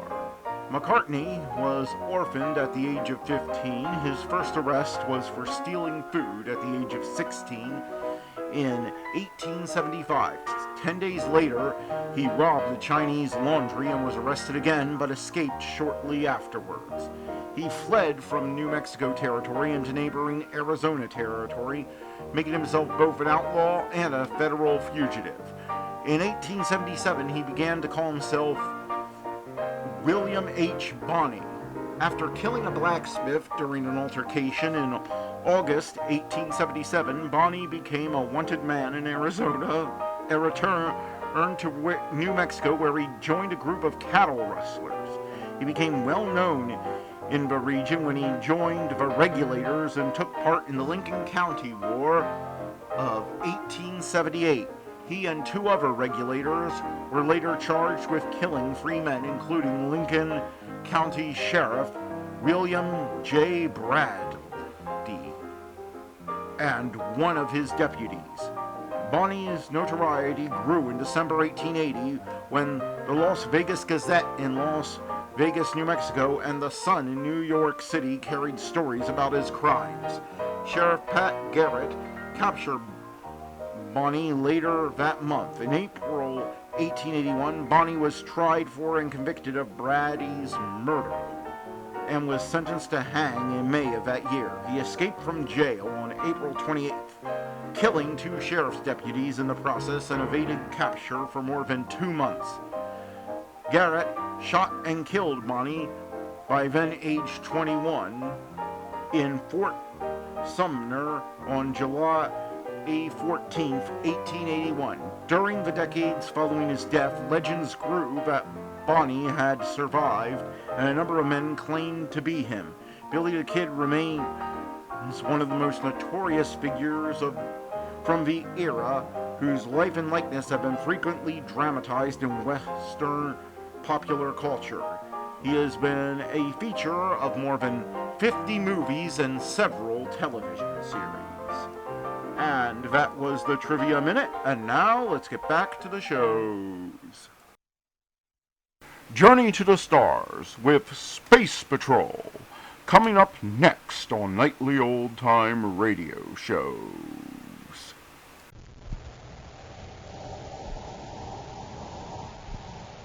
Wheat Chex, Rice Chex, and Good Hot Loathsome present Space Patrol! High adventure in the wild, vast reaches of space. Missions of daring in the name of interplanetary justice. Travel into the future with Buzz Corey, Commander-in-Chief of the Space Patrol. In today's transcribed adventure, Buzz and Happy are attempting to rescue a girl being held captive in a metals factory in the orbit of Jupiter Moon number 2. They have just entered the cargo hold of the plant and have raised the faceplates of their spacesuits. Commander, someone's coming. I can see them through the door at the other end of the cargo hold. That's Storch. Have your ray gun ready. Yes, sir. Hey, Commander, I can't move. Something's holding my feet. Someone turned on a magnetic force field. It's holding our metal space boots. Get out of your suit. Hurry. Commander, look up above. The cargo crane is coming down on us with an Endurium beam on it. We've got to get out of these suits. This magnetic field under us, that beam can crush us. We'll return in just a moment with today's exciting Space Patrol adventure, Peril over Jupiter.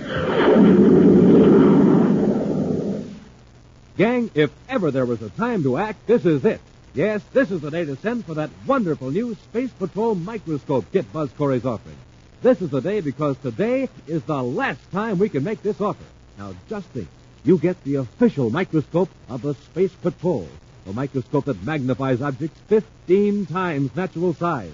A microscope small enough to put in your pocket, yet so powerful it shows you the living creatures in a drop of water. Strong, all-plastic body, 2 glass lenses, has removable lens tube. You can take it right from the microscope and use it alone to examine things like the bark on trees or the fungus on damp walls. And with this super microscope, you get 4 slides. Say you want to look at a blade of grass. Put it between 2 of the slides, slip them under the microscope, look at the lens tube, and there it is, a blade of grass 15 times actual size. You see details that amaze you, thrill you, mystify you. But wait, in addition to the microscope and the 4 slides, you also get a special slide with an atomic particle on it that glows and glows and glows in the dark.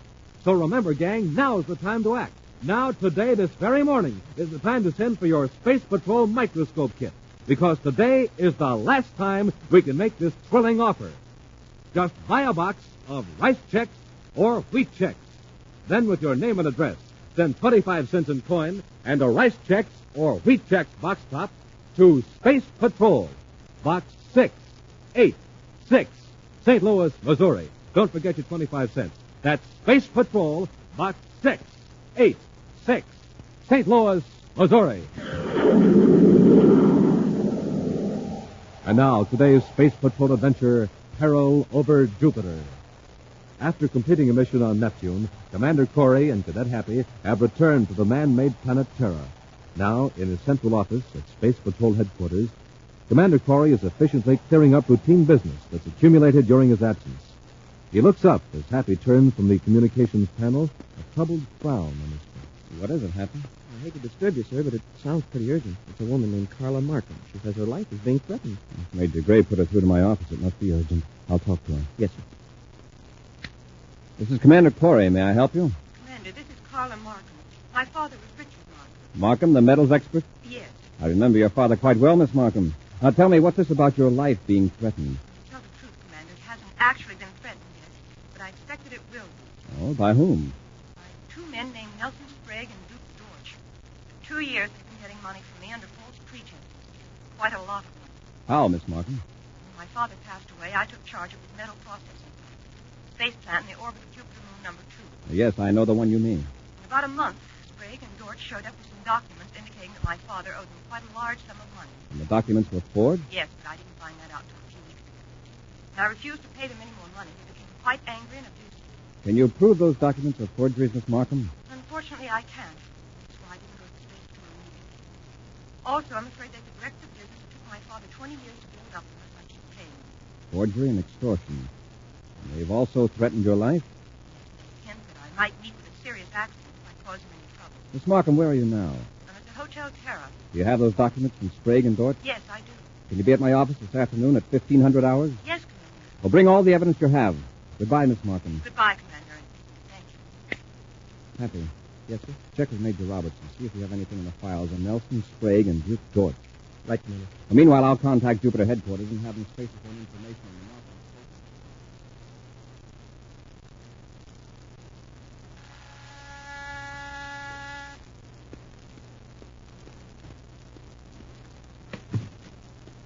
Sprague. Yes, Miss Markham. Dort and I thought we'd drop in. Hiya, Miss Markham. I was just going out. If you'll excuse me. We'll only stay a few minutes. Really, I can't talk to you now. If you're in a hurry, just give us what you owe us and we'll be on our way. I don't owe you a cent. I never did, and neither did my father. Now, that's where we differ. Now, we can talk privately, Miss Markham. You have no right to force your way into this room. And a nice room it is, too. I'll look around if you don't mind. You know, Miss Markham, we were almost ready to blast off for your Jupiter plant, thinking you were there. Then I space-phoned your chief engineer, and he told me you were here on Terra. Here on business? No concern of yours. I'm afraid it is. You might have caused us to make a long space flight for nothing. Hey, what's this? Does it go with the room? Mr. George, put that down. It's a Venus ceramic, and I don't want it broken. More than a ceramic will be broken if we don't get that money, Miss Markham. You've got all you're going to get. I know now that my father never owed you a single credit. All those contracts were forgeries. You'll have a hard time proving it. Besides, for your own protection, it would be wise to pay us off completely now. That sounds like a threat, Mr. Sprague. It wouldn't take much of an accident to put that metals plant of yours out of commission. You don't frighten me. Hey, Sprague, look at this. Get away from that desk. Look what I found beside the spacer-phone. A memo in Carla's handwriting. Give me that. Now, Miss Markham, don't you know it's rude to drag? Mandatory Space Patrol Headquarters, 1500 hours. Oh, an appointment with the Commander-in-Chief. What's this about? It's none of your business. She's got all our contacts lying there, Sprague. It's lucky we dropped in. You're not going to keep that appointment, Miss Markham. Oh, yes, I am. You're going to call it off. We'll call Corey right in front of us and tell him you jumped at wrong conclusions. Then you're going to give us the money in cash. The whole 50,000 credit. I don't have that much money. Not here on Terra. You've got it in your Jupiter bank. We'll blast off for Jupiter right after you talk to Corey. Now get on that train.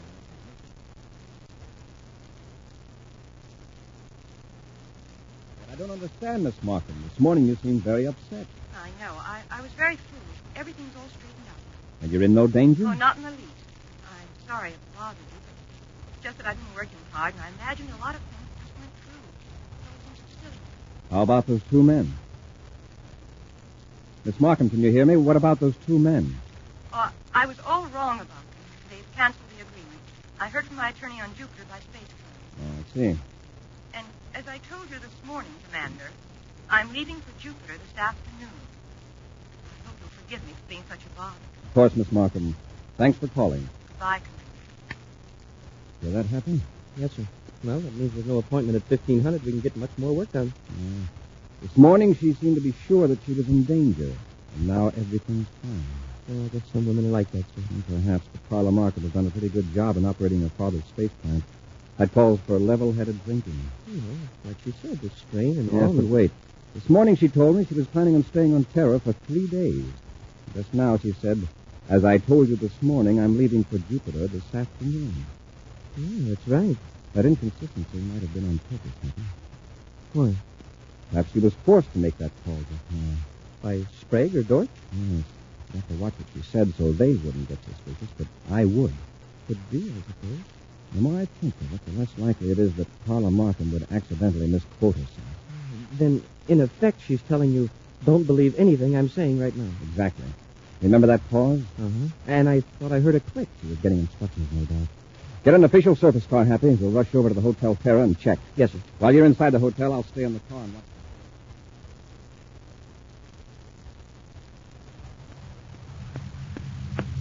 Looks like you were right, Commander. What did you find out, Hap? Miss Markham is checked out. The clerk said there were 2 men with her, and they left 10 minutes ago. Did you know where they were going? No, sir, but I talked to the doorman. He heard one of them tell the driver of the surface cab to take him to the spaceport. And that's where we're going. We could spaceophone the spaceport and have the guard stop them. There's no telling what Sprague and Dorch might do to Miss Markham if they see they're in a trap. The most we can risk right now is to try to delay a blast-off.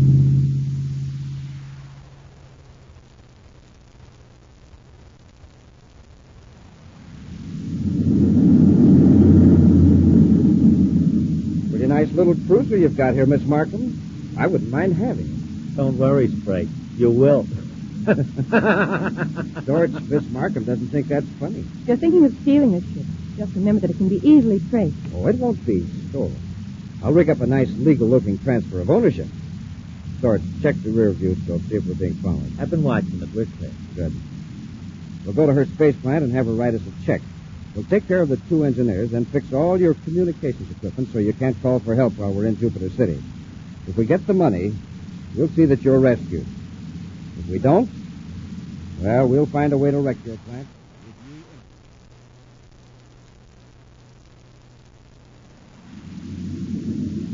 That's Miss Markham's ship, sir. We could overtake them easily. Yes, but if Sprague and his pals see us, it'll just put Miss Markham in danger. Let's just follow them and find out where they're going. By the vector they're on now, it looks like it'd be Jupiter. Mm-hmm. Perhaps the Markham space plant in the orbit of moon number 2. You think they'd take her to the plant? Yeah, they might. Oh, what did they turn out at that plant, Commander? High-purity metals from ores hauled out from Jupiter. Chiefly zirconium and indurium. The advantage of the space plant is the low gravity and the ease of maintaining a perfect vacuum. Uh-huh. The metals can be controlled perfectly by electronic heat fields and magnetic force. For example, a huge ball of molten indurium can be suspended inside a purification chamber without touching the sides. Wow. And the whole process is automatic. That's right, Happy. 2 engineers run the whole thing. I don't want Sprague and Dorch to know they're being followed. Can't let them get a glimpse of the space patrol ship in their rear view scope. Then we'll have to keep this much distance between us until they land. Unless we have another ship. I'm going to spaceophone Lowell City, Mars, and have headquarters send a small cargo ship out to meet us in space. We'll transfer to the cargo ship, and we can get closer to Sprague and Dorch without endangering Miss Markham. You might as well sit down and relax, Miss Markham. We'll wait here in the plant control room till Dorch gets back. What's he going to do to my crew? Well, it depends. If they behave themselves, they won't get hurt. Oh, here he is now. I got them both, Sprague. What did you do to them? Just take it easy, miss. I merely put them to sleep with the ray gun. Did they give you any trouble? Nah. I got one of them while he was checking some instruments. The other was asleep in his bunk. They'll be out cold for 24 hours. Nice work.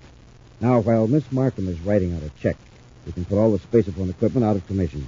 Start with Cargo ship JC-302 calling Markham Space Plant, Jupiter 2 orbit. Cargo ship JC-302 calling Markham Space Plant. Are you expecting a cargo ship? The supply ship bringing food for the crew. I thought you said it wasn't due for 2 days. Well, sometimes it comes early. Cargo ship JC-302 calling Markham Space Plant. You better do something, Sprague. Carla, what's your chief engineer's name? Quickly. Jensen, William Jensen. Okay, keep her quiet, Dorch. I'll handle this. Markham Space Plant. Chief Engineer Jensen here. Go ahead, cargo ship. We've got something for you. Is the cargo airlock clear? It will be. Just unload the stuff. We'll take care of it later. We've got our hands full right now. All right, Jensen, we can handle it. Cargo ship out. Dorch, you go into the cargo hold and keep an eye on them. If they act sociable, impress them that we're very busy. Suppose they say I'm not one of the regular crew. Tell them you're filling in for a week. See that they get away in a hurry. Then you and I will blast off for Jupiter. Open the cargo hatch, Happy. Yes, sir. You suppose that was really the chief engineer on the spaceophone, sir? Was Sprague and Dorch were probably holding a gun on him. All right, close the hatch. Open your faceplate, Hap. Now we'll plan our attack. Yes, sir. I'll move fast and take them by surprise. Probably in the main control room waiting for us to unload the cargo and leave. Somebody's come. I can see him through the door at the other end of the cargo hold. It's Dorch. Andrew is still picking that guy. Mustache. Heavy set. Hi. Then I give you fellas a hand. Thanks. Now you can start bringing the stuff in. We're Space Patrolmen, Dort. Space Patrol. Right. You can take us to your partner, Sprague, and Miss Markham. Hey, what is this? Go on, get moving. Hold your ray gun on him, Harper. Yes, sir. Hey, Commander, I can't move. Something's holding my feet to the deck. Someone turned on the magnetic force field. It's holding our space boots. Get out of your spacesuit. Hurry. Commander, look up above. The cargo crane is coming down on us with an endurium beam on it. We've got to get out of these suits. This magnetic field under us, that beam can crush us. We'll return to Space Patrol in just a moment. Say, gang, how's your morning takeoff? Are you blasting off with your jets really roaring? Are you riding your bike like Buzz Corey rides his rocket? I mean with your speedometer smoking like a volcano on Venus. In other words, Space Patrollers, are you supercharged in the morning? Well, here's the way Commander Corey gets supercharged. He tucks away a power breakfast with Rice Chex or Wheat Chex, the super cereals. Try Rice Chex today. What'll you say? Delicious. Try Wheat Chex today. So swell tasting, you'll eat more and more and more and more. Rice Chex, Wheat Chex, the only cereals in the universe with that modern bite-sized design for easy eating. The only cereals in the universe with a picture of Commander Corey or Cadet Happy on the outside of the package. The only cereals in the universe with that mysterious magic space picture on the inside of the package. The super cereals that help to supercharge you. Rice Chex, Wheat Chex. And now, back to our Space Patrol adventure, Peril over Jupiter. Nelson Sprague and Duke George are extorting money from Carla Markham, who operate the robot-controlled metals plant in the orbit of Jupiter's number 2 moon. The two men forced Carla to take them to the plant in her own spaceship, where they overpowered the 2 engineers and are holding Carla. Commander Corey and Cadet Happy trailed Miss Markham's ship from Terra, then approached the metals plant in a small supply ship. Wearing spacesuits, they entered the cargo hold of the plant through the airlock, where they found Duke George. As the commander ordered George to take them to Carla Markham and Sprague, a powerful magnetic field was turned on beneath the deck of the cargo hold, making it impossible for the space patrolmen to walk. Then, from above, a huge loading train lowered a heavy endurium beam down upon them. George, who is not wearing metallic shoes, is not affected by the magnetic field. Commander, I can't get out of my spacesuit. Something's stuck. That beam will drown us in a few seconds. George, cut that magnetic field. You'll have to talk to Sprague about that. You asked for it, Corey. You weren't invited aboard, you know. Is that Sprague? Yes, it's Sprague. I'm in the cargo control booth watching you through a viewscope. Stop that train. Stop it. I only wish I could lower it faster. We can't lift that feet if it can slide on the press magnetized floor. You mean sort of straighten? I'll pretend to try to dodge the train. You slide back to the airlock. And leave you here? But why can't we both go? That dodging isn't going to do you any good, Corey. Sooner or later, I can lower this beam on you. Keep out of the way, George. Don't worry, Sprague.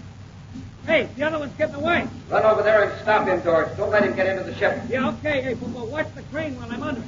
I'm in the airlock, sir. All right, Happy. When I give the word, open it and release the air escape valve. All right, Sprague. You can let all the air out of this cargo hold in just a few seconds. The cadet and I have spacesuits on. We can close our faceplates and we'll be safe. But your partner will be in a bad way.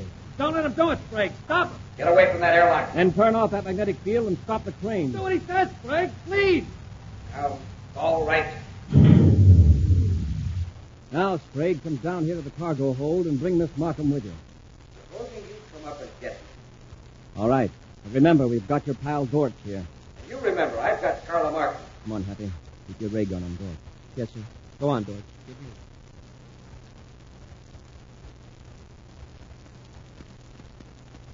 This is the control room. Go on in and don't try anything. Welcome aboard, Commander. Commander, I tried to make him stop the train. Yes, I was forced to tie her up. Untie her. Are you hurt, Miss Markham? No, I'm all right, but my 2 engineers. What have you done to them, Sprague? I was just about to tell you, You put Commander. them in the electronic furnace. All right. Now, Commander, there's no need to be alarmed. The temperature isn't very high in there yet. But if I were to turn this dial, it'd be hot enough in that furnace to melt endurium in just a few seconds. Sprague, get away from that instrument. I'll come a step nearer, Commander. And even if you shoot me with that ray gun, I still have time to spin this dial. And he'd do it, Commander. He really would. I don't doubt it. So that puts me in quite a strategic position, Commander. Unless, of course, you want to sacrifice those two engineers. I suppose you want a chance to get away, is that it? A little more than that. Miss Markham has some money in the Jupiter City Bank that I could use quite nicely. Torch and I are going after it. After Miss Markham writes the check. All right. Just don't hurt those men. Torch, collect their weapons. Give them your gun, Happy. There's nothing we can do now. No, there's nothing you will be able to do. Torch and I are going to smash up all the spaceophone equipment in this plant, including those in your spacesuits. Then we'll take your cargo ship and cut it loose in space. Here, Dorch, you guard them while I smash up the spaceophones. The sooner we blast off the Jupiter... We certainly did a thorough job of wrecking the communications equipment. I'll see. Nothing but junk. But maybe there's a small transmitter somewhere that they overlooked. Now, let's check with Miss Markham. Where'd you go? She's trying to revive those two engineers. We sure had a close call. One twist of Sprague's wrist, and they'd have been part of a batch of molten endurium. Here's Carla now. Any luck, Commander? No, we really smashed the equipment. How are the engineers? I'm afraid we just have to wait till the ray gun effect wears off. We could revive them. Might be able to assemble a makeshift transmitter out of some of this junk. Well, maybe there's a small set we've overlooked. I'm afraid they got every one, Commander. We'll have to see what we can do about rebuilding one ourselves. Where are the spaceophone parts, Miss Markham? There might be some in that cabinet. All right, Happy, let's get busy.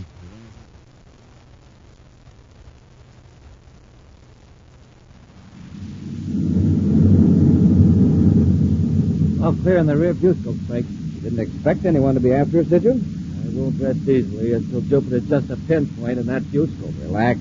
We've got the money. As far as the bank's concerned, Carla Markham was just paying off a legitimate business debt. Yeah, I know. But we're flying her ship. We better land on some nearby planet to get another. I've got that all figured out, too. There's a friend of mine on Mars who'll meet us in space. And we can abandon Carla's ship. Yeah, but what about Carla and Corey? We'll take care of them, Dorch.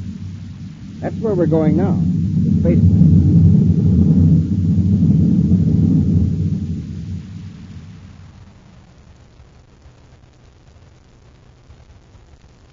How are you coming, Commander? Oh, we're about ready to make a test, Carla.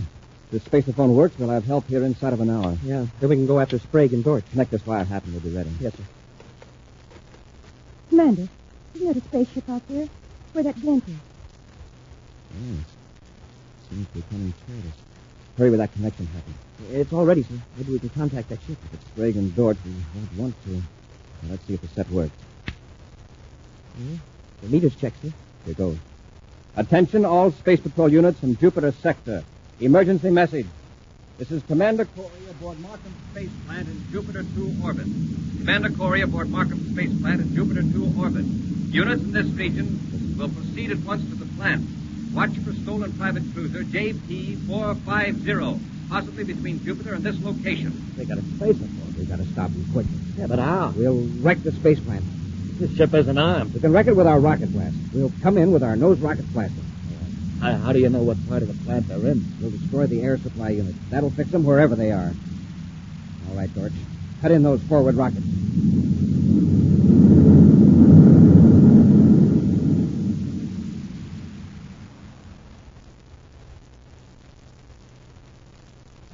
It's Sprague and Dorch, all right. It's my ship. Crazy fools. They're heading right toward the plant without cutting speed. They probably heard our spaceophone want to put us out of business. If they ram us, they'll put themselves out of... Uh-oh. Hey, they've got nose rockets on. Commander, did the Space Patrol hear your message? I can't tell for sure. We don't have a receiver. They probably did. Hey, what's Sprague up to? He's not heading for an airlock. Then why doesn't he cut his rear rockets? He's burning fuel at both ends. Trying to wreck the plant. He'll do it, too. The air unit. He's going to wreck the air supply. Quick, Happy. Close that compartment door. We've got to seal this room off from the rest of the plant. Yes, sir. Secure, sir. Wow. They've torn off a whole hunk of the plant with their nose rockets. They'll keep blasting away till they're sure we're finished. And we don't have a doggone thing to fight back with. The Space Patrol would only get here. We're moving around for another attack. This time we probably won't be so lucky. We ought to get out of this control room. They'll probably blast this part next. Yeah, but we can't be sure there's any air outside this compartment. Then we're helpless. Now, wait a minute. When we blasted the air unit, they tore away part of the section next to the furnace. Yes, that's where the molten endurium's cooled and rolled in place. The metal's forced from the furnace through those pipes. Carla, is this the dial that turns the furnace on? Yes. Is there endurium in the furnace? Several tons of it. Why? Well, let's heat it up. We'll give Sprague and Dorch something to...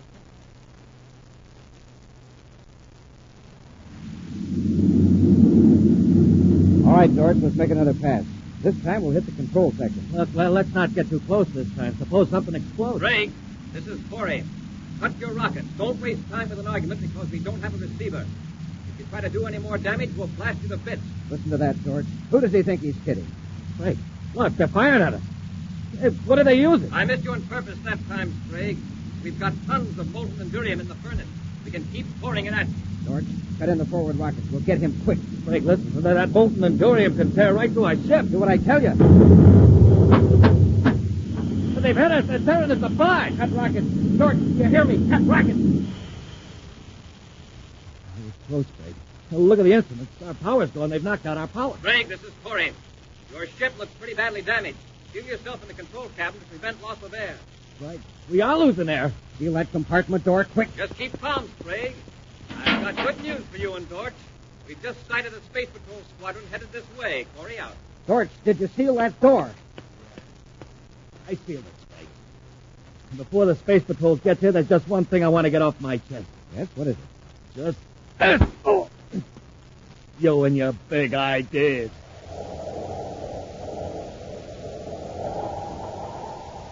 An action preview of next week's exciting Space Patrol adventure in just a moment. It's a quiet day at Space Patrol headquarters. Cadet Happy is alone, gazing around in the commander's office.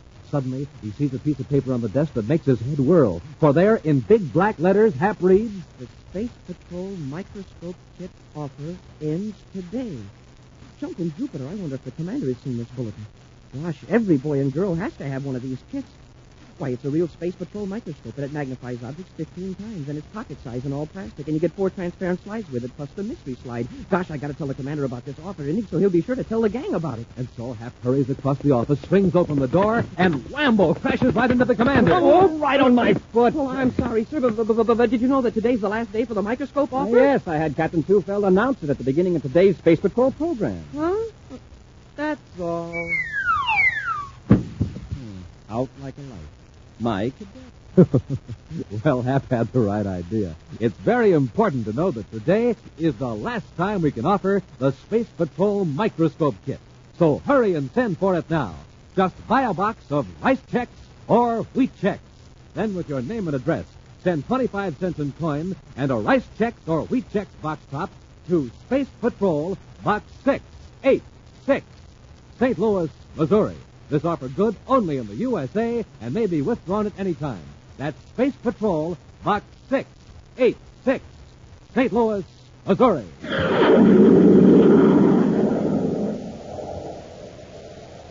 And now, a preview of next week's exciting Space Patrol adventure. Commander Corey's ship has been forced to land on Planet X in the outermost regions of the solar system. Realizing that Prince Baccarati's powerful magnetic beam makes it impossible for them to control their spaceship, Buzz and Happy have stepped out into a mist-covered valley. Well, the question now is, where do we go from here? Head north, Happy, toward Baccarati's castle. What's that? I don't know. Whatever it is, I don't like the sound of it. Commander, look! It's a gigantic lizard. It's a dinosaur, Happy, and it's coming toward us. Get back to the ship. Hurry, Happy. It's gaining on us. What a monster. Quick, into the ship and secure the airlock. Hey, he's trying to get in. He's flying at the ship's hull. We've got to do something, Happy. He's big enough to crush this ship like an eggshell. Be sure to join us next week for the menace of Planet X, when wheat checks, rice checks, and good hot Ralston again present Space Patrol.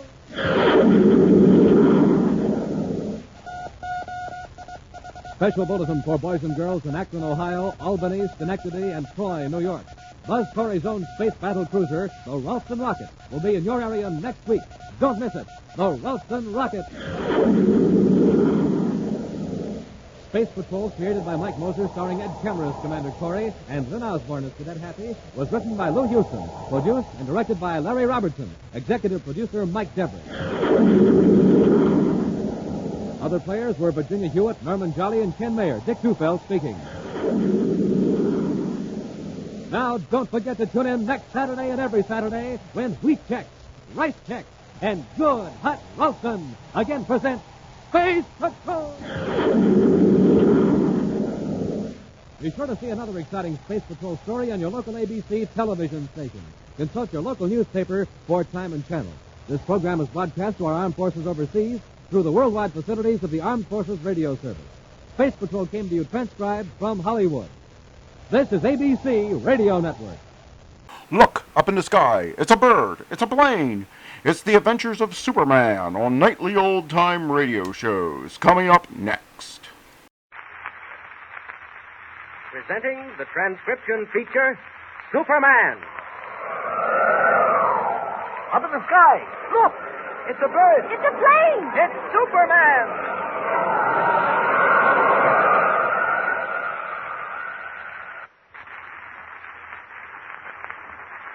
And now, Superman, mighty visitor from another world who came to Earth when the planet Krypton was destroyed by quakes and explosions.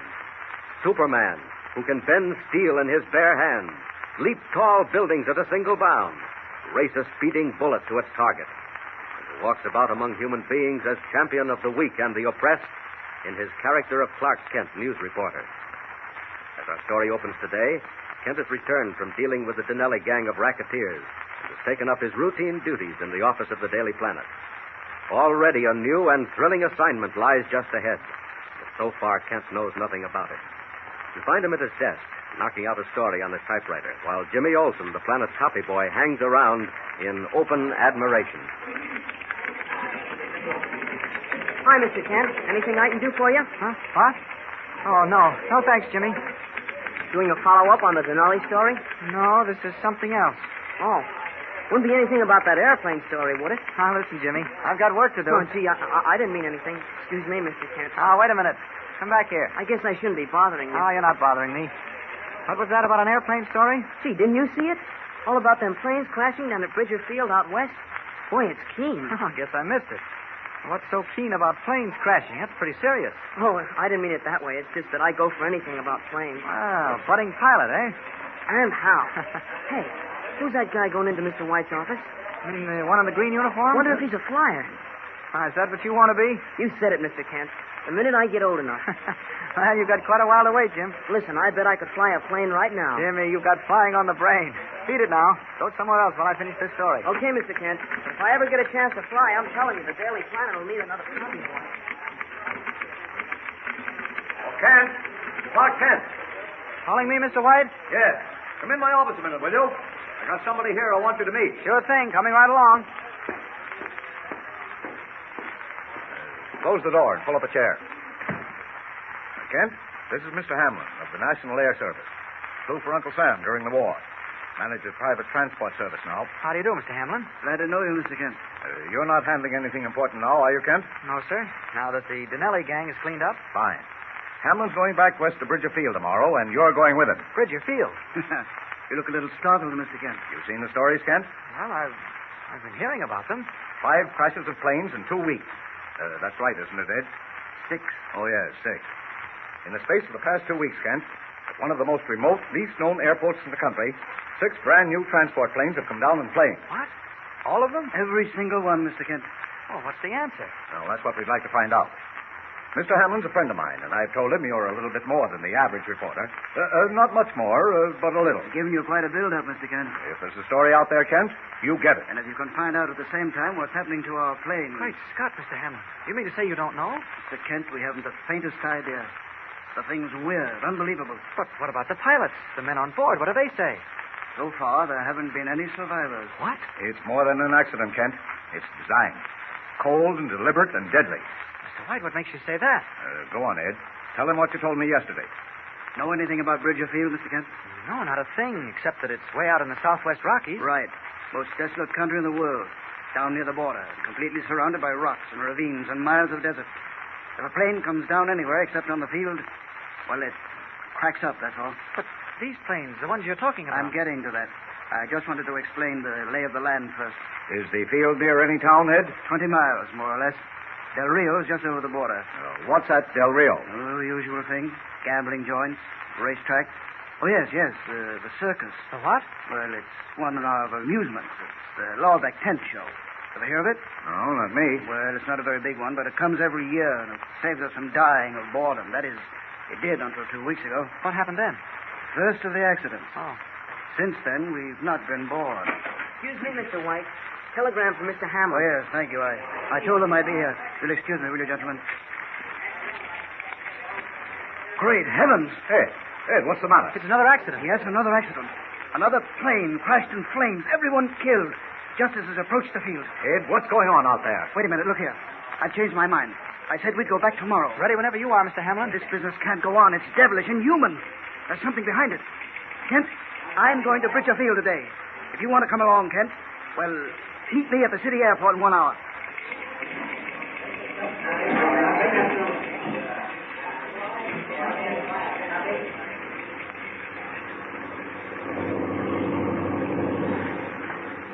What's the time, Kent? 4 o'clock. Be daylight pretty soon now. Now you can see it getting lighter in the east already. Following wind. Another 2 hours and we're there. This ship of mine is fast.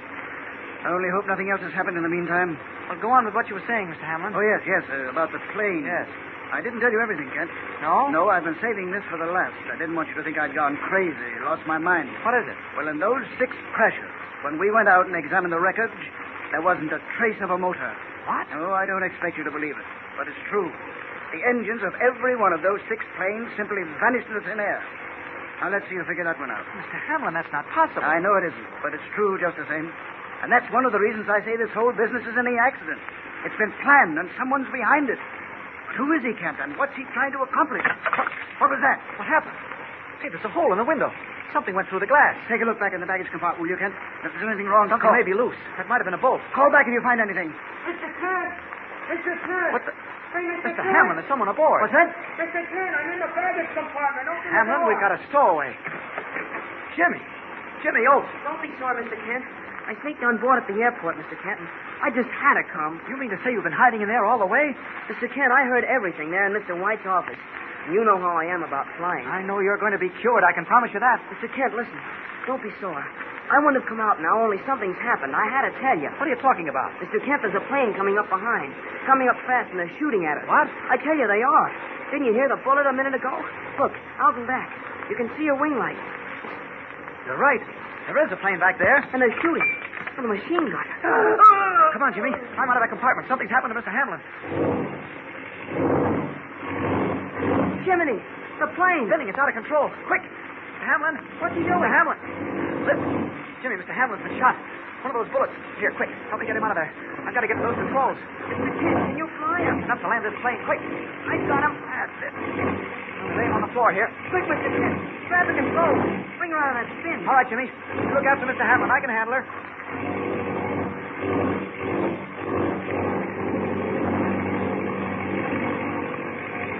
Oh, boy, that's it, Mr. Kent. You got her. How's Mr. Hamlin? I don't know. I don't think he's hurt bad. He's breathing all right. Jimmy, listen. What about that other plane? Where is it? Hey, Mr. Kent, they're shooting again. They're right on our tail. They're trying to get over us, Mr. Kent. What do we do? Not much we can do while I'm sitting here. Jimmy, didn't I see a rifle in the baggage compartment? There is one. Do you want it? Bring it here, fast. There's just a chance. Here you are, Mr. Kent. Diving and twisting all I can. Look here, Jimmy. You said you wanted to fly. Well, now's your chance. What do you mean? More bullets. They'll get us any second now. Quick, Jimmy. Slip in here and take the controls. Hold her just as she is. Can you do it? I'll sure try. Give me the stick. Just as she is now. Hey, Mr. Kent, where are you going? I'm going to take that rifle and climb out on the wings. With any shooting being done, I guess we can do it as well as they can. Stay with it now, Jimmy. Hang on to those controls and don't lose your nerve. I'll be all right.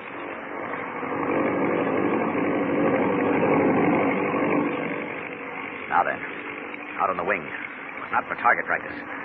Good thing it's dark. I wouldn't want Jimmy to see his friend Clark Kent take a header into space as Superman, which is just what he's going to do. Out we go. Out and back. Faster. Faster.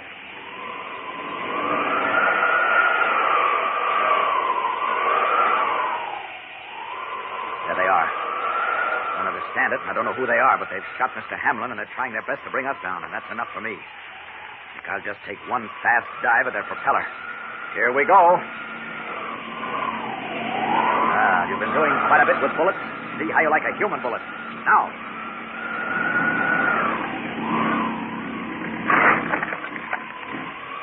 That does it. Down they go. I'll just dive down after them and find out what this is all about. Jimmy. What's the matter with Jimmy? Our plane's going down, too. It's in a tailspin.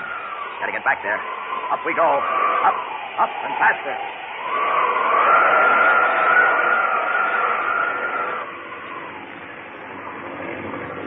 Mr. Kent! Mr. Kent, come back! Mr. Kent! All right, Jimmy. Here I am. What's the matter? The plane. It's spinning. It's out of control. What's wrong? Great Scott, where'd that oil come from? Take the stick. We're going down. Move over. That's it. I have it. Mr. Kent, that oil. All over the glass. I can't see a It's a thing. broken line. Sprays over everything. Can't go far this way. The motor. It's missing, Mr. Kent. We've got to land. Hang on, Jimmy. Don't lose your nerve. We'll go as far as we can this way. Then we'll see. Mr. Kent, the motor is getting worse. It'll stop running any second now.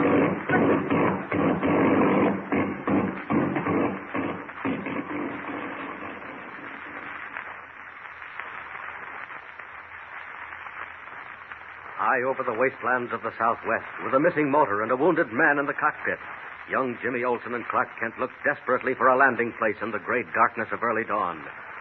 Who was trying to shoot Hamlin's plane down, and why? What can Superman do to foil the plans of an enemy who so far is not even known? Tune in next time and follow the exciting story. And remember, be sure to tune in the next thrilling installment of the amazing transcription feature, Superman. Up in the sky. Look! It's a bird. It's a plane! It's Superman!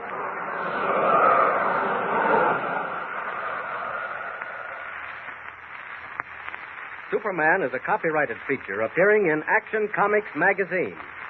Appearing in Action Comics magazine.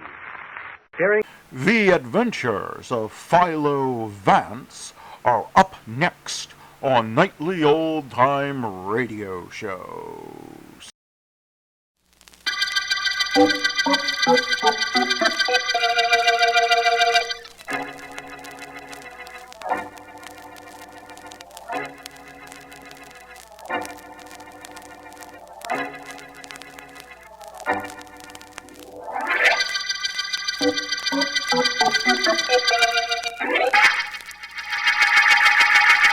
Sit down, Lane. Sit down. Oh, thank you, Jeff. There we are.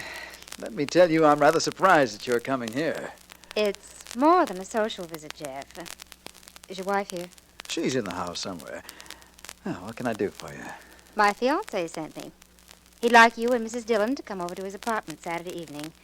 He's having a little party. How utterly charming. Tell him for me that Mrs. Dillon and I consider it a privilege to be able to refuse Mr. Stuart Worthington's invitation. Oh, Jeff, please don't feel that way about Stuart. Remember, I'll be there. Well, now, that might influence me very much. He really has an unusual party planned. He has a magician who's going to do the famous birdcage trick. Oh, I've seen it. You've seen me. You were almost ready to go to the party a moment ago. I haven't seen enough of you, Lane. I doubt if I ever could. I'm not crowding you on this settee, am I? Well, you are a little, but I'm not sure I mind. Oh, very pretty picture. Well, don't bother getting up, Jeff. I'm only your wife. Lane just came over to invite us to a party at Worthington's Saturday night. And she's done it? Yes, I have. In that case, I'll see you to the door. This way, Miss Williams. Then I'll see you both Saturday night. This way, Miss Williams. Good night. Good night, Lane. Dear. Good night, Mrs. Dillon. Jeff, don't you think this is going a bit far? You and that girl in my own house? Oh, you don't understand, Edna. Oh, wives never do. Husbands prefer to believe. But I understand quite a bit. For instance, you're in love with that girl. I wouldn't say that. I'm just giving in practice, that's all. You'd do anything to get her away from Worthington. I know you would. That is, if you could think of anything other than what tie you'll wear at the party. I might surprise you one of these days. You'll make me laugh. Edna, darling, Lane Williams mentioned that there was going to be a magician at the party who was going to do the famous disappearing birdcage trick. That gave me a very good idea. If you thought of it, it came from a very strange place. Edna, darling, what Lane told me gives me an idea that will let me commit murder and get away with it.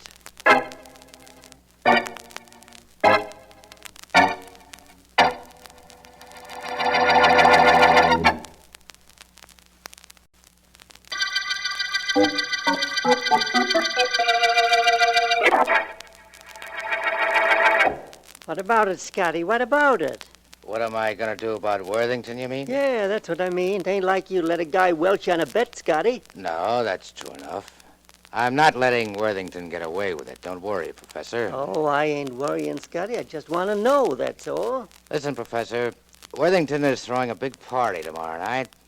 How would you like to go? Me? Yeah. Nobody invited me. I'm inviting you to attend in my place. Gee, you're not invited either. No, but I still want you to go.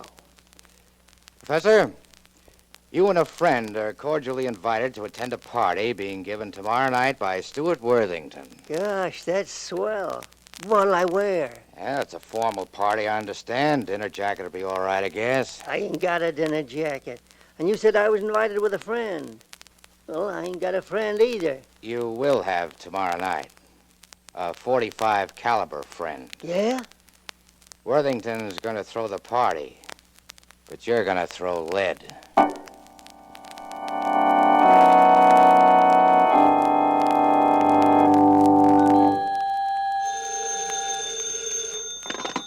Philo Vance speaking. Vance, Yes? this is Lane Williams. Do you know me? I don't think so. Well, it doesn't matter. I'm engaged to Stuart Worthington. You know him, don't you? Slightly. What's the trouble, Miss Williams? Well, I don't know yet. Only I'm sure there's going to be trouble. Stuart's made a lot of enemies, and he's gone out of his way to hurt certain people who won't take hurting. Who, for instance? Well, Jeff and Edna Dillon. Either one or both of the Dillons is liable to explode at any moment. Well, just keep Worthington out of the way of the explosion, and nobody will be hurt. Vance, listen to me. It isn't only the Dillons. There's a gambler named Scott whom Stuart has been baiting, and I heard Scott threaten my fiancé only this morning. That's why I called you, Vance.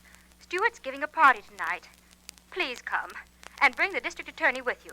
Well, I'll ask Mr. Markham if he can make it, Miss Williams.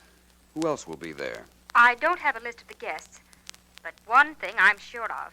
One of them will be a murderer before the night's over.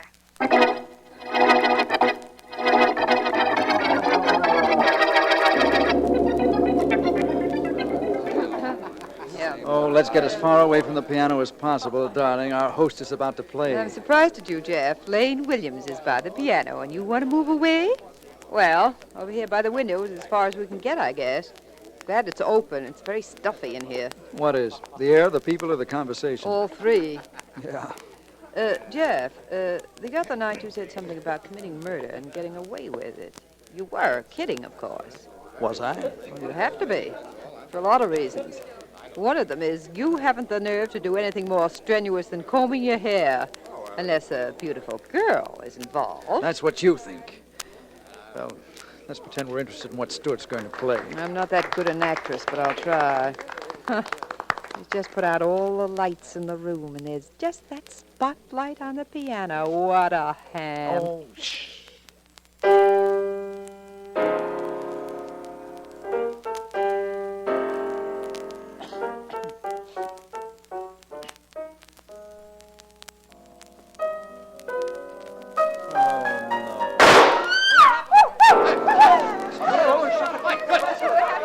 All right, everybody, stay exactly where you are. Come on, Markham. Somebody turn on those lights. Vance, look what happened. Oh, poor Stuart. I see what happened. You are Miss Williams, aren't you? Yes, I called you, and I had reason, too. You can see that now. Yes, I can. This is District Attorney Markham. We'll take over now. Everybody, please stay exactly where you are. Markham. Yes, Vance. Stay with me. This might be one of the quickest cases we've ever been on. I hope so. Mr. Vance, the shot came from over there. I practically saw the flash of the gun. It came from that direction over there by the window where Mr. and Mrs. Dillon are standing. Oh, well, that simplifies things a bit. Markham, that window's open. Do me a favor. See what you can find out about the ground underneath the window. Perhaps the shot came from outside. I'll be right back, Vance. Now, listen, everybody. Please. A murder has been committed. For the time being, at least, I represent the police. I've been told that the shot came from the direction of the window. Do you all agree it did? Mr. Dillon, stay where you are. I'm coming over to you. Well, come on. Who's stopping you? My name is Philo Vance. I'm here tonight because I understood there was trouble between you and Worthington. I guess it might be called trouble. I always regarded it more as a clash of personalities. Oh, here's my wife, Mr. Vance. How do you do? How do you do? Everybody seems to agree that the flash of the gun came from over here by the window, Dillon. Are you carrying a gun? Look for yourself. He's got a gun, Vance. He has to have a gun. Either he or his wife did this. Miss Williams is a rather hysterical girl, isn't she, darling? Terribly. The gun is still on them someplace. They didn't have a chance to get rid of it. Look for it, Vance. I will, Miss Williams. I've gone over Mr. Dillon's pockets pretty well. He has no gun. Mrs. Dillon, I'll call for a police matron and have you searched. Vance, you can see I couldn't possibly have a gun on me. Yes, that's true. But apparently one of you had a gun, unless the shot came from outside. And in that instance, please accept my apologies. I saw the flash, I tell you, Vance. It came from over here by the window. It still could have come from outside, Miss Williams, providing the killer stood at the window. If I remember correctly, there's a garden of some kind outside this window. If anybody stood there, and he'd have to be there to fire the shot, his footprints would be pretty discernible, I'd say. Right now, what you say... Well, Vance, I've just been outside. Yes, Markham. What did you find? Nothing. There's a stretch of soft ground 8 feet wide, right underneath the window. If anybody stood out there by the window to fire the shot, he'd have left footprints. And there aren't any? No. Well, this is something. A man is shot to death in this room, and almost as he was killed, we came in. Nobody moved, and everybody agrees the shot came from this window. Yet we can't find a gun on the two people in front of the window. And there's indisputable evidence that nobody stood outside and fired the shot. We have a mystery, don't we, Vance? Markham, my friend, there is an understatement if I ever heard one.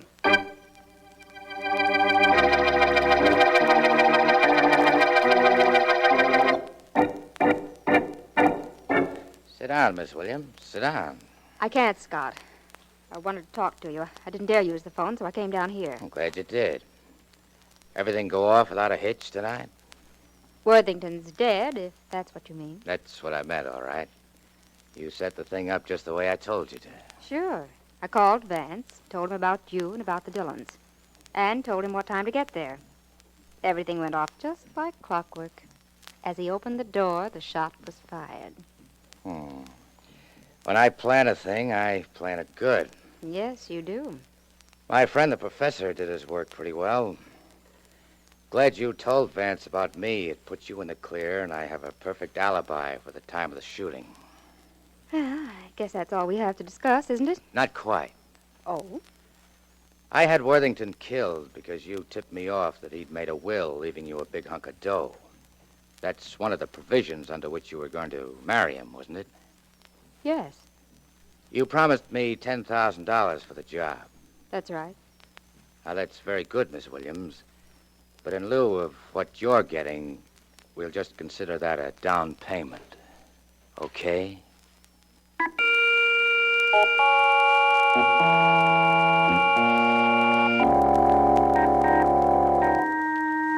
Jeff, I demand to know how you did it.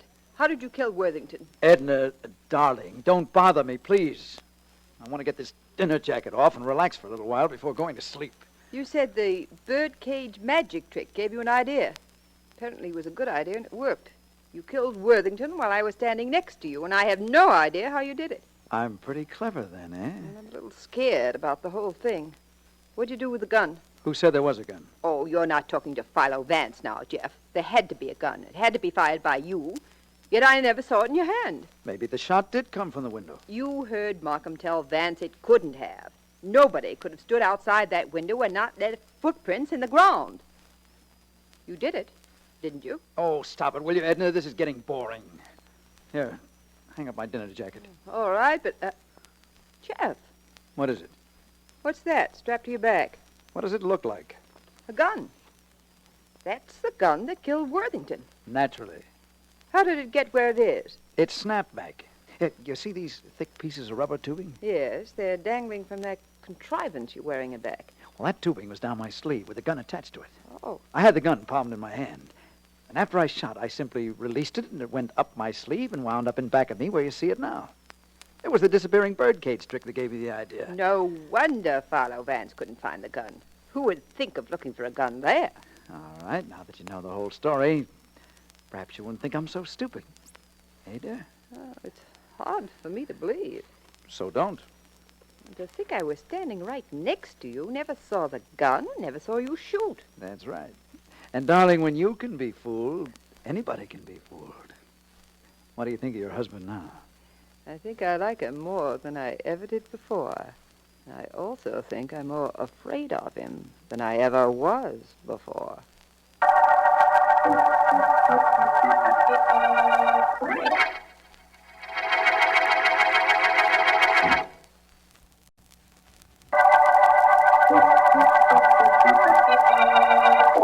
This is District Attorney Markham.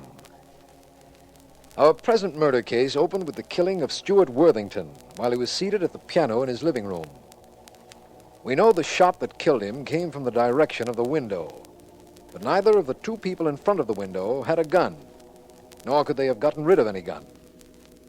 I personally investigated the ground outside the window and could find no marks or footprints, although if the shot came from outside, there would have to be footprints. This is the situation facing us as Philo Vance details his findings.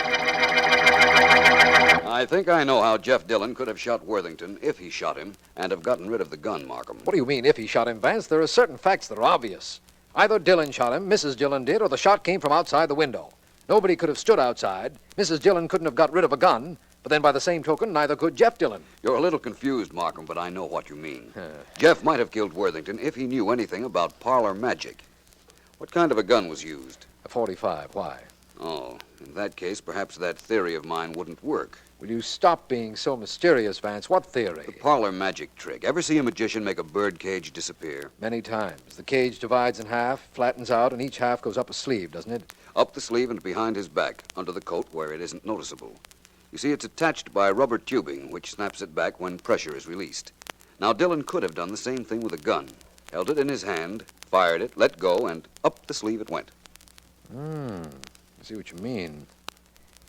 Well, I imagine we'd better go see the Dillons, don't you? Yes, and I hope when we meet Mr. Dillon, I'll have something up my sleeve, too.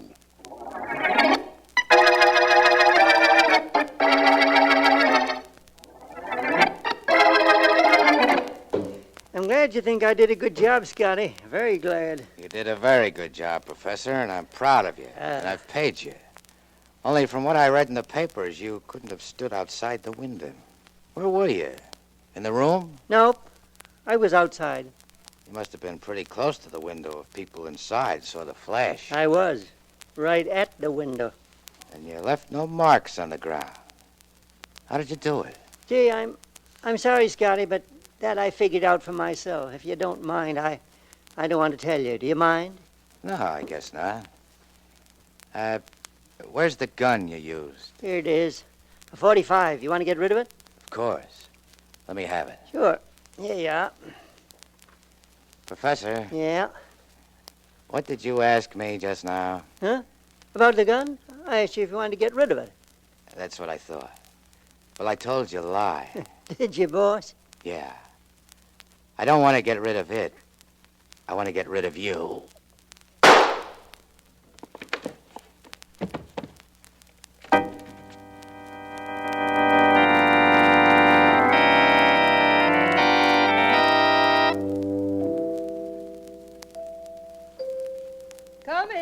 Coming.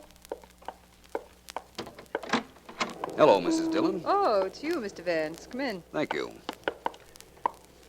Is your husband at home? Why, no, he isn't. Would I do? Not for what I had in mind, Mrs. Dillon. You don't make a very good murder suspect. I've heard you were very brilliant. Perhaps you are. And perhaps it's just that Jeff isn't as smart as he thinks. Mrs. Dillon, where is your husband? Out. Mr. Markham went down to his club to look for him. If he's there, Markham will bring him back here. I can hardly wait to see him. You're a strange person.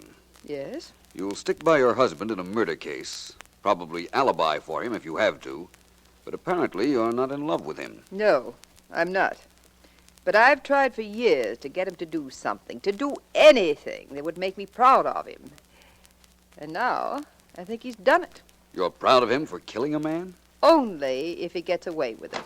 Vance? Over here, Markham. I'm with Mrs. Dillon. I found her husband, as you can see. Glad you did. Come on, get in there. Please sit down, Mr. Dillon. That's very nice. I'm invited to sit down in my own home. What's up, Vance? Dillon, did you ever see a magician do the birdcage trick? I thought this was too good to last. Thank you, Mrs. Dillon. Now, Dillon, don't make me repeat the question. You talk to him if you like, Vance. I'll be back in a minute. I want to go to the bedroom a minute. Excuse me, please. Well, Dillon? I've seen the birdcage trick, Vance. Why? You know where the cage disappears to? Not me. I'm one of those people who like to be fooled. I never bothered to figure out how it was done. That's possible, of course, but I believe that... Vance, you were asking about the birdcage trick. It worked with heavy rubber tubing like this, didn't it? Why, yes. And that's a professional disappearing harness you have in your hand, Mrs. Dillon. Where'd you get it? My husband. Shut up. My husband wore this the night of the party, Vance. Attached to the tubing, as you can see, was a gun. It's in the dresser drawer now. Shall I get it? You don't have to bother right now. I imagine that's right. We have a very good case against your husband, Mrs. Dillon, and we're indebted to you for your help. He just couldn't do anything, not a thing. I'm better off rid of him. I'm not sure you are yet. Why not? I showed you how I got rid of the gun that killed Worthington. It went up his sleeve and wound up in this harness in back of him. Yes, that's true enough. You did. Only, you didn't kill Worthington, did you, Dillon? Who says I didn't? I do. Wait a minute, Vance. We came down here to find the device you outlined to me, the birdcage apparatus. We found it. Dillon doesn't deny he killed Worthington. But you doubt it. Why? The most simple and obvious of reasons, Markham. This device would work with any small caliber gun. But Worthington was killed with a .45. A .45 is much too large to go up a sleeve. No, Markham, I'm afraid we'll have to look somewhere else for our murderer.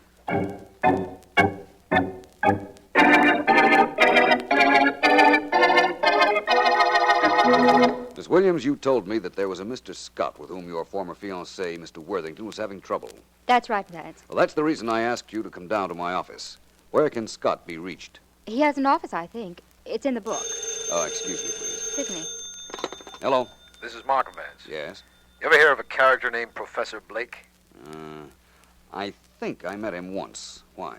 Well, we know he worked for that gambler you mentioned to me at the beginning of this birdcage case, fellow named Scott. Yes. Well, we just found Blake.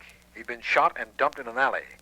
He lived quite a while after he was shot, apparently, because some people heard him moaning and called the police. I just thought you might want to know. I most certainly do. I think this ties up very nicely, Markham.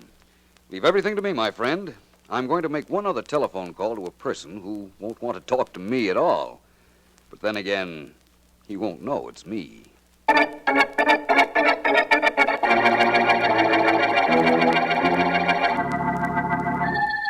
Who did you say this was? Me, Professor. You gotta help me. Where are you? The shack on Water Street. I'm hurt. Bad, boss, but you didn't kill me. Get me a doctor, please. You got a lot of nerve calling me. Either come down here with a doctor or I go to the police with the whole story.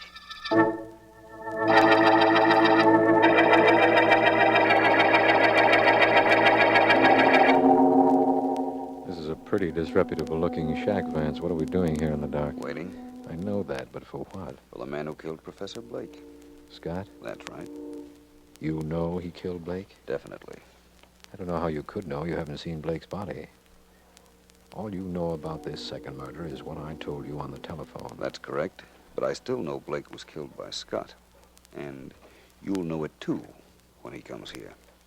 Do you really think Scott will be silly enough to show up? Of course. Why shouldn't he? He thinks Blake is alive. He knows that if Blake talks, we'll grab him. But you see, he doesn't... Shh. Somebody's coming. Get over by the door. Right.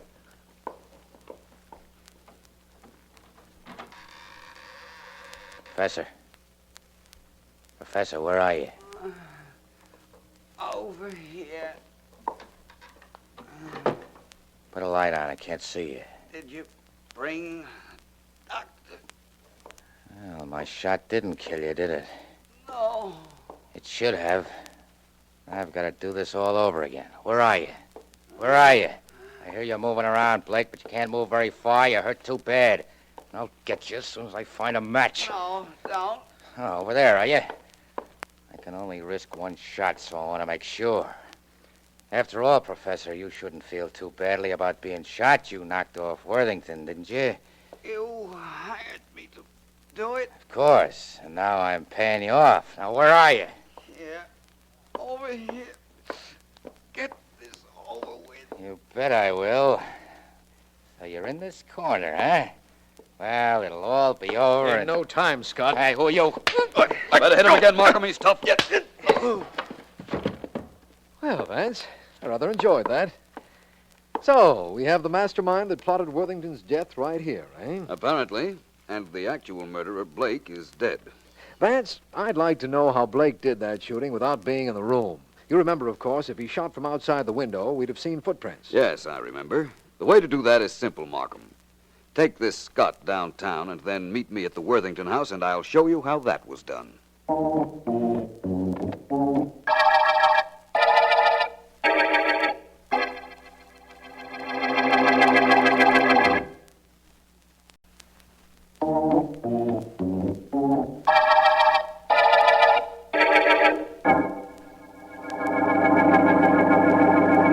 I'll help you carry that ladder, Vance. Oh, it's no trouble, Markham. Not very heavy.